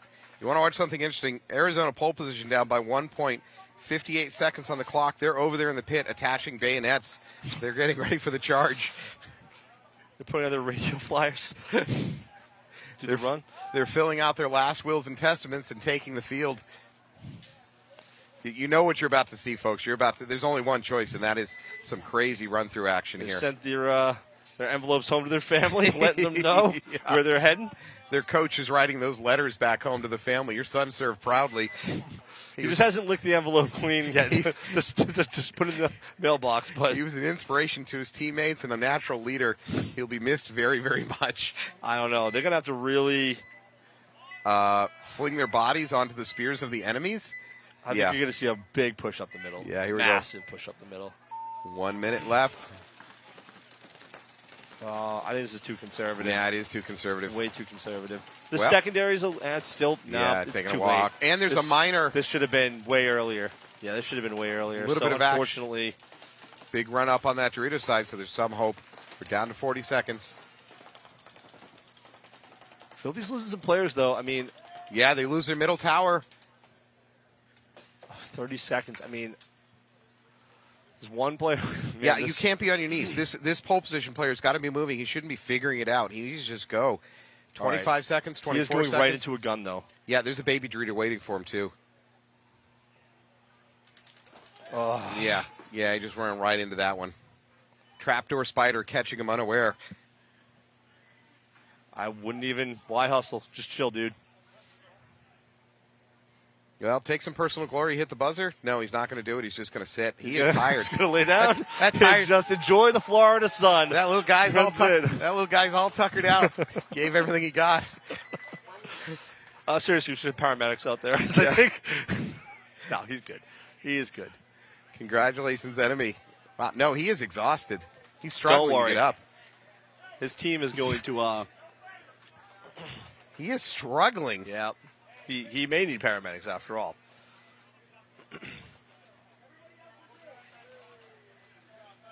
Wow. Yeah, they're. I don't know. I think they might need to do an IV or something for that kid. He's, well, the last of his life force was on the last point. Yeah, I mean, he's up the last point. I think he's okay, though. All right. Gulf Coast Ragtag Army. Down by a point, but not in such a dire clock situation. They got 3 minutes. This is going to be interesting. I hope to see Gulf Coast maybe come out with something that we haven't seen yet. They've been really successful getting up here to this snake brick. They've just not been successful into turning that into a win every time. Here we go, a little bit of a conservative breakout. 2 at home, 1 up the middle, both mini temples. Ragtag 5 alive though. I think we're still 5 alive over for enemy too.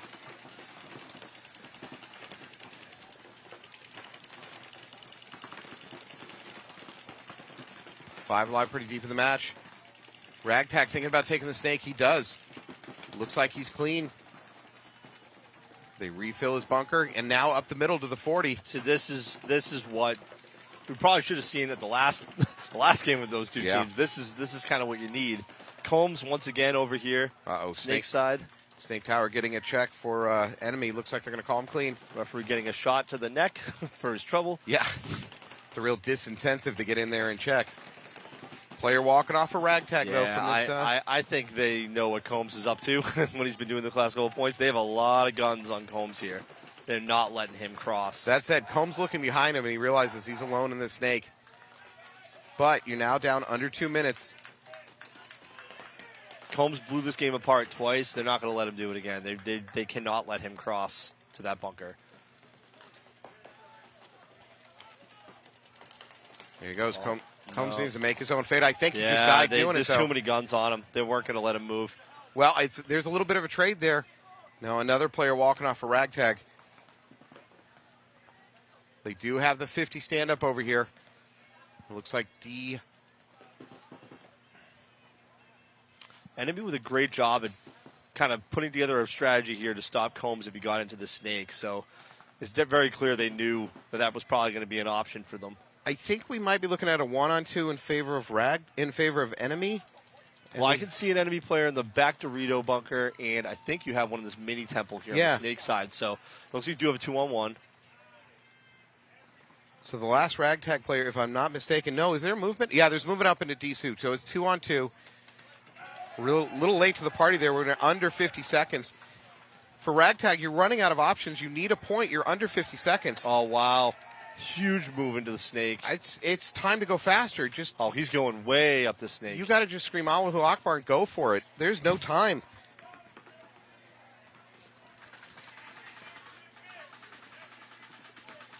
Oh, wow. Massive. Wow. Massive. Are they going to pull it off? I think they're going to probably pull this off. They got 20 seconds.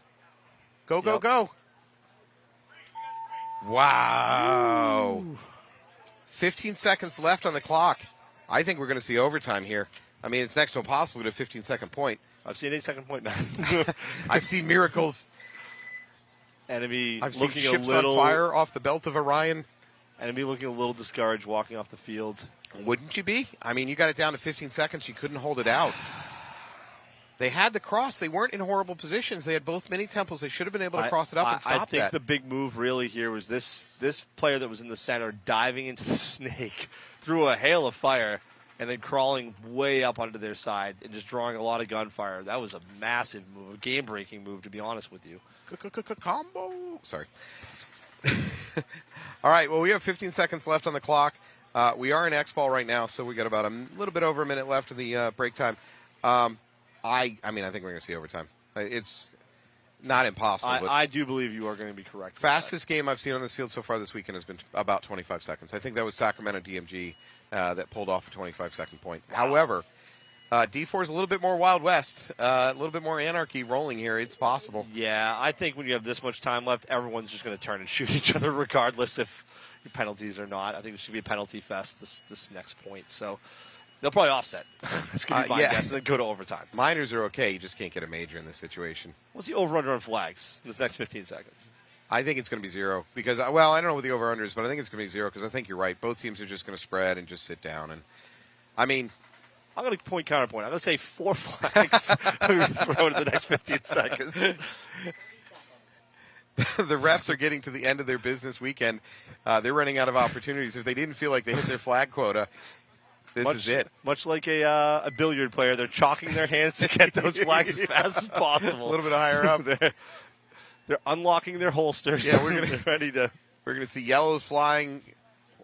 They may throw a color we never even seen before. There's a blue or something green. cool. I don't know what the green means. That's right. Thank you to Paintball for a Purpose. Thank you to Tammy Adamson for building an organization to help paintball players that need a little bit of help. Great cause. Yeah. Tammy, great person, just in general. Tammy's done some great work out here this weekend on the field and now off the field with Paintball for Purpose. Whew. All right, here we go. 4-on-4, 15 seconds late. Do they choose crazy time or do they just choose sit it out and play for I hope they choose violence, but yeah, that's my, I mean, it is enemy. Let's see what they do. Nobody on the field yet for enemy. Enemy's there. You're just hidden behind the bunker there, Matty. Am I short? Is that the problem here? I'm too short to see this? They're just very stealthy.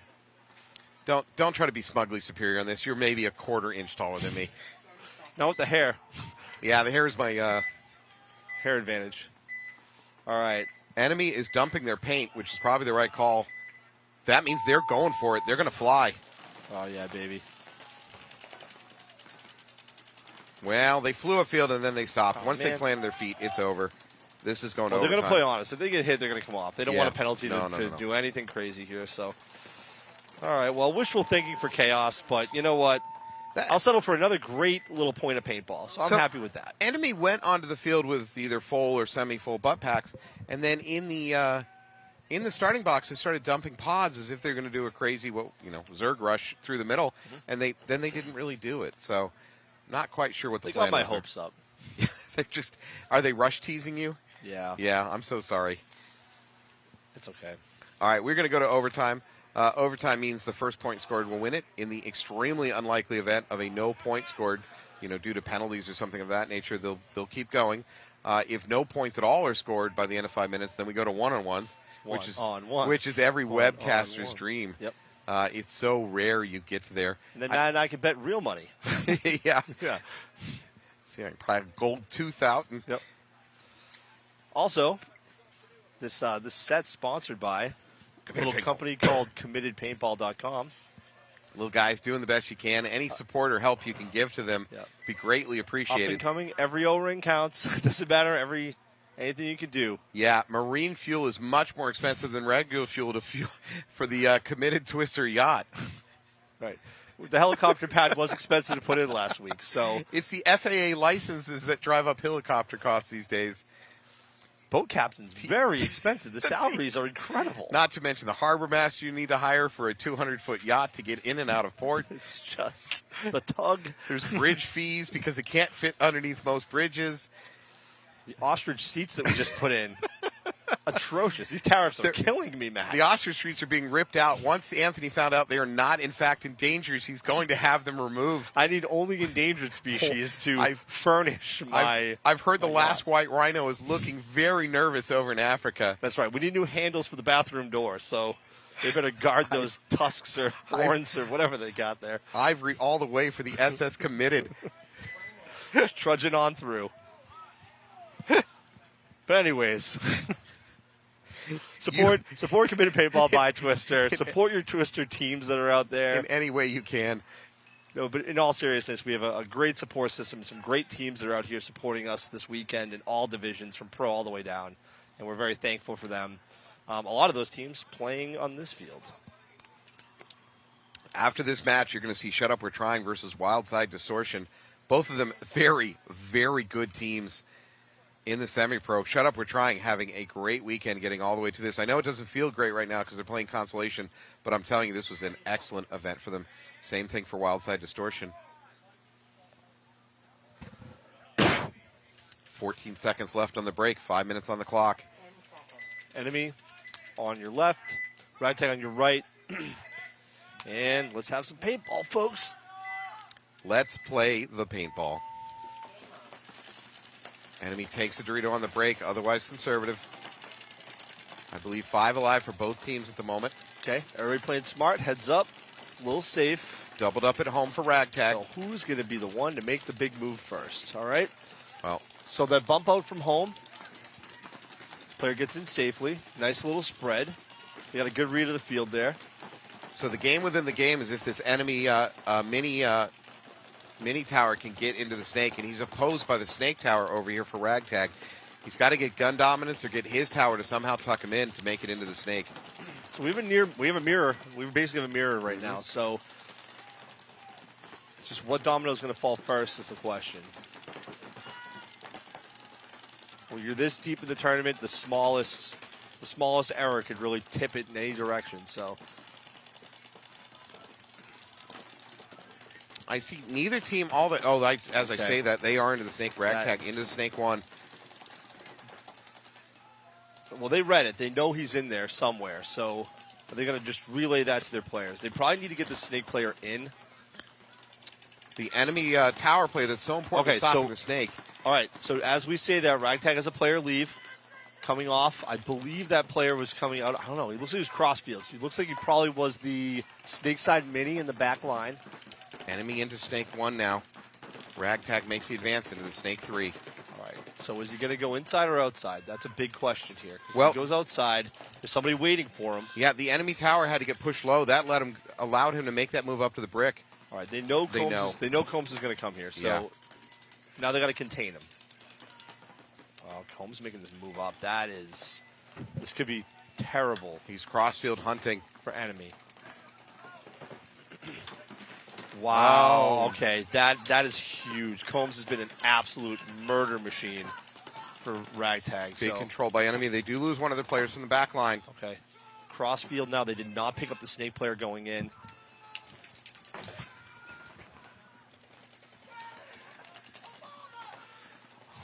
Was that an Obama call? That was an Obama call. Wow. I wonder what that one means. After this is over, let me tell you about our naming procedure for anti-heroes. I think enemy may, barring any crazy shenanigans here, they do have enough bodies. Probably would want one of his back players here that we know is 100%. As long as he clean. No rub. Hitting the buzzer with authority. And look at that thumbs up. And enemy is the winner of this match. Congratulations, enemy. That was a great match. Congratulations to enemy. And again, the key to that was controlling Combs. Combs is the biggest threat. They ran him every point. Same deal. Yep. Remember to spay or neuter your Combs out there. That's right. Can't let that population get out of control. They will. They'll kill everybody in sight. Very invasive species. All right. Congratulations. We're going to take a break. When we come back, I hope we're going to have T2 here for the next match. Yeah, I'd like to be here for the next match. Yeah, I'd like you to be, would you say, committed to this webcast? I am committed to this webcast. All right, there you go. All right, thank you so much for watching. We're going to take a little break. We're going to come back.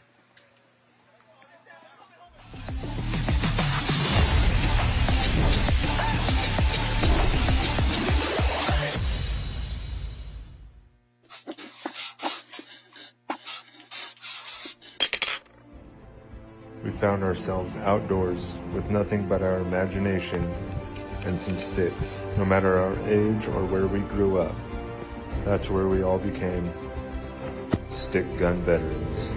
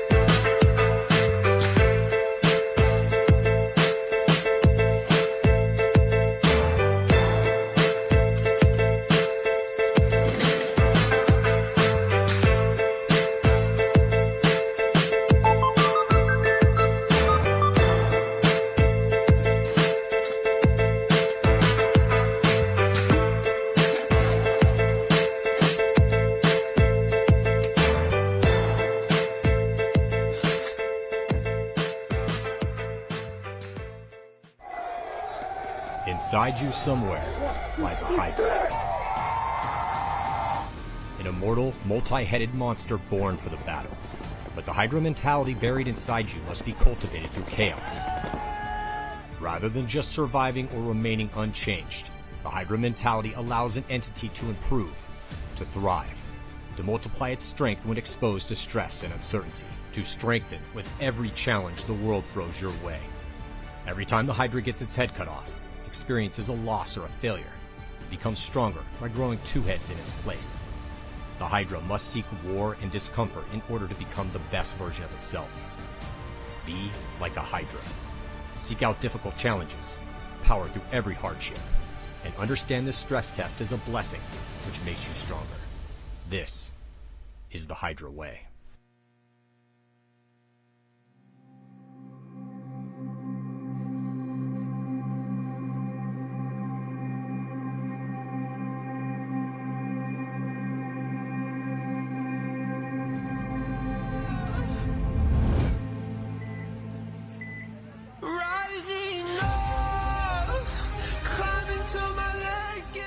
I was ready to live. I knew I had to go.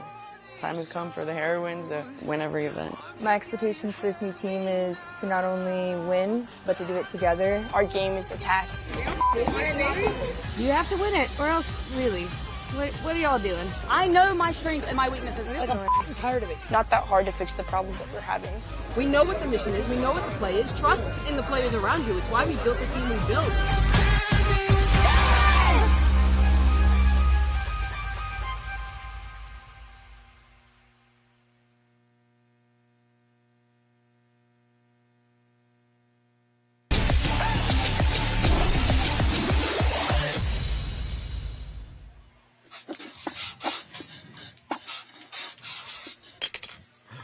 Welcome back here to Tampa Bay. NXL E1, almost the end of the end here for the weekend. You're lucky enough to have really T2 with me, and you've got to suffer with me for one more match. Hey, everybody. Good to see you again. T2 from Committed Paintball. We're going to be watching Newbies versus Beefy Boys. And on the backside of that, I believe we're watching Shut Up We're Trying versus... memory fails me. I'm getting old. There's a lot of gray hair. We'll find out that in a minute. They will let us know. All right, Newbies on your left, Beefy Boys on your right. Beefy Boys sporting one of the best names in paintball.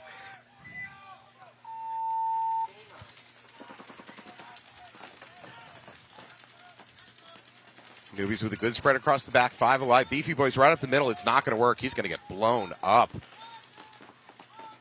Newbies into S2 pretty quickly. Beefy Boys making a spread across the back line here. Sans Death Bunker. Listen, they're just trying to control a little bit. I think they're aware of the snake player. I don't think they know where he is necessarily in the snake. This move up the middle is huge. That's nobody. A wasted run through. And the whip. No, he's still alive. Wow. He's taking their mini can, which is a bold move. Jeez. But he makes something out of nothing. Yeah, chicken salad out of. Now Newbies are moving up to the S3. Did anybody even pick him up? Does no. anyone even know he's there? He's there alive, and nobody's even noticed. Oh, wow. Home is going to pay the price. There he goes. He takes a walk. So that's the trade. This guy should need to turn. Okay. I heard that hit. That was. the fact he lived there as long as he did is pretty shocking. All right, Newbie's now refilling the snake. Okay, young, up-and-coming player here in the snake. I believe this is Mike Zerpolo. No. That is, I believe, Mike Zerpolo. Let's just check the back of the jersey. Check it out. That is the one and only Mike Zerpolo. Mike Zerpolo, old school New England player, goes way back in the day with us. An adult man now. Yeah, we're still supervising him though, just from the webcast he booth. He definitely needs supervision. He's no longer an employee. I need to say, be up front. Newbies love the team, a Twister team. They're a Twister sponsored and supported team. We love our teams out here. Beefy Boys, a fantastic team as well to get to this point in the tournament. So be prepared at home for wildly biased broadcasting. I'm saying it up to be up front. I'm not going to be biased. I just want to say I appreciate our teams out here getting this far in the tournament. Please begin attacking him on the comment thread. 3, Bring it, 2, Internet. 1, now. You can send your letters to AG Paintball. Attention, Matt Falvey. We will not read any typed letters. They must be handwritten. And then we'll not open packages that are ticking. Quill and ink only, folks. That's the only correspondence we will accept. All right, shut up. We're trying on the left. Wild side distortion on the right. Do not mistake the fact that they're playing in a consolation game for the fact that these two teams are deadly. Shut up. We're trying fantastic run this weekend, chewing their way through most of the semi-pro division, falling only to TPP Crew. Wildside Distortion, similar story. Oh, wow. What a run, but unfortunately, little tiny misstep there on the way out to that corner, and they caught him. So immediately down here for Shut Up We're Trying. Yep. One body.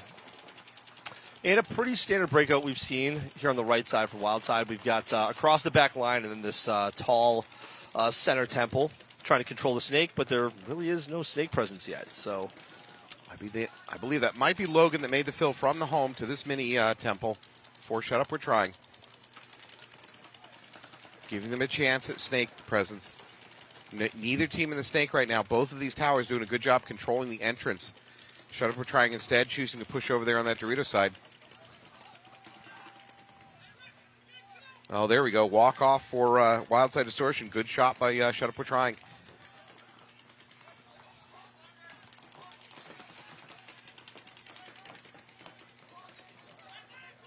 Both mini temples, D2, and that snake tower occupied by Shut Up We're Trying.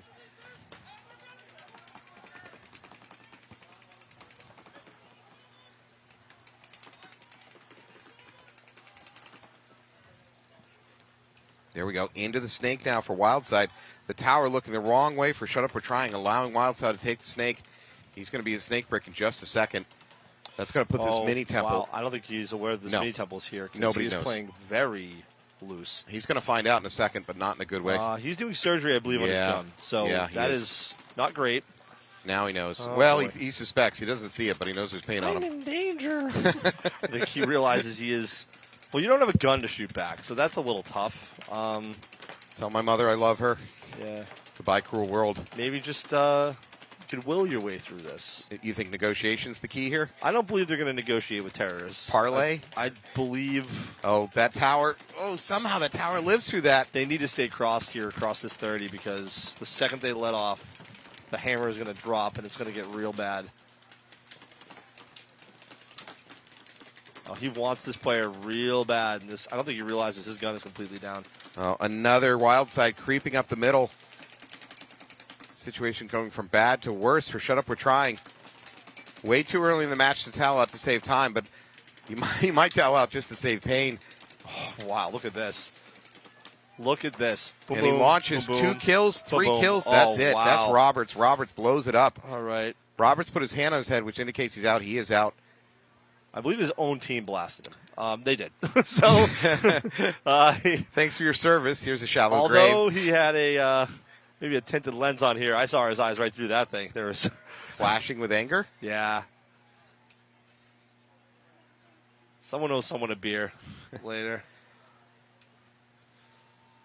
All right. Well, Wildside Distortion is going to score the point as soon as they either choose to hit the buzzer or Shut Up We're Trying decides to towel out of this one.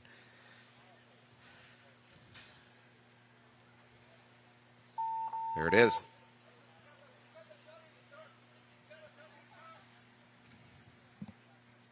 All right, point is approved. The opening point goes to Wildside Distortion.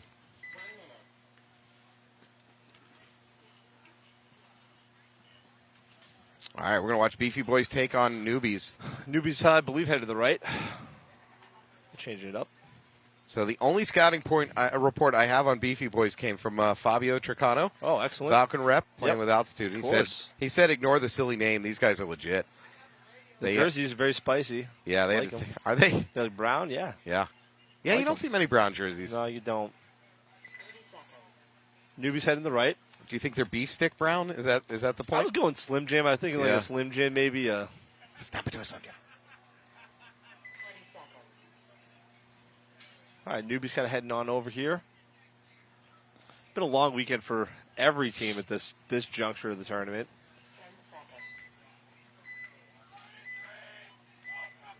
But the winners of these will be standing on a podium. So let's see what we got. Here we go. Beefy Boys on your left. Into D1 and otherwise standard breakout. They're going to do a late run up the middle. They're going to double up that tower. Yeah, they're trying to stop the snake. And doubling that up is risky. I don't think I've seen that. We've seen it a few times, but they did the right thing. They didn't keep it. They got out of there as quick as they can. They do lose their Dorito, though. So 4 Beefies left alive. So they at least caught the snake player and kind of contained him here. And this is a tall enough player. I think he can probably drop paint down and in. So that's a really good call to put that player in that position.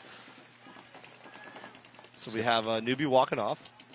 We're going to have a sneaky Beefy moving up into the middle into this X structure.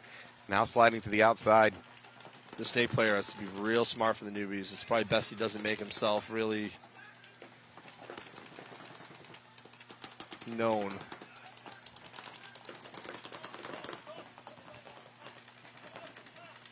Uh-oh.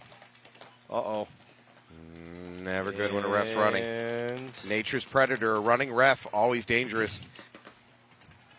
Newbie player. And clean. Interesting. Our head ref over here in the lifeguard chair called that one out. So I think he probably had the best vantage point, but... Do they know that Beefy player's there? Oh, wow. He needs to get his gun up. No, that's it. He's going to take a walk. Not sneaky enough. Well, I think his next target is probably going to be this tall tower. Well, the tower knows he's there. He's probably going to pop the top on him. There you go. And he gets the shot. Woo, call nice. me child for your free reading. Nice Pop-Tart there. Wow. He takes him out. And now he's probably going to go to work. Let's see. Beefy back player dives into that D1. This mini temple over here is not aware there's a gun literally pointed directly at his head. All right, that was a very good move on Beefy Boy's part. Coach has seen enough. That's it. Newbie's going to take this one, go up 2-0. Save the time. Save the time. But I will say Beefy Boys made some excellent moves. Great positioning up the middle there. It's just this snake player just made the right moves on Newbie's side and just blew the game wide open. Yeah, that Beefy player that went up the middle to the can just got trapped there, and he just ran out of options. It would have worked if it was a play that nobody saw, but especially once the ref went in to check him, then that cover was blown, and he was done.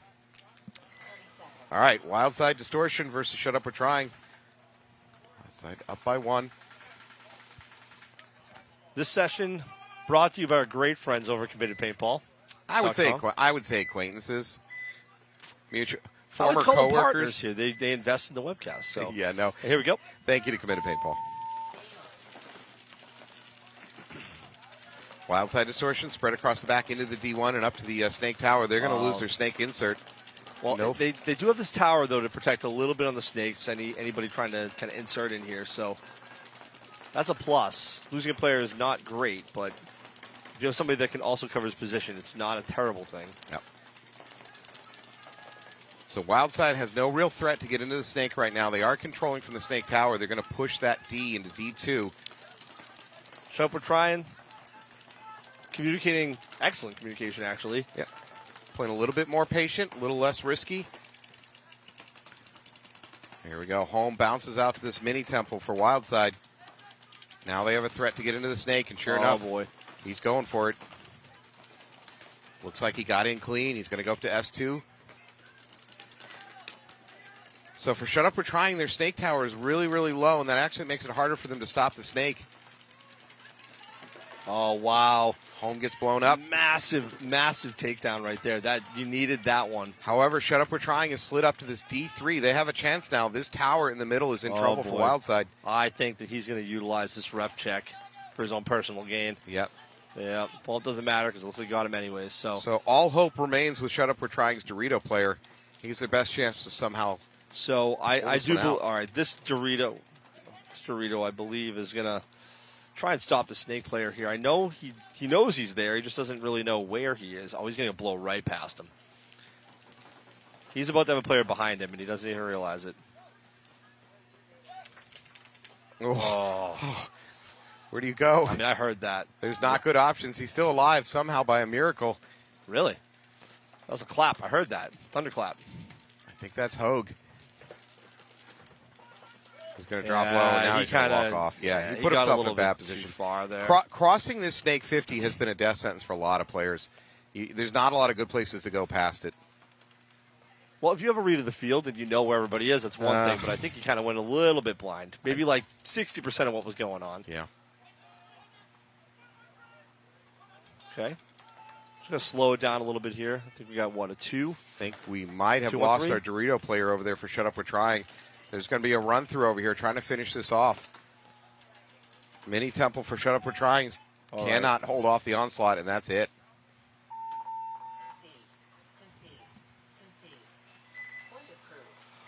Shut Up We're Trying to drop to 2-0. Well, 0-2. 9 minutes on the clock. And a similar 2-0 situation. Newbies and Beefy Boys are up next. I'd like to know who their sponsors are for Beefy Boys. It must be all jerky. If it's not all jerky or like leather products, I don't know like what. Maybe some protein shake supplements. Maybe a steakhouse. Yeah. Right? Maybe it's not like Brazilian. It must be Brazilian. You got to see these sponsor logos. We can't see the chat, but chat, why don't you put in there what your guesses are for their sponsors? Yeah, please throw them up in chat. We can't see it, but we'll enjoy it later on the replay.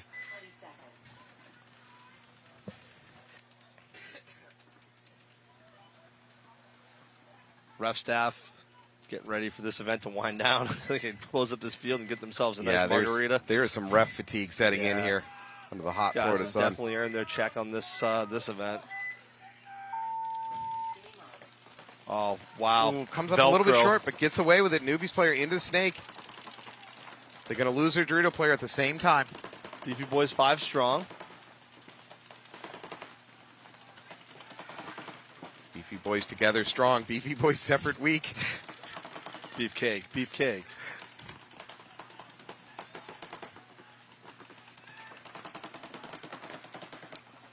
It is critical here for Beefy Boys to get up here and get a point. They've got to stop this snake push by Newbies. Newbies is going to lose their, their whole Dorito side. Frankly, I think it's peeled off now. Home, Mini Temple, and Snake. Mini Temple on the Snake side. Beefy Boys with an opportunity to try to push that Dorito side right now. Just the Home, number 25, trying to hold back the tide over there for Newbies. It's going to be a check going on, number 33 here. Ref gets up close and personal. Oh. They're going to take a walk. There's a ref running in with a flag in his hand. That's not good. If there's a hit there, I think Newbie's going to lose 2 players at once. Nope, he's calling it rub. Okay. Chooses to go to bunker El Norte. Results in his death. Beefy Boys definitely have an opening here. I think they utilized that ref check to their advantage and kind of got a gun on that lane. Well, that Home is in trouble. He's about to get bunkered. Parting gift. Oh boy, oh boy. I'm sure he's just complimenting him on his goggle configuration or something. I'm sure everything that was said right there was totally. Where do you get that sirloin smell cologne from, sir? Yeah, and he was just telling him like, "Oh, right down on third." Like, I'm sure there were no profanities at all exchanged whatsoever. Nothing but pleasantries. Beefy Boys triggering one of my food complaints. I believe anytime I go to a restaurant that turns a noun into an adverb, I'm not to trust them. So if I go to a place that says beef, you know you're eating beef. If you go to a restaurant that says beefy, you may not legally be eating beef. Cheesy? Probably no cheese in it. I do believe the Beefy Boys 100% beef. I will say, maybe talking a little bit of smack, I do believe at this juncture, if you do happen to be walking off the field, you may catch a couple strays. Yeah.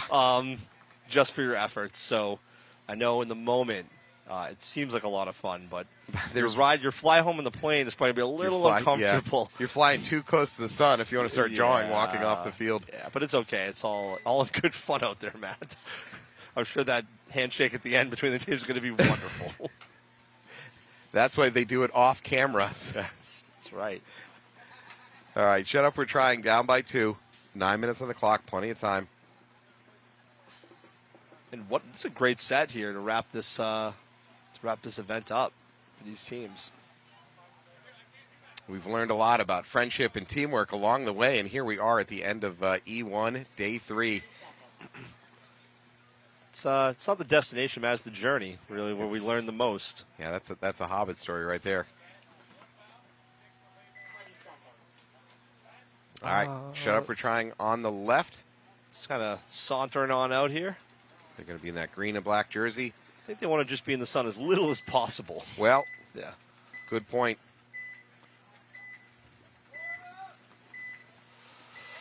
All right, let's see if we get a clean break here for both squads. Oh, a lot of kneeling and shooting for Shut Up, We're Trying. Well, big stall there in the middle, but pocket shooting and doesn't result in any off the break kills. Well, it doesn't look like they went very wide here on the distortion side. So Shut Up, We're Trying overextends, trying to move up the middle from this snake tower. He went to the outside of it, and that's that stacked up player was playing a little loose. He'll need to think about his decisions. 3 players left alive for Shut Up, We're Trying. Wildside Distortion up to 50 on this Distortion's only lost wedge. 1 player so far. They got 1 off the middle here. So now there's a 3-on-3 with a very similar setup. I think they got a stack in the same positions, but a little bit further up the field here on the Distortion side of that tall temple. So what we got for time here? We'll be looking at 8 minutes. I mean, this is a lifetime. That's here. a non-factor. This is a calendar year in paintball terms. Mayan or Western? Oh, Mayan, obviously. Yeah. Is there another one? No, that would be it. Maybe Chinese.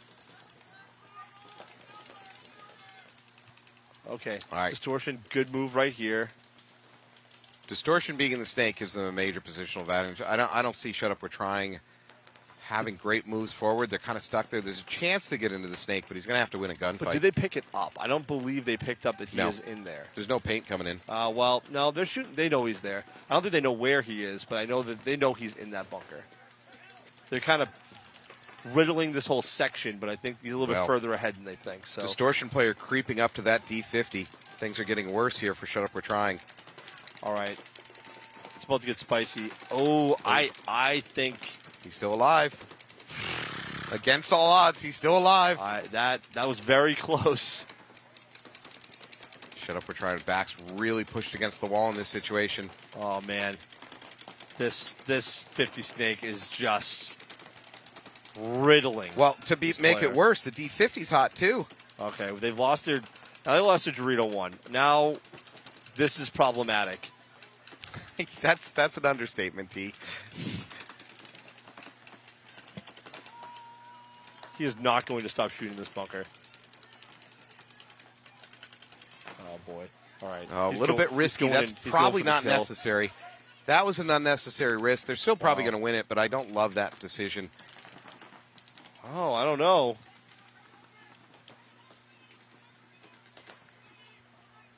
Yeah, I think Wildside player just threw his body away going down the sideline. I don't think there's a lot to be gained from that. I don't think he knew what was on the opposite side of the field. I think he knew that somebody was here, but he was hunting while he was running. He didn't have his gun kind of fixed. Uh-oh. Oh, there you go. There's a minor, and that'll be it for Shut Up, where. We're Trying. I mean, he's blasting the face. I mean, that's. I wonder what the ref saw in that one. I mean, controversial call. Just a simple goggle hit. I don't know how you make that call. There's nearly a case of paint on that fellow's face. So, Matt, relax. They're trying. Yeah, they are. They're trying. No, I don't want to make too much light of it. To be honest, Shut Up, We're Trying has had, I believe, a great weekend. Oh, I mean, they're here right now. So yeah, exactly. They're this deep in the set. They missed the finals by just a whisker. I mean, honestly, good for them. So now Distortion up by 3. Is this maybe? I mean, and now they're talking to the refs. I don't think they're even paying attention to the fact to hit the buzzer and concede that Distortion's just chilling and cooking time. He'll sit there all day. I believe that's 47 Roberts out there. He's just glad he's not getting shot by his team trying to hit the buzzer. They were like, you know what, you can have this one. Just stay in the back. Sorry about get that up last there, one. Take the glory. Oh, he's going to move into the shade. Oh, excellent. There you go. There's the concession. The moment they knew he was going to get some shade, they're like, no way. We're not having that. They are playing some deep psychological games That's over right. here on the Shut Up, We're Trying Why sideline. don't you cool off, JK? All right. The Beef Squad heading out. Well, they are rolling out into the hot sun. They're gonna I'm walk sure they by want each this other over. here. I'm sure they're going to exchange some pleasantries. How are you? Nice Good to see day. you. You look Looking good. great. Like your goggles. Tell your mother I said hi. What kind of strap is that? I'm sure there's full respect. Yeah, I'm sure that they're totally. All right. Nobody is running to the box. No. I think there's some exhaustion setting in. Mike Zerpolo here is going to take his time. The sun is really starting to become a bit of a microwave here for the players. We did have a little bit of cloud cover earlier, but it is not anymore. long since gone. Another few minutes of this. Beefy boys are going to be jerky boys. Wow. You liked it. Give him the old Saul Rosenberg. All right, Beefy boys. Pretty standard spread. Bringing shame to all of New England. Mike Zerpolo taking a walk early. Attempted run through here. They're going to trade out.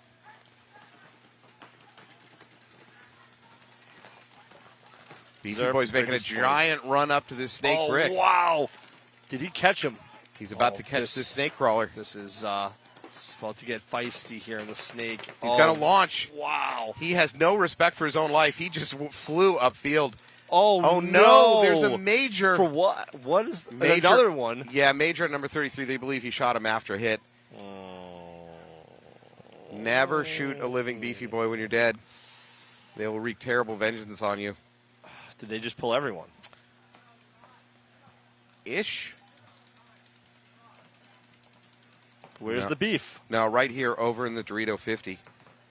He's their last hope for the newbies. He's getting surrounded. Oh, boy. Dixon is looking for answers. There are not many answers. Here we go. Is this a one-on-one? This may be a one-on-one. Oh, he's asking for a check. I think it's a bounce. Dixon stays in. Beefy Boy's put himself in a situation with less movement option. Dixon actually has more. Beefy Boy's going to pull backwards. He's going to lose that fight, though. Oh, wow. Dixon is going to pull this one out of the fire for the newbies. From an absolute flag festival to a point. Yeah, hell of a finish there. Wow. Okay. Excellent job on that point from the newbies. All right, Wildside Distortion with a dominant 3-0 lead right now. It's not insurmountable. It's possible for Shut Up, We're Trying to come back. They absolutely cannot lose another point. This is critical for Shut Up, We're Trying. Wildside. So here's my prediction, just because I've seen this situation so many times. Wildside Distortion has every incentive to come out and play conservative, cross it up, kill the clock. That will lose to them probably losing this point. Shut Up will probably come out more aggressive, and they'll end up winning this point, which is not the end of the world for Wildside. That's my guess. I'm putting on my prediction hat. Oh boy, let's see if it comes to fruition, Matt. I've just seen this situation play out a million times. Wildside chooses not to go conservative. That's important. They do lose their first player. All right, so it looks like Shut Up has not lost any players off their break, so that's a good thing. However, the death bunker is in full effect. But it's okay when you have that many players around you. Waiting to eat another victim. All right, so his homie is crawling up here into the snake. Good positioning. Yeah, Wildside. That's going to be a big one. They have really good positioning here on the entire snake side, including this 50. So D2 for Wildside. Everything else is home and mini temple. I believe that this home player is about to get his pack blown off. I think you're going to be right.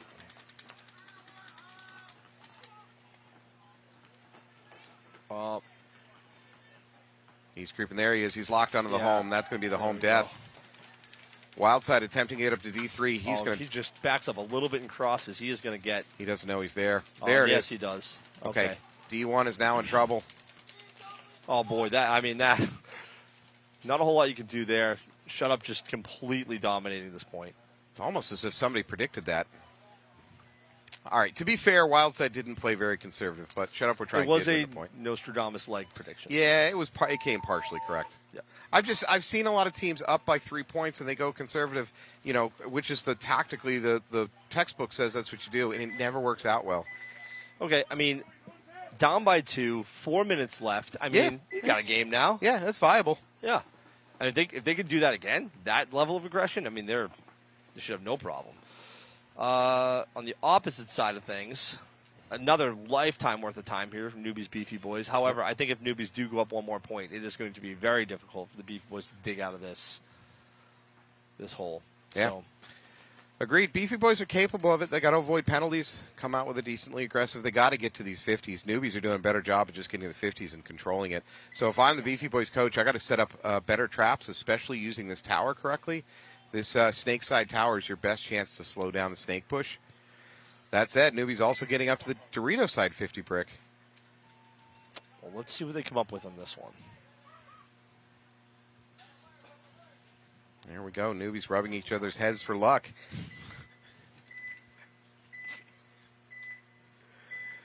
All right, Newbies on your left, up by 2 points. Bringing the beef on your right. That was a very good kind of tandem breakout here on the snake side for the Newbies. 5 alive, both sides. They are real heavy gun on the snake here. They do not want this nuisance in the snake. So Beefy Boy's doing a good job using this tower to slow down the snake. Number 33 for the Newbies is into the snake, but he can't go any farther. He's going to look for the cross shot, but there's not great cross shots from that S2.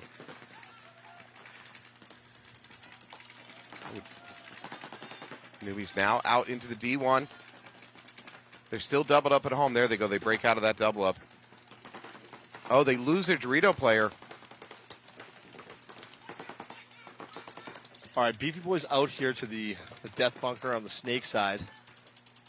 Snake corner is hot, as T2 pointed out. Now back into the Newbies filter. Another player into D1. This time successfully. Oh, Beefy Boy walking off that backline Dorito side. All right, we have a tactical retreat. Yeah, again, this is a great work by Beefy Boys in the snake and then tower. kind of sliding sideways. Wow, that was a good move, but I think he needs to be aware here that that was forced by the Beefy Boys tower, and now the tower is going to get him. Wow. That is exactly what the Beefy Boys needed to do. Good work. Shot.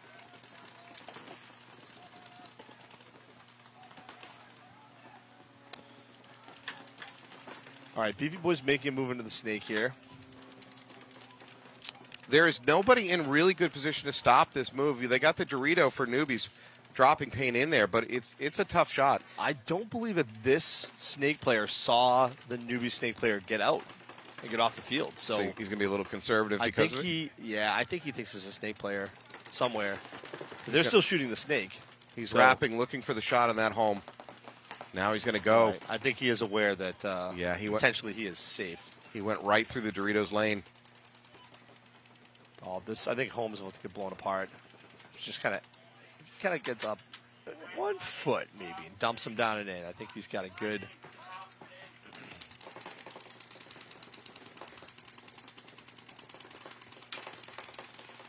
Yeah, they're just riddling the snake. You know what? I'm not sure that he knows that the snake's empty. Yeah, so I think the Beefy Boy's wasting a bit of paint here on an empty snake bunker. Yeah, they got their calls wrong. Yeah, they definitely didn't see him get out. Because they are still shooting this bunker. He has been gone for quite a while. Oh, wow. Right. Things are becoming uncomfortable for the Newbies here. Okay, I think it may be time for this Beefy Boy snake player to make a move. I think he. I don't recommend him going past. I recommend him just standing up, rapping, looking for kills. There you go. Don't cross this until you have the game well in hand. Going past this 50 in the snake is on the inside. Inside's I think fine. Yes, There we go. Last player over it's the a, D2. it's a little late, but I think he's still going to get this Dorito player. Oh, yeah. He pops the top here. He's going to. Now his buddy gets him. It's that. He got beef blasted, and he's going to take a walk off the field. Beefy All Boys right. racing for the buzzer. We still got a game here. There it is, 2-3, 4.5 on the clock. Oh, boy.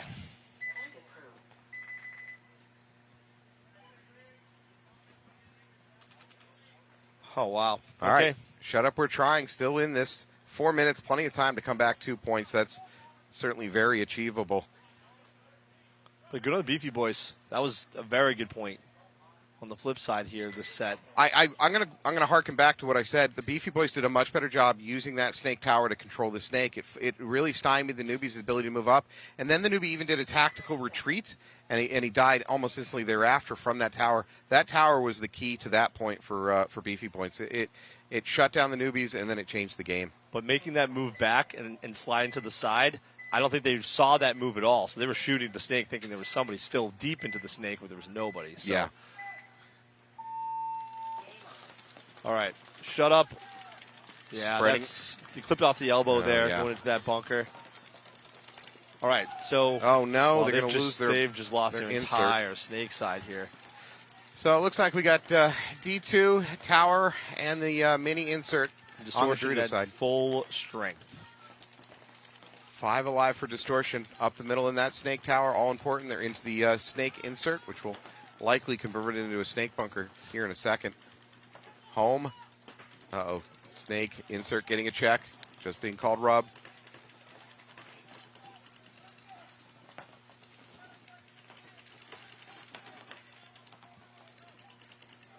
So for Wildside, you got that tower. You got all 3 bunkers on the back line, really. All right, D1. now we're getting below 3 minutes. So, I mean, Shut Up's got to make some moves here. I mean, they definitely need to win this point for sure. Yeah, Wildside's definitely set up as if they're just going to defend. This is not an attack formation from them. So what do you do here, Shut Up? I mean, they're if they get wide here or they get into the snake on the distortion side, I think you're in a lot of trouble. Well, we're seeing it. They've already given up on the snake. I given up is maybe the wrong word, but they're putting their resources over there on the Dorito side, the D1, D2. D2 has got to make his own luck and start making his bumps. There's nobody to help him make the bumps. He's got to win gun dominance with whoever's holding him back and just go. This Dorito side, you can make your moves if you stay low. You just have the barest of window you got to get through on a lot of these bumps. I think on the Shut Up side here, this tall tower that's holding the snake together, he is the glue that's holding this entire thing together. If he goes, they're going to make their way down here. And they lost their D2, so it's just D1 and the tower. Wow, okay. I mean, Shut Up, try and coach. Has seen enough. He's going to towel out of that one. Now down with 2 minutes on the clock. They're down 3 points. That's I'm going to use the word insurmountable.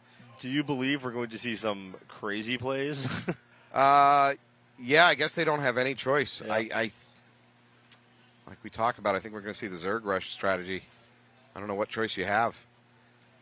All right, on the flip side, similar kind of timeline here. You got 4:30, so there's not a ton of time here. So if newbies go up, win this one and go up by 2, you're probably going to be left with about 2 minutes. It's going to be with the similar hold that everybody else is in here in this set. So let's see how this plays out. This is a crucial point for Beefy Boys. They need to capitalize on this in a big way. They're going to have to be their beefiest selves if they want to win this. Beef up.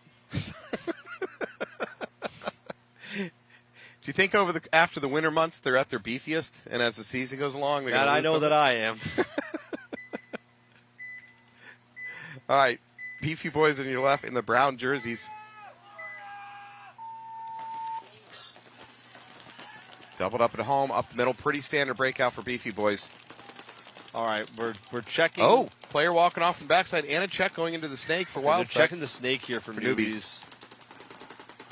Referee, I believe, is going to call him clean. Another player walking off the backside for newbies. All right, newbies left side, Dorito side is kind of... Things are swinging Beefy's way here. The snake player newbies has to be very, very careful here. There is a lot of guns trying to prevent this movement. So this tall tower has to maybe, oh boy. This is a little tricky.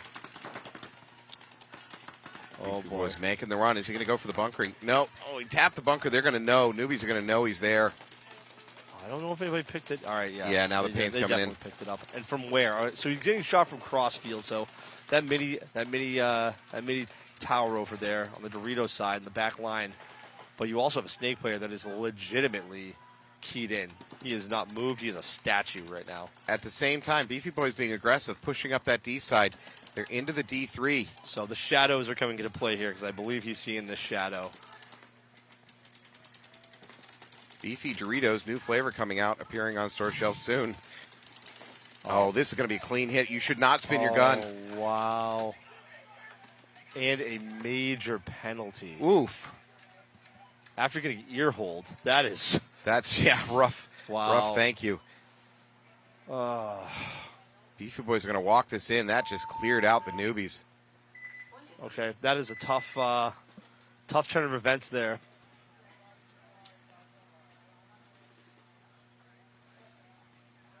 All right, there it is. It's tied up. Ear hold at 5 feet and then get a major. That is, yeah. And you know, there's actually absolutely no argument from the newbie player. He didn't try the old, no, I didn't. No, I mean, you have David Hasselhoff up here that saw the whole thing. Yeah. The best seat in the house. I don't know how much you can, you got every camera on it and you got your head judge 10 feet away on a ladder. I don't know how you could maybe accept your fate. Yeah. All right, Distortion with a great lead here. 3-1 over Shut Up We're Trying. 2 minutes on the clock for Shut Up We're Trying. Yeah, you just fling your bodies onto the funeral pyre. I believe you're going to see some craziness and potentially try and get a penalty pulled here from Distortion, but I think Distortion's just going to chill. Yeah, what else should they do? Shut Up We're Trying loses their first body. They are going up the middle. They lose their second body. Too many bodies. Yeah. And if you towel out of this to save time, you're so far. Yeah, you're so far out of it. Even this situation is almost untenable.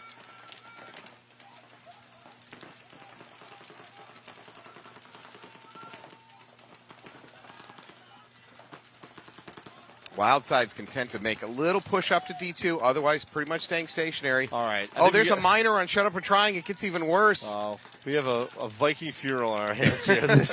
This is not good for Shut Up I'm Trying. No, we're at a minute 30, and this is falling apart. Yeah, I don't think they can dig their way out of this one, unfortunately. No, Wildside Distortion's going to slow roll it.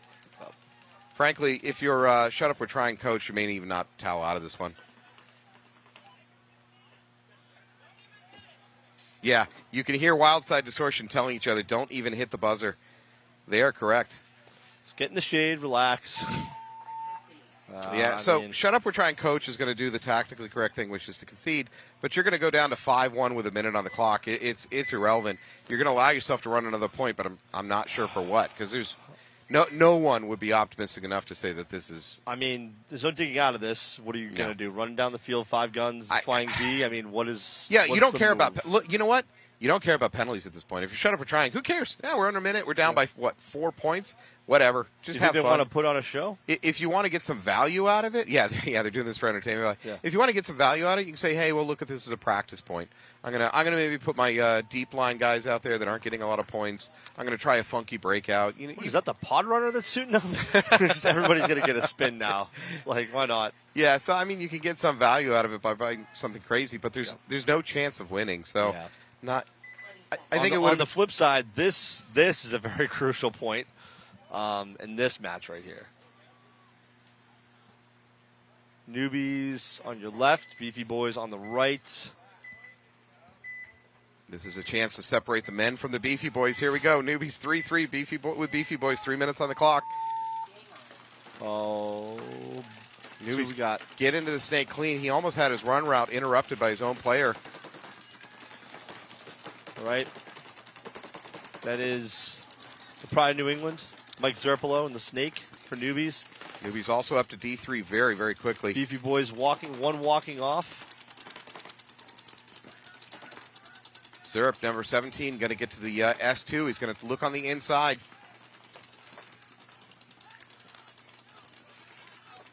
Newbies spreading it a little bit wide.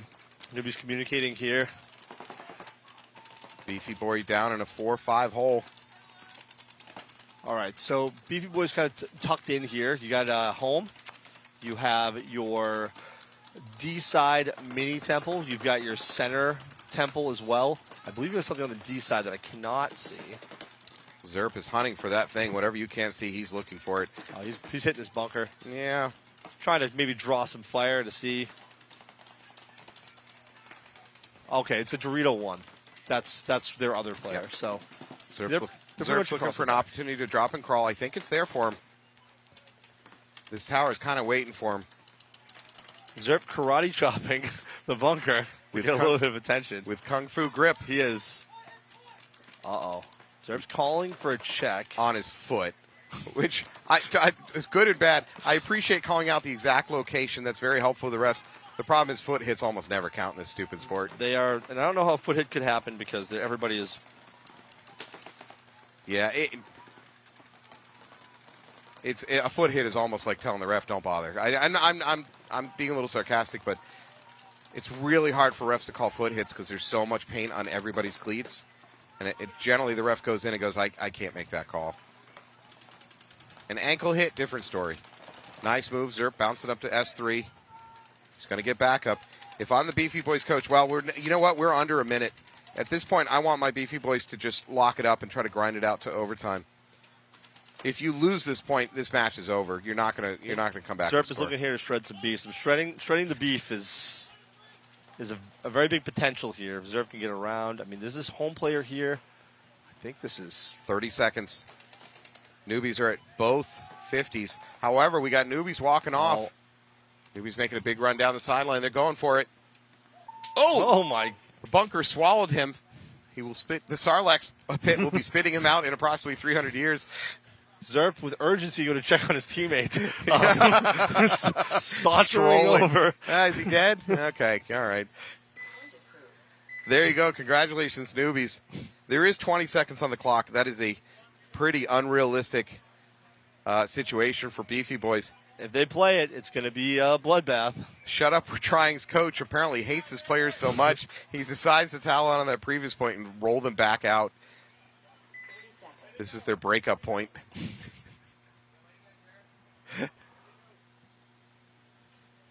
This is kind of like your dad catching you smoking, so he puts you back in, smoke the entire pack before you're allowed out of the closet. I saw him smoking.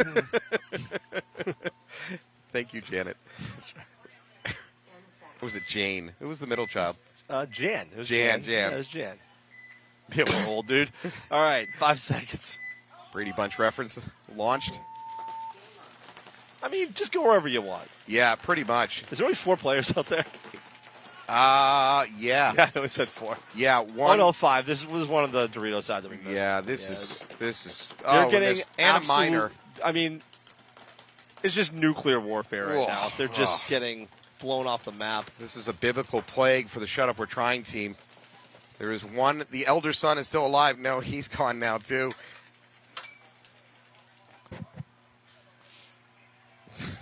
Please don't towel. Please shut up. Don't towel. Actually, if he towels, it's a mercy you anyways. Get back out there. Yeah. You're going to do it. You're going to do it till you get it right. You keep doing it. I don't want to, Papa. No, at this point, if they towel out, the match is over for mercy. I think maybe a congratulations could possibly be in order here for Distortion. Yeah, I think barring that's a safe. meteorite falling from the sky, or the rulebook changing in the next 12 seconds. The sun being blotted out by the blimp can only indicate impending doom. Yeah. It's academic. 3, 2, 1. And there we and go. That's it. Distortion. Congratulations, Distortion. They lock up 3rd place in semi-pro for opening weekend. Way to hold them off. By the way, simply, for semi-pro, we're at the beginning of the season, right? There's some of these teams. The big prize this division, you take 1st place for the year, and you're pro. Congratulations. Yep. Your childhood dream has been fulfilled. You're now going to go pro. Mm-hmm. So these events mean a lot. To even get in this deep into the playoffs is actually, from a points situation, a huge win. So the difference between 3rd and 4th is certainly immoral, but over the course of 5 events, even just taking 4th, as long as you can continue to do that, maybe toss in a 1st here or there over the course of the year, it's really not that hard to take the season. Yep. As long as you don't take any bad finishes like 10th, 11th, and of course place. show up to every event. Yeah, you cannot miss an events. event. Yeah, that's the big one. Yeah, but if you look at the winners of most of these semi-pro seasons that take the pro spot, they're not winning every single event. All right, that paintball fit exploded. I mean, without saying. But generally speaking, you just need to stick around in the top 3, top 4, maybe take a first here or there. It's very doable. I mean, even that being said, you can get into a lower 6th or something as long as your placement in those other events did well. Yeah, or higher. So the Beefy Boys are out here, and I'm just, based on what they have in their back, I'm going to say someone's probably going to have a little sprint. But let's see. Do they have pods or baseball bats? What do they have in their butt packs? They appear to be 2 pods. So I don't know, at least for a couple of players. So let's see. We got cooking here. I mean, is there 20 seconds left. Is there a timeout? No, well, we have a minute and a half. We're in X-Ball right now okay, because we're they're in the X-Ball. last match rolling, so we got a minute 30 going on. If the Beefy Boy coach, what do you do here? I mean, send it. Yeah, that's Send the it. incorrect It's- answer. You put your boys on the field, and then you get out of there, pack up your clipboard, head for Before the they car. get off the field. Yeah, because they're going to be angry you're putting them out there. Or you just say, hey, boys, we came this far. This is it. Send it. Yeah, absolutely. We're going hold no hardware. I mean, that's pretty much it, right? All right. So, newbies heading to your right. We're less than a minute here before it looks like the final point here of this. Have you seen the movie Logan? Of course I have. Everybody on the field looks tired. Remember how Logan, everybody's just tired in that movie? I feel like Logan. Look at all the players. Look at the refs. Everybody is just tired. Not a lot of pods on these players. There's no reason to carry that No. kind of weight with 20 seconds. So This is the very, very end of a 3-day push in hot Florida sun. It's taken a lot out of them. All right. We got 20 seconds till the 20 seconds. So let's see what Beefy Boys can pull out of their bag of tricks here. Do you believe in beefy miracles? Here we go. Pray to your protein gods if you're a Beefy Boys fan.